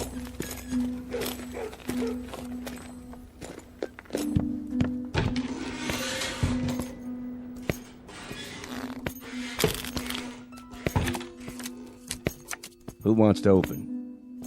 I'll be. Is that? Well, look at who's come back. Connie Miller? Gents. Take your coat off. I'll hang it up for you. Drink, Connie? Yeah, I could use one. Same as always? Leave the bottle. Oh, sure. I said, who wants to open? That's all for me. Me too. Not much of a pot, but I'll take it. Did you notice, Connie? Notice what? Our little fence out in the street. That I did. I noticed it. And I know what's inside it, too. How'd you know that? Old Jason's out there walking around in the wind spouting off. And what'd he tell you? The blood of Pinto Sykes. Well, for once, that old geezer told the truth. Who shot him? We did. Who's we? Us. The town. The whole town? Not me. I don't believe in gunfire myself. Only 8 of us actually fired, but the whole town was behind it. Fact is, this town don't have much in the way of marksmen. That right. Out of 8 that fired, we reckon only 1 bullet hit him. Which one? Don't even know for sure who fired it. Bullet passed clean through him, and no one is bragging that they're the one who did it. No, sir. No one is claiming credit for that piece of gunplay. You know something, Mr. Corcoran? Maybe by now, wherever he is, Pinto knows who it was that killed him. What do you mean, wherever he is? Oh, he's up on Boot Hill, of course. Lying in the family plot. Reckon it must be some disappointment to you, Connie, being as how you spent so long trying to find him for yourself. That it is, Ira. 4 months wasted out of the year chasing him. And I could have caught him right here. That's not the way Pinto told it. He claimed you wasn't even trying to catch up to him. Hello, Johnny Rob. Still running your mouth, same as always?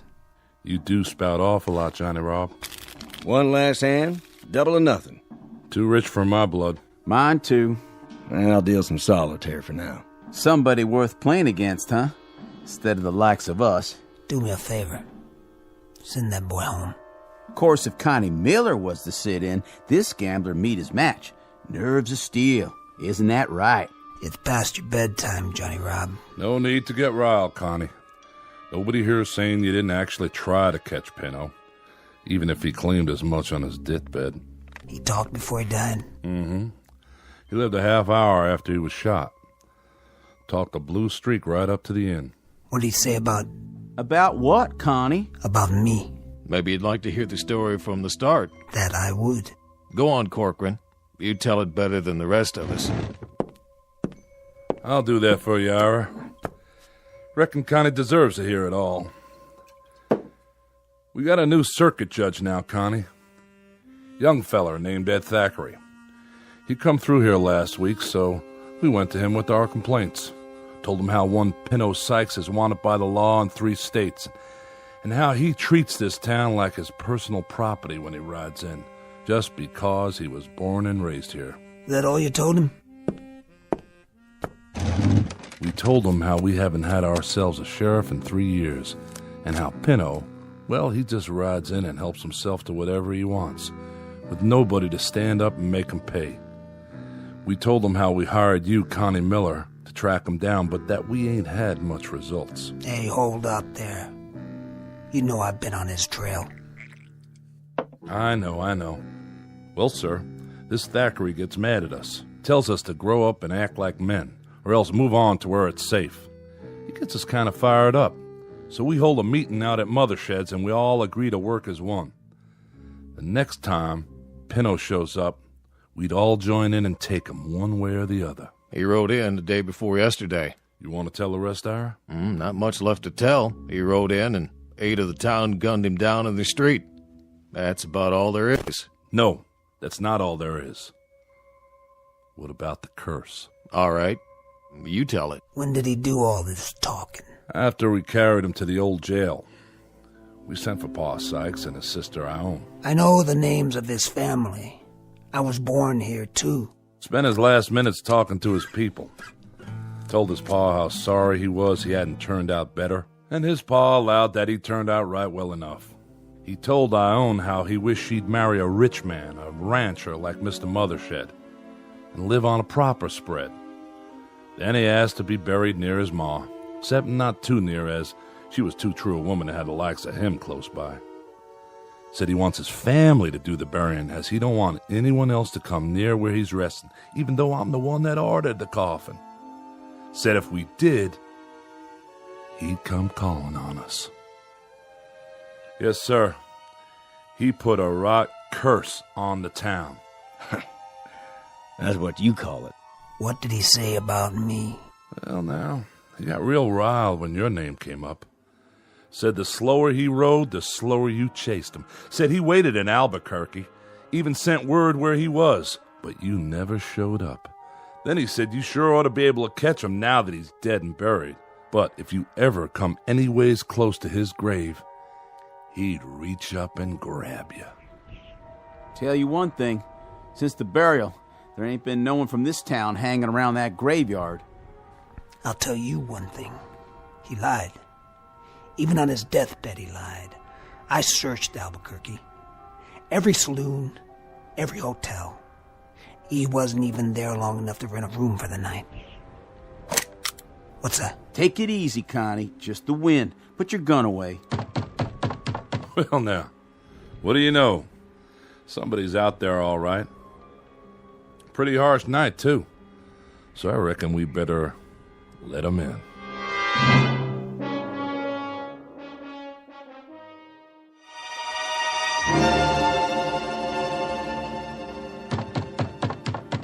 I'll answer it. Oh, how do? Hello, Ione. Nice to see you. Miss Sykes, what are you doing out so late? Gentlemen. Mr. Broadley, give me a bottle of rye whiskey, if you please. Surely.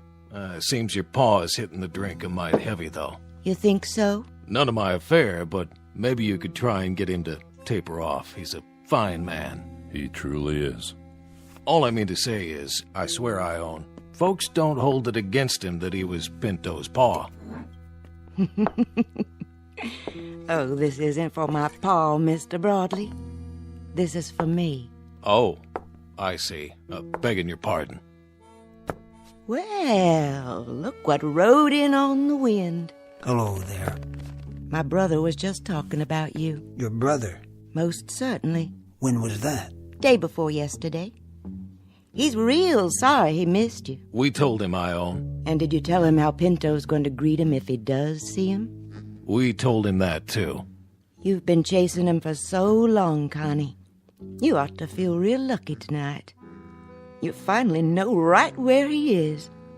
And all you have to do is walk out there. How nice for you. That whole Sykes family was never real bright. Tell us, Connie. Tell you what? You afraid of Pinto's grave? What are you talking about? Because the rest of us are. How about you? I'll tell you something, Johnny Rob. I was never afraid of Pinto alive, and I sure as hell ain't afraid of him now that he's dead. Understand? Well now, is that the truth? You know English, don't you? Because I don't exactly know as I believe you. Why, I'll bet... Hold it now, Connie. Simmer down. He deserved it. Maybe he did. But let's not have any bloodshed. Nobody calls me a coward. You didn't let me finish what I was saying, Connie. I don't think you're a coward. No, sir. Leastwise, I don't think you're afraid of anybody in this room, especially not me. For sure not you. I'm just a poor boy that works hard for not much. I'm not real strong, but dogs and kids like me. Follow me around all the time. Go ahead, why don't you speak your mind straight out? Have another drink, Connie. Come on. Sit down. Sure windy tonight, ain't it? I remember the last time we had a wind like this. I'm waiting, Johnny Rob. Well, like I was saying, no, sir, I don't believe you or anyone else is afraid of me. But whether or not you was ever scared of Pinto is something only you know. Johnny Rob. Well, I was about to say when you hit me and hurt me is, I'll bet, not that I'm accusing you, I'm just saying, I'll bet that you won't be calling on Pinto anytime soon. No. Anytime like tonight, for instance. Now, why don't you shut up before you really get hurt? Now, Connie. Look at the time. By golly, it's almost 12 midnight. What about it? Drop it, Johnny. I'm betting you won't go out of here at midnight sharp and climb all the way up the Boot Hill and visit Pinto's grave. Now, I got a $20 gold piece somewhere. Yeah, it took me nearly 20 weeks of odd jobs to save it. Here, I'm betting it all that you won't do what I just said. That a real bet, Johnny Rob? Boy just can't help running his mouth, can he? Never could, as I recollect. Well, he does have a point, though. What about it, Connie? What about what? You calling him? Of course not. Why make him save for 20 more weeks? I don't need the money. Just the same, you did state that you ain't afraid of Pinto, dead or alive. If I heard you right. Look, I'm a grown-up man, and I don't do little boy things anymore. Like playing in graveyards at midnight. You know I'm not afraid, don't you, Ivor? Never take sides myself. Then you won't go. I don't like you, boy. I never have, and I reckon I never will. So, you've got a $20 gold piece. Well, I've got a $20 gold piece myself.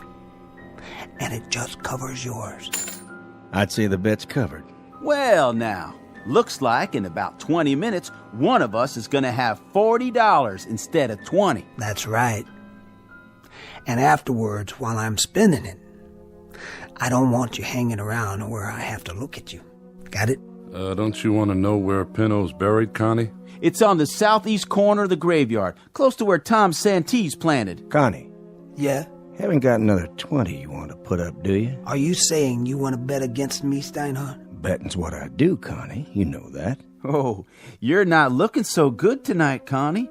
When a gambler bets, he has to win, or else he go out of business. So, you don't think I got the nerve to go up either? I didn't say that. Then what did you say? I just said I'll bet $20 that you won't. You got a bet. It's my 20. Your turn. What are you asking? To see my money? Well, that's the idea. We've made bets before, Steinhardt. Yeah, but this time's different, Connie. Now, if we were betting on a horse race or the turn of the next card, I'd trust you. But not this time. What's so different about this time? When you get out to Pinto's grave, how do I know he won't reach up and grab you? If you don't come back, how do I collect? There. That good enough for you? Gold certificates. Legal tender in my book. Hold these for us, Ira. Sure, Connie. How about you? I've still got some more betting money left. Whose side are you on? I'll never bet myself, nor take sides. How about you? Can't afford to bet tonight. Steinhardt here took all I got to lose. If you hadn't lost to him, how much? And which way would you have bet? Reckon I'd bet against you. Nothing personal. I don't get it. You people know me. Why all at once you think I'm yellow? Because we'd be afraid. You can draw them guns of yours real fast, Connie. We've seen you. But out in that graveyard in the middle of the night, they ain't worth a copper cent. You'll have no more to fight with than a yearling on his first legs. I don't get my nerves from these guns. I had it way before I could pick 'em up. You'll find that out soon enough. Ira, get my coat. Right here. Just one thing before you leave. Yeah? Well, we've got a detail to work out, Connie, since this is a job you have to do by yourself. How can we be sure you did it? My word's good. Well, maybe so. But look at it from where I sit. What's to keep you from going, let's say as far as the edge of the graveyard, and then coming back and telling us you went all the way? You saying you don't trust me? Hey, business is business, Connie. This is my livelihood. Then it looks like you're going to have to go along with me to protect your interests. Don't it? Just to make sure I do what I say. He's got you there, Steinhardt. Yeah, that won't do. Even if I were inclined to go, which I'm not, it'd improve his chances by the simple fact that courage comes easier when a man's not alone. And how'll we ever know? I have another way. Give me your Bowie knife, Ira, from behind the bar. If you say so, but I don't see... Just bring it over and put it on the table. There. Now, Connie, when you arrive at your destination, stick the knife into the earth of the grave. And then at daylight tomorrow, we'll be able to see the proof. That's a real smart plan, don't you think so, Connie? I don't like to disturb a grave. Not even Pinto's. You backing out? I said I'd go out there. But I won't treat no grave with disrespect. Then stick it near the grave. If we see it within 5 feet of fresh earth, we'll concede the wager. One thing's for sure. There ain't gonna be no one sneaking out there to steal the knife once you've planted it. Keep the bottle on the bar, Ira.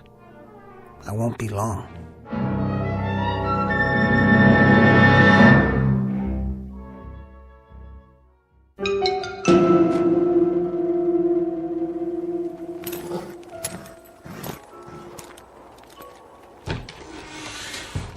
Well, who'd have thought? There he goes, all by his lonesome. And there ain't even a moon tonight. You know something? We might just lose this bet. You maybe, not me. I've already got my $20 worth, just seeing him squirm.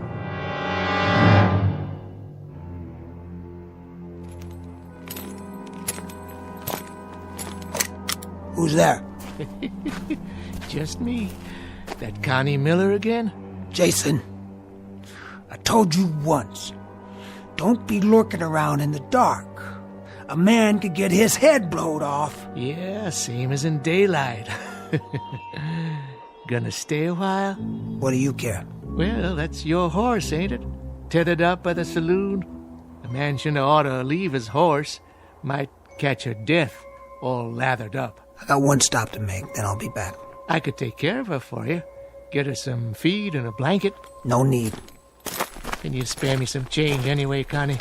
A 10-cent piece will do, so I can get me some grub in the morning. I'll take care of you later. If it's all the same to you, I'll have it now. You don't trust me? Sure, I trust you. But a lot can happen twixt sundown and sunup.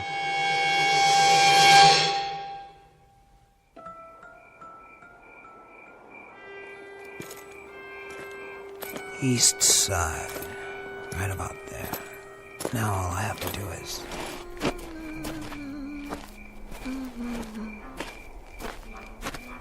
Evening, Connie. Come to see Pinto? Maybe. You're braver than I thought. What's that under your cape? You want some? A good belt of red rye might make it easier. There's still half a bottle left. I don't get my nerve out of a bottle. Oh, no? Where do you get it? I ain't afraid of no man. Then you go on up there and see him, why don't you? I'll do that. I was just there. He's waiting for you, you know. I'm coming, Pinto. You can count on that. Pickett, Winslow, Appleton, the Nottinghams. Where? What? Old caretaker's shed, that's all. Door blowing off the hinges. Caretaker's shed. That's all. Look at all this junk. Picks, shovels, markers. And a little old window. Good. That's good. Sure it is. I can spot you from here, Pinto. Right there. By the Santi plot. Fresh dirt. And a wreath.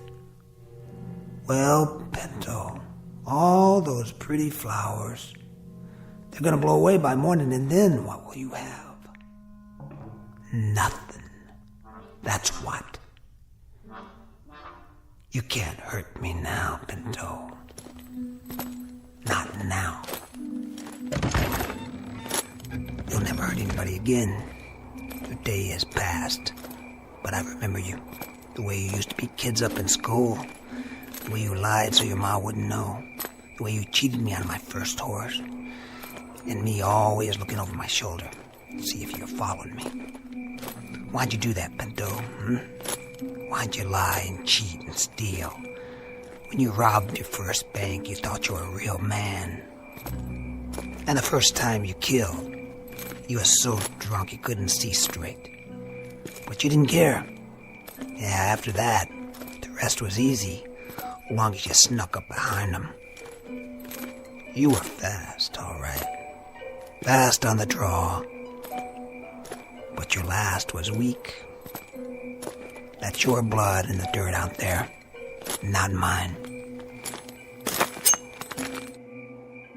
Here, Pinto, I brought you a present. Something to remember me by. I'm leaving it on your grave. Stuck right through your black heart. Rest in peace! There. It's done. Now I hope you burn in hell. Yeah. Huh? What? No! Let go! Let go!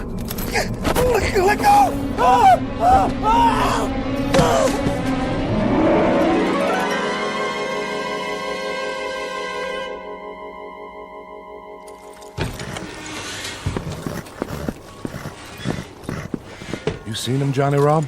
I don't understand it. It's full daylight, and he ain't back yet. Well, maybe he didn't have the nerve to come back and face us after he turned tail and run. That's not likely. His horse and gear are still here. So he didn't just ride out of town, but he didn't come back to collect his bet, neither. I'm wondering if somehow I ain't got a man killed. Nah, that's no way to talk. I didn't mean to. I didn't ever mean to do that. It's daylight now, Johnny Rob, and we can think with clear heads. deep down, we all know the dead can't really hurt nobody. You know that. I don't.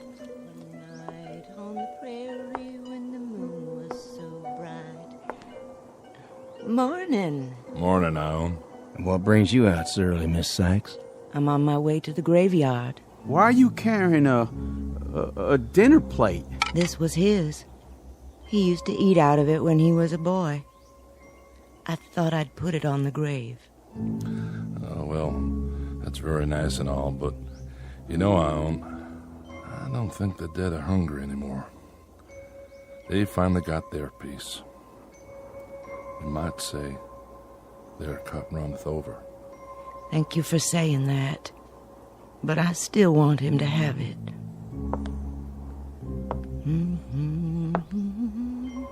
I'm going with you. Do you mind? You may, Johnny, if you like. Gotta see what happened. Well, reckon we can't spend the rest of our days being afraid of a dead man. I'll come too. I guess this is one hand I'll just have to play out.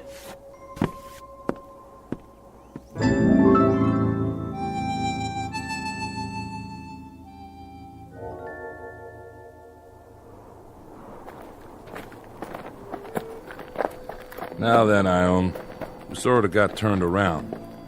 Whereabouts is the southeast corner? There. I can see it from here. And I can see him in his long coat. Oh, Lord, I knew it. I knew it. I've gone and got a man killed. See? See? Connie Miller lying here by the grave, dead. Put it out, Johnny Raw. You're acting like a baby. It isn't your fault, boy. No? What happened? What really happened? The whole story's right in front of you. Look at it. I'm looking. And all I see is Connie with a knife through his coattail so he couldn't run. Oh, he must have been powerful scared. Well, he was more courageous than I thought. He came. He knelt by the grave, see?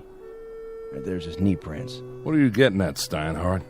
Somebody caught him here and pinned him to the ground. You don't think he did that to himself, do you? He pulled the knife from his belt. He thrust it into the grave like this. But the wind was strong, as it is now, and it blew his coat tail over the grave. And being so dark, he didn't notice that he'd put the knife blade through his own coat tail, pinning it down. You mean? Then he started to rise. As he did so, when he was perhaps halfway up, he felt a sudden tug, the knife holding his coat tail. But in his mind, Pinto had reached out and grabbed him. He was already scared half to death. This finished him. His heart gave out. That's all. That's what happened? It is, isn't it, Corcoran? Tell me, we ain't to blame, are we? What he says makes sense. Fact is, proof is all there. Kind of killed himself in a manner of speaking.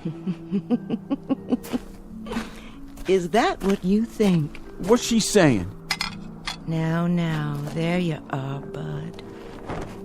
Your plate, remember? So, you think Connie's death was an accident? That he stuck the knife in the hem of his own coat? Yes, ma'am. Tell me this. How did his coat tail get over the grave like that? Well, for some reason or other, because he was in such a hurry, he left it unbuttoned. Yeah, and the wind must have done the rest. What direction was the wind from last night? South, why? The south, same as now. And I'm standing in exactly the same spot Connie was. You are right enough. Look at my cloak. Look at it. Is the wind blowing it across the grave now? No. It's blowing out behind you. So it couldn't blow the opposite way, could it? Not today, and not last night. Then how? Something would have had to reach out and pull it in the other direction, so it spread over the grave in front of him. That's only logical. Don't you agree? Well, I'm afraid the lady's right. Morning to you, gentlemen. I'll be getting home now. Don't worry. I can find my way.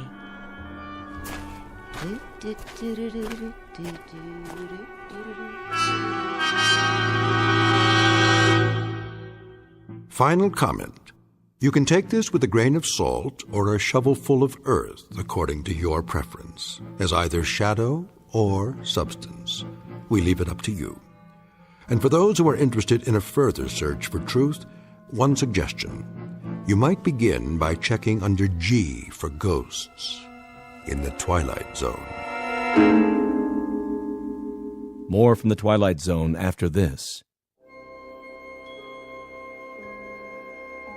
Hi, this is Carl Amari, producer of the Twilight Zone radio dramas. I'd like to take a moment to tell you about our official website at twilightzoneradio.com, where you'll get the latest news and information on these Twilight Zone radio dramas. Plus, at twilightzoneradio.com, you can digitally download 3 free episodes or any of our episodes for only $1.95 each. In this age of ever-changing technology, we've decided to make these episodes instantly available to you by making the Twilight Zone radio dramas a digital download-only series. This means that this series will no longer be offered on CD. The CD collections at our website are now being offered, while supplies last, at buy one, get one free. So be sure to get your favorites before they're sold out. Be sure to visit us often, and I'll see you in the zone.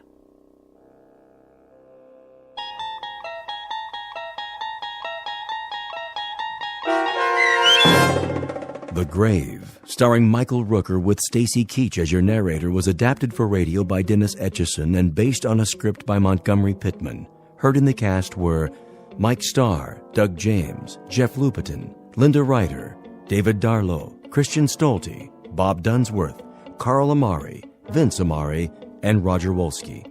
To learn more about the Twilight Zone radio dramas and to obtain audio cassettes and CDs of these programs, visit our website at twilightzoneradio.com.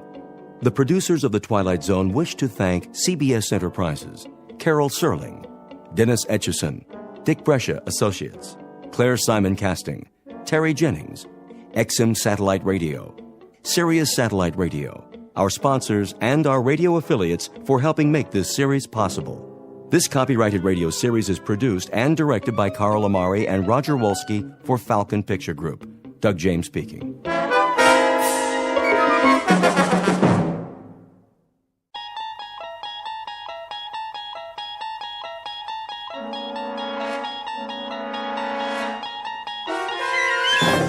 There is a fifth dimension beyond that which is known to man. It is a dimension as vast as space and as timeless as infinity. It is the middle ground between light and shadow, and it lies between the pit of man's fears and the summit of his knowledge. This is the dimension of imagination. It is an area which we call the Twilight Zone.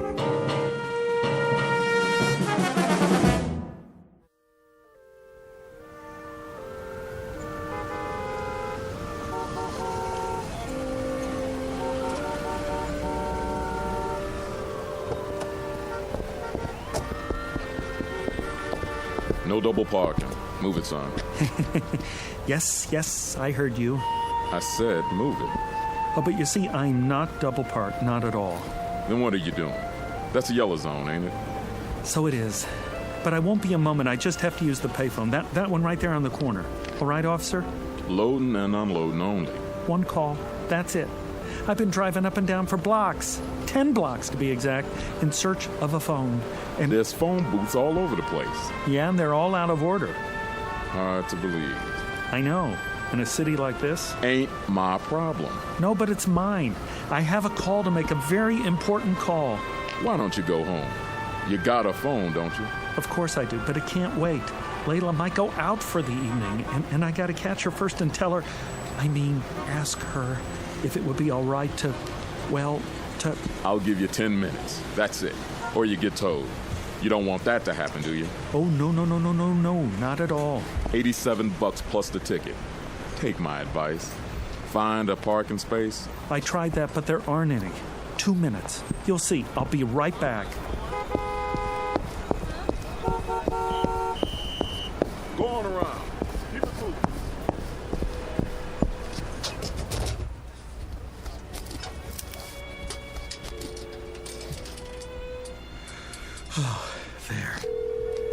Come on, come on. I'm sorry, but all circuits are temporarily busy. Please try again later. I'm sorry, but all circuits are temporarily... What is going on? Layla. Oh, baby, I'm trying to get through. Don't you know that? Can't you tell, darling? It's Roger. Roger, I need you tonight. Oh, Layla.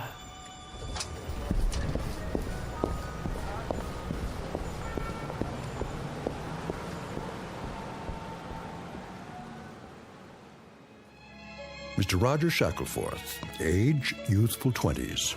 Occupation, being in love, full-time. Not just in love, but madly, passionately, illogically, miserably, all-consumingly obsessed with a young woman who has a vague recollection of his face, and even less than a passing interest. In a moment, however, you'll see a switch in attitude, because Mr. Roger Shackleforth, the young gentleman in question, will take a short but very meaningful journey into a calling area known as the Twilight Zone.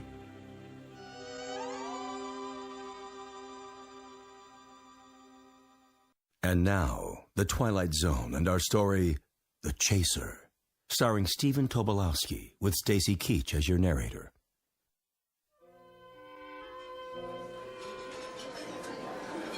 More coffee, Jenny. No thanks, Margie. Well, maybe just a smidge or it'll keep me up. Miss, can I use your... All the way in the back. No, not that. The telephone. Do you have a public telephone? Sure do, on the wall. Good, I'll need some change. Here. Better get in line, though. What? The young man's been at it for... I don't know how long.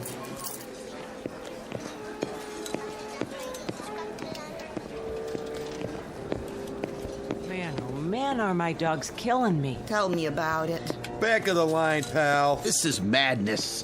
Yeah, they call it New York. It's becoming impossible to make a call anywhere in the city. You can say that again. Thank you. This is an outrage. Watch your blood pressure, honey. Look, it's making another call. Same number over and over. I tell you, he won't give up. Doesn't even talk, just dials. Maybe he's got a dialect. Gonna have to soak his finger in Epsom salts. Oh, I simply can't stand this. I must use the phone. Well, la-di-da. Who are you, Mr. High and Mighty? I have a business appointment and I'm late. Stand aside. Oh, no. We're all in this together. Look, I'll buy your place in line. $1 to get in front of you. $1? Are you kidding? All right, $5. Well, since you put it that way. How about you? Got another $5 on you? Certainly, certainly. Who's next? Don't look at me. But I am looking at you. Have you ever made $5 so easily? That ain't the point. I should first pay the same as place and show. How much do you want? Nothing less than a sawbuck. 10! That's... Then take your business elsewhere. I don't come cheap. I can see that. Here we are. After you, sweetie. Time, young man. I've had quite enough.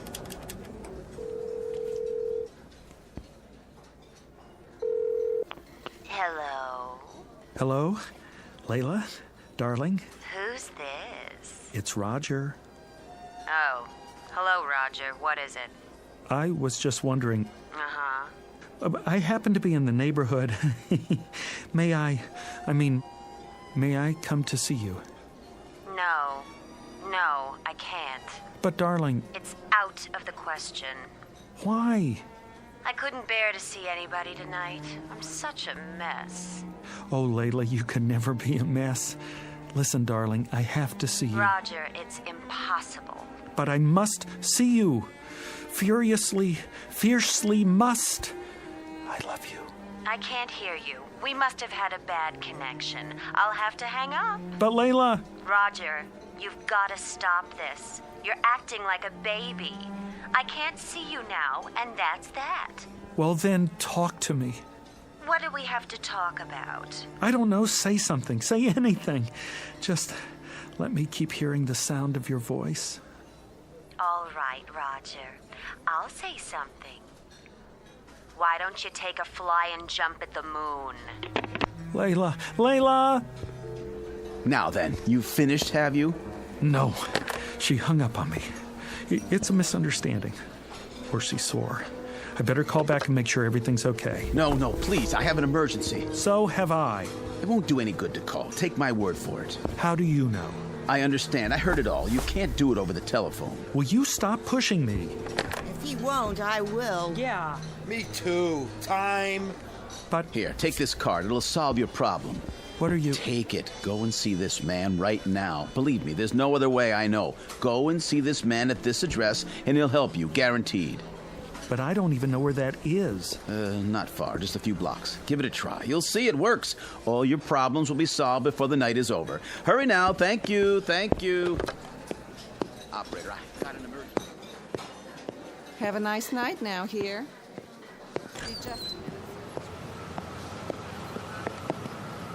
Hey! Where's my car?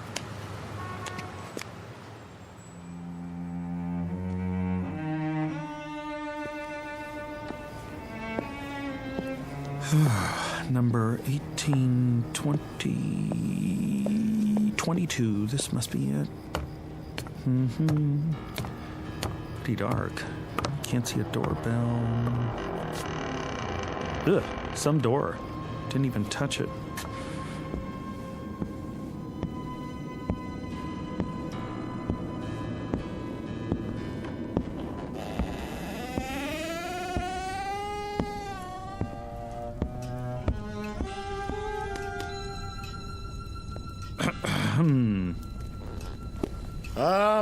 All right, I see you there. Stop skulking around. I wasn't skulking. I just didn't know if... Common disease, not knowing if. Well, don't just stand there. Sit down. Okay, where? Try that pile of books. Oh, you sure do have a lot of them. I never saw so many before. Is this a library? You might say that. A private one. Have you read all these? Some of them.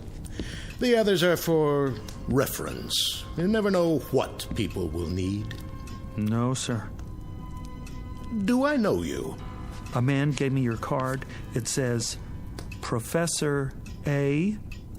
D-A-E-M-O-N. How do you pronounce that? Damon? If you prefer. And this address. I guess I'm in the right place?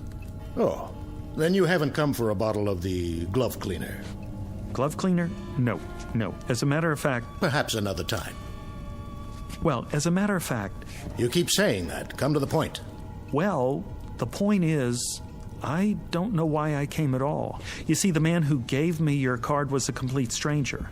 Oh, yes. Satisfied former customer, most likely. But I don't know why he gave it to me.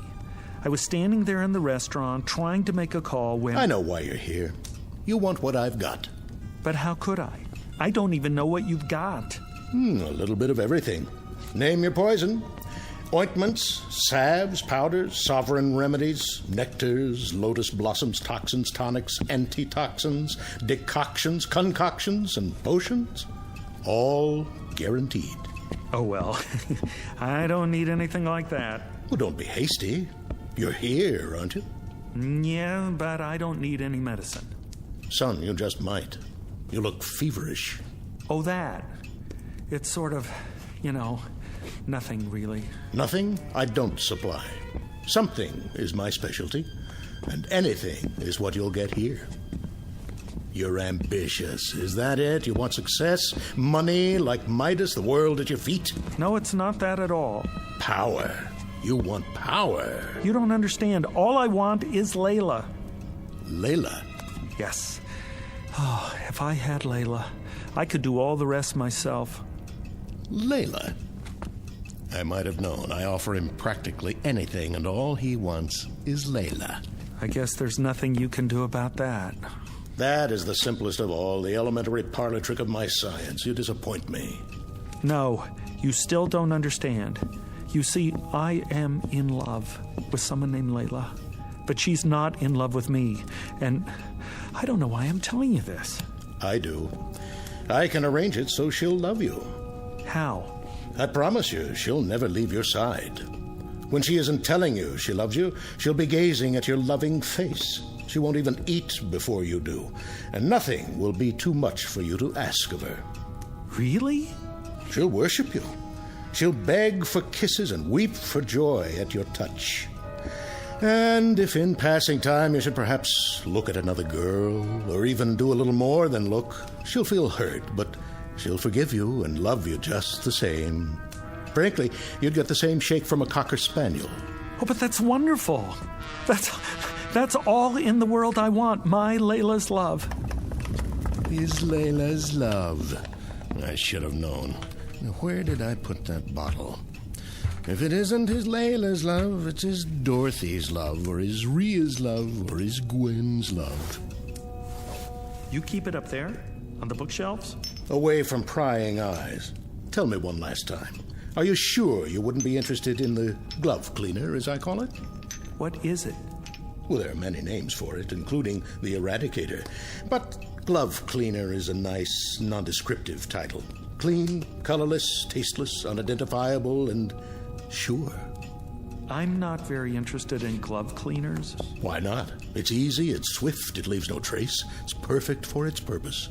You're not making sense. Why, boy, that's all I make. Which is why I'm such a lonely man. You're absolutely sure you don't want to try the glove cleaner. It is very expensive.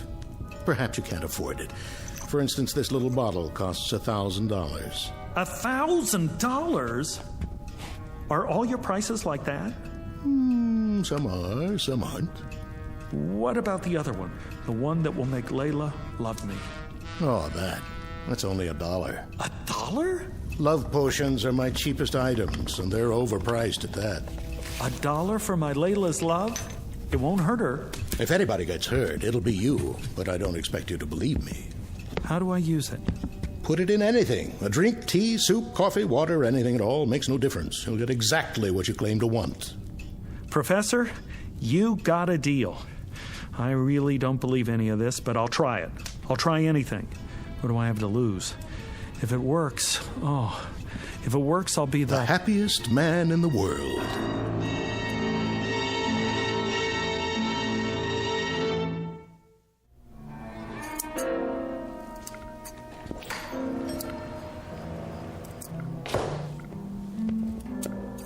Yes?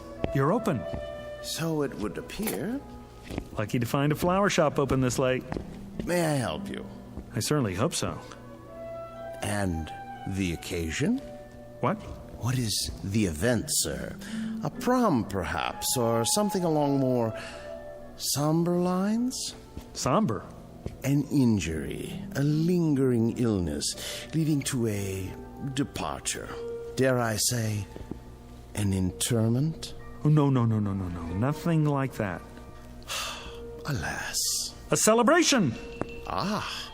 And what, may I ask, are we celebrating this evening? You may ask, and I'll tell you.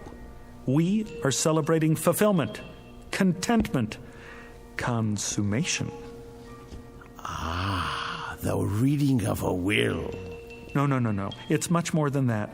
A life sentence in the arms of my love without the possibility of parole. My condolences. We have some lovely wreaths. Don't you understand? I'm talking about true love. The kind you want to shout from the rooftops. Sparks, fireworks. A boutonniere. No, something more. A wrist corsage, then. Or a tasteful nosegay. What is the biggest thing you have? In what respect? I know. A rose. By any other name. Color. How about blue? Yellow. Green? Pink. Red? White. Sold. For purity. An excellent choice, I'm sure. 12 long-stemmed white roses. Will there be anything else? No. Yes. Champagne. And 2 glasses. Long stems on those, too. I'm afraid you'll have to visit your local vintner for those accessories. My sympathies to the blushing bride.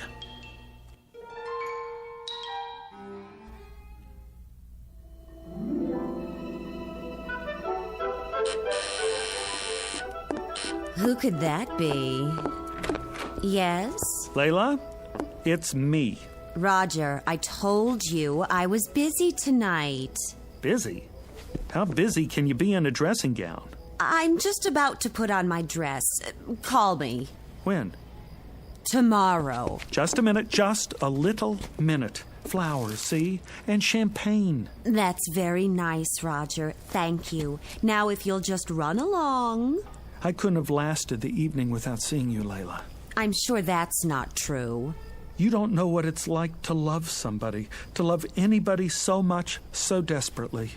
No, I suppose I don't. It's good champagne. Just enough for the two of us. Now, that's not asking much, is it? All you have to do is give me 5 minutes for one drink. Roger, you are acting like a clod. A silly, stupid, sophomoric clod. I love you. Stop saying that. But you don't know what I went through to get here. My car was towed. I've been walking for the past hour. How can you be so cruel? All right, one drink. 5 minutes, and then you go. You won't regret it.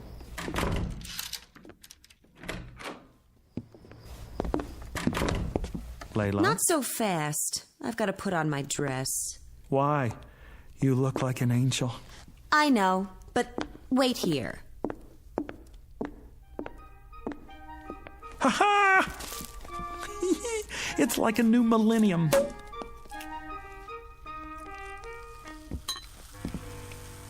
Don't be too long, darling. Just long enough to prepare one very special glass of champagne for you.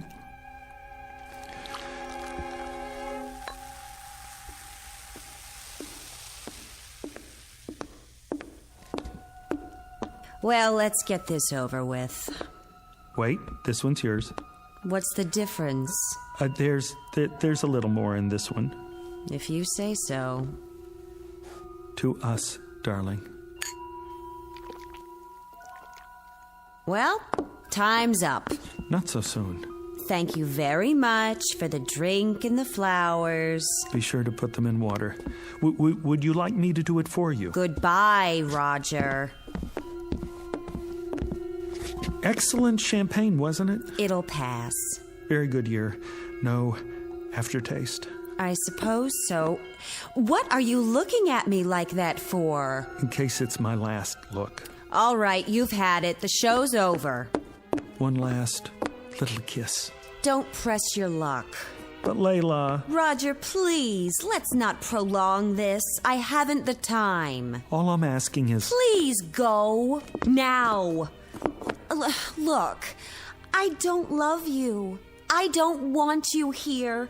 I don't even like you at the moment. Now go, please. If you're sure that's what you want. You look like a whipped dog. Oh, here. That's the best I can do. And it took all my strength. Thank you, I guess. Oh. What is it? I don't know. All of a sudden, I'm feeling a bit peculiar. You are? Roger, wait a minute. Perhaps I am being cruel. I don't mean to be. I understand. Do you? I'm sure I can do better than that. Let me make it a little nicer. If that's what you want.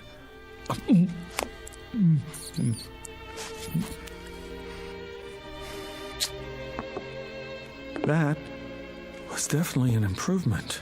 What's happening? What is happening to me? Who cares? Come here, baby. Oh, Roger.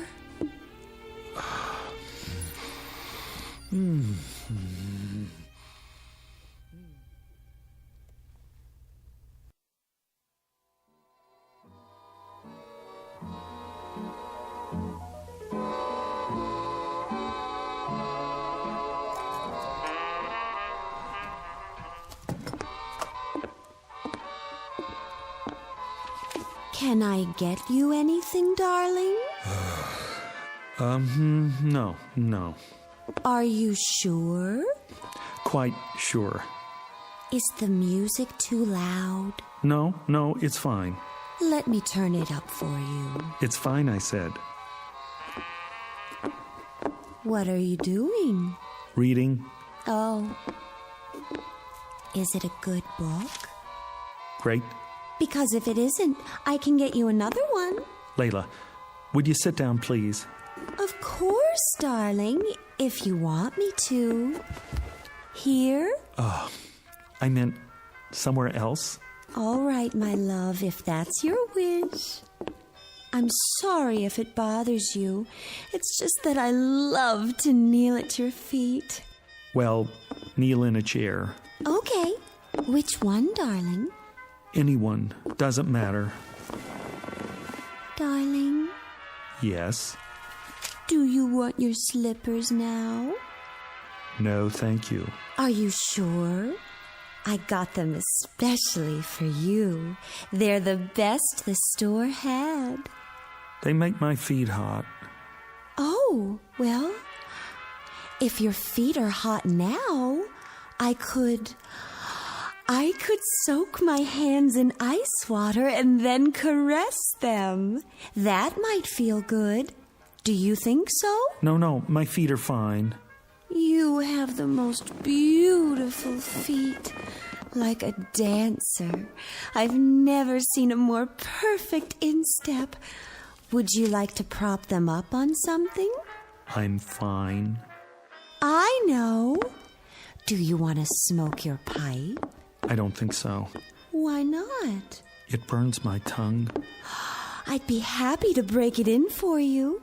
I could smoke it all day while you're at the office, and then when you come home... Thanks, Layla, but no thanks. You're welcome.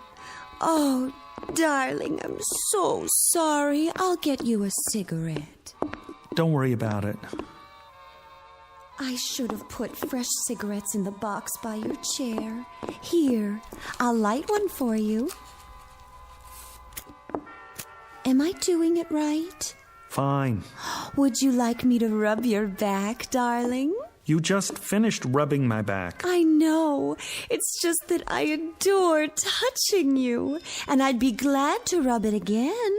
Maybe later. Am I disturbing your reading? No. Did I disturb you by asking if I was disturbing you? No, dearest, not at all. Oh, Roger, I love you so much. I'm so happy you're you. You're just perfect. I love to say I love you. I love to love you. I gotta get out of here. You do? I have an appointment. You do? Almost forgot. Hand me my jacket. Of course, here. I'm sorry I didn't press it for you. Will you be long? I don't know. You don't? I may be late. Would you like me to go too? No. No, won't be that late. Why don't you stay here and hug my pillow or something? Is anything wrong, Roger, darling? No, dearest. It's just I got an appointment and I'm late and I need a little air. While you're gone, my love will grow and grow. And when you get back, do you know what will happen when you get back? I promise you that... I promise you that when you get back, I'll make you the happiest man in the world.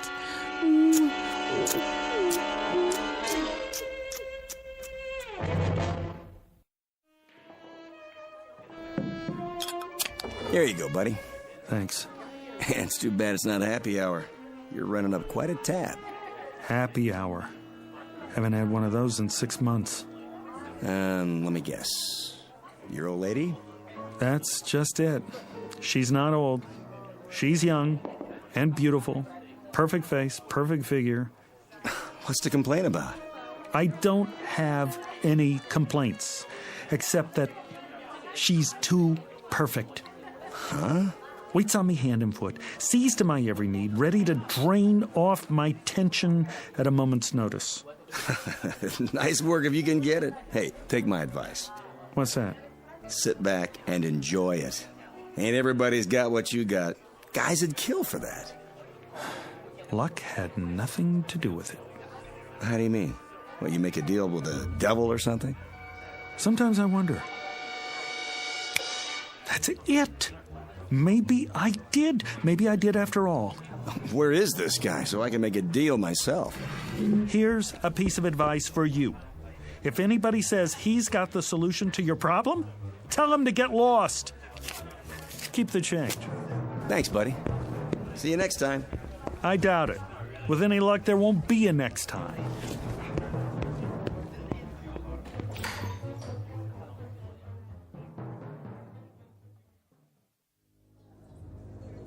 Have a nice night now here. I will, Margie. You take care. Excuse me. Be just a minute, sir. There's room at the counter. Hello? Yes? You remember me, don't you?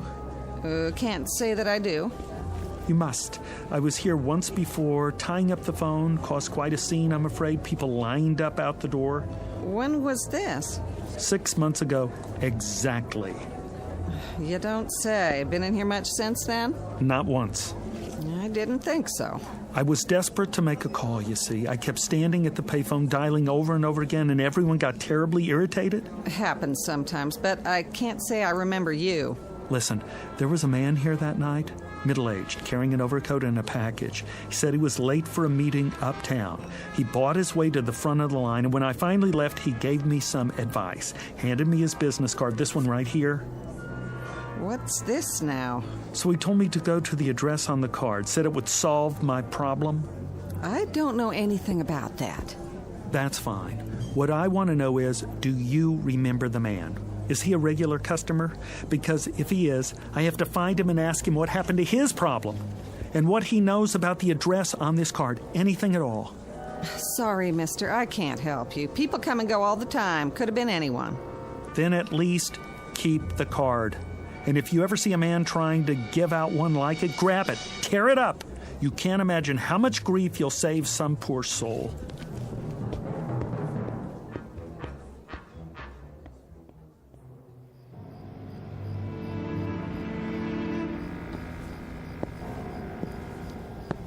Here, number 22. Yep, same as before. Now the second set of doors. Here we go.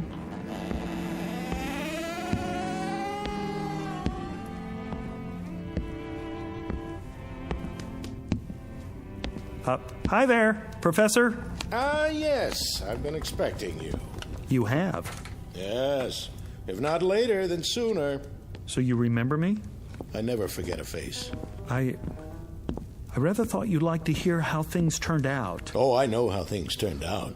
That potion really works. Why am I not surprised? Well, how are things with you? Things haven't changed with me in years. Pretty ugly situation we got. What situation is that? In the world, I mean, with China. You don't look so good either.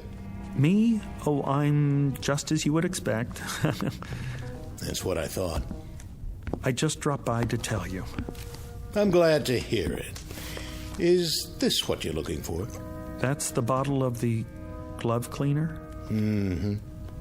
You sell much of that stuff? Now and again. What's in it? See for yourself.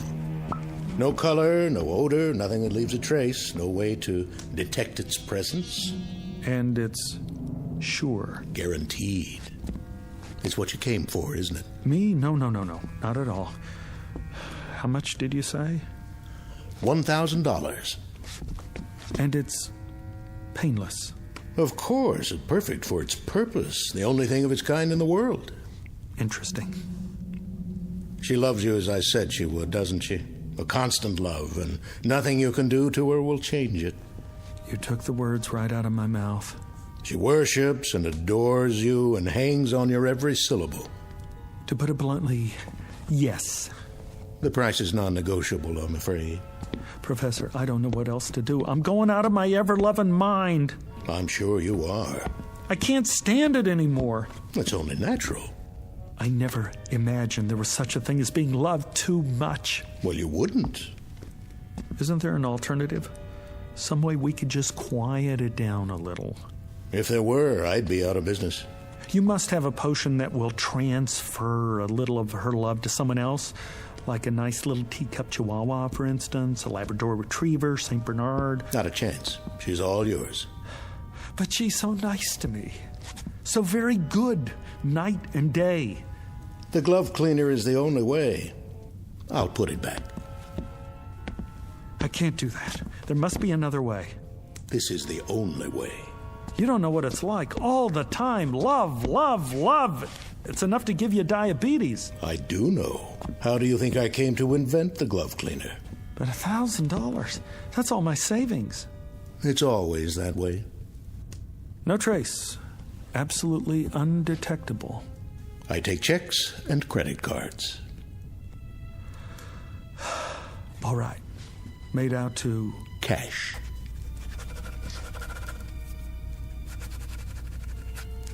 One thing I must caution you about. What's that? Use it immediately. Do you hear me? Immediately. It's imperative, and you must use it all. Why? Will it spoil? No, but you will. Once you delay, you're lost. Believe me, if you fail the first time you try to use it, you'll never have the courage to try again. Never. Goodbye, Professor. Farewell.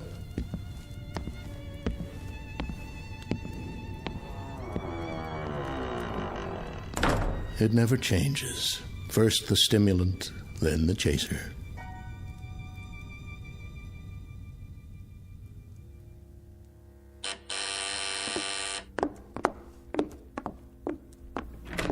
My darling. Hello, Layla.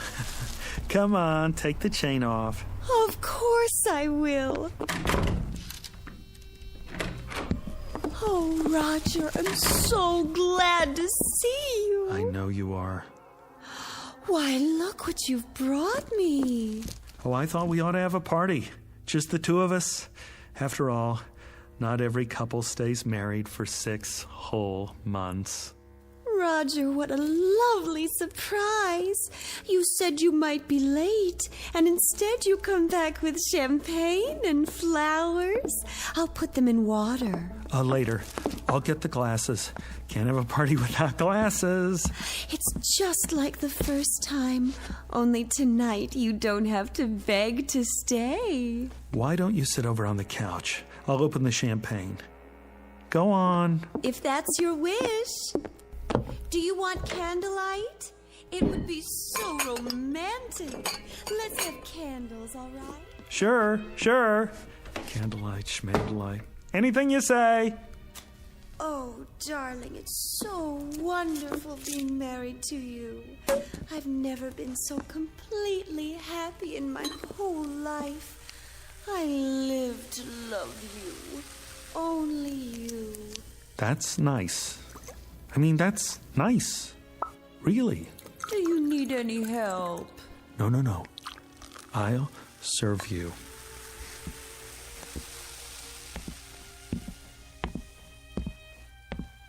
Sweetest, how did you happen to think of champagne? Oh, I asked myself, what does Layla need? And it came to me like a bolt out of the blue. Here you go. To us. To us. I remember the first time you brought me champagne, how you looked. Your eyes were filled with longing, and you watched me so sadly because you thought it was going to be our last drink. Isn't that what you were thinking? Right. I remember. Go on, Layla. Drink up. Lover? Hmm? My sweet lover Marshmallow, sit here. Why not? Go ahead now. Drink up. I'm not very thirsty. Good to the last drop. I'm not sure it's a good idea this time. Why not? Sit closer. Careful. What's this? What's what? Between the cushions. Have you taken up knitting?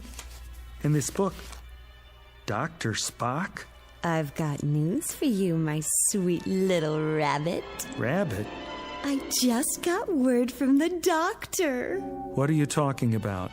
The test came back today, and it's positive. Isn't that wonderful? You don't mean you're... Oh, darling, we don't need champagne. We've got each other, all three of us. I suppose I could have just a sip. That won't do any harm. No, I mean, don't. Maybe just a little toast to celebrate. Not now. Give me your glass. I'll pour it out. Are you sure? I'm sure. I couldn't have done it anyway. I could never have gone through with it. Think of it, darling. This is only the beginning. We're going to be even happier than we are now. And it'll go on like this for the rest of our lives. Yes. The rest of our lives.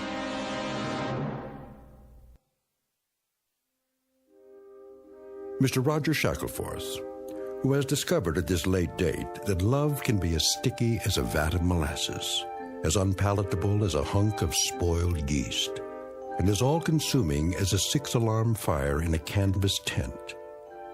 Case history of a would-be lover boy who should never have ventured into the Twilight Zone. We'll return to the Twilight Zone in just a moment. You are about to enter another dimension. A dimension not only of sight and sound, but of mind. A journey into a wondrous land of imagination. Next stop, the Twilight Zone. Hi, this is Stacy Keach. I'd like to take a moment to tell you about our Twilight Zone website at twilightzoneradio.com. At twilightzoneradio.com, you'll find the latest information on these Twilight Zone radio dramas, including behind-the-scenes photographs, plus the newest product releases, trivia contests, ways to contact us, other Twilight Zone-related info and merchandise, plus links to other fascinating websites. So make your next stop twilightzoneradio.com. Visit twilightzoneradio.com to purchase these Twilight Zone radio dramas on cassette and CD, or call toll-free 1-866-989-ZONE. That's 1-866-989-9663.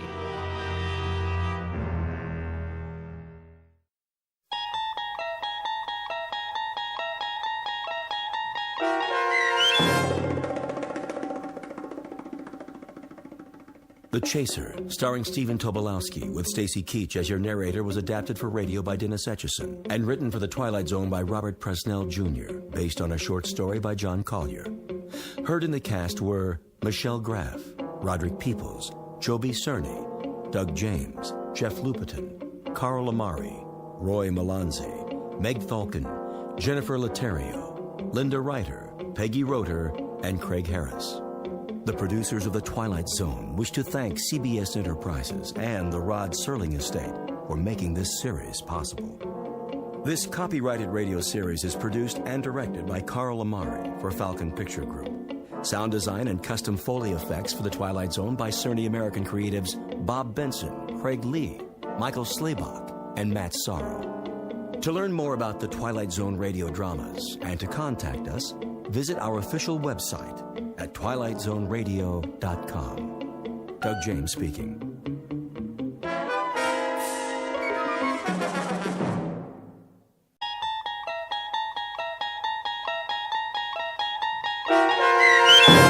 The Fugitive, starring Stan Freberg, with Stacy Keach as your narrator, was adapted for radio by Dennis Etchison and written for The Twilight Zone by Charles Beaumont. Heard in the cast were Amanda Amari, Meg Falcon, David Darlow, Jeff Lupetin, Doug James, Mike Castle, J. David Ruby, and Clint Todd. To learn more about the Twilight Zone radio dramas and to obtain audio cassettes and CDs of these programs, visit our website at twilightzoneradio.com. The producers of The Twilight Zone wish to thank CBS Enterprises, Carol Serling, Dennis Etchison, Dick Brescia Associates, Claire Simon Casting, Terry Jennings, XM Satellite Radio, Sirius Satellite Radio, our sponsors, and our radio affiliates for helping make this series possible. This copyrighted radio series is produced and directed by Carl Amari and Roger Wolski for Falcon Picture Group. Doug James speaking.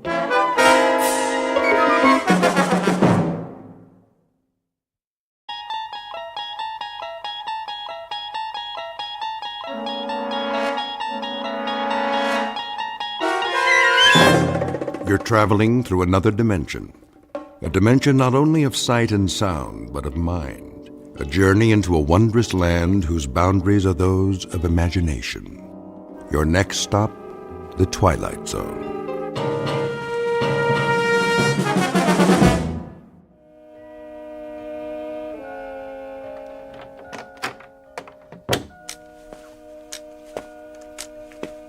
Jenny, that you? Yes, Aunt Agnes.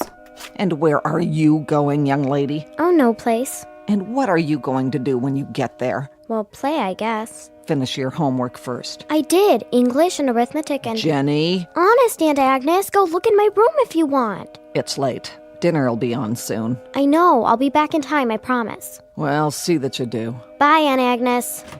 And Jenny? Yes? See that you're back before the store closes, in case I need anything. Yes, ma'am.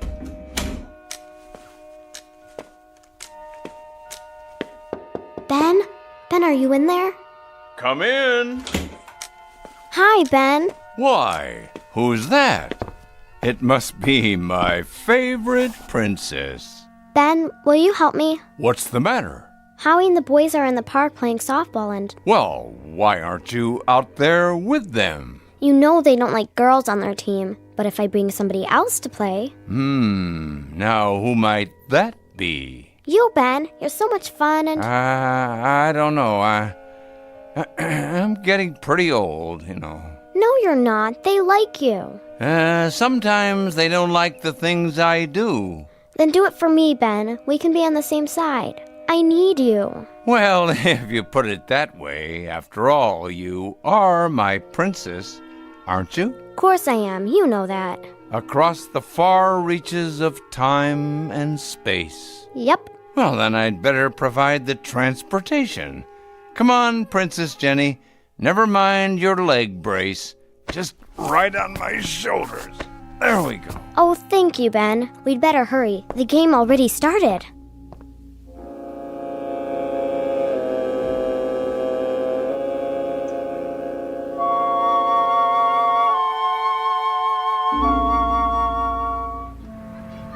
Next batter. Hey, batter. Go on, pitcher. Come on, throw the ball. Leave him alone. He's winding up. Rally. The pitcher's name is Sally. Go, pitcher. Steer right 3. You're out. Hey, umpire. You're crazy. Yeah, that wasn't a strike. Sure was. Was not. I call him like I see him. Howie Gottlieb, you're never gonna get to heaven. That was a ball and you know it. Was not. Was too. How about it, Ben? You saw it. Now, Jenny. Howie's the umpire. Hear that? Who's up next? You are. What? You guys are playing me and Ben. If nobody wants to be on our team, we don't care, do we, Ben? I'd better warm up. I'm pretty old to be playing softball. Where's the, bat? Right here. Go on, Ben. You can do it. Well, if you think I can, Jenny, then I'll give it a try. Spread out, everybody. Let's play ball. All right, pitcher. Come on. Strike him out. Hey, batter. Here it comes. Swing, Ben. Whoa! He creamed it. Where'd it go? I can't even see it anymore. Home run. No fair. You said you wouldn't use magic anymore. Did I? I don't remember saying that. Yeah, that's cheating. Who cheated? Nobody cheated. What do you think? I'm not sure. Could be him.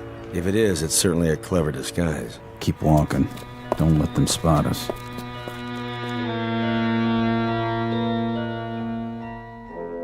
It's been said that science fiction and fantasy are two different things. Science fiction, the improbable made possible. Fantasy, the impossible made probable. What would you have if you put the two together? Well, chances are you'd have a story about an old man named Ben who knows some tricks most people don't know, and an 11-year-old girl named Jenny who walks with a brace on one leg and who loves her friend Ben very much. What happens next? We'd hate to spoil it for you. better stick around because they've already begun their journey together into the Twilight Zone.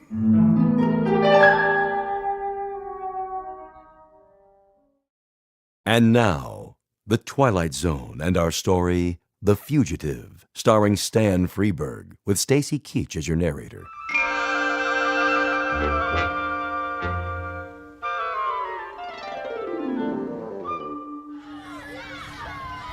Come on, let's stop arguing and play. With what? We don't have a ball anymore. He knocked it out of the park, remember? I really should apologize for that, I guess. All right, never mind. We'll play something else. Like what? How about Spaceman? Yeah, that's a good one. In that case, those who wish to play, Spaceman, please raise your hands. I do. That's it then. We'll play Spaceman. Jenny, you be the Martian. Nah, not this time. It's your turn. I know, but gee, Ben, I'm not as good as you are. Oh, I wouldn't say that. It's true. I can't turn into things the way you can. Yeah. Come on, Ben. Be a good guy. Jenny's too slow. Very well. But this is the last time. Yes. This is gonna be so much fun. What should I do? What are you asking her for? Because Jenny gets to write the script. Who says? I think it's only fair. Go ahead, Jenny. Well, see that rock over there by the bushes? Yes? That'll be the rocket ship. I see. And I'm the captain. What are you talking about? Whoever heard of a girl being a captain? Yeah, Jenny. All right, you bunch of babies. Howie, you be the captain. The rest of you are lieutenants and stuff. Who are you? I'm the beautiful princess. Listen to her now. She gets to choose. Okay, now, Ben, you go over there to the ship. Like this? We just landed, see? This is Mars. We're exploring, trying to find out if any Martians are here. Got it? What do you want me to do? Hide behind the bushes. I mean the ship. When we get there, you come out and make it scary this time. You know what I mean, really horrible. Not too horrible. Howie, you're a sissy. Okay, man, stick with me. Get out your ray guns. You're supposed to hide, Ben. Very well. Goodbye for now. Find anything, Captain Spaulding? You're Captain Spaulding. Okay, well, did you? No, sir. Nothing round here. Then let's blast off for Earth and go home. What about the girl? Leave her here. Hey, you can't do that. Sure I can. I'm the captain, aren't I? You think there's any Martians hiding in the ship? No way. It's sealed. Better check it out. Go on. You go. You're the captain. Are you too chicken, Howie? I'm not chicken. Then go. I'm going. It's only a Martian. But it's 10 feet tall. Then shoot your ray guns. Zap! Zap! Zap! He went back behind the ship. You got him. I think they did. Ben, how do you do that? Oh, just a little trick I learned. Yeah, but where? Remember what I've said. You mustn't tell anyone about my tricks. Ben's magic, aren't you, Ben? That's enough for one day. Time to go home, Jenny. I'll provide the transportation.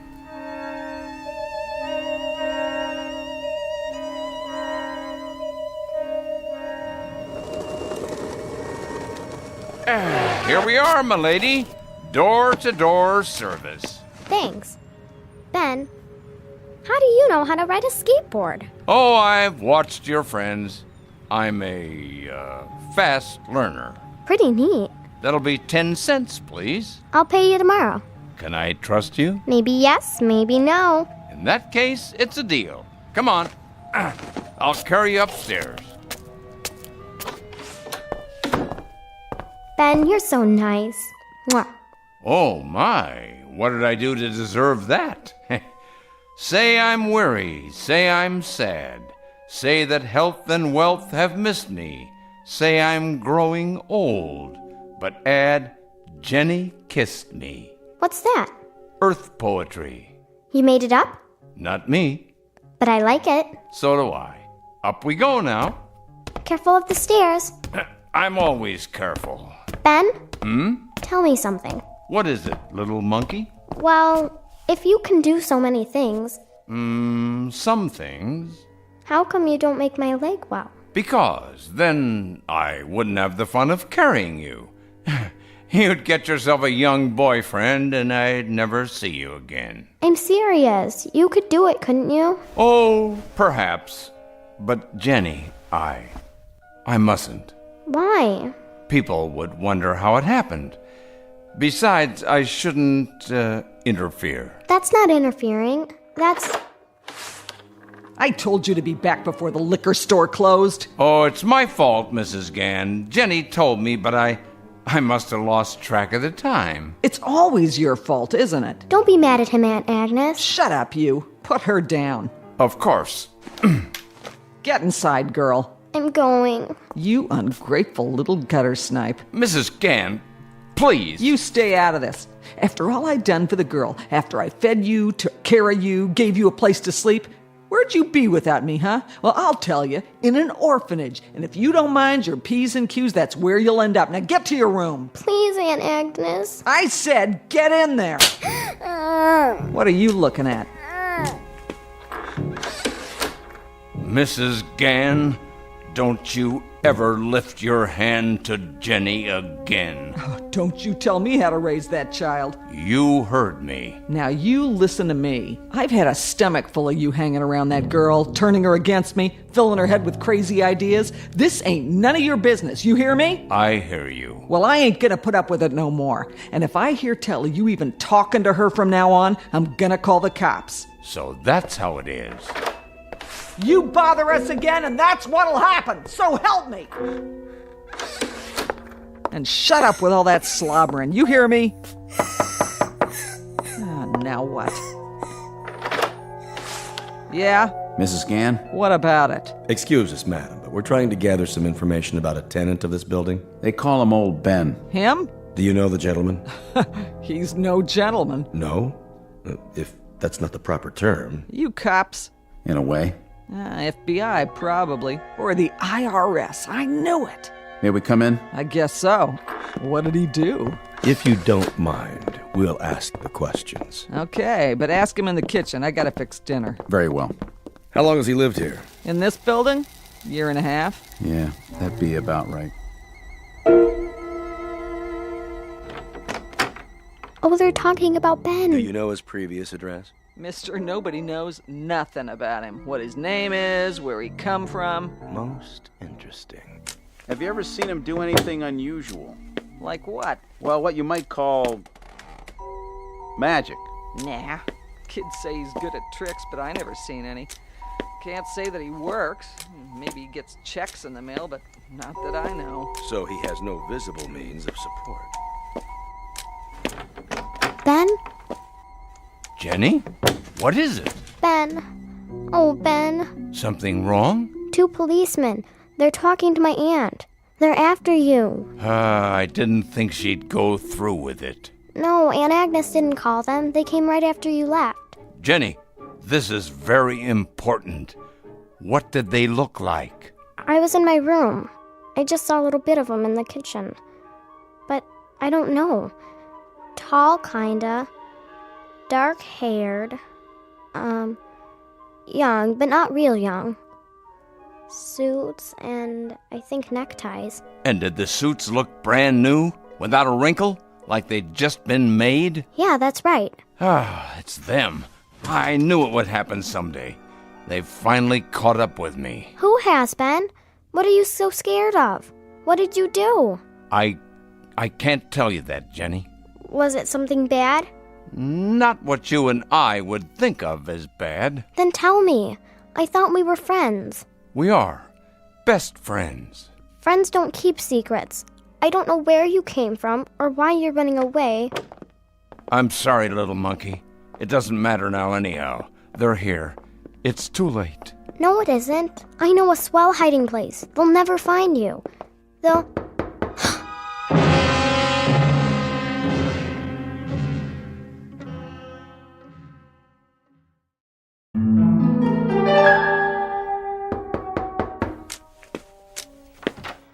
Yes? Jenny, what are you doing in here? Nothing. Is he here? Not a trace. Where is he? I don't know. You're lying. She's lying. I can tell. She knows. Do you, child? No, sir. I came to see him, but he was gone. I think he's out on the prairie feeding pigeons. The prairie? That's what we call the park on the corner. We pretend it's out in the wilderness, and we hide behind the bushes and play games and... You pretend too much. Yes, ma'am. Well, if you see him, please say nothing of our visit. Oh, don't worry. I know how to keep my mouth shut. You too, little girl. Okay. We'll check back tomorrow. You do that. And you, get home right now. Yes, ma'am. Wait, what's that? What's what? That thing in your shirt pocket. Oh, that's just Gandalf. Gandalf? My pet mouse. You remember Aunt Agnes. What's it doing out of its cage? Oh, he gets bored staying in my room all the time. Well, you put it back in right now. I never should have let you keep it. I have a good mind to... Bye, Aunt Agnes. I ought to beat you till you can't sit down, but I won't, because I'm too tired. Go to bed and don't let me hear a peep out of you. Good night, Aunt Agnes. And don't try sneaking out again if you know what's good for you. Keep that filthy white rat out of my sight. Come on, Gandalf.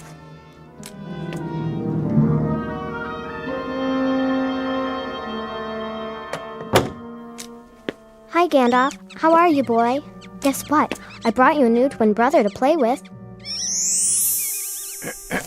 You weren't really going to put me in the cage with Gandalf, were you? Nah. I knew you were going to change back. We sure fooled them, didn't we, Ben?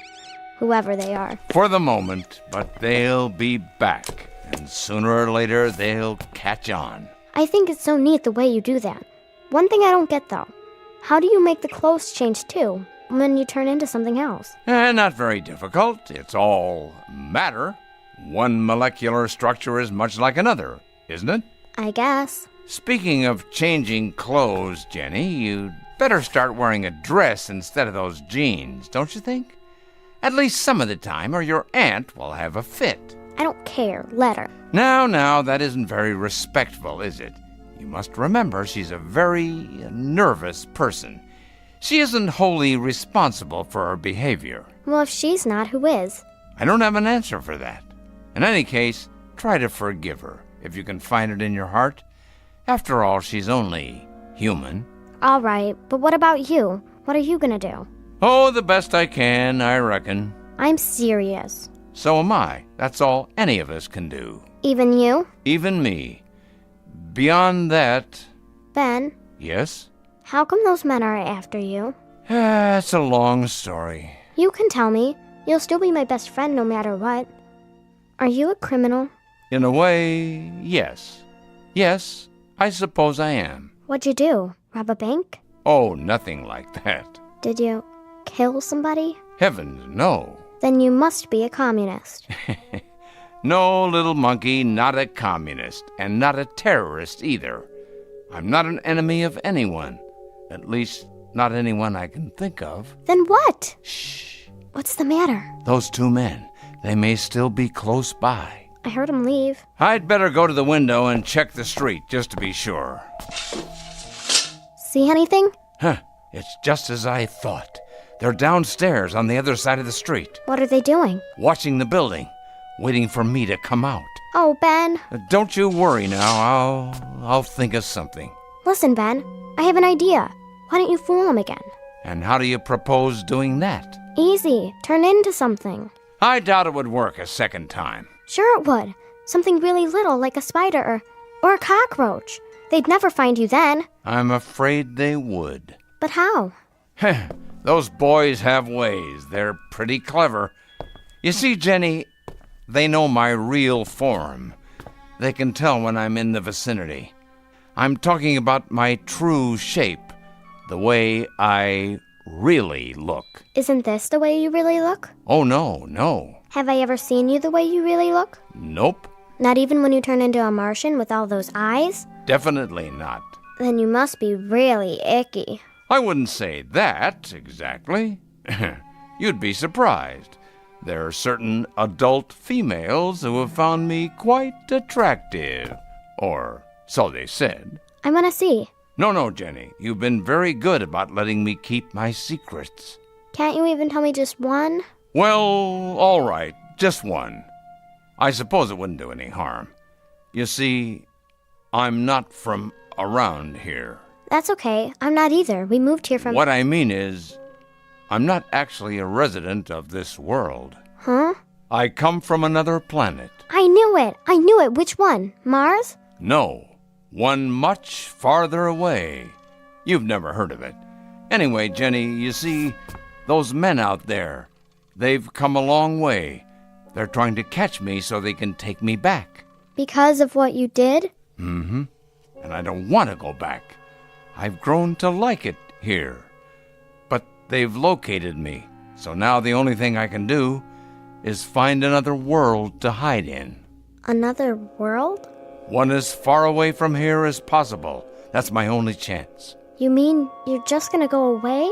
I don't want to, little monkey, but I have no choice. But Ben, you're the only friend I have. Look at me, Jenny. Please? That's it. Before I go, there is one thing I want to do. A last good deed. I'd have done it long before this, but it would have shown them where I was. Now, that doesn't matter anymore. What do you mean? Take that thing off your leg. My brace? Go on. You won't need it anymore. But... Trust me. Okay. Now hold very still. What's that? Just something I carry with me from the other place. The secret of my magic.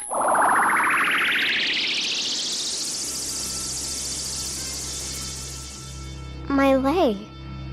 It feels all funny. Sort of tingly. Jenny! Yeah? Who are you talking to? Myself.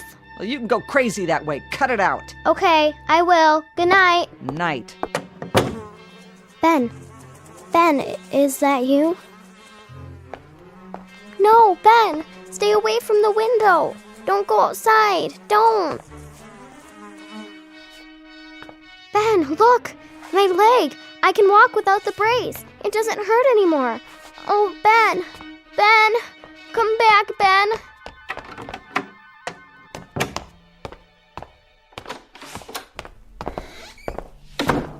There's the girl. Where's she going? Hold on. What? Going out at this time of night? It's past your bedtime. Excuse me. Well, look at that. Jenny, how can you walk without your leg brace now? Something happened? Something we should know about? Get out of my way. Where is he, Jenny? Where's Ben? I don't know. And if I did, I wouldn't tell you. You made him go away. You made him leave me. I hate you. We've got to stop her. No, don't use it. You mustn't. It's the only way. Now you've done it. Quickly, we've got to get out of here. He's somewhere outside, I'm sure of it. Jenny? Jenny, where are you? Jenny! What are you doing down there on the floor? Oh, must have fallen. Are you hurt? Jenny, answer me!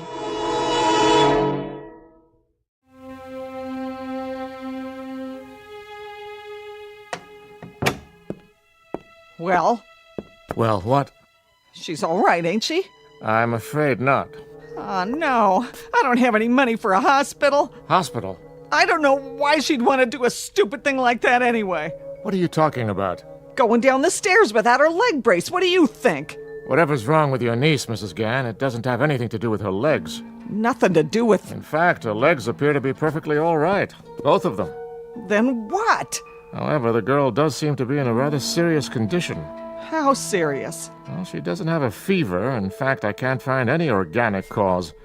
But if her pulse continues to weaken... What's the matter with her? Whatever it is, it's beyond my knowledge. It may well be more than medical science can understand. The only thing we can do now is wait. I've left the window partially open so the room won't be quite so stuffy. If she doesn't show signs of improvement during the next hour, perhaps you should call the hospital. They can run some tests, though I can't imagine what they'll find. Oh, no. Jenny, I made a promise to your mother, but I don't know what to do.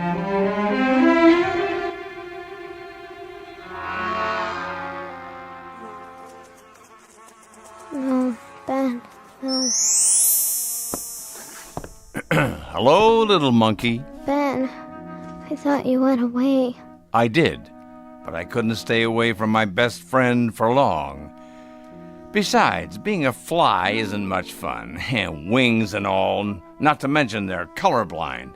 Even my glasses wouldn't have helped. Bleh. Now you're back in bed, I see.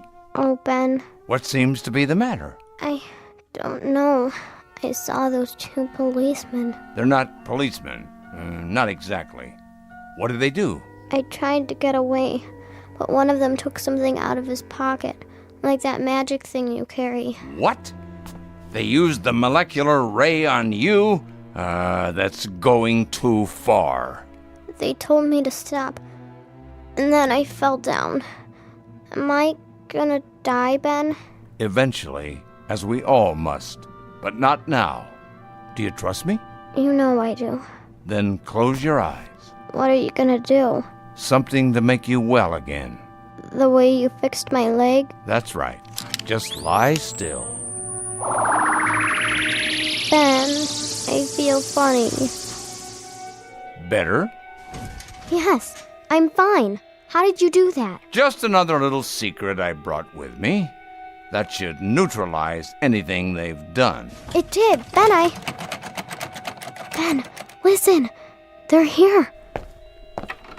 Your Majesty? Your Majesty. I've been expecting you. We're sorry to intrude like this, but you're aware of the rules. Yes, at ease. Where's my aunt? She's sitting on the sofa, resting peacefully. We've paused her temporal flow just while we're here. She won't know anything's happened. That was a terrible thing you did. Hurting an innocent child. We didn't want to hurt her, Your Majesty. It was the only way, sir. We knew you'd return to make her well again. I understand, but I still don't like it. Ben, what's going on?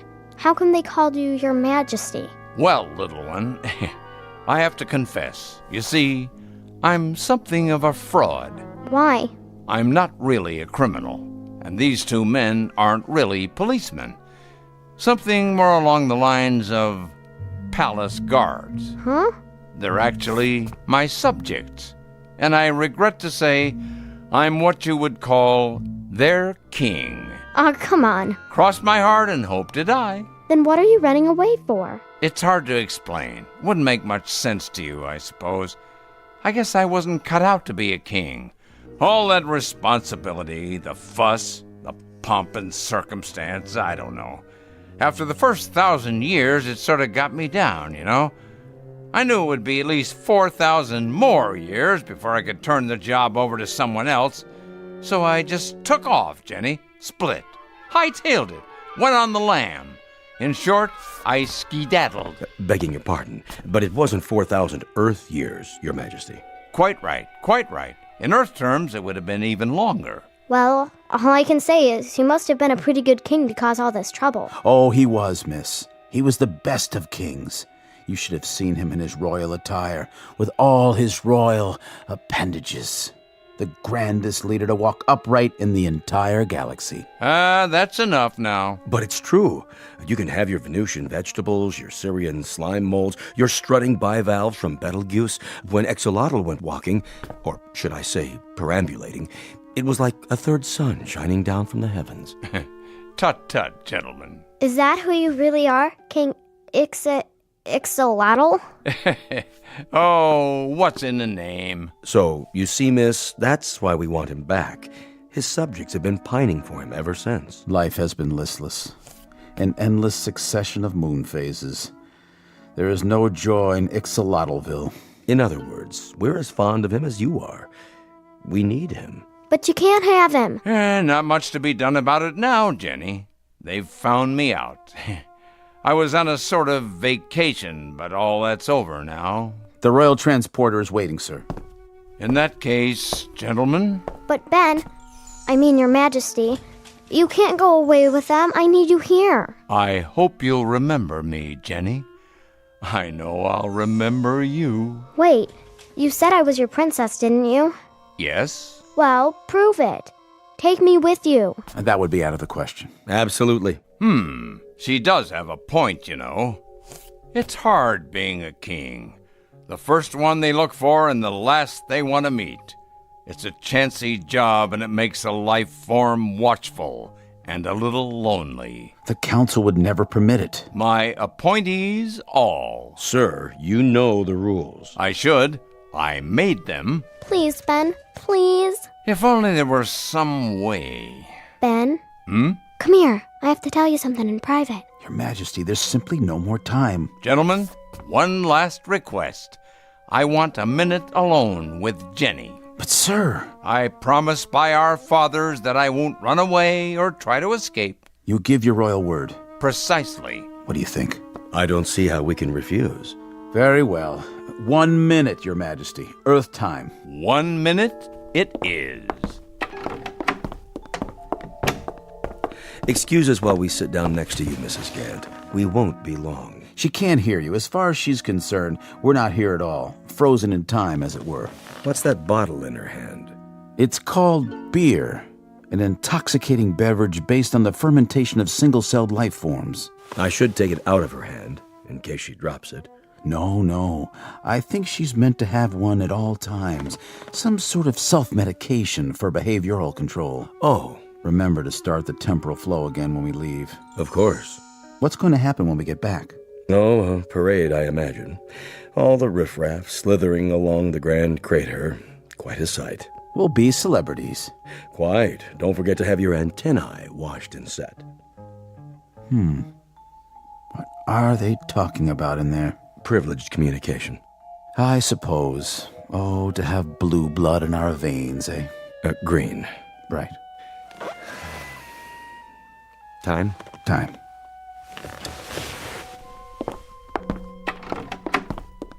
Sorry, Your Majesty, but the minute is... Yes? Oh, no. Your Majesty, you can't be serious. But we are. This isn't fair. This isn't fair at all. You can't do this to us. Why not? But there are two of you.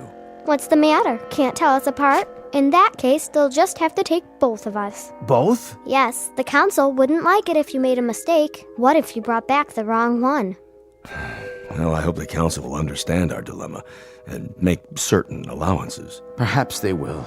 Shall we go? We'll have to send in Agnes a postcard. Yeah, postmarked Deep Space, with a picture of Ben the way he really looks. She won't believe how handsome he is. Indeed. No, Aunt Agnes won't believe it, because she has more temper than imagination, more suspicion than understanding, and no patience for either science fiction or fantasy. But eventually it may occur to her that one day, on another planet, in the far reaches of space, her niece will grow up to be not only a princess, but an honest-to-goodness queen. Said coronation to take place somewhere in the Twilight Zone.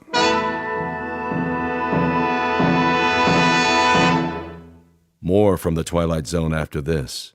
You are about to enter another dimension. A dimension not only of sight and sound, but of mind. A journey into a wondrous land of imagination. Next stop, the Twilight Zone. Hi, this is Stacy Keach. I'd like to take a moment to tell you about our Twilight Zone website at twilightzoneradio.com. At twilightzoneradio.com, you'll find the latest information on these Twilight Zone radio dramas, including behind-the-scenes photographs, plus the newest product releases, trivia contests, ways to contact us, other Twilight Zone-related info and merchandise, plus links to other fascinating websites. So make your next stop twilightzoneradio.com. Visit twilightzoneradio.com to purchase these Twilight Zone radio dramas on cassette and CD, or call toll-free 1-866-989-ZONE. That's 1-866-989-9663.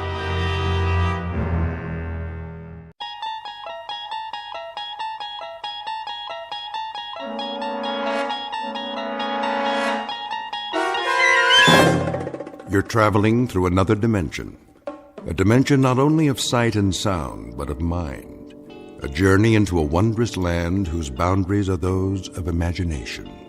Your next stop, the Twilight Zone.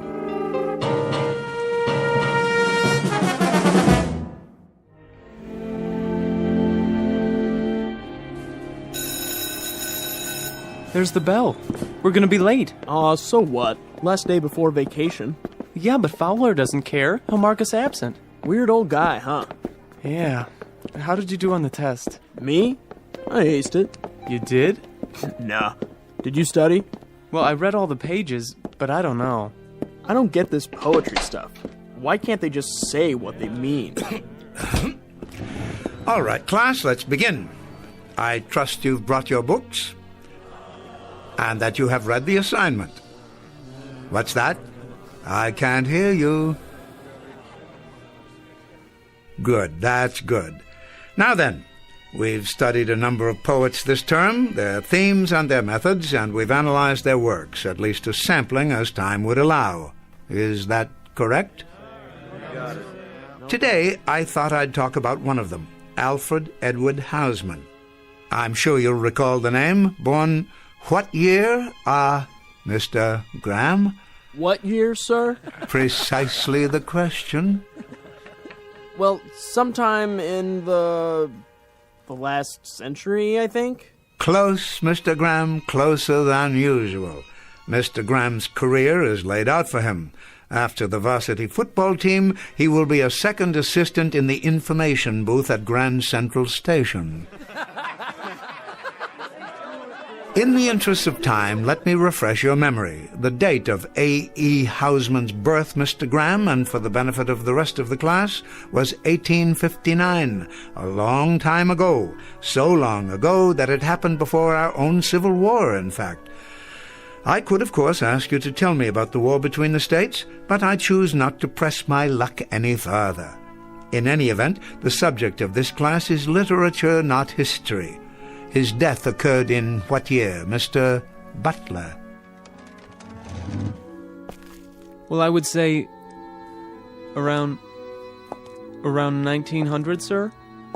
Upon my word, young Mr. Butler, it seems that you and Mr. Graham are kindred spirits. You are both masters of inexactitude. So allow me to enlighten you. Alfred Edward Houseman died in the year 1936, but we are concerned here with his achievements rather than the circumstances of his death. And perhaps his best-known work was A Shropshire Lad, which, of course, you know well by now, since it was part of your latest assignment. Nevertheless, I thought I might take it upon myself to read just a bit of it aloud. When I was 21, I heard a wise man say, "Give crowns and pounds and guineas, but not your heart away. Give pearls away and rubies, but keep your fancy free." But I was 21, no use to talk to me. The heart out of the bosom was never given in vain. 'Tis paid with sighs a plenty and sold for endless rue. And I am 22, and oh, 'tis true, 'tis true. This being the last afternoon of the semester, and this also being just 3 days before the Christmas holidays, I thought it might behoove me to show at least a minute degree of compassion and let you out early. I might add here that while your final exam papers are not ready to be returned, you have all, amazingly enough, passed. My delight is surpassed only by my sense of shock. It is rare, young men, that in some 51 years of teaching I have ever encountered such a class of dunderheads. But nice dunderheads, and potentially fine young men who will no doubt make their marks. And leave their marks. God bless you all, and a Merry Christmas.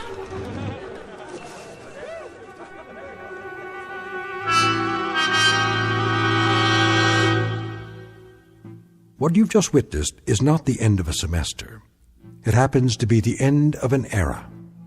Professor Ellis Fowler, a teacher of literature, a gentle, bookish guide to the young, is about to find a package under his Christmas tree, and not a pleasant one. He doesn't realize it yet, but after half a century of planting seeds of wisdom and then watching the fruits of his harvest, he will discover that he has come to the end of the field and is about to be discarded, and that the campus of the Rock Hill School for Boys lies on a direct path to another institution commonly referred to as the Twilight Zone.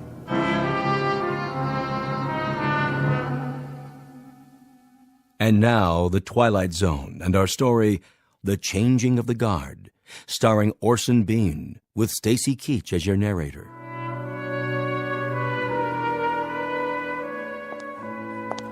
Merry Christmas, Professor. And the same to you. Thanks. Yes, of course. See you next year. Yes, indeed, yes. Is that you, Fowler?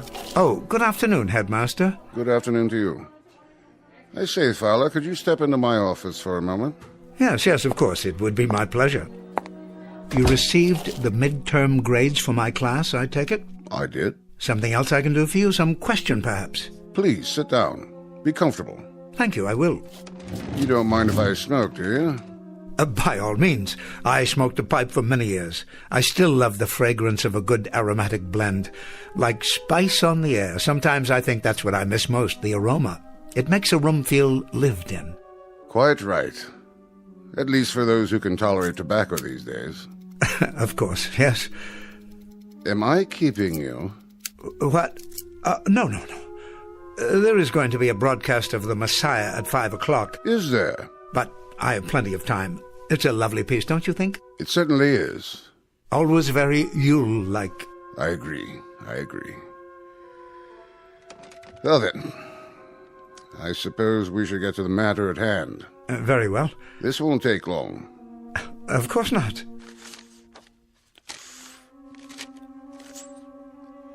You're looking very well these days.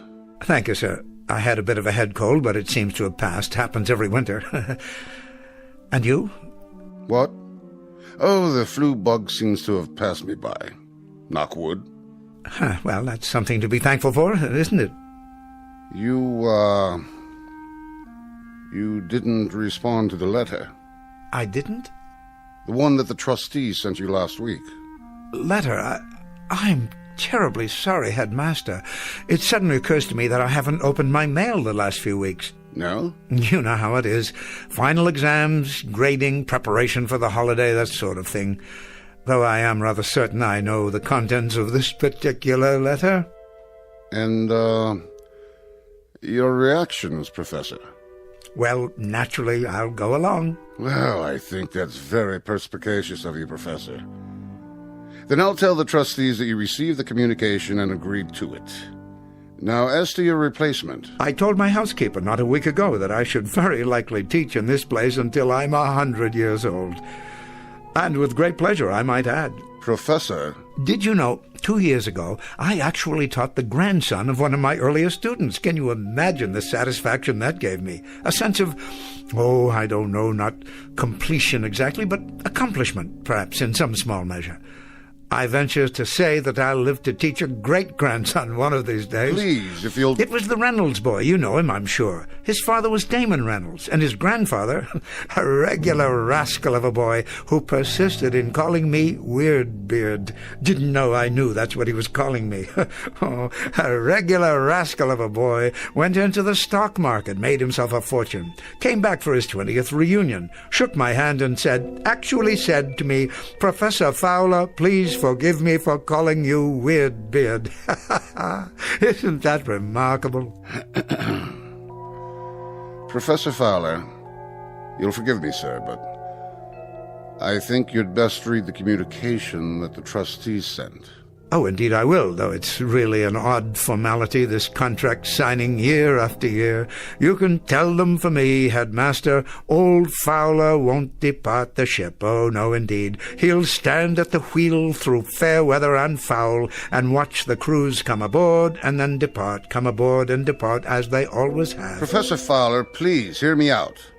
Yes, was there something else?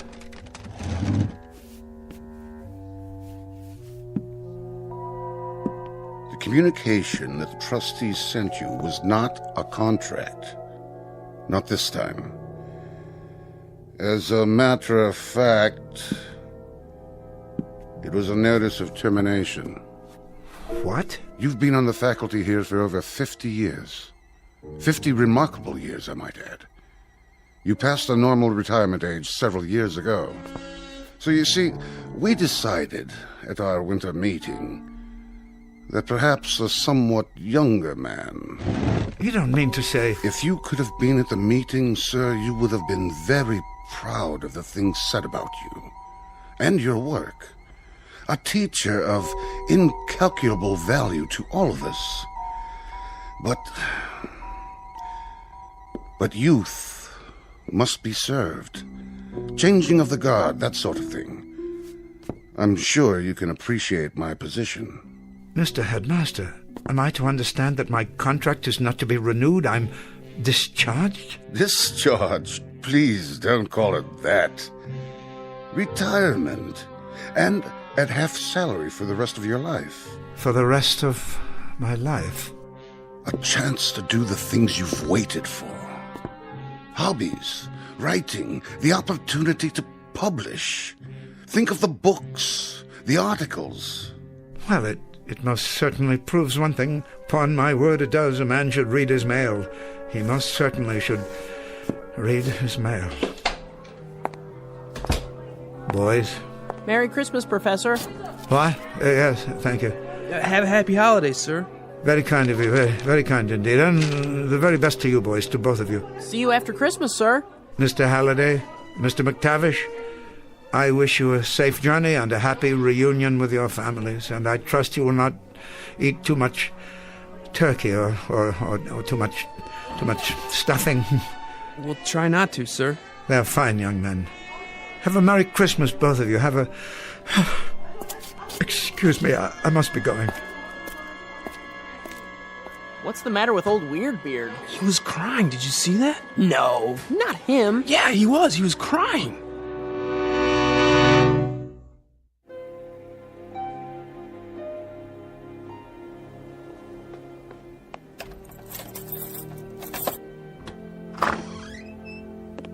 Letter. A letter, he says. Of all the... Oh, Mr. Fowler, I was worried about you. Huh? It's later than usual. I didn't hear you come in. Oh, that's all right. I had my key. Why have you left the door open? Sorry. Everything all right, Mr. Fowler? Here it is. What, Mrs. Landers, am I all right? I guess that would depend upon the point of view, wouldn't it? If you're a trustee in this institution, anxious to inject new young blood into the faculty, I'm sure you'd think there was nothing wrong at all. What are you talking about? But if you're an old man who has spent the better part of his life inside those walls, those classrooms, then you might be forgiven a degree of consternation. As a matter of fact, everything is not all right. Everything happens to be very wrong. What is it, Professor? What's wrong? See for yourself. Here, I'll read it to you, and so forth, so on.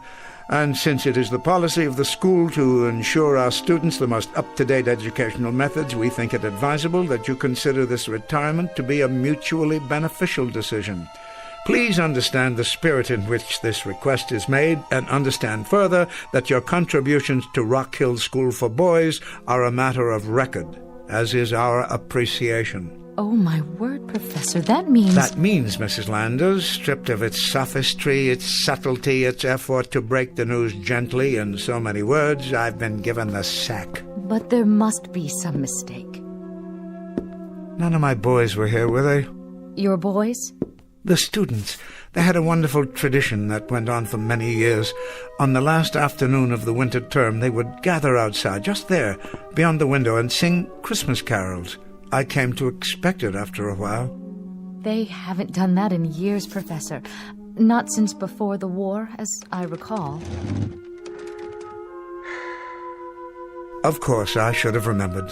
I've become a worshipper of tradition, Mrs. Landers, a worshipper of tradition and a fervent follower of ritual. I know it now. I know it, and I can admit it. I guess that's why this whole thing has taken me by surprise. Can I get you anything at all? I'm an antique guarding antiques. I am the curator of a museum that houses nothing but some very fragile memories. Professor, you're the finest man. You're absolutely the finest man. And you, Mrs. Landers, have been the most wonderful housekeeper a man could wish for. Now, could you do me one small favor? Anything at all.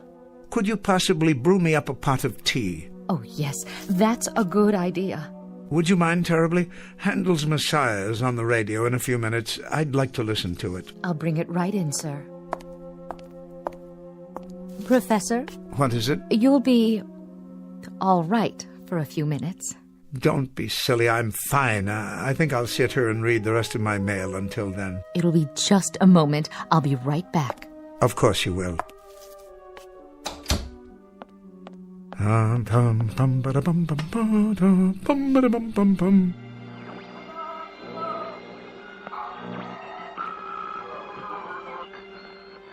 we're almost ready for our annual symphony broadcast of the air. Bringing you these performances, live and uninterrupted, has become a tradition here in the country. Good. Another minute. I'll have an opportunity to prepare.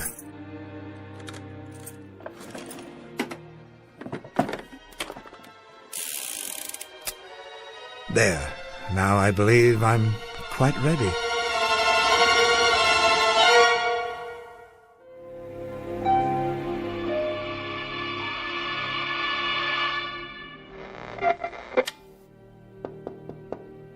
Yes, Mrs. Landers? Come in.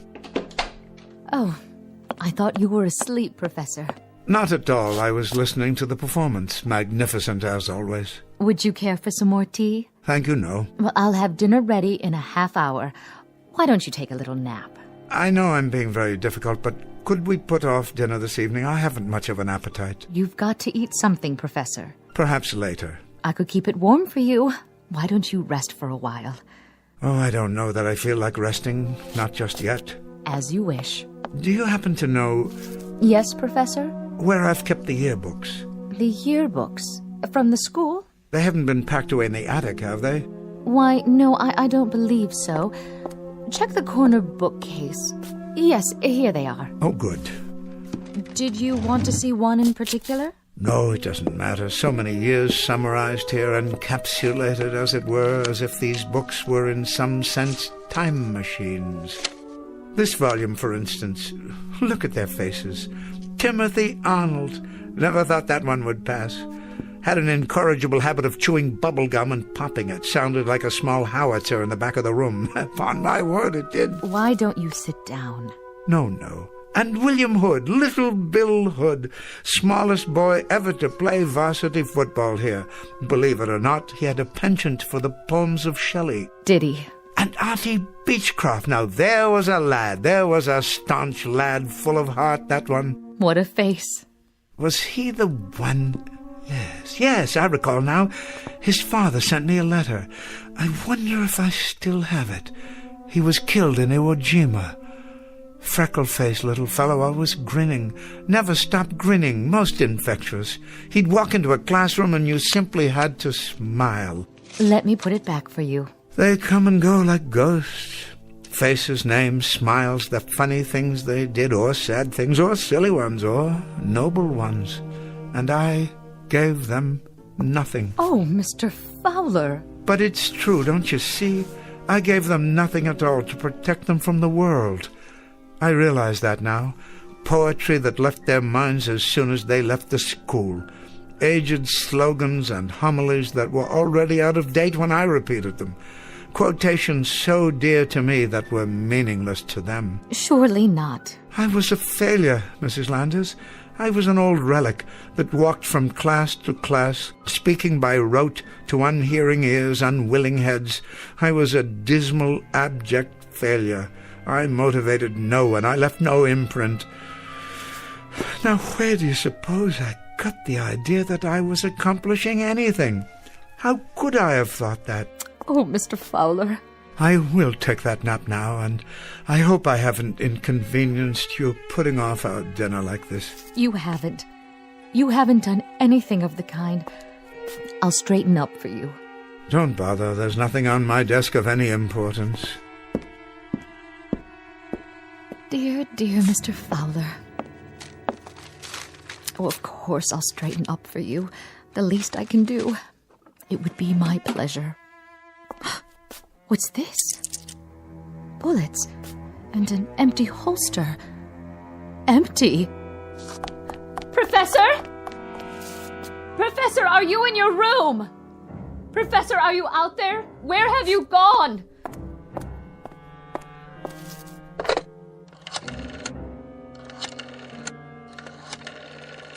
Oh.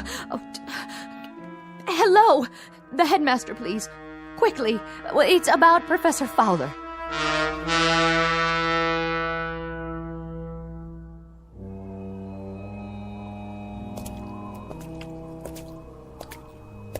Hello? Yes? Who's that? It's Alice Fowler. Hello, Tom. Oh, hello, Professor. Working late, are you? No, just out for a walk. And you should be home yourself, Tom. I will be soon enough. A few chores before I lock up for the holidays. Nothing too serious, I trust? Oh, the door to the main building. The latch is sprung so it won't lock. Can't leave it like that. I suppose not. Can you fix it? Strike plate needs tightening, that's all. I was on my way to get my tools. Well, you shouldn't have much to worry about here. The boys of Rock Hill are hardly vandals. No, but there's the matter of security. Files, records. The real treasures of this school are invisible to the eye. How do you mean? The minds that were formed here, for better or worse, the personalities that grew to maturity and then went out into the world. Well, you're one guy who had a lot to do with that. Precious little, I'm afraid, precious little. But even if the school made little impression on them, they surely left their impression on it. These walls could talk, huh, Professor? Yes, indeed, if these walls could talk. Getting pretty cold. Better button up that coat. Oh, I don't have far to go. Where you headed? To the statue in the courtyard. You can see it just ahead. Oh, yeah. You know, I always wondered who that guy was, anyway. Somebody famous, I bet. It's a bronze of Horace Mann, the educator. The old fellow looks rather foreboding, doesn't he? But, you know, when I first began here as an instructor, I liked to take my lunches in this courtyard, in his shadow, so to speak, as if in some way I might be inspired by him. At least, that was my thought. Well, guess I better get those tools. Yes, of course. This is as far as I go. Take care of yourself, Professor. I will. And Tom? What? I just wanted to say... Yeah? To thank you for taking such good care of the grounds all these years, and for this conversation. I've enjoyed it. Me too, Professor. You take care now. Merry Christmas. Merry Christmas to you, too. Horace Mann, 1796, 1859. I was just wondering, Mr. Mann, I was wondering if you had any self-doubts. I'm sure not. All one had to do was read the inscription, "Be ashamed to die until you have won some victory for humanity." Well said. But, you see, Mr. Mann, I have won no victory at all. And now, sorry to say, I am ashamed to die. Class bells at this hour? Why would they ring now? There's no special assembly. There's nothing of the sort this evening.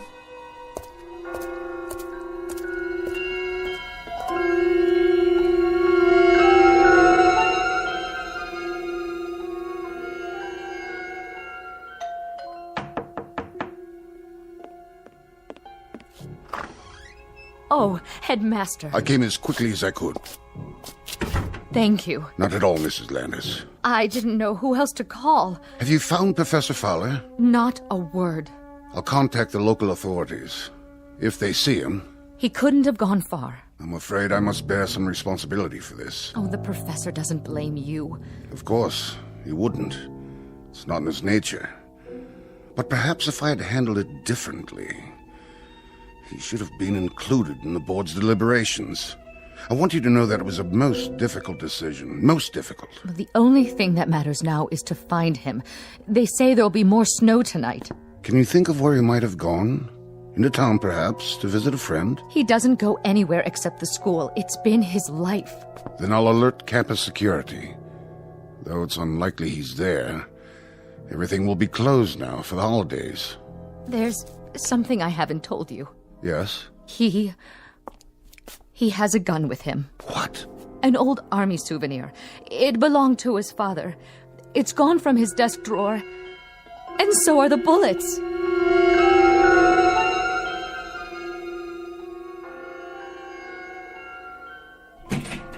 Old Tom hasn't repaired the door yet. But why is the class bell ringing? There are no classes at this hour.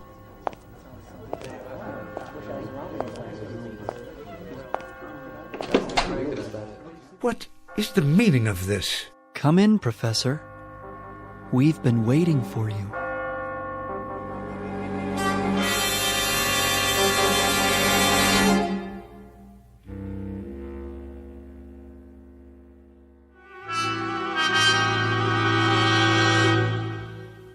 What are you boys doing in my classroom? We're here to see you, sir. I don't quite understand. Forgive me, boys, but I'm not at all sure. What I mean is, I don't recollect how... Artie Beechcroft, sir. Second form, class of 41. How have you been, Professor? How's that? How's that again? You say you're Artie Beechcroft? Yes, sir. Of course you are. I'd recognize you anywhere. And I'd recognize you, sir. You've hardly changed. Why, Artie, I'm delighted to see you. I'm truly delighted to see you. I've thought of you many times over the years, and I've missed your presence. And I've missed you, too. But what are you doing here? Forgive me, but you shouldn't be here at all. If memory serves, weren't you... That's right, Professor. I was killed in the Battle of Iwo Jima. One of this nation's proudest hours. I wanted to show this to you. What do you have there? It's the Congressional Medal of Honor. Splendid. It was given to me posthumously, sir. My father was very proud. Oh, my, and a very prideful thing it is, Mr. Beechcroft, a very prideful thing, and I am indeed proud of you, too. Thank you, sir. That means a great deal to me, more than you know. You were always a fine young man, but I don't understand. How can you be... Professor? What's that? It's Bartlett. Third form. I died in Roanoke, Virginia. I was doing research on X-ray treatment for cancer. You were? I was exposed to an overdose of radioactivity and contracted leukemia myself. Such a sacrifice, Bartlett, a terrible price to pay. But think of how many people have benefited from your efforts, your courage. Perhaps a few, sir. I hope so. I remember, Bartlett. I do remember. I read about it. That was a brave thing you did. An incredibly brave thing. I kept remembering, Professor. Something you'd said to me. A quote from a poet named Walter. Yes, Howard Arnold Walter, wasn't it? He said, I would be true, for there are those who trust me. I would be pure, for there are those who care. I would be strong, for there is much to suffer. I would be brave, for there is much to dare. I never forgot that, Professor. It was something you left me. I never forgot. How very decent of you, Bartlett, to say that. That's why I brought the medal to show you, Professor Fowler. Yes, Mr. Beechcroft? Because it's partly yours. Not at all. It is. You taught me about real courage. You taught me what it meant. Why, how incredible. Professor?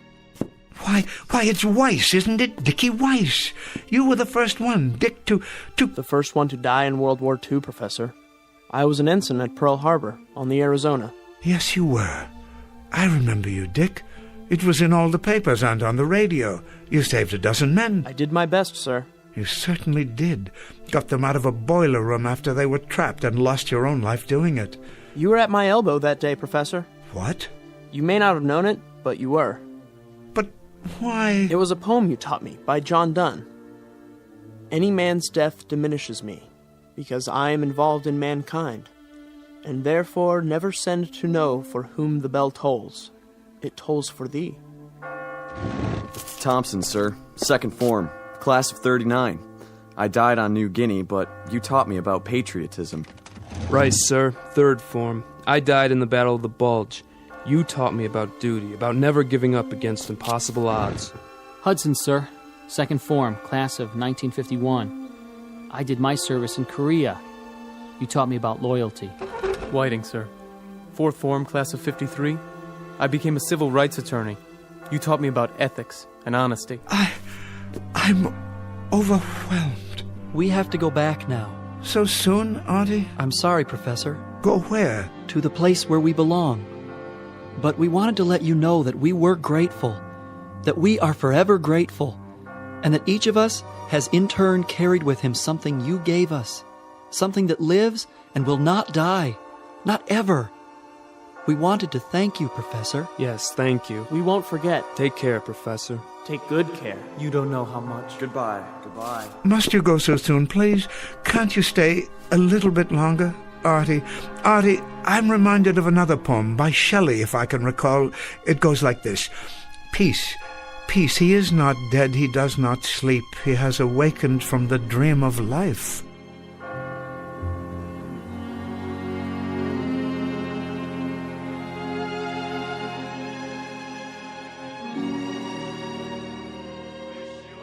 Yes, Headmaster, he's home now. I wanted to call and let you know. Yes, he's all right. Yes, he's just fine. Thank you. Sorry about the misunderstanding. Merry Christmas to you, too. Do you hear that, Mrs. Landers? The carolers came this year after all. And a lovely sound it is. Lovely and joyous. Thank you, boys. I enjoyed your performance very much indeed. Merry Christmas, Professor. A Merry Christmas to you. And a Merry Christmas to you, young man. A very Merry Christmas.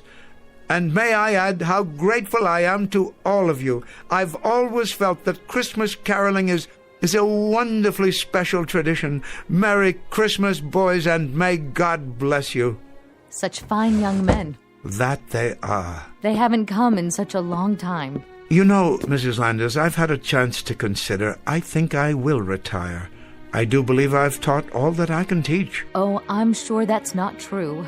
In any event, I wouldn't want the returns to diminish. Well then, if that's your decision, I think you've made the right one. I'm sure you have. So am I, Mrs. Landers. So am I. I hope so. Because, you see, I do believe that I may have left my mark, such as it was. A few gauntlets of knowledge I've thrown out that may have been picked up here and there after all. Be ashamed to die until you have won some victory for humanity. I didn't win them myself, but perhaps I helped others to win them. So in that way, even in some small measure, they are victories that I can share. I'm sure that's so. I've had a good life, Mrs. Landers. A very rich life. A very fruitful life. And as for this particular changing of the guard, I wouldn't have it any other way. Wish you a Merry Christmas. We wish you a Merry Christmas. We wish you a Merry Christmas and a Happy New Year.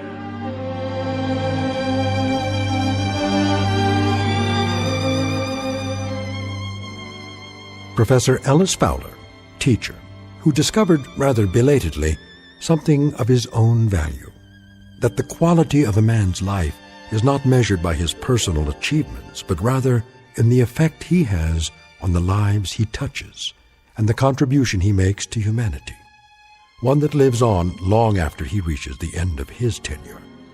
A very small scholastic lesson, but an exceedingly important one, from the campus of the Twilight Zone.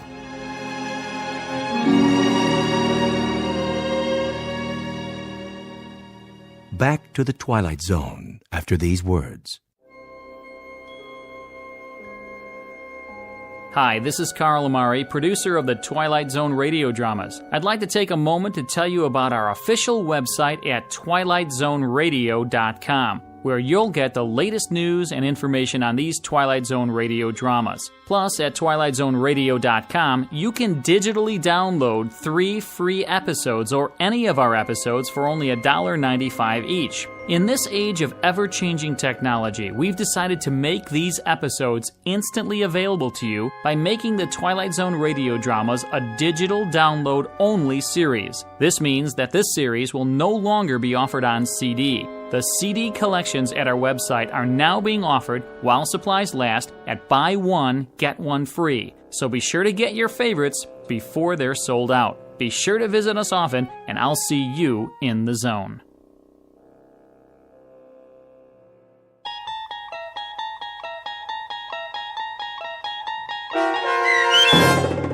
The Changing of the Guard, starring Orson Bean with Stacy Keach as your narrator, was adapted for radio by Dennis Etchison and based on a script by Rod Serling. Heard in the cast were Rich Komanek, Alyssa Fraden, Brooke Reed, Kyle Tequila, Chad Reinhardt, Joe Sherman, Justin Chiloa, Doug James, and Carl Amari. To learn more about the Twilight Zone radio dramas and to obtain audio cassettes and CDs of these programs, visit our website at twilightzoneradio.com. The producers of The Twilight Zone wish to thank CBS Enterprises, Carol Serling, Dennis Etchison, Dick Brescia Associates, Claire Simon Casting, Don Longo, Terry Jennings, the American Forces Radio and Television Service, our sponsors, and our radio affiliates for helping make this series possible. This copyrighted radio series is produced and directed by Carl Amari and Roger Wolski for Falcon Picture Group. Doug James speaking.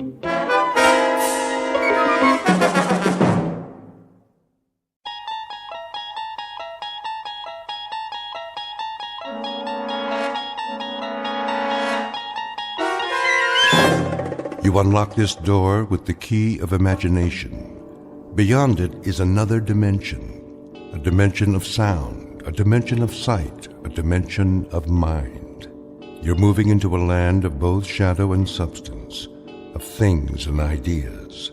You've just crossed over into the Twilight Zone.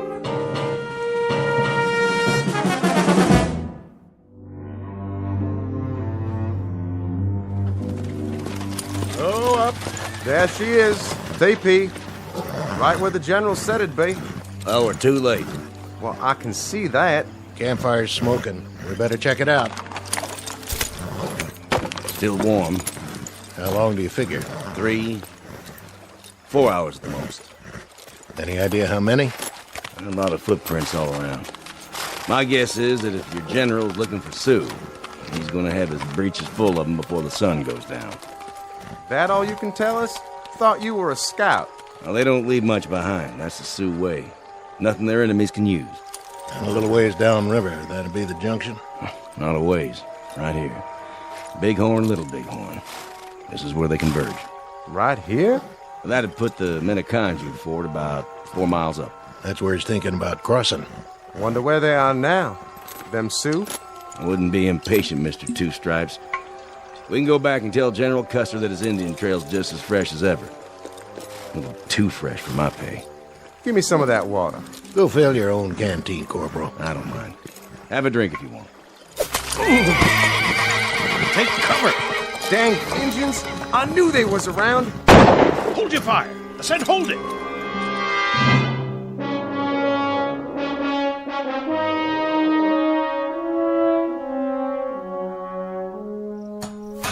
How's the drive chain, Langsford? Just a smidge more.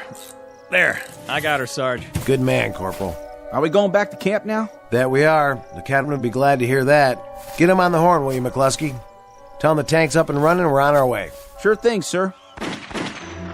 What in the... Those were shots, weren't they? Put it down. But I heard... So did I. Easy, Tiger. These are just training maneuvers. If we start to get trigger-happy, it could turn into a real war. Hunting season, maybe. They still got buffalo around here? Hey, how about it, McCluskey? Want to go shoot some buffalo? Tastes just like chicken. Let's have a look. Nice and calm. If it's the red team, I'm giving up. They can tag me POW, and I'll just sit out the rest of these war games. Getting hot as an oven inside this tank. Why, I am surprised at you, McCluskey. The sergeant and me have had our eyes on you. You have? Sure, we were thinking of recommending you for OCS. Outside of the fact that you read a map upside down and you couldn't navigate a plow across a dance floor. Sounded like those shots came from the other side of the draw. Now what was that? I know what it was. Somebody's playing games. That's right, they're funning us. Can't you take a joke, McCluskey? It was a signal. Just the way the Indians used to do it. It's a hot June day in the present century. Or, if you prefer, another century altogether. Take your pick. The cast of characters in order of their appearance: a patrol of General Custer's cavalry and a patrol of modern-day National Guardsmen on training maneuvers. What neither group knows is that the past and present are about to collide head-on, as they are wont to do in a very special bivouac area known as the Twilight Zone.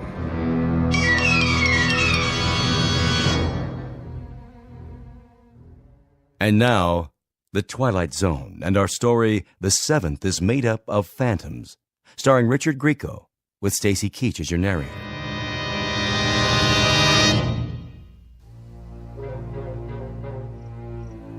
Well, if you ask me, it could have been a bird or something. What about the rifle shots? Listen up. I've been on a lot of these training missions, and sometimes the men get bored, so they play pranks on the other team. But we do our job, that's all. Now let's take a quick look over the rise, make sure everything's A-OK, and get back to base. Got it? Got it, Sarge. Loud and clear. I'll check it out. Go ahead.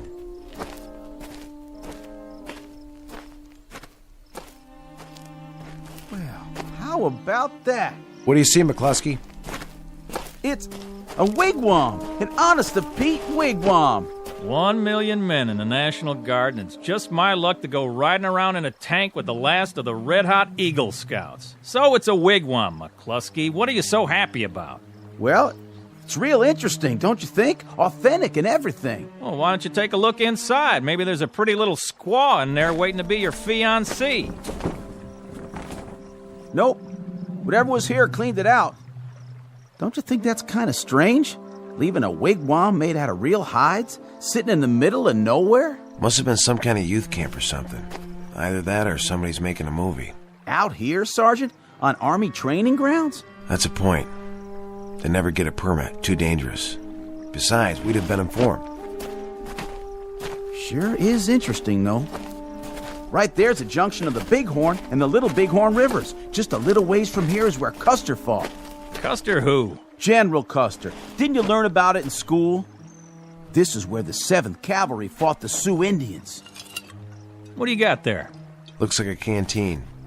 Let me see that. Not one of ours. Yeah, maybe there's booze inside. Hey, where'd you get this? Right here on the ground. Says 7th Cavalry.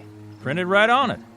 How do you figure, Sarge? Well, I figure it's in pretty good shape, considering it's been lying around here for 100 and some odd years. Must be a lot of ghosts running around a place like this. Ghosts? Either that or somebody planted it here. McCluskey's got one thing right, though. Somewhere along this river they fought quite a battle. George Custer and 200-odd men against a couple thousand Sioux. Custer's last stand. Didn't you ever hear of it, Langsford? I heard of it. Maybe next year a museum will send you guys out on an expedition and you can spend all your time picking up antiques. But right now I thought we were supposed to be a motorized patrol on war games. Me, I'd like to be reconnoitering in some small dark bar right about now. Or maybe the YWCA. Or in a pinch, I'd settle for a... What was that? The wind. That's what it was. The wind. But the canteen and all. Don't you reckon we ought to go back and tell the command post? Don't you want to wait for the Union cavalry, McCluskey? Now, what were you saying, Sarge? This is where they fought, huh? Round here? Someplace around here. When I was a kid, I read everything that was ever written about it. Custer and the 7th were the advance guard for a general named Terry. The last thing anybody ever heard from him was that he was dividing his regiment into 3 parties. He was going to surround what he figured was a small group of Indians. There was a captain named Benteen with 3 troops. Went off to the south. Major Reno went to the other side of the creek to follow an Indian trail. Custer was the center column. He rode right into them and got slaughtered. 1876. That was the year. Right, 1876. Somebody planted this canteen for a gag then. It's not old. It's practically new. See for yourself. The water's still fresh. This whole thing's a gag. Either that or... Come on, let's get out of here. I'm serious, you guys. Let's go back to the tank. Yeah, let's go.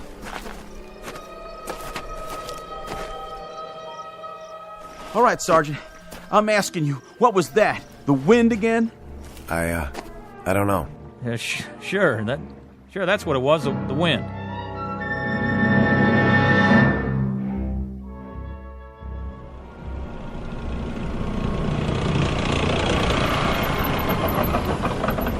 There they are. Finally. What'd they do, go fishing? Been working on their suntans.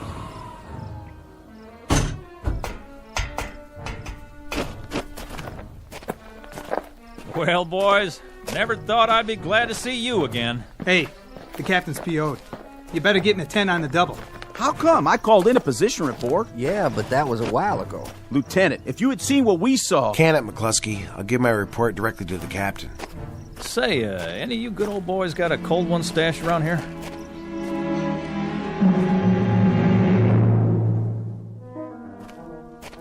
Sergeant Connors reporting, sir. You may enter, Sergeant. Sir? Nice of you to come back, Connors. Did you bring your tank with you? Begging your pardon, sir? You were gone so long, I figured you drove it to a used car lot and traded it for a convertible. We got a little hung up by the riverbed. Hung up?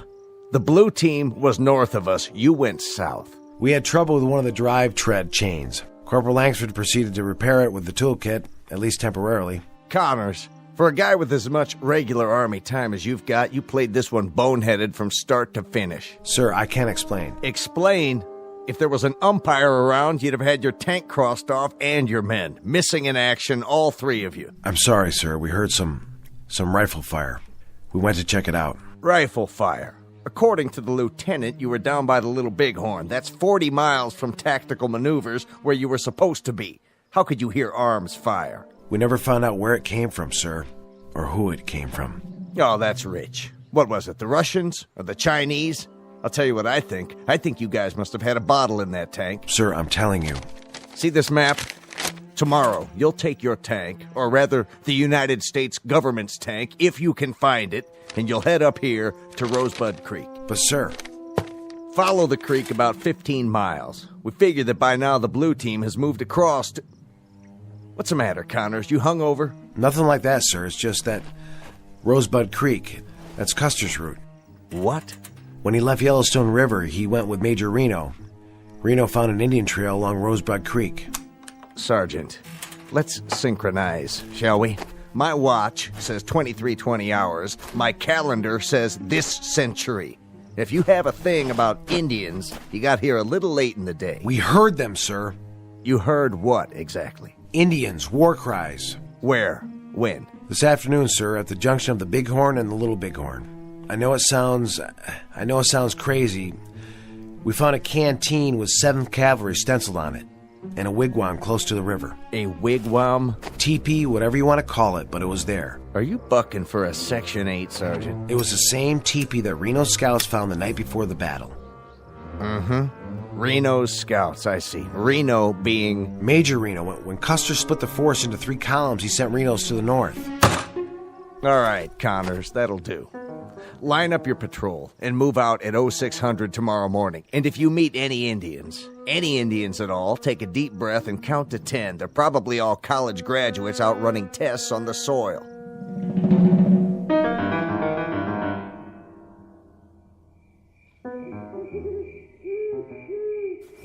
Sergeant? What? You awake, sir? Yeah, I'm awake. What's the matter? Nothing, sir. I was just lying here thinking. Thinking about what, McCluskey? Well, sir, wouldn't you say it's strange? The only thing that's strange around here is you. Now, will you knock it off so a fella can get himself a little shut-eye? Langsford's right. We've got an early detail in the morning. I know, Sergeant, but the teepee and that canteen and all... Listen, kid, I'm asking you politely. Sorry, guys. I don't mean to be a drag or nothing, but that sound we heard today, it could have been a signal, don't you think? Indians do that. I mean, they used to. They can imitate anything. Birds, animals... and you could never even hear them creeping up on you. They could even shape change, according to some folks. And then there's the Little Bighorn, General Custer. I read one time that there's no such thing as a coincidence. That's it. I'm moving my bedroll. Someplace where a man can get a night's sleep. Will you guys pipe down over there? Simmer down, Colonel. And you, Private, do me a favor. Put a cork in it. All right, Sergeant Connors. I'll try. I just want to be responsible is all. It's like they said in training. If you see anything and don't report it... Shh. Hear that? Yes, sir. Night, sir. Good night.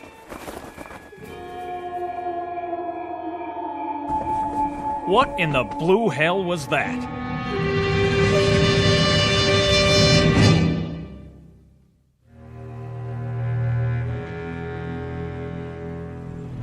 Where to now, sir? We follow this trail. How far? Till we get to frontier land? About 2-3 more miles. In other words, Reno's route. Exactly. We're making good time. We should get there at roughly the same hours. For Pete's sake, you still on that? Reno this and Benteen that, Custer something else. Haven't you guys had it? You talked about it all night long. Now me, I was dreaming about a cute little private in a miniskirt. See, I was the drill instructor and she had to give me 50 jumping jacks. Only she couldn't get it right. So I put my arms around her from behind, real official-like, just to show her how. Up, down, and I'm whispering in her ear the whole time, and she says to me, "Why, Sergeant," I was a sergeant in the dream, "why, I think I got it." So I start to say, "You've got what?" But before I can get it out, McCluskey here wakes me up because he thinks he hears another hootie owl. I swear, if this kid wrecks my training sleep one more time... Sergeant, look! Where? Over there, the top of the hill. I don't... The tall one, see? Smoke rising up in the sky, one puff at a time. Oh, no. I don't like the looks of that. I don't like it one bit. Hold up now. But, Corporal... Use your head, boy. That smoke's coming from an incinerator, or it's somebody cooking a cheeseburger. I don't think so. Or maybe it's a bunch of Girl Scouts who don't dig Smokey the Bear. But if you don't straighten up, I will... It figures. What does? It has to figure.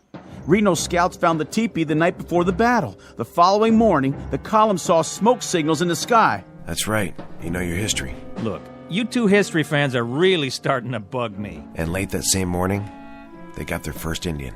Oh, man. When the war party went by, one of the troopers shot the last rider. Come on. Look, I like a good laugh, same as the next guy, but this is too much. This is really and truly too much. It was for the 7th Cavalry, too. Sure, next thing you'll be telling me is that up over the hill we're going to run into a war party of Sioux. And if that happens, Mrs. Langsford's little boy is going to report to sickbay and ask for a rubber room all for himself.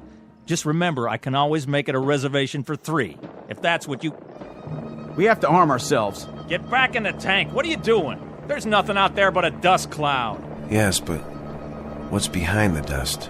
You hear it? We're wasting time. You stupid moron kid! Put that rifle down! What do you think you're shooting at? Langsford, McCluskey, watch out!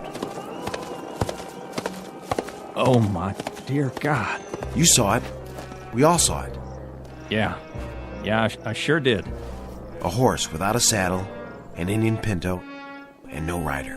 That means I killed him. I killed him with my M1. Sergeant, I just fired blind toward that cloud of dust, but I didn't mean to... That's enough. What were you saying, Langsford? You want to make a speech now? You got something to say, do you? I got something to ask. Are we all out of our tree or what? I don't know for sure, but I've got an idea. We're listening. See that ravine down there? What about it? It's all part of it. Somehow, some way, we're riding the same trail that Custer did. Figure it out. There was a teepee. When did we find it? Yesterday afternoon. Just like the scouts did. There was the smoke signals, just like Reno's column saw the next morning. Then McCluskey got himself an Indian, just like the day of the battle. All right, let's say you're right. Let's say it's just like you say it is. We follow this trail just like they did. Yes, Corporal, we follow it. Well, what's the next thing that's supposed to happen? We wind up at a massacre. Hadn't we ought to go back to camp and warn them? Warn who? It's not our men who'll be under attack. It's Old Yellowhairs. Old Yellow? General George Armstrong Custer. And you mean to stop it? I don't see that we have much choice. Stop it or join it.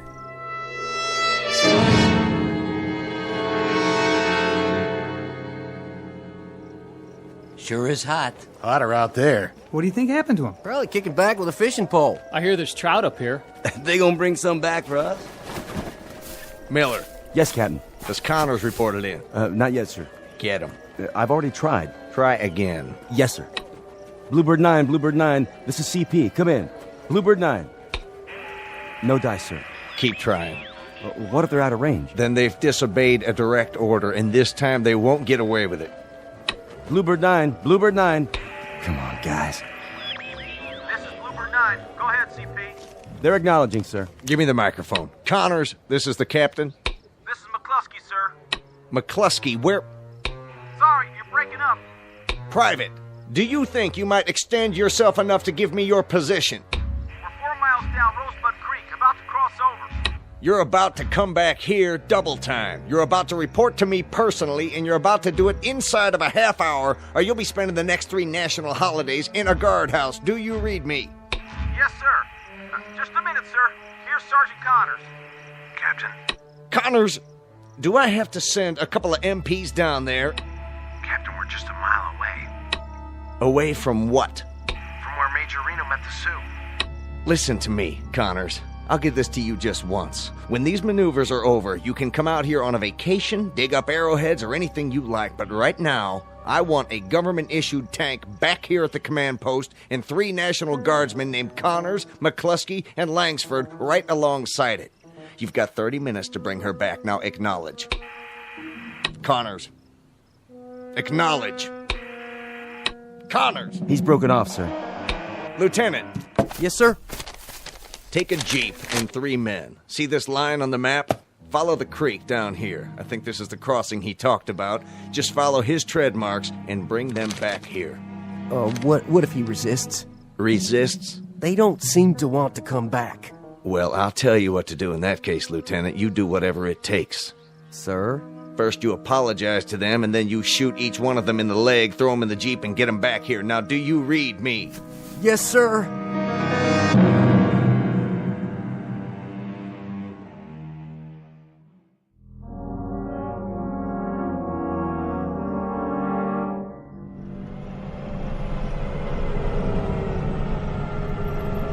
Hold it!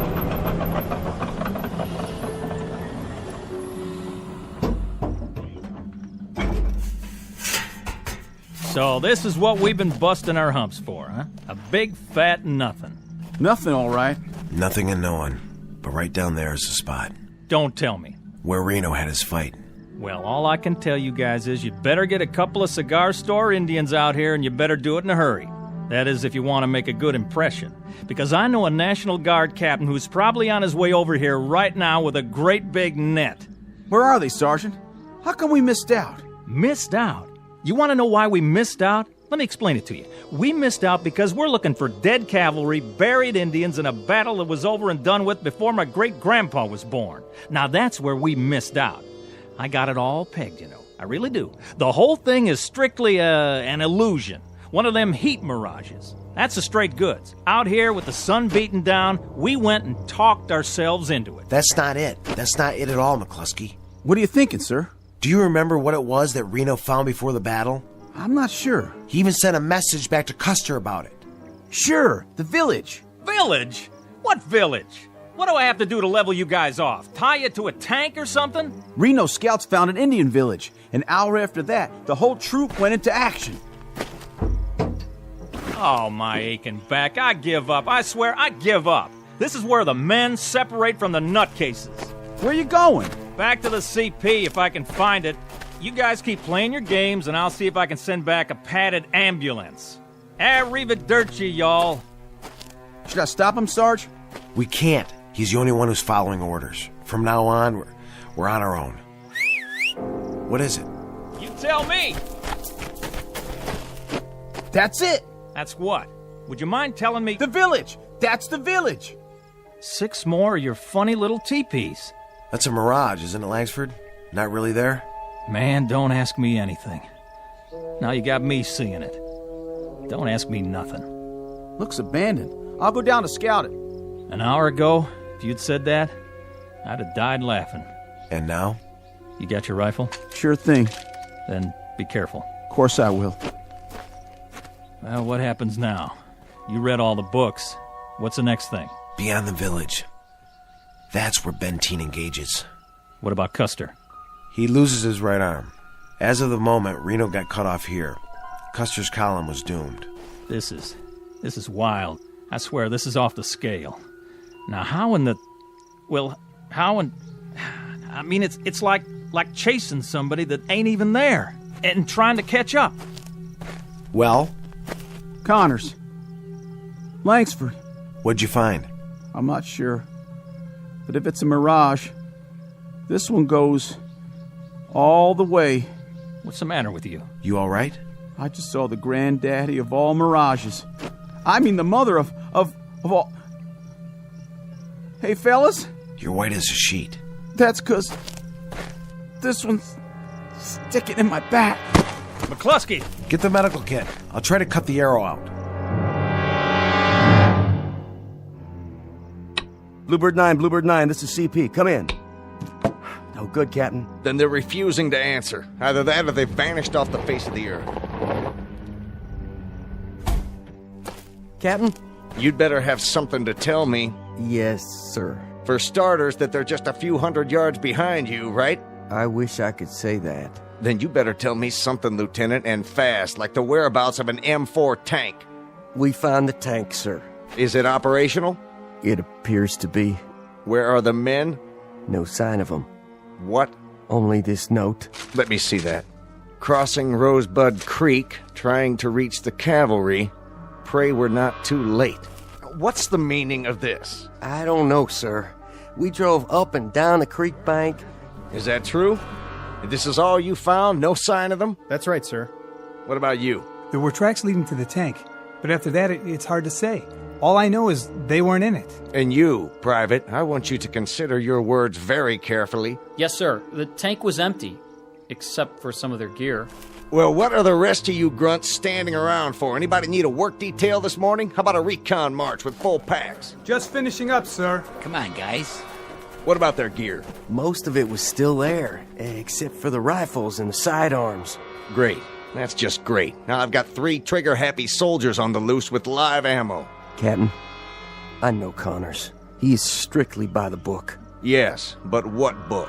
Langsford's regular army, and McCluskey, well, he's a good kid, just wants to put in his time and get back home.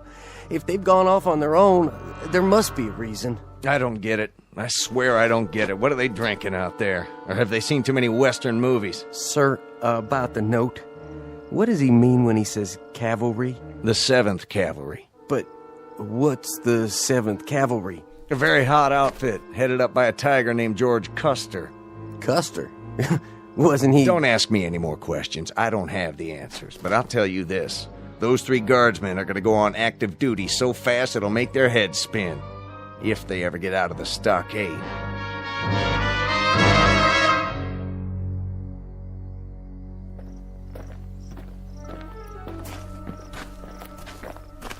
Not much farther now. Come on. We're gonna make it. We're gonna make it, man. We got you, okay? Just hang on to my shoulder. Where are we? A few hundred feet away. They're right over the ridge. Sarge, you hear it? The wind, that's all. Not that. Sure we hear it. This time we all do. Wait a minute. Listen. That's them, Sarge. The 7th. You think he's right? We made it. We made it after all. Almost. Don't count your chickens. Let's go. Somebody give me my sword. We don't have swords, McCluskey. We got U.S. government issue 45s. Put in a clip, work the slide, and she's ready to go. Here. We've also got our M1s and the machine gun. Set it up. With pleasure. Can't stand up. Just lay low. Keep pulling the trigger. Look at Custer. He's surrounded. Gotta get down there. Must be 1,000 Indians. More than that, Colonel. More than that. Well, shoot, I heard of worse odds than that. Haven't you, boys? Plus, we got our equalizers right here. We've come all this way. What do you say, Sergeant? I say we do it. Why not? Let's go.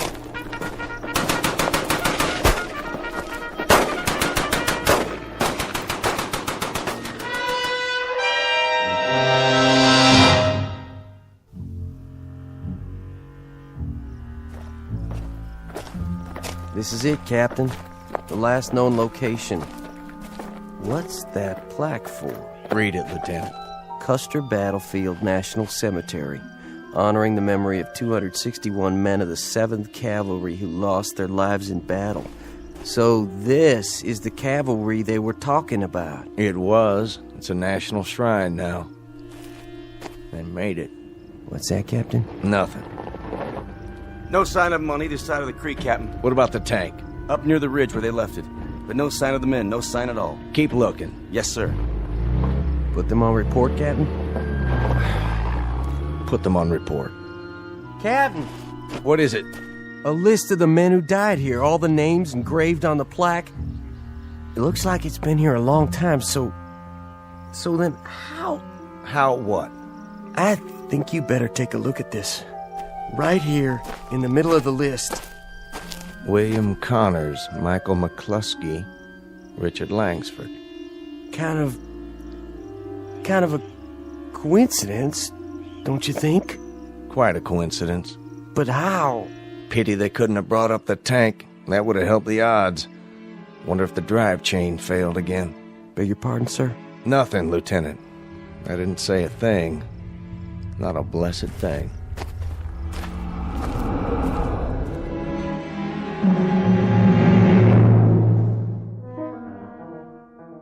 Sergeant William Connors, Trooper Michael McCluskey, and Trooper Richard Langsford, who on a hot afternoon in June made a brave but hopeless charge down a hill and never returned. Look for this one under P for Phantom in the pages of a historical ledger filed in a reading room known as the Twilight Zone. More from the Twilight Zone after this.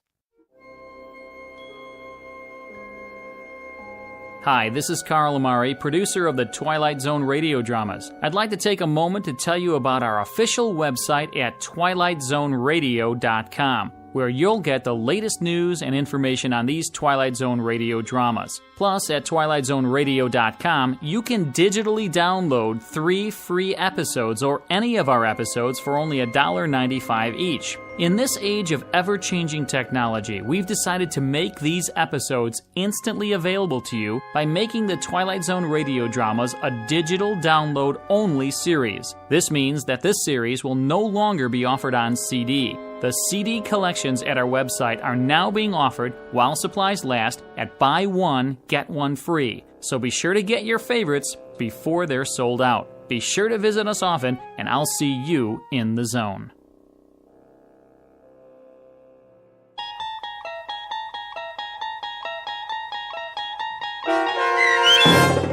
The Seventh is Made Up of Phantoms, starring Richard Grieco, with Stacy Keach as your narrator, was adapted for radio by Dennis Etchison and based on a script by Rod Serling.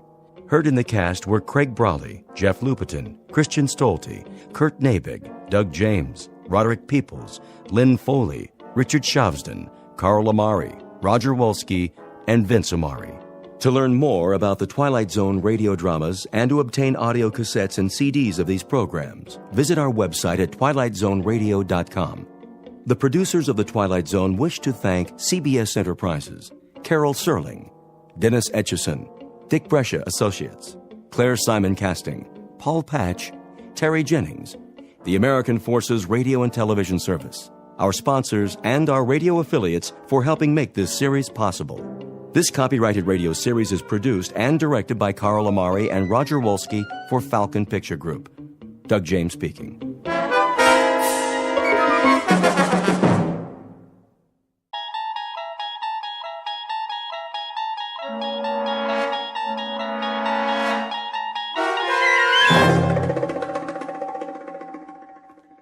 The Gift, starring Danny Goldring with Stacy Keach as your narrator, was adapted for radio by Dennis Etchison and written for The Twilight Zone by Rod Serling. Heard in the cast were Jonathan Rodriguez, Sandra Marquez, Tony Castillo, Gustavo Malado, Dale Rivera, Ivan Vega, Joseph Minoso, Joe Caballero, Eddie Martinez, and Javier Salas. To learn more about the Twilight Zone radio dramas and to obtain audio cassettes and CDs of these programs, visit our website at twilightzoneradio.com. The producers of The Twilight Zone wish to thank CBS Enterprises, Carol Serling, Dennis Etchison, Dick Brescia Associates, Claire Simon Casting, Terry Jennings, XM Satellite Radio, Sirius Satellite Radio, our sponsors, and our radio affiliates for helping make this series possible. This copyrighted radio series is produced and directed by Carl Amari for Falcon Picture Group.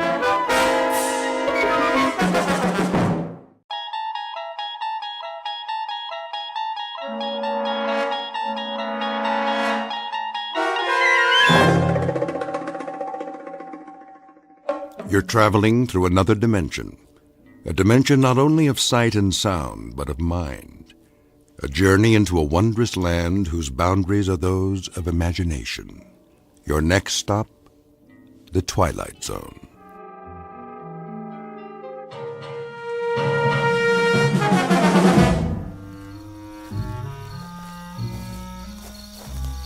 How much more, Chief? Not so far. Only to the end of the road in the arroyo.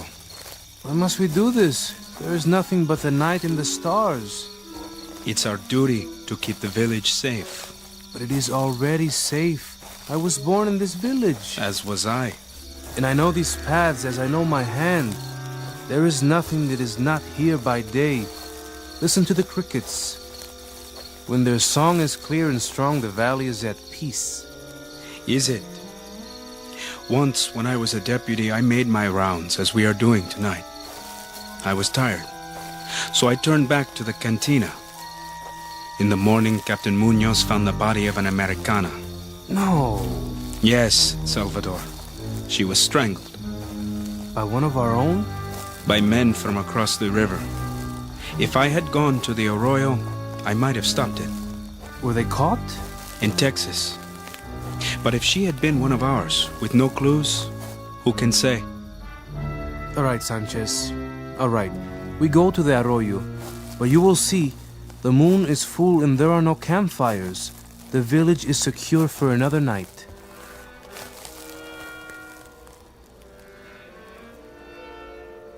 Listen. To what? What is that? What do you think? A wolf pack.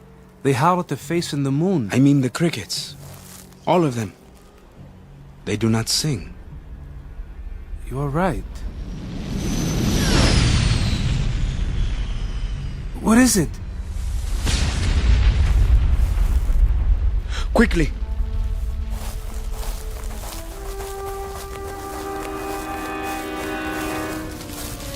Is it a plane? I can't see. They fired. Stay back. If someone's alive! Wait!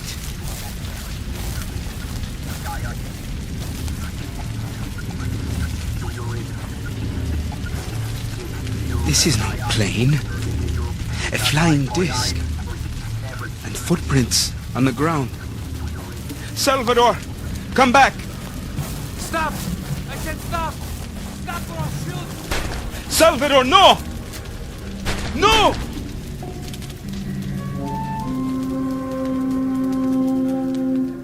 The place is Malero, Mexico, just across the Texas border. A mountain village held back in time by its remoteness and unprepared for the sudden intrusion of visitors from another place. Fear and superstition have gradually lost their hold, replaced by the rule of law and order. But what law can protect against unscheduled crash landings?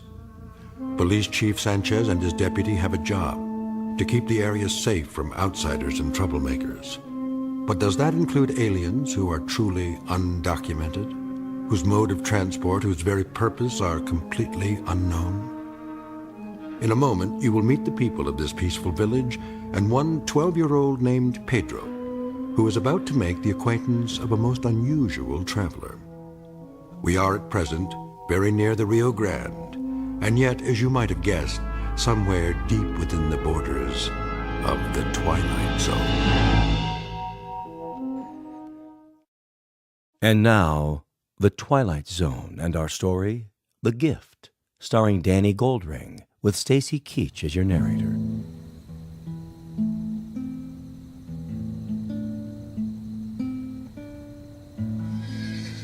Stop playing, Ignacio. Someone is coming.